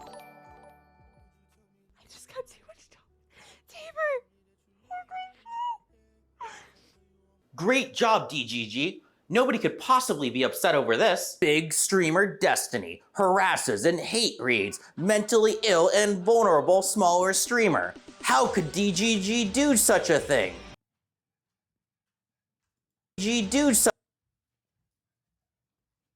Yeah, famously, LSF is very anti-Destiny.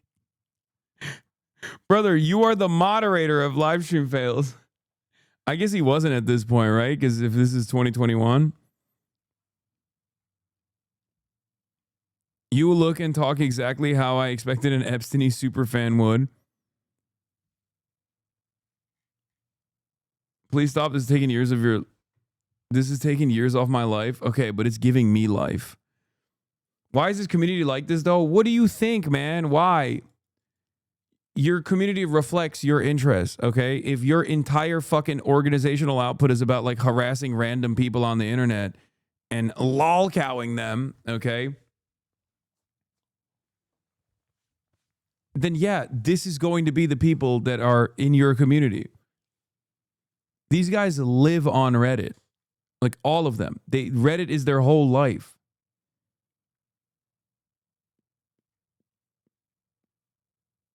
Why are you punishing us? Okay, well, I'm enjoying it. So, sucks to suck for everybody else.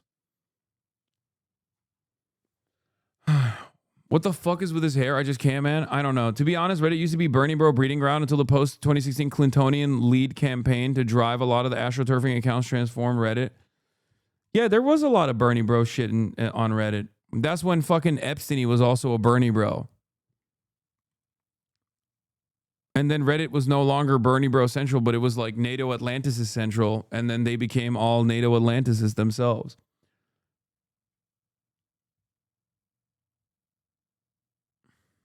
Man, who's been doing some like crazy, cool? I don't know. I mean, if I were to like who I think will keep getting attention. I think that Clav guy, the Luke Smack, I think he'll keep getting attention because he really leans into doing ridiculous things that, you know, gets out there. Clavicular. Yeah. Okay. Yeah. Investment number one. I don't know, man. I don't know. Who is there anyone like doing really like?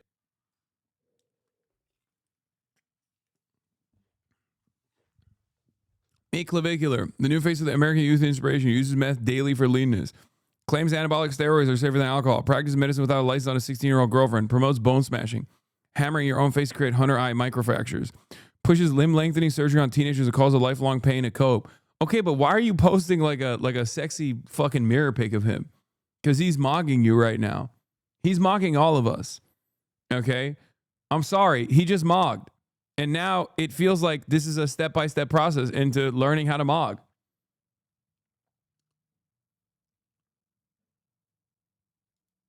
What is this? Sneeko got the ultimate banner. Sneeko finds out from his promoter friend that he's banned virtually from all hospitality groups. You're banned from virtually every single hospitality group in the U.S., every restaurant, every venue, nightclub for your anti-Semitic remarks and absolute racism.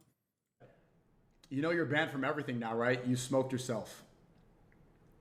He's been in my vlogs. It's this promoter. This promoter who's been in my vlogs. He's been a friend of mine for a while. We've had back and forth. Who is the promoter? Why is it a black square?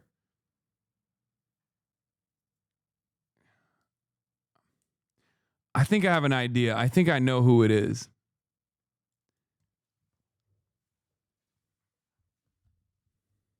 That's his chat? Designers. And he just said, I'm banned from everything. Call him. Let me call him. Let's see what's going on.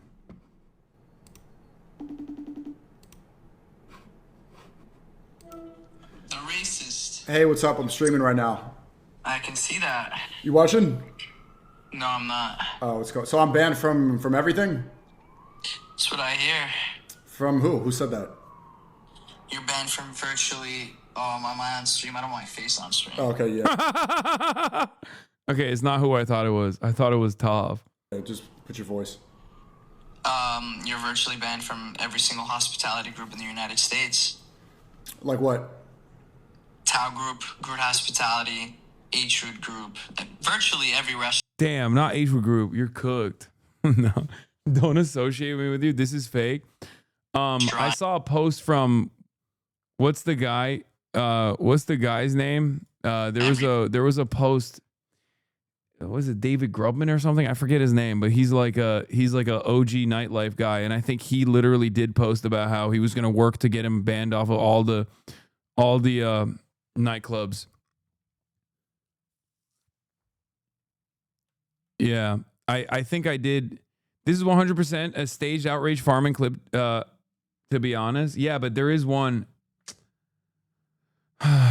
There was someone who I actually saw post something about it, like David something, not Dave Portnoy. Is it David Grubman?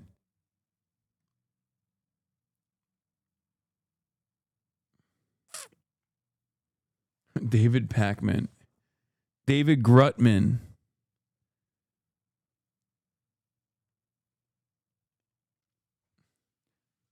It is pretty funny that like these places are infested with like some of the fucking worst individuals you've ever seen. Like it's normally so bad. Like the regular clientele of all these fucking nightclubs are so gross that like these guys are bad, but they're not all that different, okay, from the average nightclub, especially in fucking Miami. I know this from my personal experience. Anyway, what is this? Brett Cooper says Nick Fuentes and Sneeko have aura. Everyone off, but I do have to say, like in thinking about this whole weekend, pondering it after I consumed this content for all of you guys, it seems like Sneeko and Fuentes like actually have aura. If I'm going to use that Gen Alpha, Gen Z, I don't even know what kind of term it is.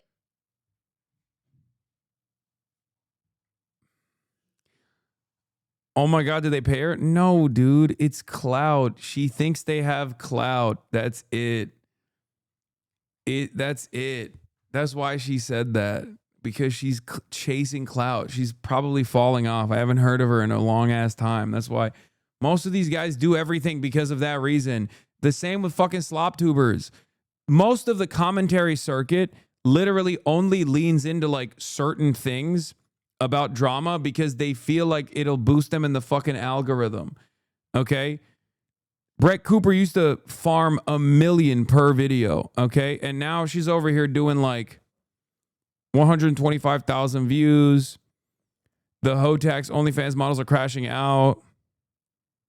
Meet the men who use crystal meth to lean max. Like, she's trying to find her own lane. And for a lot of these people, especially when they go independent, it's very difficult. She's doing HasanAbi numbers, true. Okay, first of all, HasanAbi numbers is it swings. Okay, I post like 2 to 3 clips a day now. Okay, calm down. Sometimes it fucking fails with this Gavin Newsom 70,000 view clip, but usually it's around 200 to 200K plus.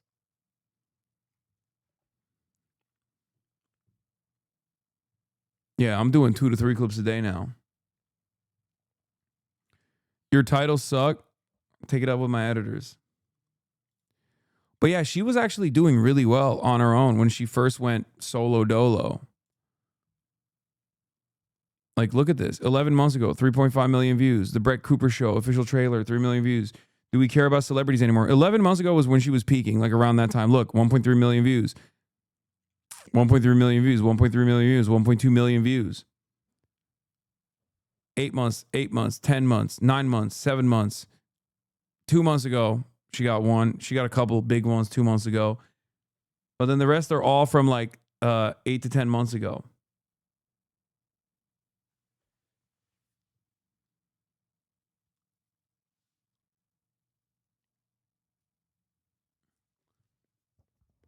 No joke, your thumbnails and titles are ass. Okay, you need to also remember something. I have literally 1 million fan accounts. 1 million fan channels on YouTube. And I don't treat YouTube as like a primary.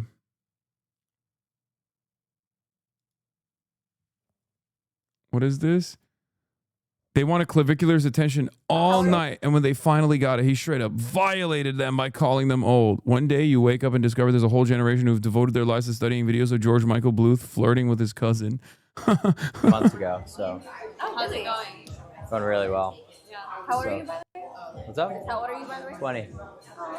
How about you guys? Oh, wait. I'll let you guess. Make it fun. 23? Close. Probably around the same, yeah. How old? I'm 24. Okay. 26. Oh, fucking grandma over here. Oh my god. It's all good. Yeah, I mean, you still look young though, so Thank you. who gives a shit? Dude, what's up with Zoomers, by the way? That's like, I don't know what it is. I mean, he's rude, but like Zoomers do look a lot older than they actually are. I don't know what it is. This is painful. You're causing me pain. Yeah? Stay healthy. I'm trying to go. He should be posture maxing. This is crazy. He's got gamer neck. I can't believe it. The man who vantage point maxes in his home or tiptoe maxes is out here in front of 2 Stacy's. Is that? I don't know. Are they considered Stacy? I don't fucking know. God damn it. I'm trying my best here. And he's not even fucking. He's got a gamer Kirk posture here. It's fucked up. Go to the club, but I don't know what the fuck is going on. Dates are a waste of time. They're only Dude, oh my God, with this music. dinner a woman will ever go to with me is when I'm meeting other men, but like a one-on-one dinner with a girl is a mistake and a waste of fucking time and money. 3 hours of fucking garbage. Let me tell you what a dinner with me and a woman looks like. Woman sits next to me, looks hot, the other men at the table respect that, and we talk about business, and I genuinely ignore her the whole time. I don't take bitches. Bro, that's why I'm saying it's like, this isn't gay. This is something different. Like I don't understand. This is like unvarnished, unfiltered, pure misogyny, where like you hit the maximum amount of misogyny that like you do genuinely hate women. Like you are, it's not even like, oh, this is socially learned hatred of women where you undermine them or disrespect them on accident or because you're just careless. It's not like that. This is just like he is deliberately putting on a show to be like, I fucking hate women. I hate them so much. It makes me angry that I even have to be around women. You know, it's ascended misogyny, like you prestige misogyny and are starting back at the most primal level of misogyny. I don't think, it's objectification maxing. They truly believe it's impossible for a woman to do or say anything of value beyond just like looking physically attractive next to them. Like they're an object of sexual desire. And I guess this is why they like Trump too, because like Trump treats women this way as well, where for him it's like women are to be conquered. They're not to be loved. They're not to be respected. They're not your partner. And I don't get it. I don't understand it at all. Not on some woke shit, you know. Everybody says I'm fucking misogynistic every now and then, but like I don't understand why you would spend your life with someone that you despise, with an entire gender that you just genuinely fucking hate so much.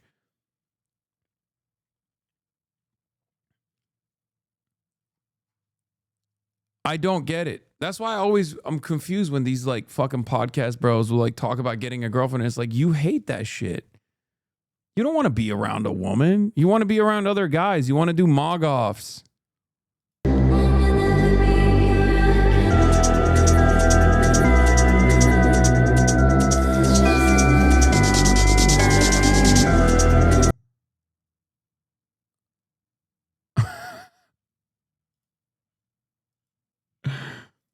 Do you think these guys understand that everyone is fucking looking at them like they're a bunch of clowns? Or do you think they genuinely think this is cool?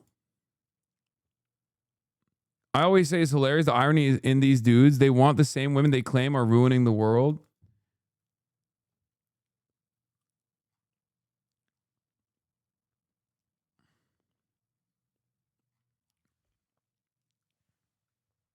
Yeah, I will say, like, this is something beyond gay, is what I say all the time. But, like, at this level, what we're experiencing is definitely, this is just, like, regular gay, I think. Like, this is just, like, gayer than sucking a penis, I would say.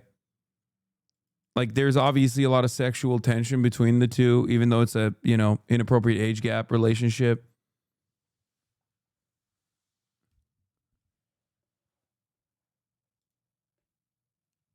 This is gay. I don't mean that as an insult whatsoever. This is literally just the type of content men who are attracted to other men would produce and watch.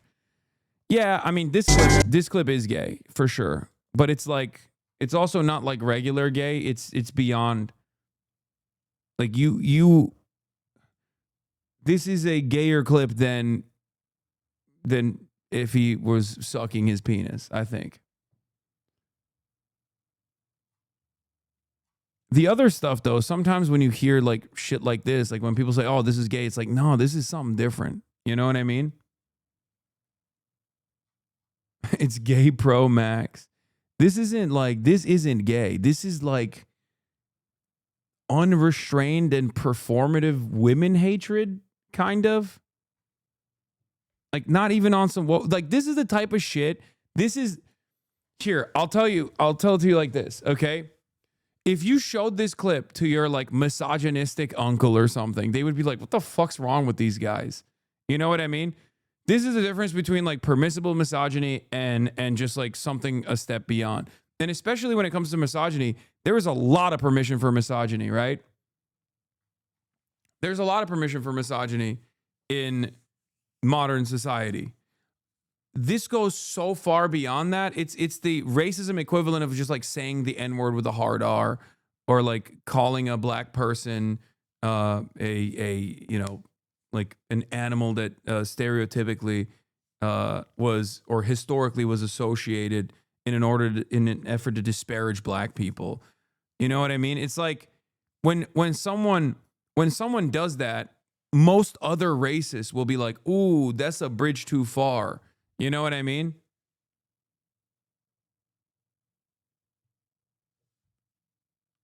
Like, that's too much. That's too much. Like, I'm a regular racist. Like, you're something different. And this is the misogyny version of that, where it is performative. It's over the top. I don't even think that they believe it. Or maybe they do. I don't know.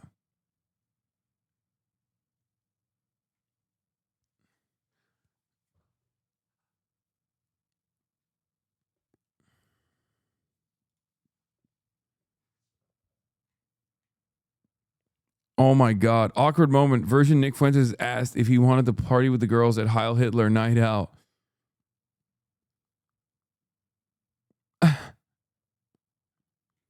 And then the fucking Groypers are upset. Not wanting to be a male whore isn't the worst thing, says Disciple for Life Michael Andrew.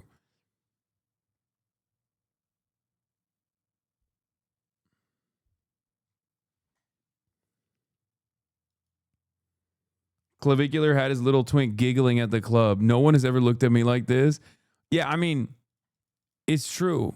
Nick Fuentes does have a homo-romantic association with Clavicular. I've clocked that. I've clocked that a long time ago. I've talked about it before when they first did their collab stream and Nick was looking at him like licking his lips and shit. Fuentes' statement on the night.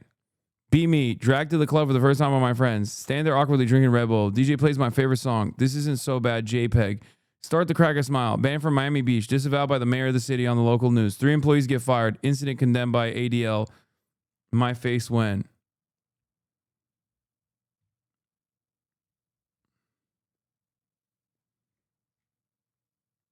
He's green texting on Telegram in his neo-Nazi Telegram group.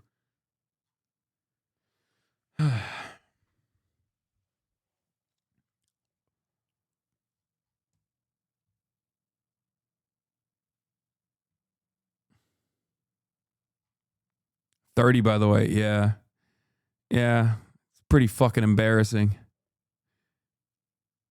How do you square this with a far-right obsession with birth rates? They simultaneously hate women, yet are desperate for traditional family values to own, impregnate, and subjugate them. I think for some, it stems from the insecurity that they will never be desirable to women, and that's what like causes them into that. That's what caused them to like lean into this shit. Okay, it caused them to like imagine a different organization of gender where women don't get to have a say. It's a power fantasy. It's, you know, it's the same reason why people engage in sexual assault, do rapes and stuff. I think that's probably what it is. But as far as like birth rates goes, I mean, none of these dudes are fucking, right? They're just not. It's not happening. So really ask too much to treat women like people. Sometimes I see you read my comment, decide it's not funny enough, and then move on. I have not read your comment at all. It's in your mind.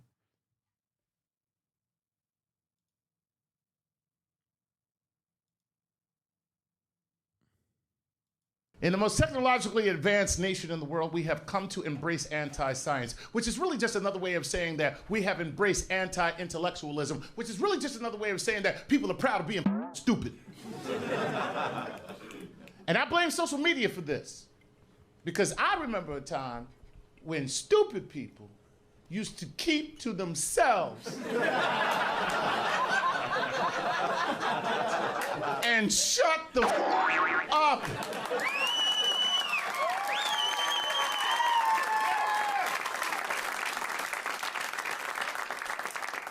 But now, because of social media, they're reaching out to one another, coalescing. They're organizing. The stupids are organizing. It's true. Like, you got some stupid shit? I got some stupid shit. Let's put our stupid shit together. We can start a stupid revolution. We'll call it a stupolution.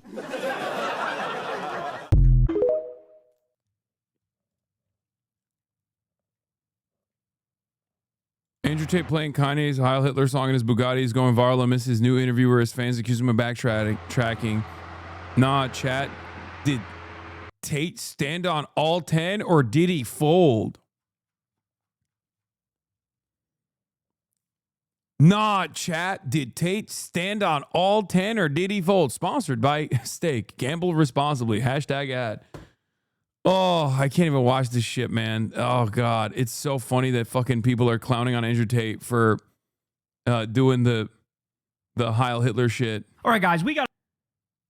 Cocklinski, the pathetic downfall of Nick Fuentes. All right, let's see this fucking Nick Shirtley. So normally and response. historically, my policy for whenever somebody is saying some factually inaccurate stuff about me online is to turn the other cheek, keep my head down, and get back to grinding. But in this case, with Mr. Nick Shirtley, who is now falsely accusing me of conducting an unfairly edited interview, I think I'm going to pick option 2 and let people know what went down.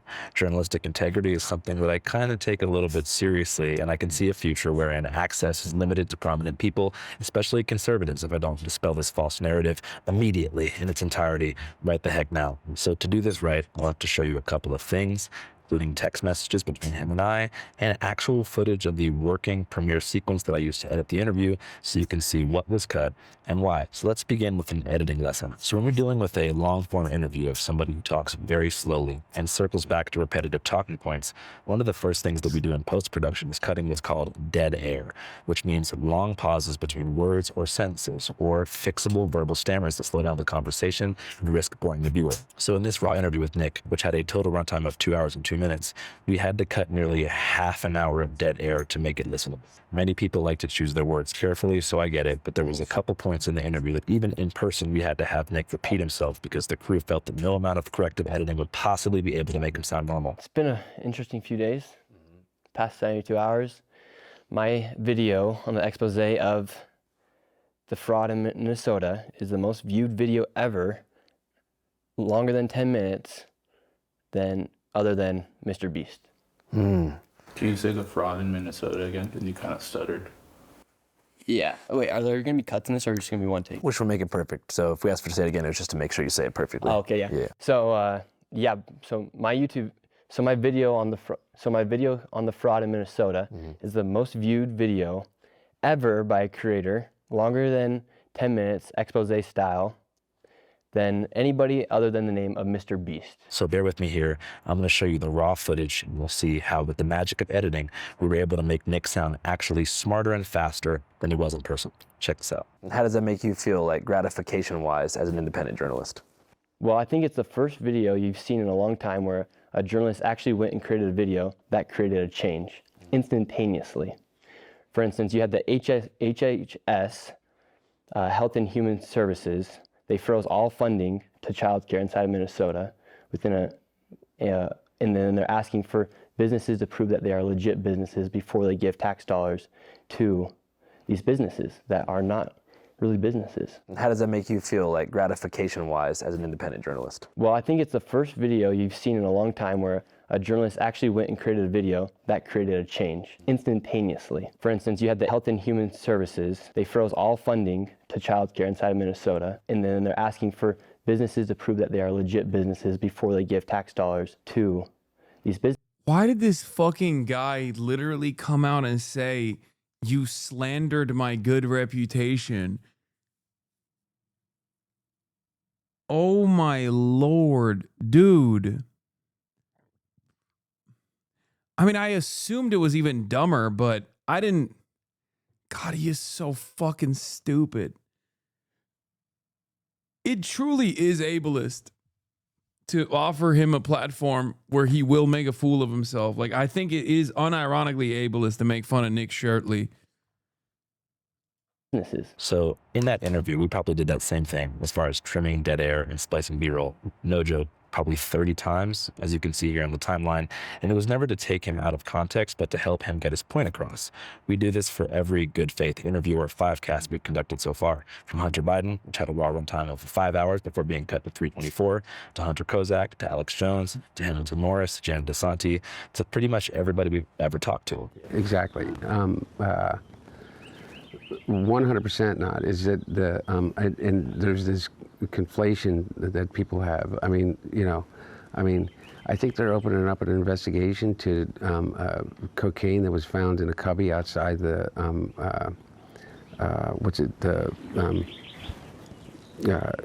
the West Wing of the White House. You know, we aren't live streamers or live podcasters, and we like to package our interviews for efficiency and entertainment value. So that's just something that we do. So the other cuts in the Nick Shirley interview that weren't dead air related were conversational beats that I personally found either boring. That one tweet was right. He's the only Mormon born with Faz. Brother, I think there's more than one Mormon born with Faz. Like, I'm gonna be honest, but yeah. Fast Baby is correct. You're not wrong about that assessment. I think repetitive or so off topic to the point that they derailed the conversation away from its intended focus, which was fraud in Minnesota and Shirley's personal background. We cut probably 20. said, "Yikes!"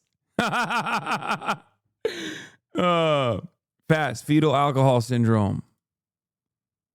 5 minutes of unproductive, redundant banter about Portland, Mormonism, gay marriage, his new crypto coin. I heard you also made a coin of some kind. I did not. Well, I didn't make a coin. I just joined a platform where you can monetize your content, and there actually, so yeah, it is a coin. You can then monetize your content, just similar to like how you upload on TikTok. You can upload your stuff on there. It's just based off Coinbase. The history and ethics of welfare in America, and 6 whole, nearly identical back and forths about his 89% statistic that he falls back on unchallenged. 89% of the fraud is being committed by Somalians, and 89% of the fraud being committed inside Minnesota is by the Somalian population. 89% of the fraud. This is such a fucking inappropriate way to game out statistics, for the record.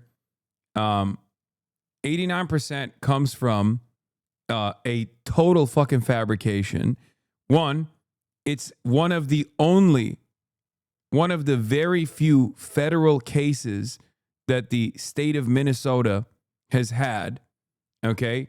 And because there are 94 co-defendants, 94 Somali co-defendants, okay, saying, as the Republican that came out with the statistic on Fox News falsely presented, saying that like, oh, Somalis are responsible for 89% of all crimes committed since like 2020 is ridiculous. Yes, post 2020, the major COVID fraud that was prosecuted was the Amy Bach, white woman, by the way, led Feeding the Children charity scandal. And a lot of the co-defendants in that case that got charged and convicted were Somali. That's since 2020. Do you know how many federal fraud investigations have been conducted in the state since 2020? Not that many. Happening by people who were brought into our country and then committing fraud. So 89% of the fraud happening in Minnesota is from the Somali population. Right, but 95% of Somali Americans in Minnesota are legal. Yeah, 89% of Somalians are committing fraud. Since we ended up including an extensive dialogue about that stat around the 50-minute mark of the final cut, I personally didn't feel the need to torture. The 89% number specifically refers to a claim made in independent journal's viral video with Somali American woman and blah, blah, blah, blah, blah, they commit. In summary, while the Somali American communities have been disproportionately represented among the defendants in a few massive high-profile federal fraud cases, the total fraud, this figure relates to specific high-profile cases, but there's no official data. Yeah, I know where that came from. This is like an AI summarization. I'm explaining to you what the actual summarization is. For all of you guys. I don't know what this fucking AI summarization is, but the 89% number basically comes from what I just described to you. One guy on Fox News randomly says, oh, since 2020, Somalis are responsible for 89% of all the fraud that was committed in the state of Minnesota. This is not correct. Of the fraud being committed in Minnesota. Okay, we get it. He says it a lot. In 4K when I got back from Greenland, you will see exactly what I mean. This is not a Sacha Baron Cohen style ambush edit or a Jim Jeffries Avi Yemeni situation where I primed him, by saying crazy shit to get his guard down and then Shanghai him with post-production. I was trying to help Nick Shirley, which it seems up until yesterday he really appreciated. So after the interview came out about a week ago, he texted me right after saying the backdrop of this interview is hilarious. It was filmed in his uncle's upscale game room in Farmington, Utah, in front of several taxidermied bears that were presumably killed by the Shirley family. He goes on to say, fun watching the reaction from both sides. Appreciate you coming out. I don't think you have fun watching the reaction from both sides. To which I replied kindly. But then the Clippers started doing the thing that they do counterbind it, finding the most outrageous or dumb soundbite in the entire piece and memeing it into oblivion while missing the entire point of the dialogue, which was to try to find common ground on issues like affordability and the collapse of the mainstream media. I mean, I fundamentally hope that everything you're saying is true, just so you know. Yeah, I hope so too. Yeah, like it's like, I mean... Like, I hope we all have the best interest in society and for our people, because... Yeah.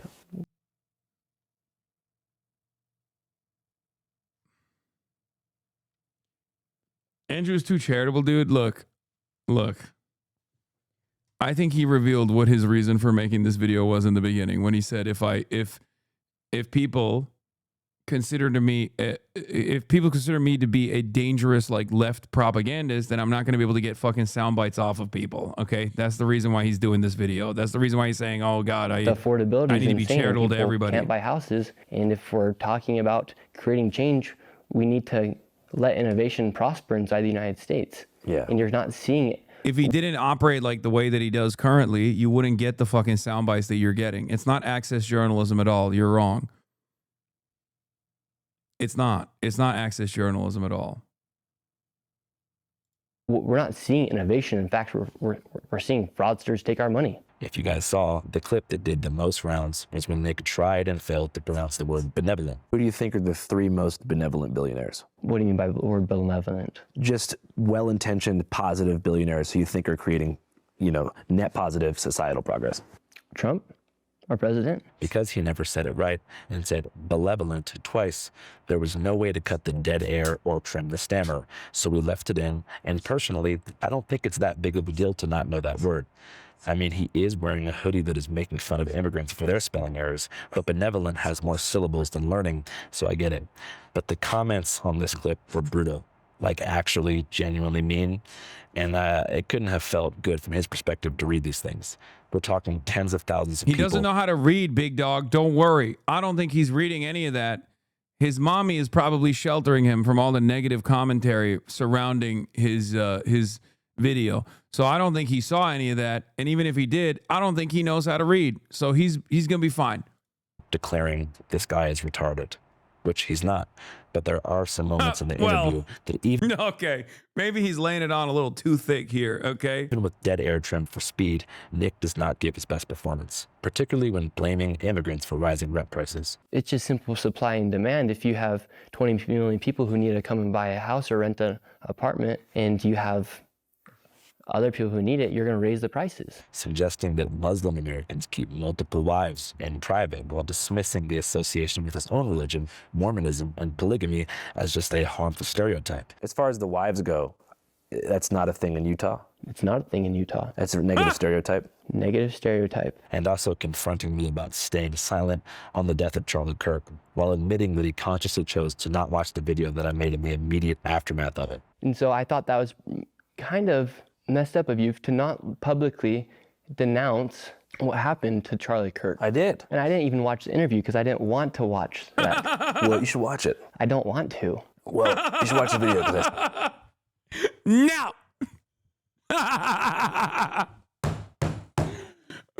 No! I don't want to. You made me feel bad. Because I imagine you didn't say anything. And I'm still mad about how I felt. That's a perfect demonstration of how right-wingers operate, dude. I mean, come on. Come on. Say some stuff in it. Okay, cool. None of these moments were a very good look for Nick, but I did not engineer them that way. And if I was a betting man, I would suggest that much of the hostility displayed toward him in the comments is because his reporting, which was signal boosted by Trump and his cronies, has been a driving factor in ICE's decision to escalate their presence in Minneapolis. You know, bro, that's someone's son. Dog, I have just as much smoke for her demon mother, too. Okay? That hell spawn was developed somewhere. Okay? Fuck you mean? Yeah, fuck them both. Him and his dumbass mom who drives him around everywhere and went to prom with him. The fuck? Kidnapping kids from local high schools, terrorizing U.S. citizens in their own communities, shooting people on the streets, and hiding behind masks like the goddamn cowards they are. However, That's just my personal opinion. I don't like ICE. I don't like Trump, which is something that I made clear to Nick in the interview. What do you think about Trump? I don't like him. There was no deception anywhere. But sometimes, and I'm not sure what the word is for this in the journalism field, the person that you interview views your fans as an extension of you. So if your fans are dicks to them, they kind of feel like that's you shading them. And that's definitely what happened. Right after the benevolent clip went micro-viral, Nick began to send texts to me that alluded to the footage being manipulated, writing, "Greenland will be epic and cold. Let me know if you need any locals." I still have some contacts there. Just curious though, why didn't you post a full 2+ hour interview instead of the selected 1 hour of the interview? Notice the word selected. Nick suggests that I cherry-picked his worst moments, which is concerning because we consciously did the opposite. But as you can see from these texts, I explained our entire editing process. Yeah, by the way, this is not him talking to Nick. This is him talking to Nick's mom. Just so we're clear. I am still going with Nick Shirtley does not know how to read or write. He is illiterate. I think this is Nick's mom. Him, as I did to all of you, and as I mentioned, even offered to send him all of the raw video files when I get home from Greenland, which I'm doing now, and gave him full permission to clip any and all moments of the piece for his own socials. Fast forward to 2 days later. I wake up in Nuuk, Greenland to see that Nick has posted a video filmed on a side camera, captioned something like, "In case you guys want to know how the interview really went, here's this." Nick's bullshit crybaby video here points to 2 pieces of damning evidence. Exhibit A. Nick grills me here about Democrat cities being catastrophic failures after failing to understand that I am not a supporter of the Democrat Party. I am from Seattle, a failed blue city, and then asks me to name thriving blue cities. So I named Austin, Nashville, El Paso, and then while smirking, I mentioned Denver because as shown in Nick's angle, I didn't actually know if Denver was doing well because I don't spend much time in Colorado. Like, when have you seen an American city? What American city is prospering right now? Austin. Austin. Name another one. El Paso. Name another one. You know so many city good. You name city names so good. Name more city. Are you God? Why do you know so many city name? Can you name another city name? I need mommy tell me city names when I go to sleep. Texas. El Paso, Texas is prospering? Yeah, I think. Why you think? It's doing better. New bars and restaurants have opened. But I can probably think of some better examples. Like what? Nashville's doing good. Austin's doing good. Phoenix is doing good. Basically any place with low state tax is getting a lot of... In any place that's not Democrat. I don't know about that. I mean... Name a Democrat city that's prospering right now. Well, it would have to be one that's affordable. Name one. A city. It's ironic, but it's Minneapolis.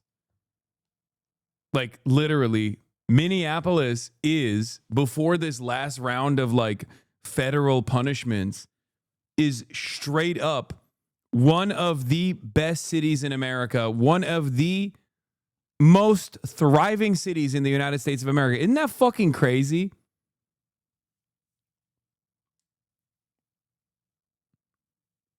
Like, Donald Trump is punishing a blue city in a blue state for not voting for him, and they were doing fine.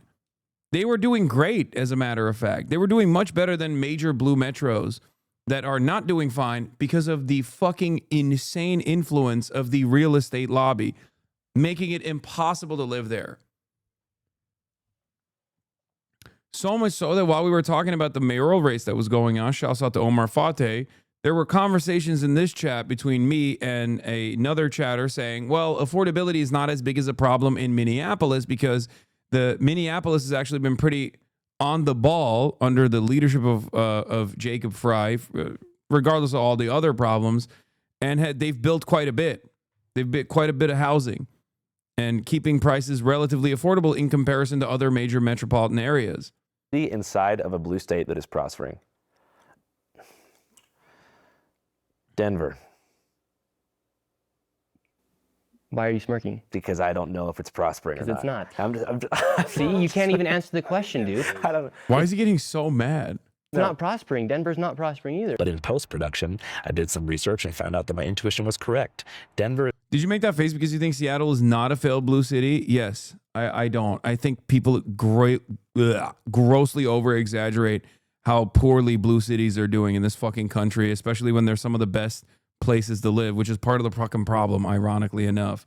It's gross and it fucking pisses me off. Have you been to one of these like fucking forgotten towns in this goddamn country? What the fuck are you talking about? Go to Springfield, Ohio, okay? The reason why I'm bringing up Springfield, Ohio is because it's one of those forgotten towns. And it got a high amount of Haitian migrants that came into the town and actually helped it grow by quite a bit, okay? Springfield, Ohio is one of these forgotten towns. If you go to any number of different cities around this country, okay, that were basically abandoned, you will understand in comparison to like these major metropolitan areas, they're in a far worse condition overall. To make matters worse, like people talk about Chinese tier 1 cities and go, oh, why don't you go to a rural area to fucking see what it's like? It's like, bitch, I've been to rural areas in America too, okay? Let me tell you, their fucking tier 1 cities are better than our major metropolitan cities, and their rural areas are also developing at a rapid clip, okay? Every city, large or small, in the United States of America, every town, large or small, in the United States of America is on a downtrend. Do you understand? So yes, while major metropolitan areas are in a state of dire disrepair, okay, so are many rural towns.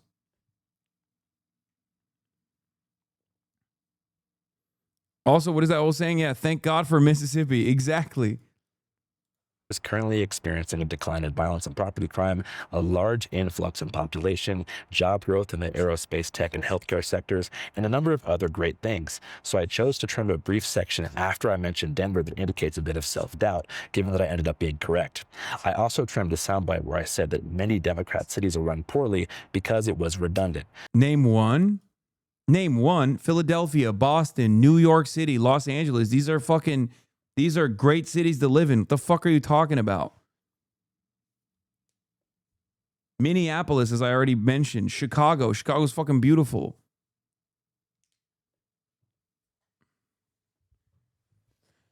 New York City is shit. Boston is trash. Okay, guys.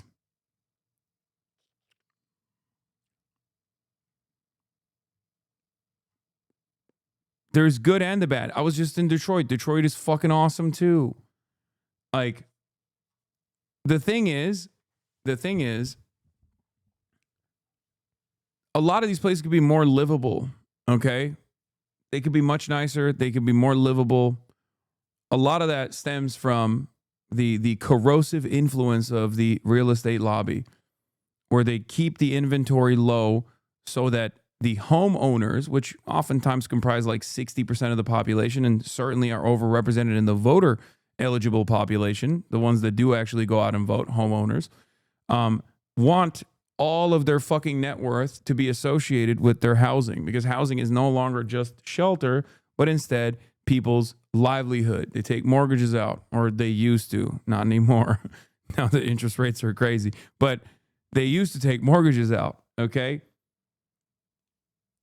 And it's their leverage.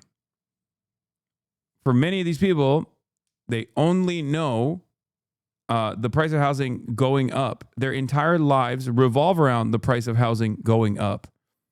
So if the price of housing goes down because there's now, more readily available inventory, for example, okay, then all of a sudden, a lot of these people who perceive themselves to be like upper middle class individuals, people with a nest egg or whatever, are going to be poorer in comparison. This is the major problem. I say crash the housing market, for the record. I think, or not crash the housing market, but like burst the housing bubble and let 1 million houses bloom, okay? Let 1 million units bloom, make all different types of affordable housing, make government housing, okay, to change the housing market in this country. It'd be fucking awesome. Decommodify housing.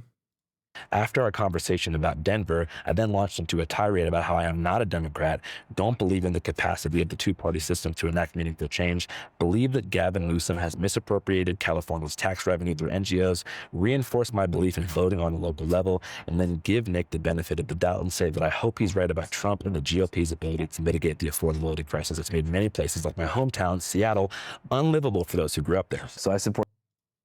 Featuring Erica Kirk, confirmed speaker, make heaven crowded. Bro, why do they call it make heaven crowded? It almost feels like a cult, like they're all going to drink the Kool-Aid and die. Isn't that weird? That's a weird ass fucking name for a tour. Oh, that's what he said too. Do we set up a big ass Kool-Aid stand outside the venue?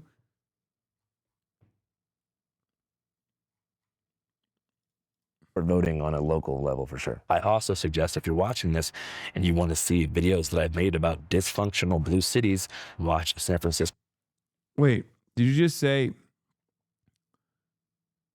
wouldn't you not go to heaven if you commit suicide? Brother, you think any Republican that's a part of Turning Point USA is going to heaven? Are you out of your fucking mind?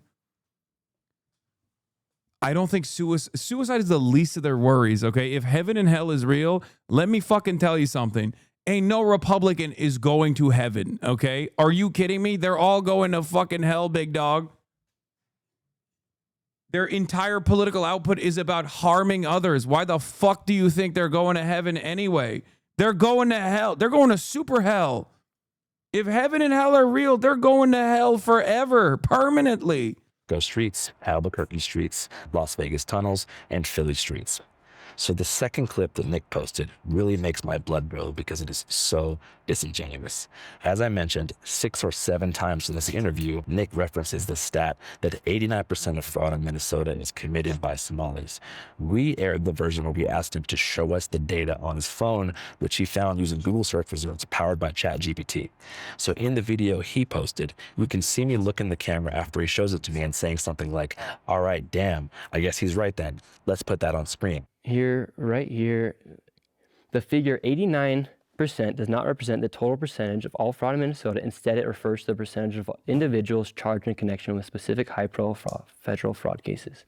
Millions. 89% of those charged in connection with major. Wow. Identified as Somalian Americans. Well, looks like we do. Looks like I'm interested to see what you put in this interview because looks like there is a problem with fraud. He is kind of right. However, the stat refers specifically to the already litigated Feeding Our Future case, which resulted in over 60 fraud convictions in Minnesota.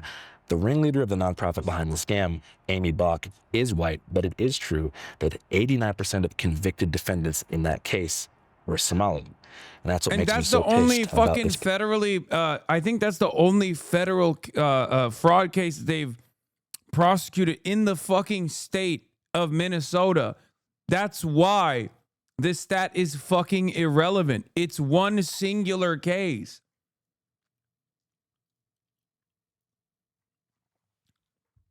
Like saying 89% of Somalis commit fraud is a psychotic extrapolation from this number. It's just not even, that's not how anything works. That's not how stats work.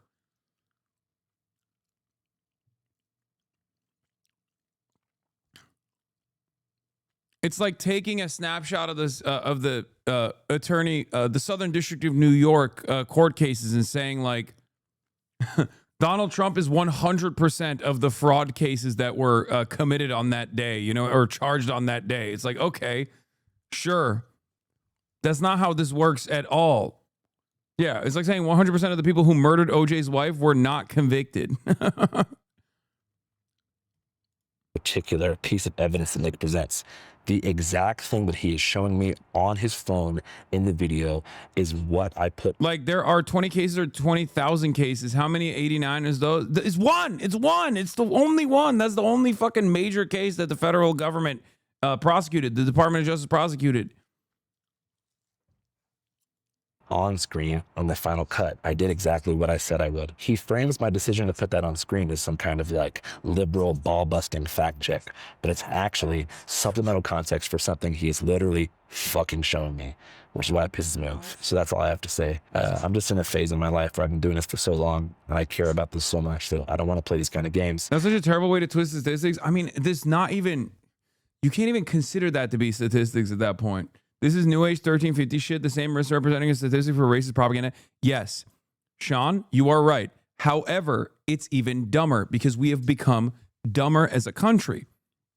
Because at least with the 1350 shit, the twisting of statistics is, it comes from misunderstanding what conviction and clearance rates look like. And you're just presenting arrest rates or arrest numbers without factoring any of that other stuff to make it seem like it's something different. With 89%, you're just looking at one fucking case, dude. One case. Like, it's crazy. Our races are getting dumber, is what I'm saying. This is kind of what I was talking about with Nick Shirley's commentary in general, where, like, back in the day, at least, like, James O'Keefe would put a little bit of effort, right? Can you explain the 1350 thing? Yes, 13% of the population is black. And racists will always channel this their racist sentiment by saying 13% of the population is black, but they make up 50% of the crime. This is not true. Okay, this is completely untrue. Number one, black communities are over-policed. Black communities not only are over-policed, but as a consequence of being over-policed, black communities end up getting arrested at higher rates. Not only that, but also the number that we're looking at, the 50% number, is from FBI stats from, I forget exactly when, but FBI stats that show arrest numbers, okay? Black people are more likely to be racially profiled, more likely to receive higher sentence. There's a sentencing disparity. I saw what happened the day before MLK Day, by the way. FD did not approve. Okay, but he shocked me too. To be fair, I also got shocked. I did shock Arky a lot more. I know it was messed up. I didn't realize how it looked. It was a bad look. It wasn't good. Yes, the statistic that we're talking about is based on arrests, not convictions. Not only are black people over prosecuted and receive much longer sentences, not only are black communities over policed, okay, but on top of that, these are simply arrest numbers. An arrest does not fucking mean that this person was charged or convicted. Okay? That's the reason why the 1350 number is bullshit. Having said that, this is even dumber than that, because the 89%, like, if that case did not have like 60 co-conspirators that were charged and prosecuted and arrested and convicted, and instead had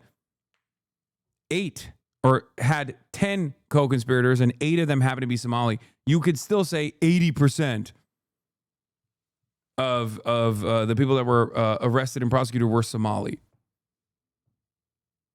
It's just ridiculous. It's one case. Especially with people who can't take an L and want to put my credibility on the line by spinning things in a way that benefits their reputation. He literally went out of his way to try and make me look bad, which is not cool. And I wouldn't say that's like very benevolent of him to do. I think my policy moving forward, especially when working with people who are filming their own versions of things and lack the integrity to be honest. I talked to him about this, by the way. Dem Insider rips Mamdani bidet hopes for Gracie Mansion, cites Trump White House ballroom bathroom renovation hypocrisy. Prominent New York City Democrat calls Zohran Mamdani's plan hypocritical given his criticism of President Trump's White House bathroom renovations because he's putting a fucking bidet. And I 100% support him in this endeavor. We have obviously talked about bidets in general when I interviewed him. And yes, this is fucking ridiculous that they have something to say about this. We are going to make white people wash their asses, okay? Sorry, it's gonna happen. It's going to happen in Afghanistan. It's going to happen with woke Sharia. You will have a bidet whether you like it or not. It is ridiculous. It's one of the most ridiculous things in the Western world that like all of these fucking bathrooms do not have bidets.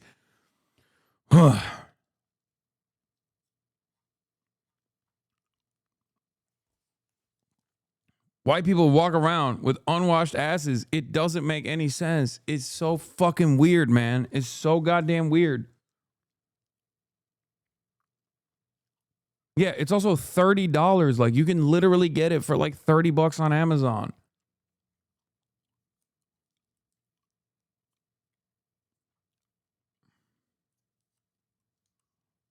Or just use soap. The fuck do you mean? You're shitting. After you shit, you just fucking twist the knob and it just sprays water into your asshole. That's it. It's the simplest thing of all time. It doesn't make any sense. White people shouldn't have to go to Japan for the first time ever, white boy Mecca, to understand that like bidets are good, okay? I know white supremacy dictates that you only think certain kinds of non-white people are actually good and modern and have civilization or whatever, but like, you know, there are far more people out here washing their asses on a daily fucking basis than not, okay? White people are the minority around the globe. Wash your fucking ass.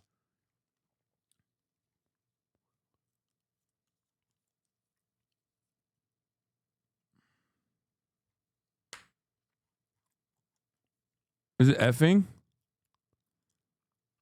What the hell? That's crazy. Anyway, 3-second F. All right, well, it doesn't matter because I'm ending it right now. I'm tired, and it's been 8 hours and 30 minutes. I went long today. I went freaking long today, baby. What is happening?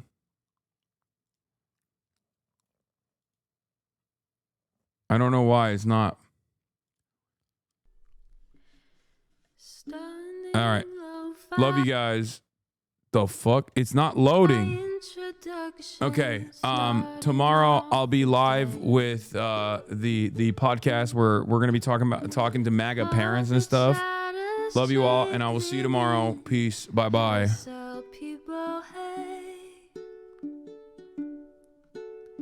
Sunny Los Angeles, California, says Hasan.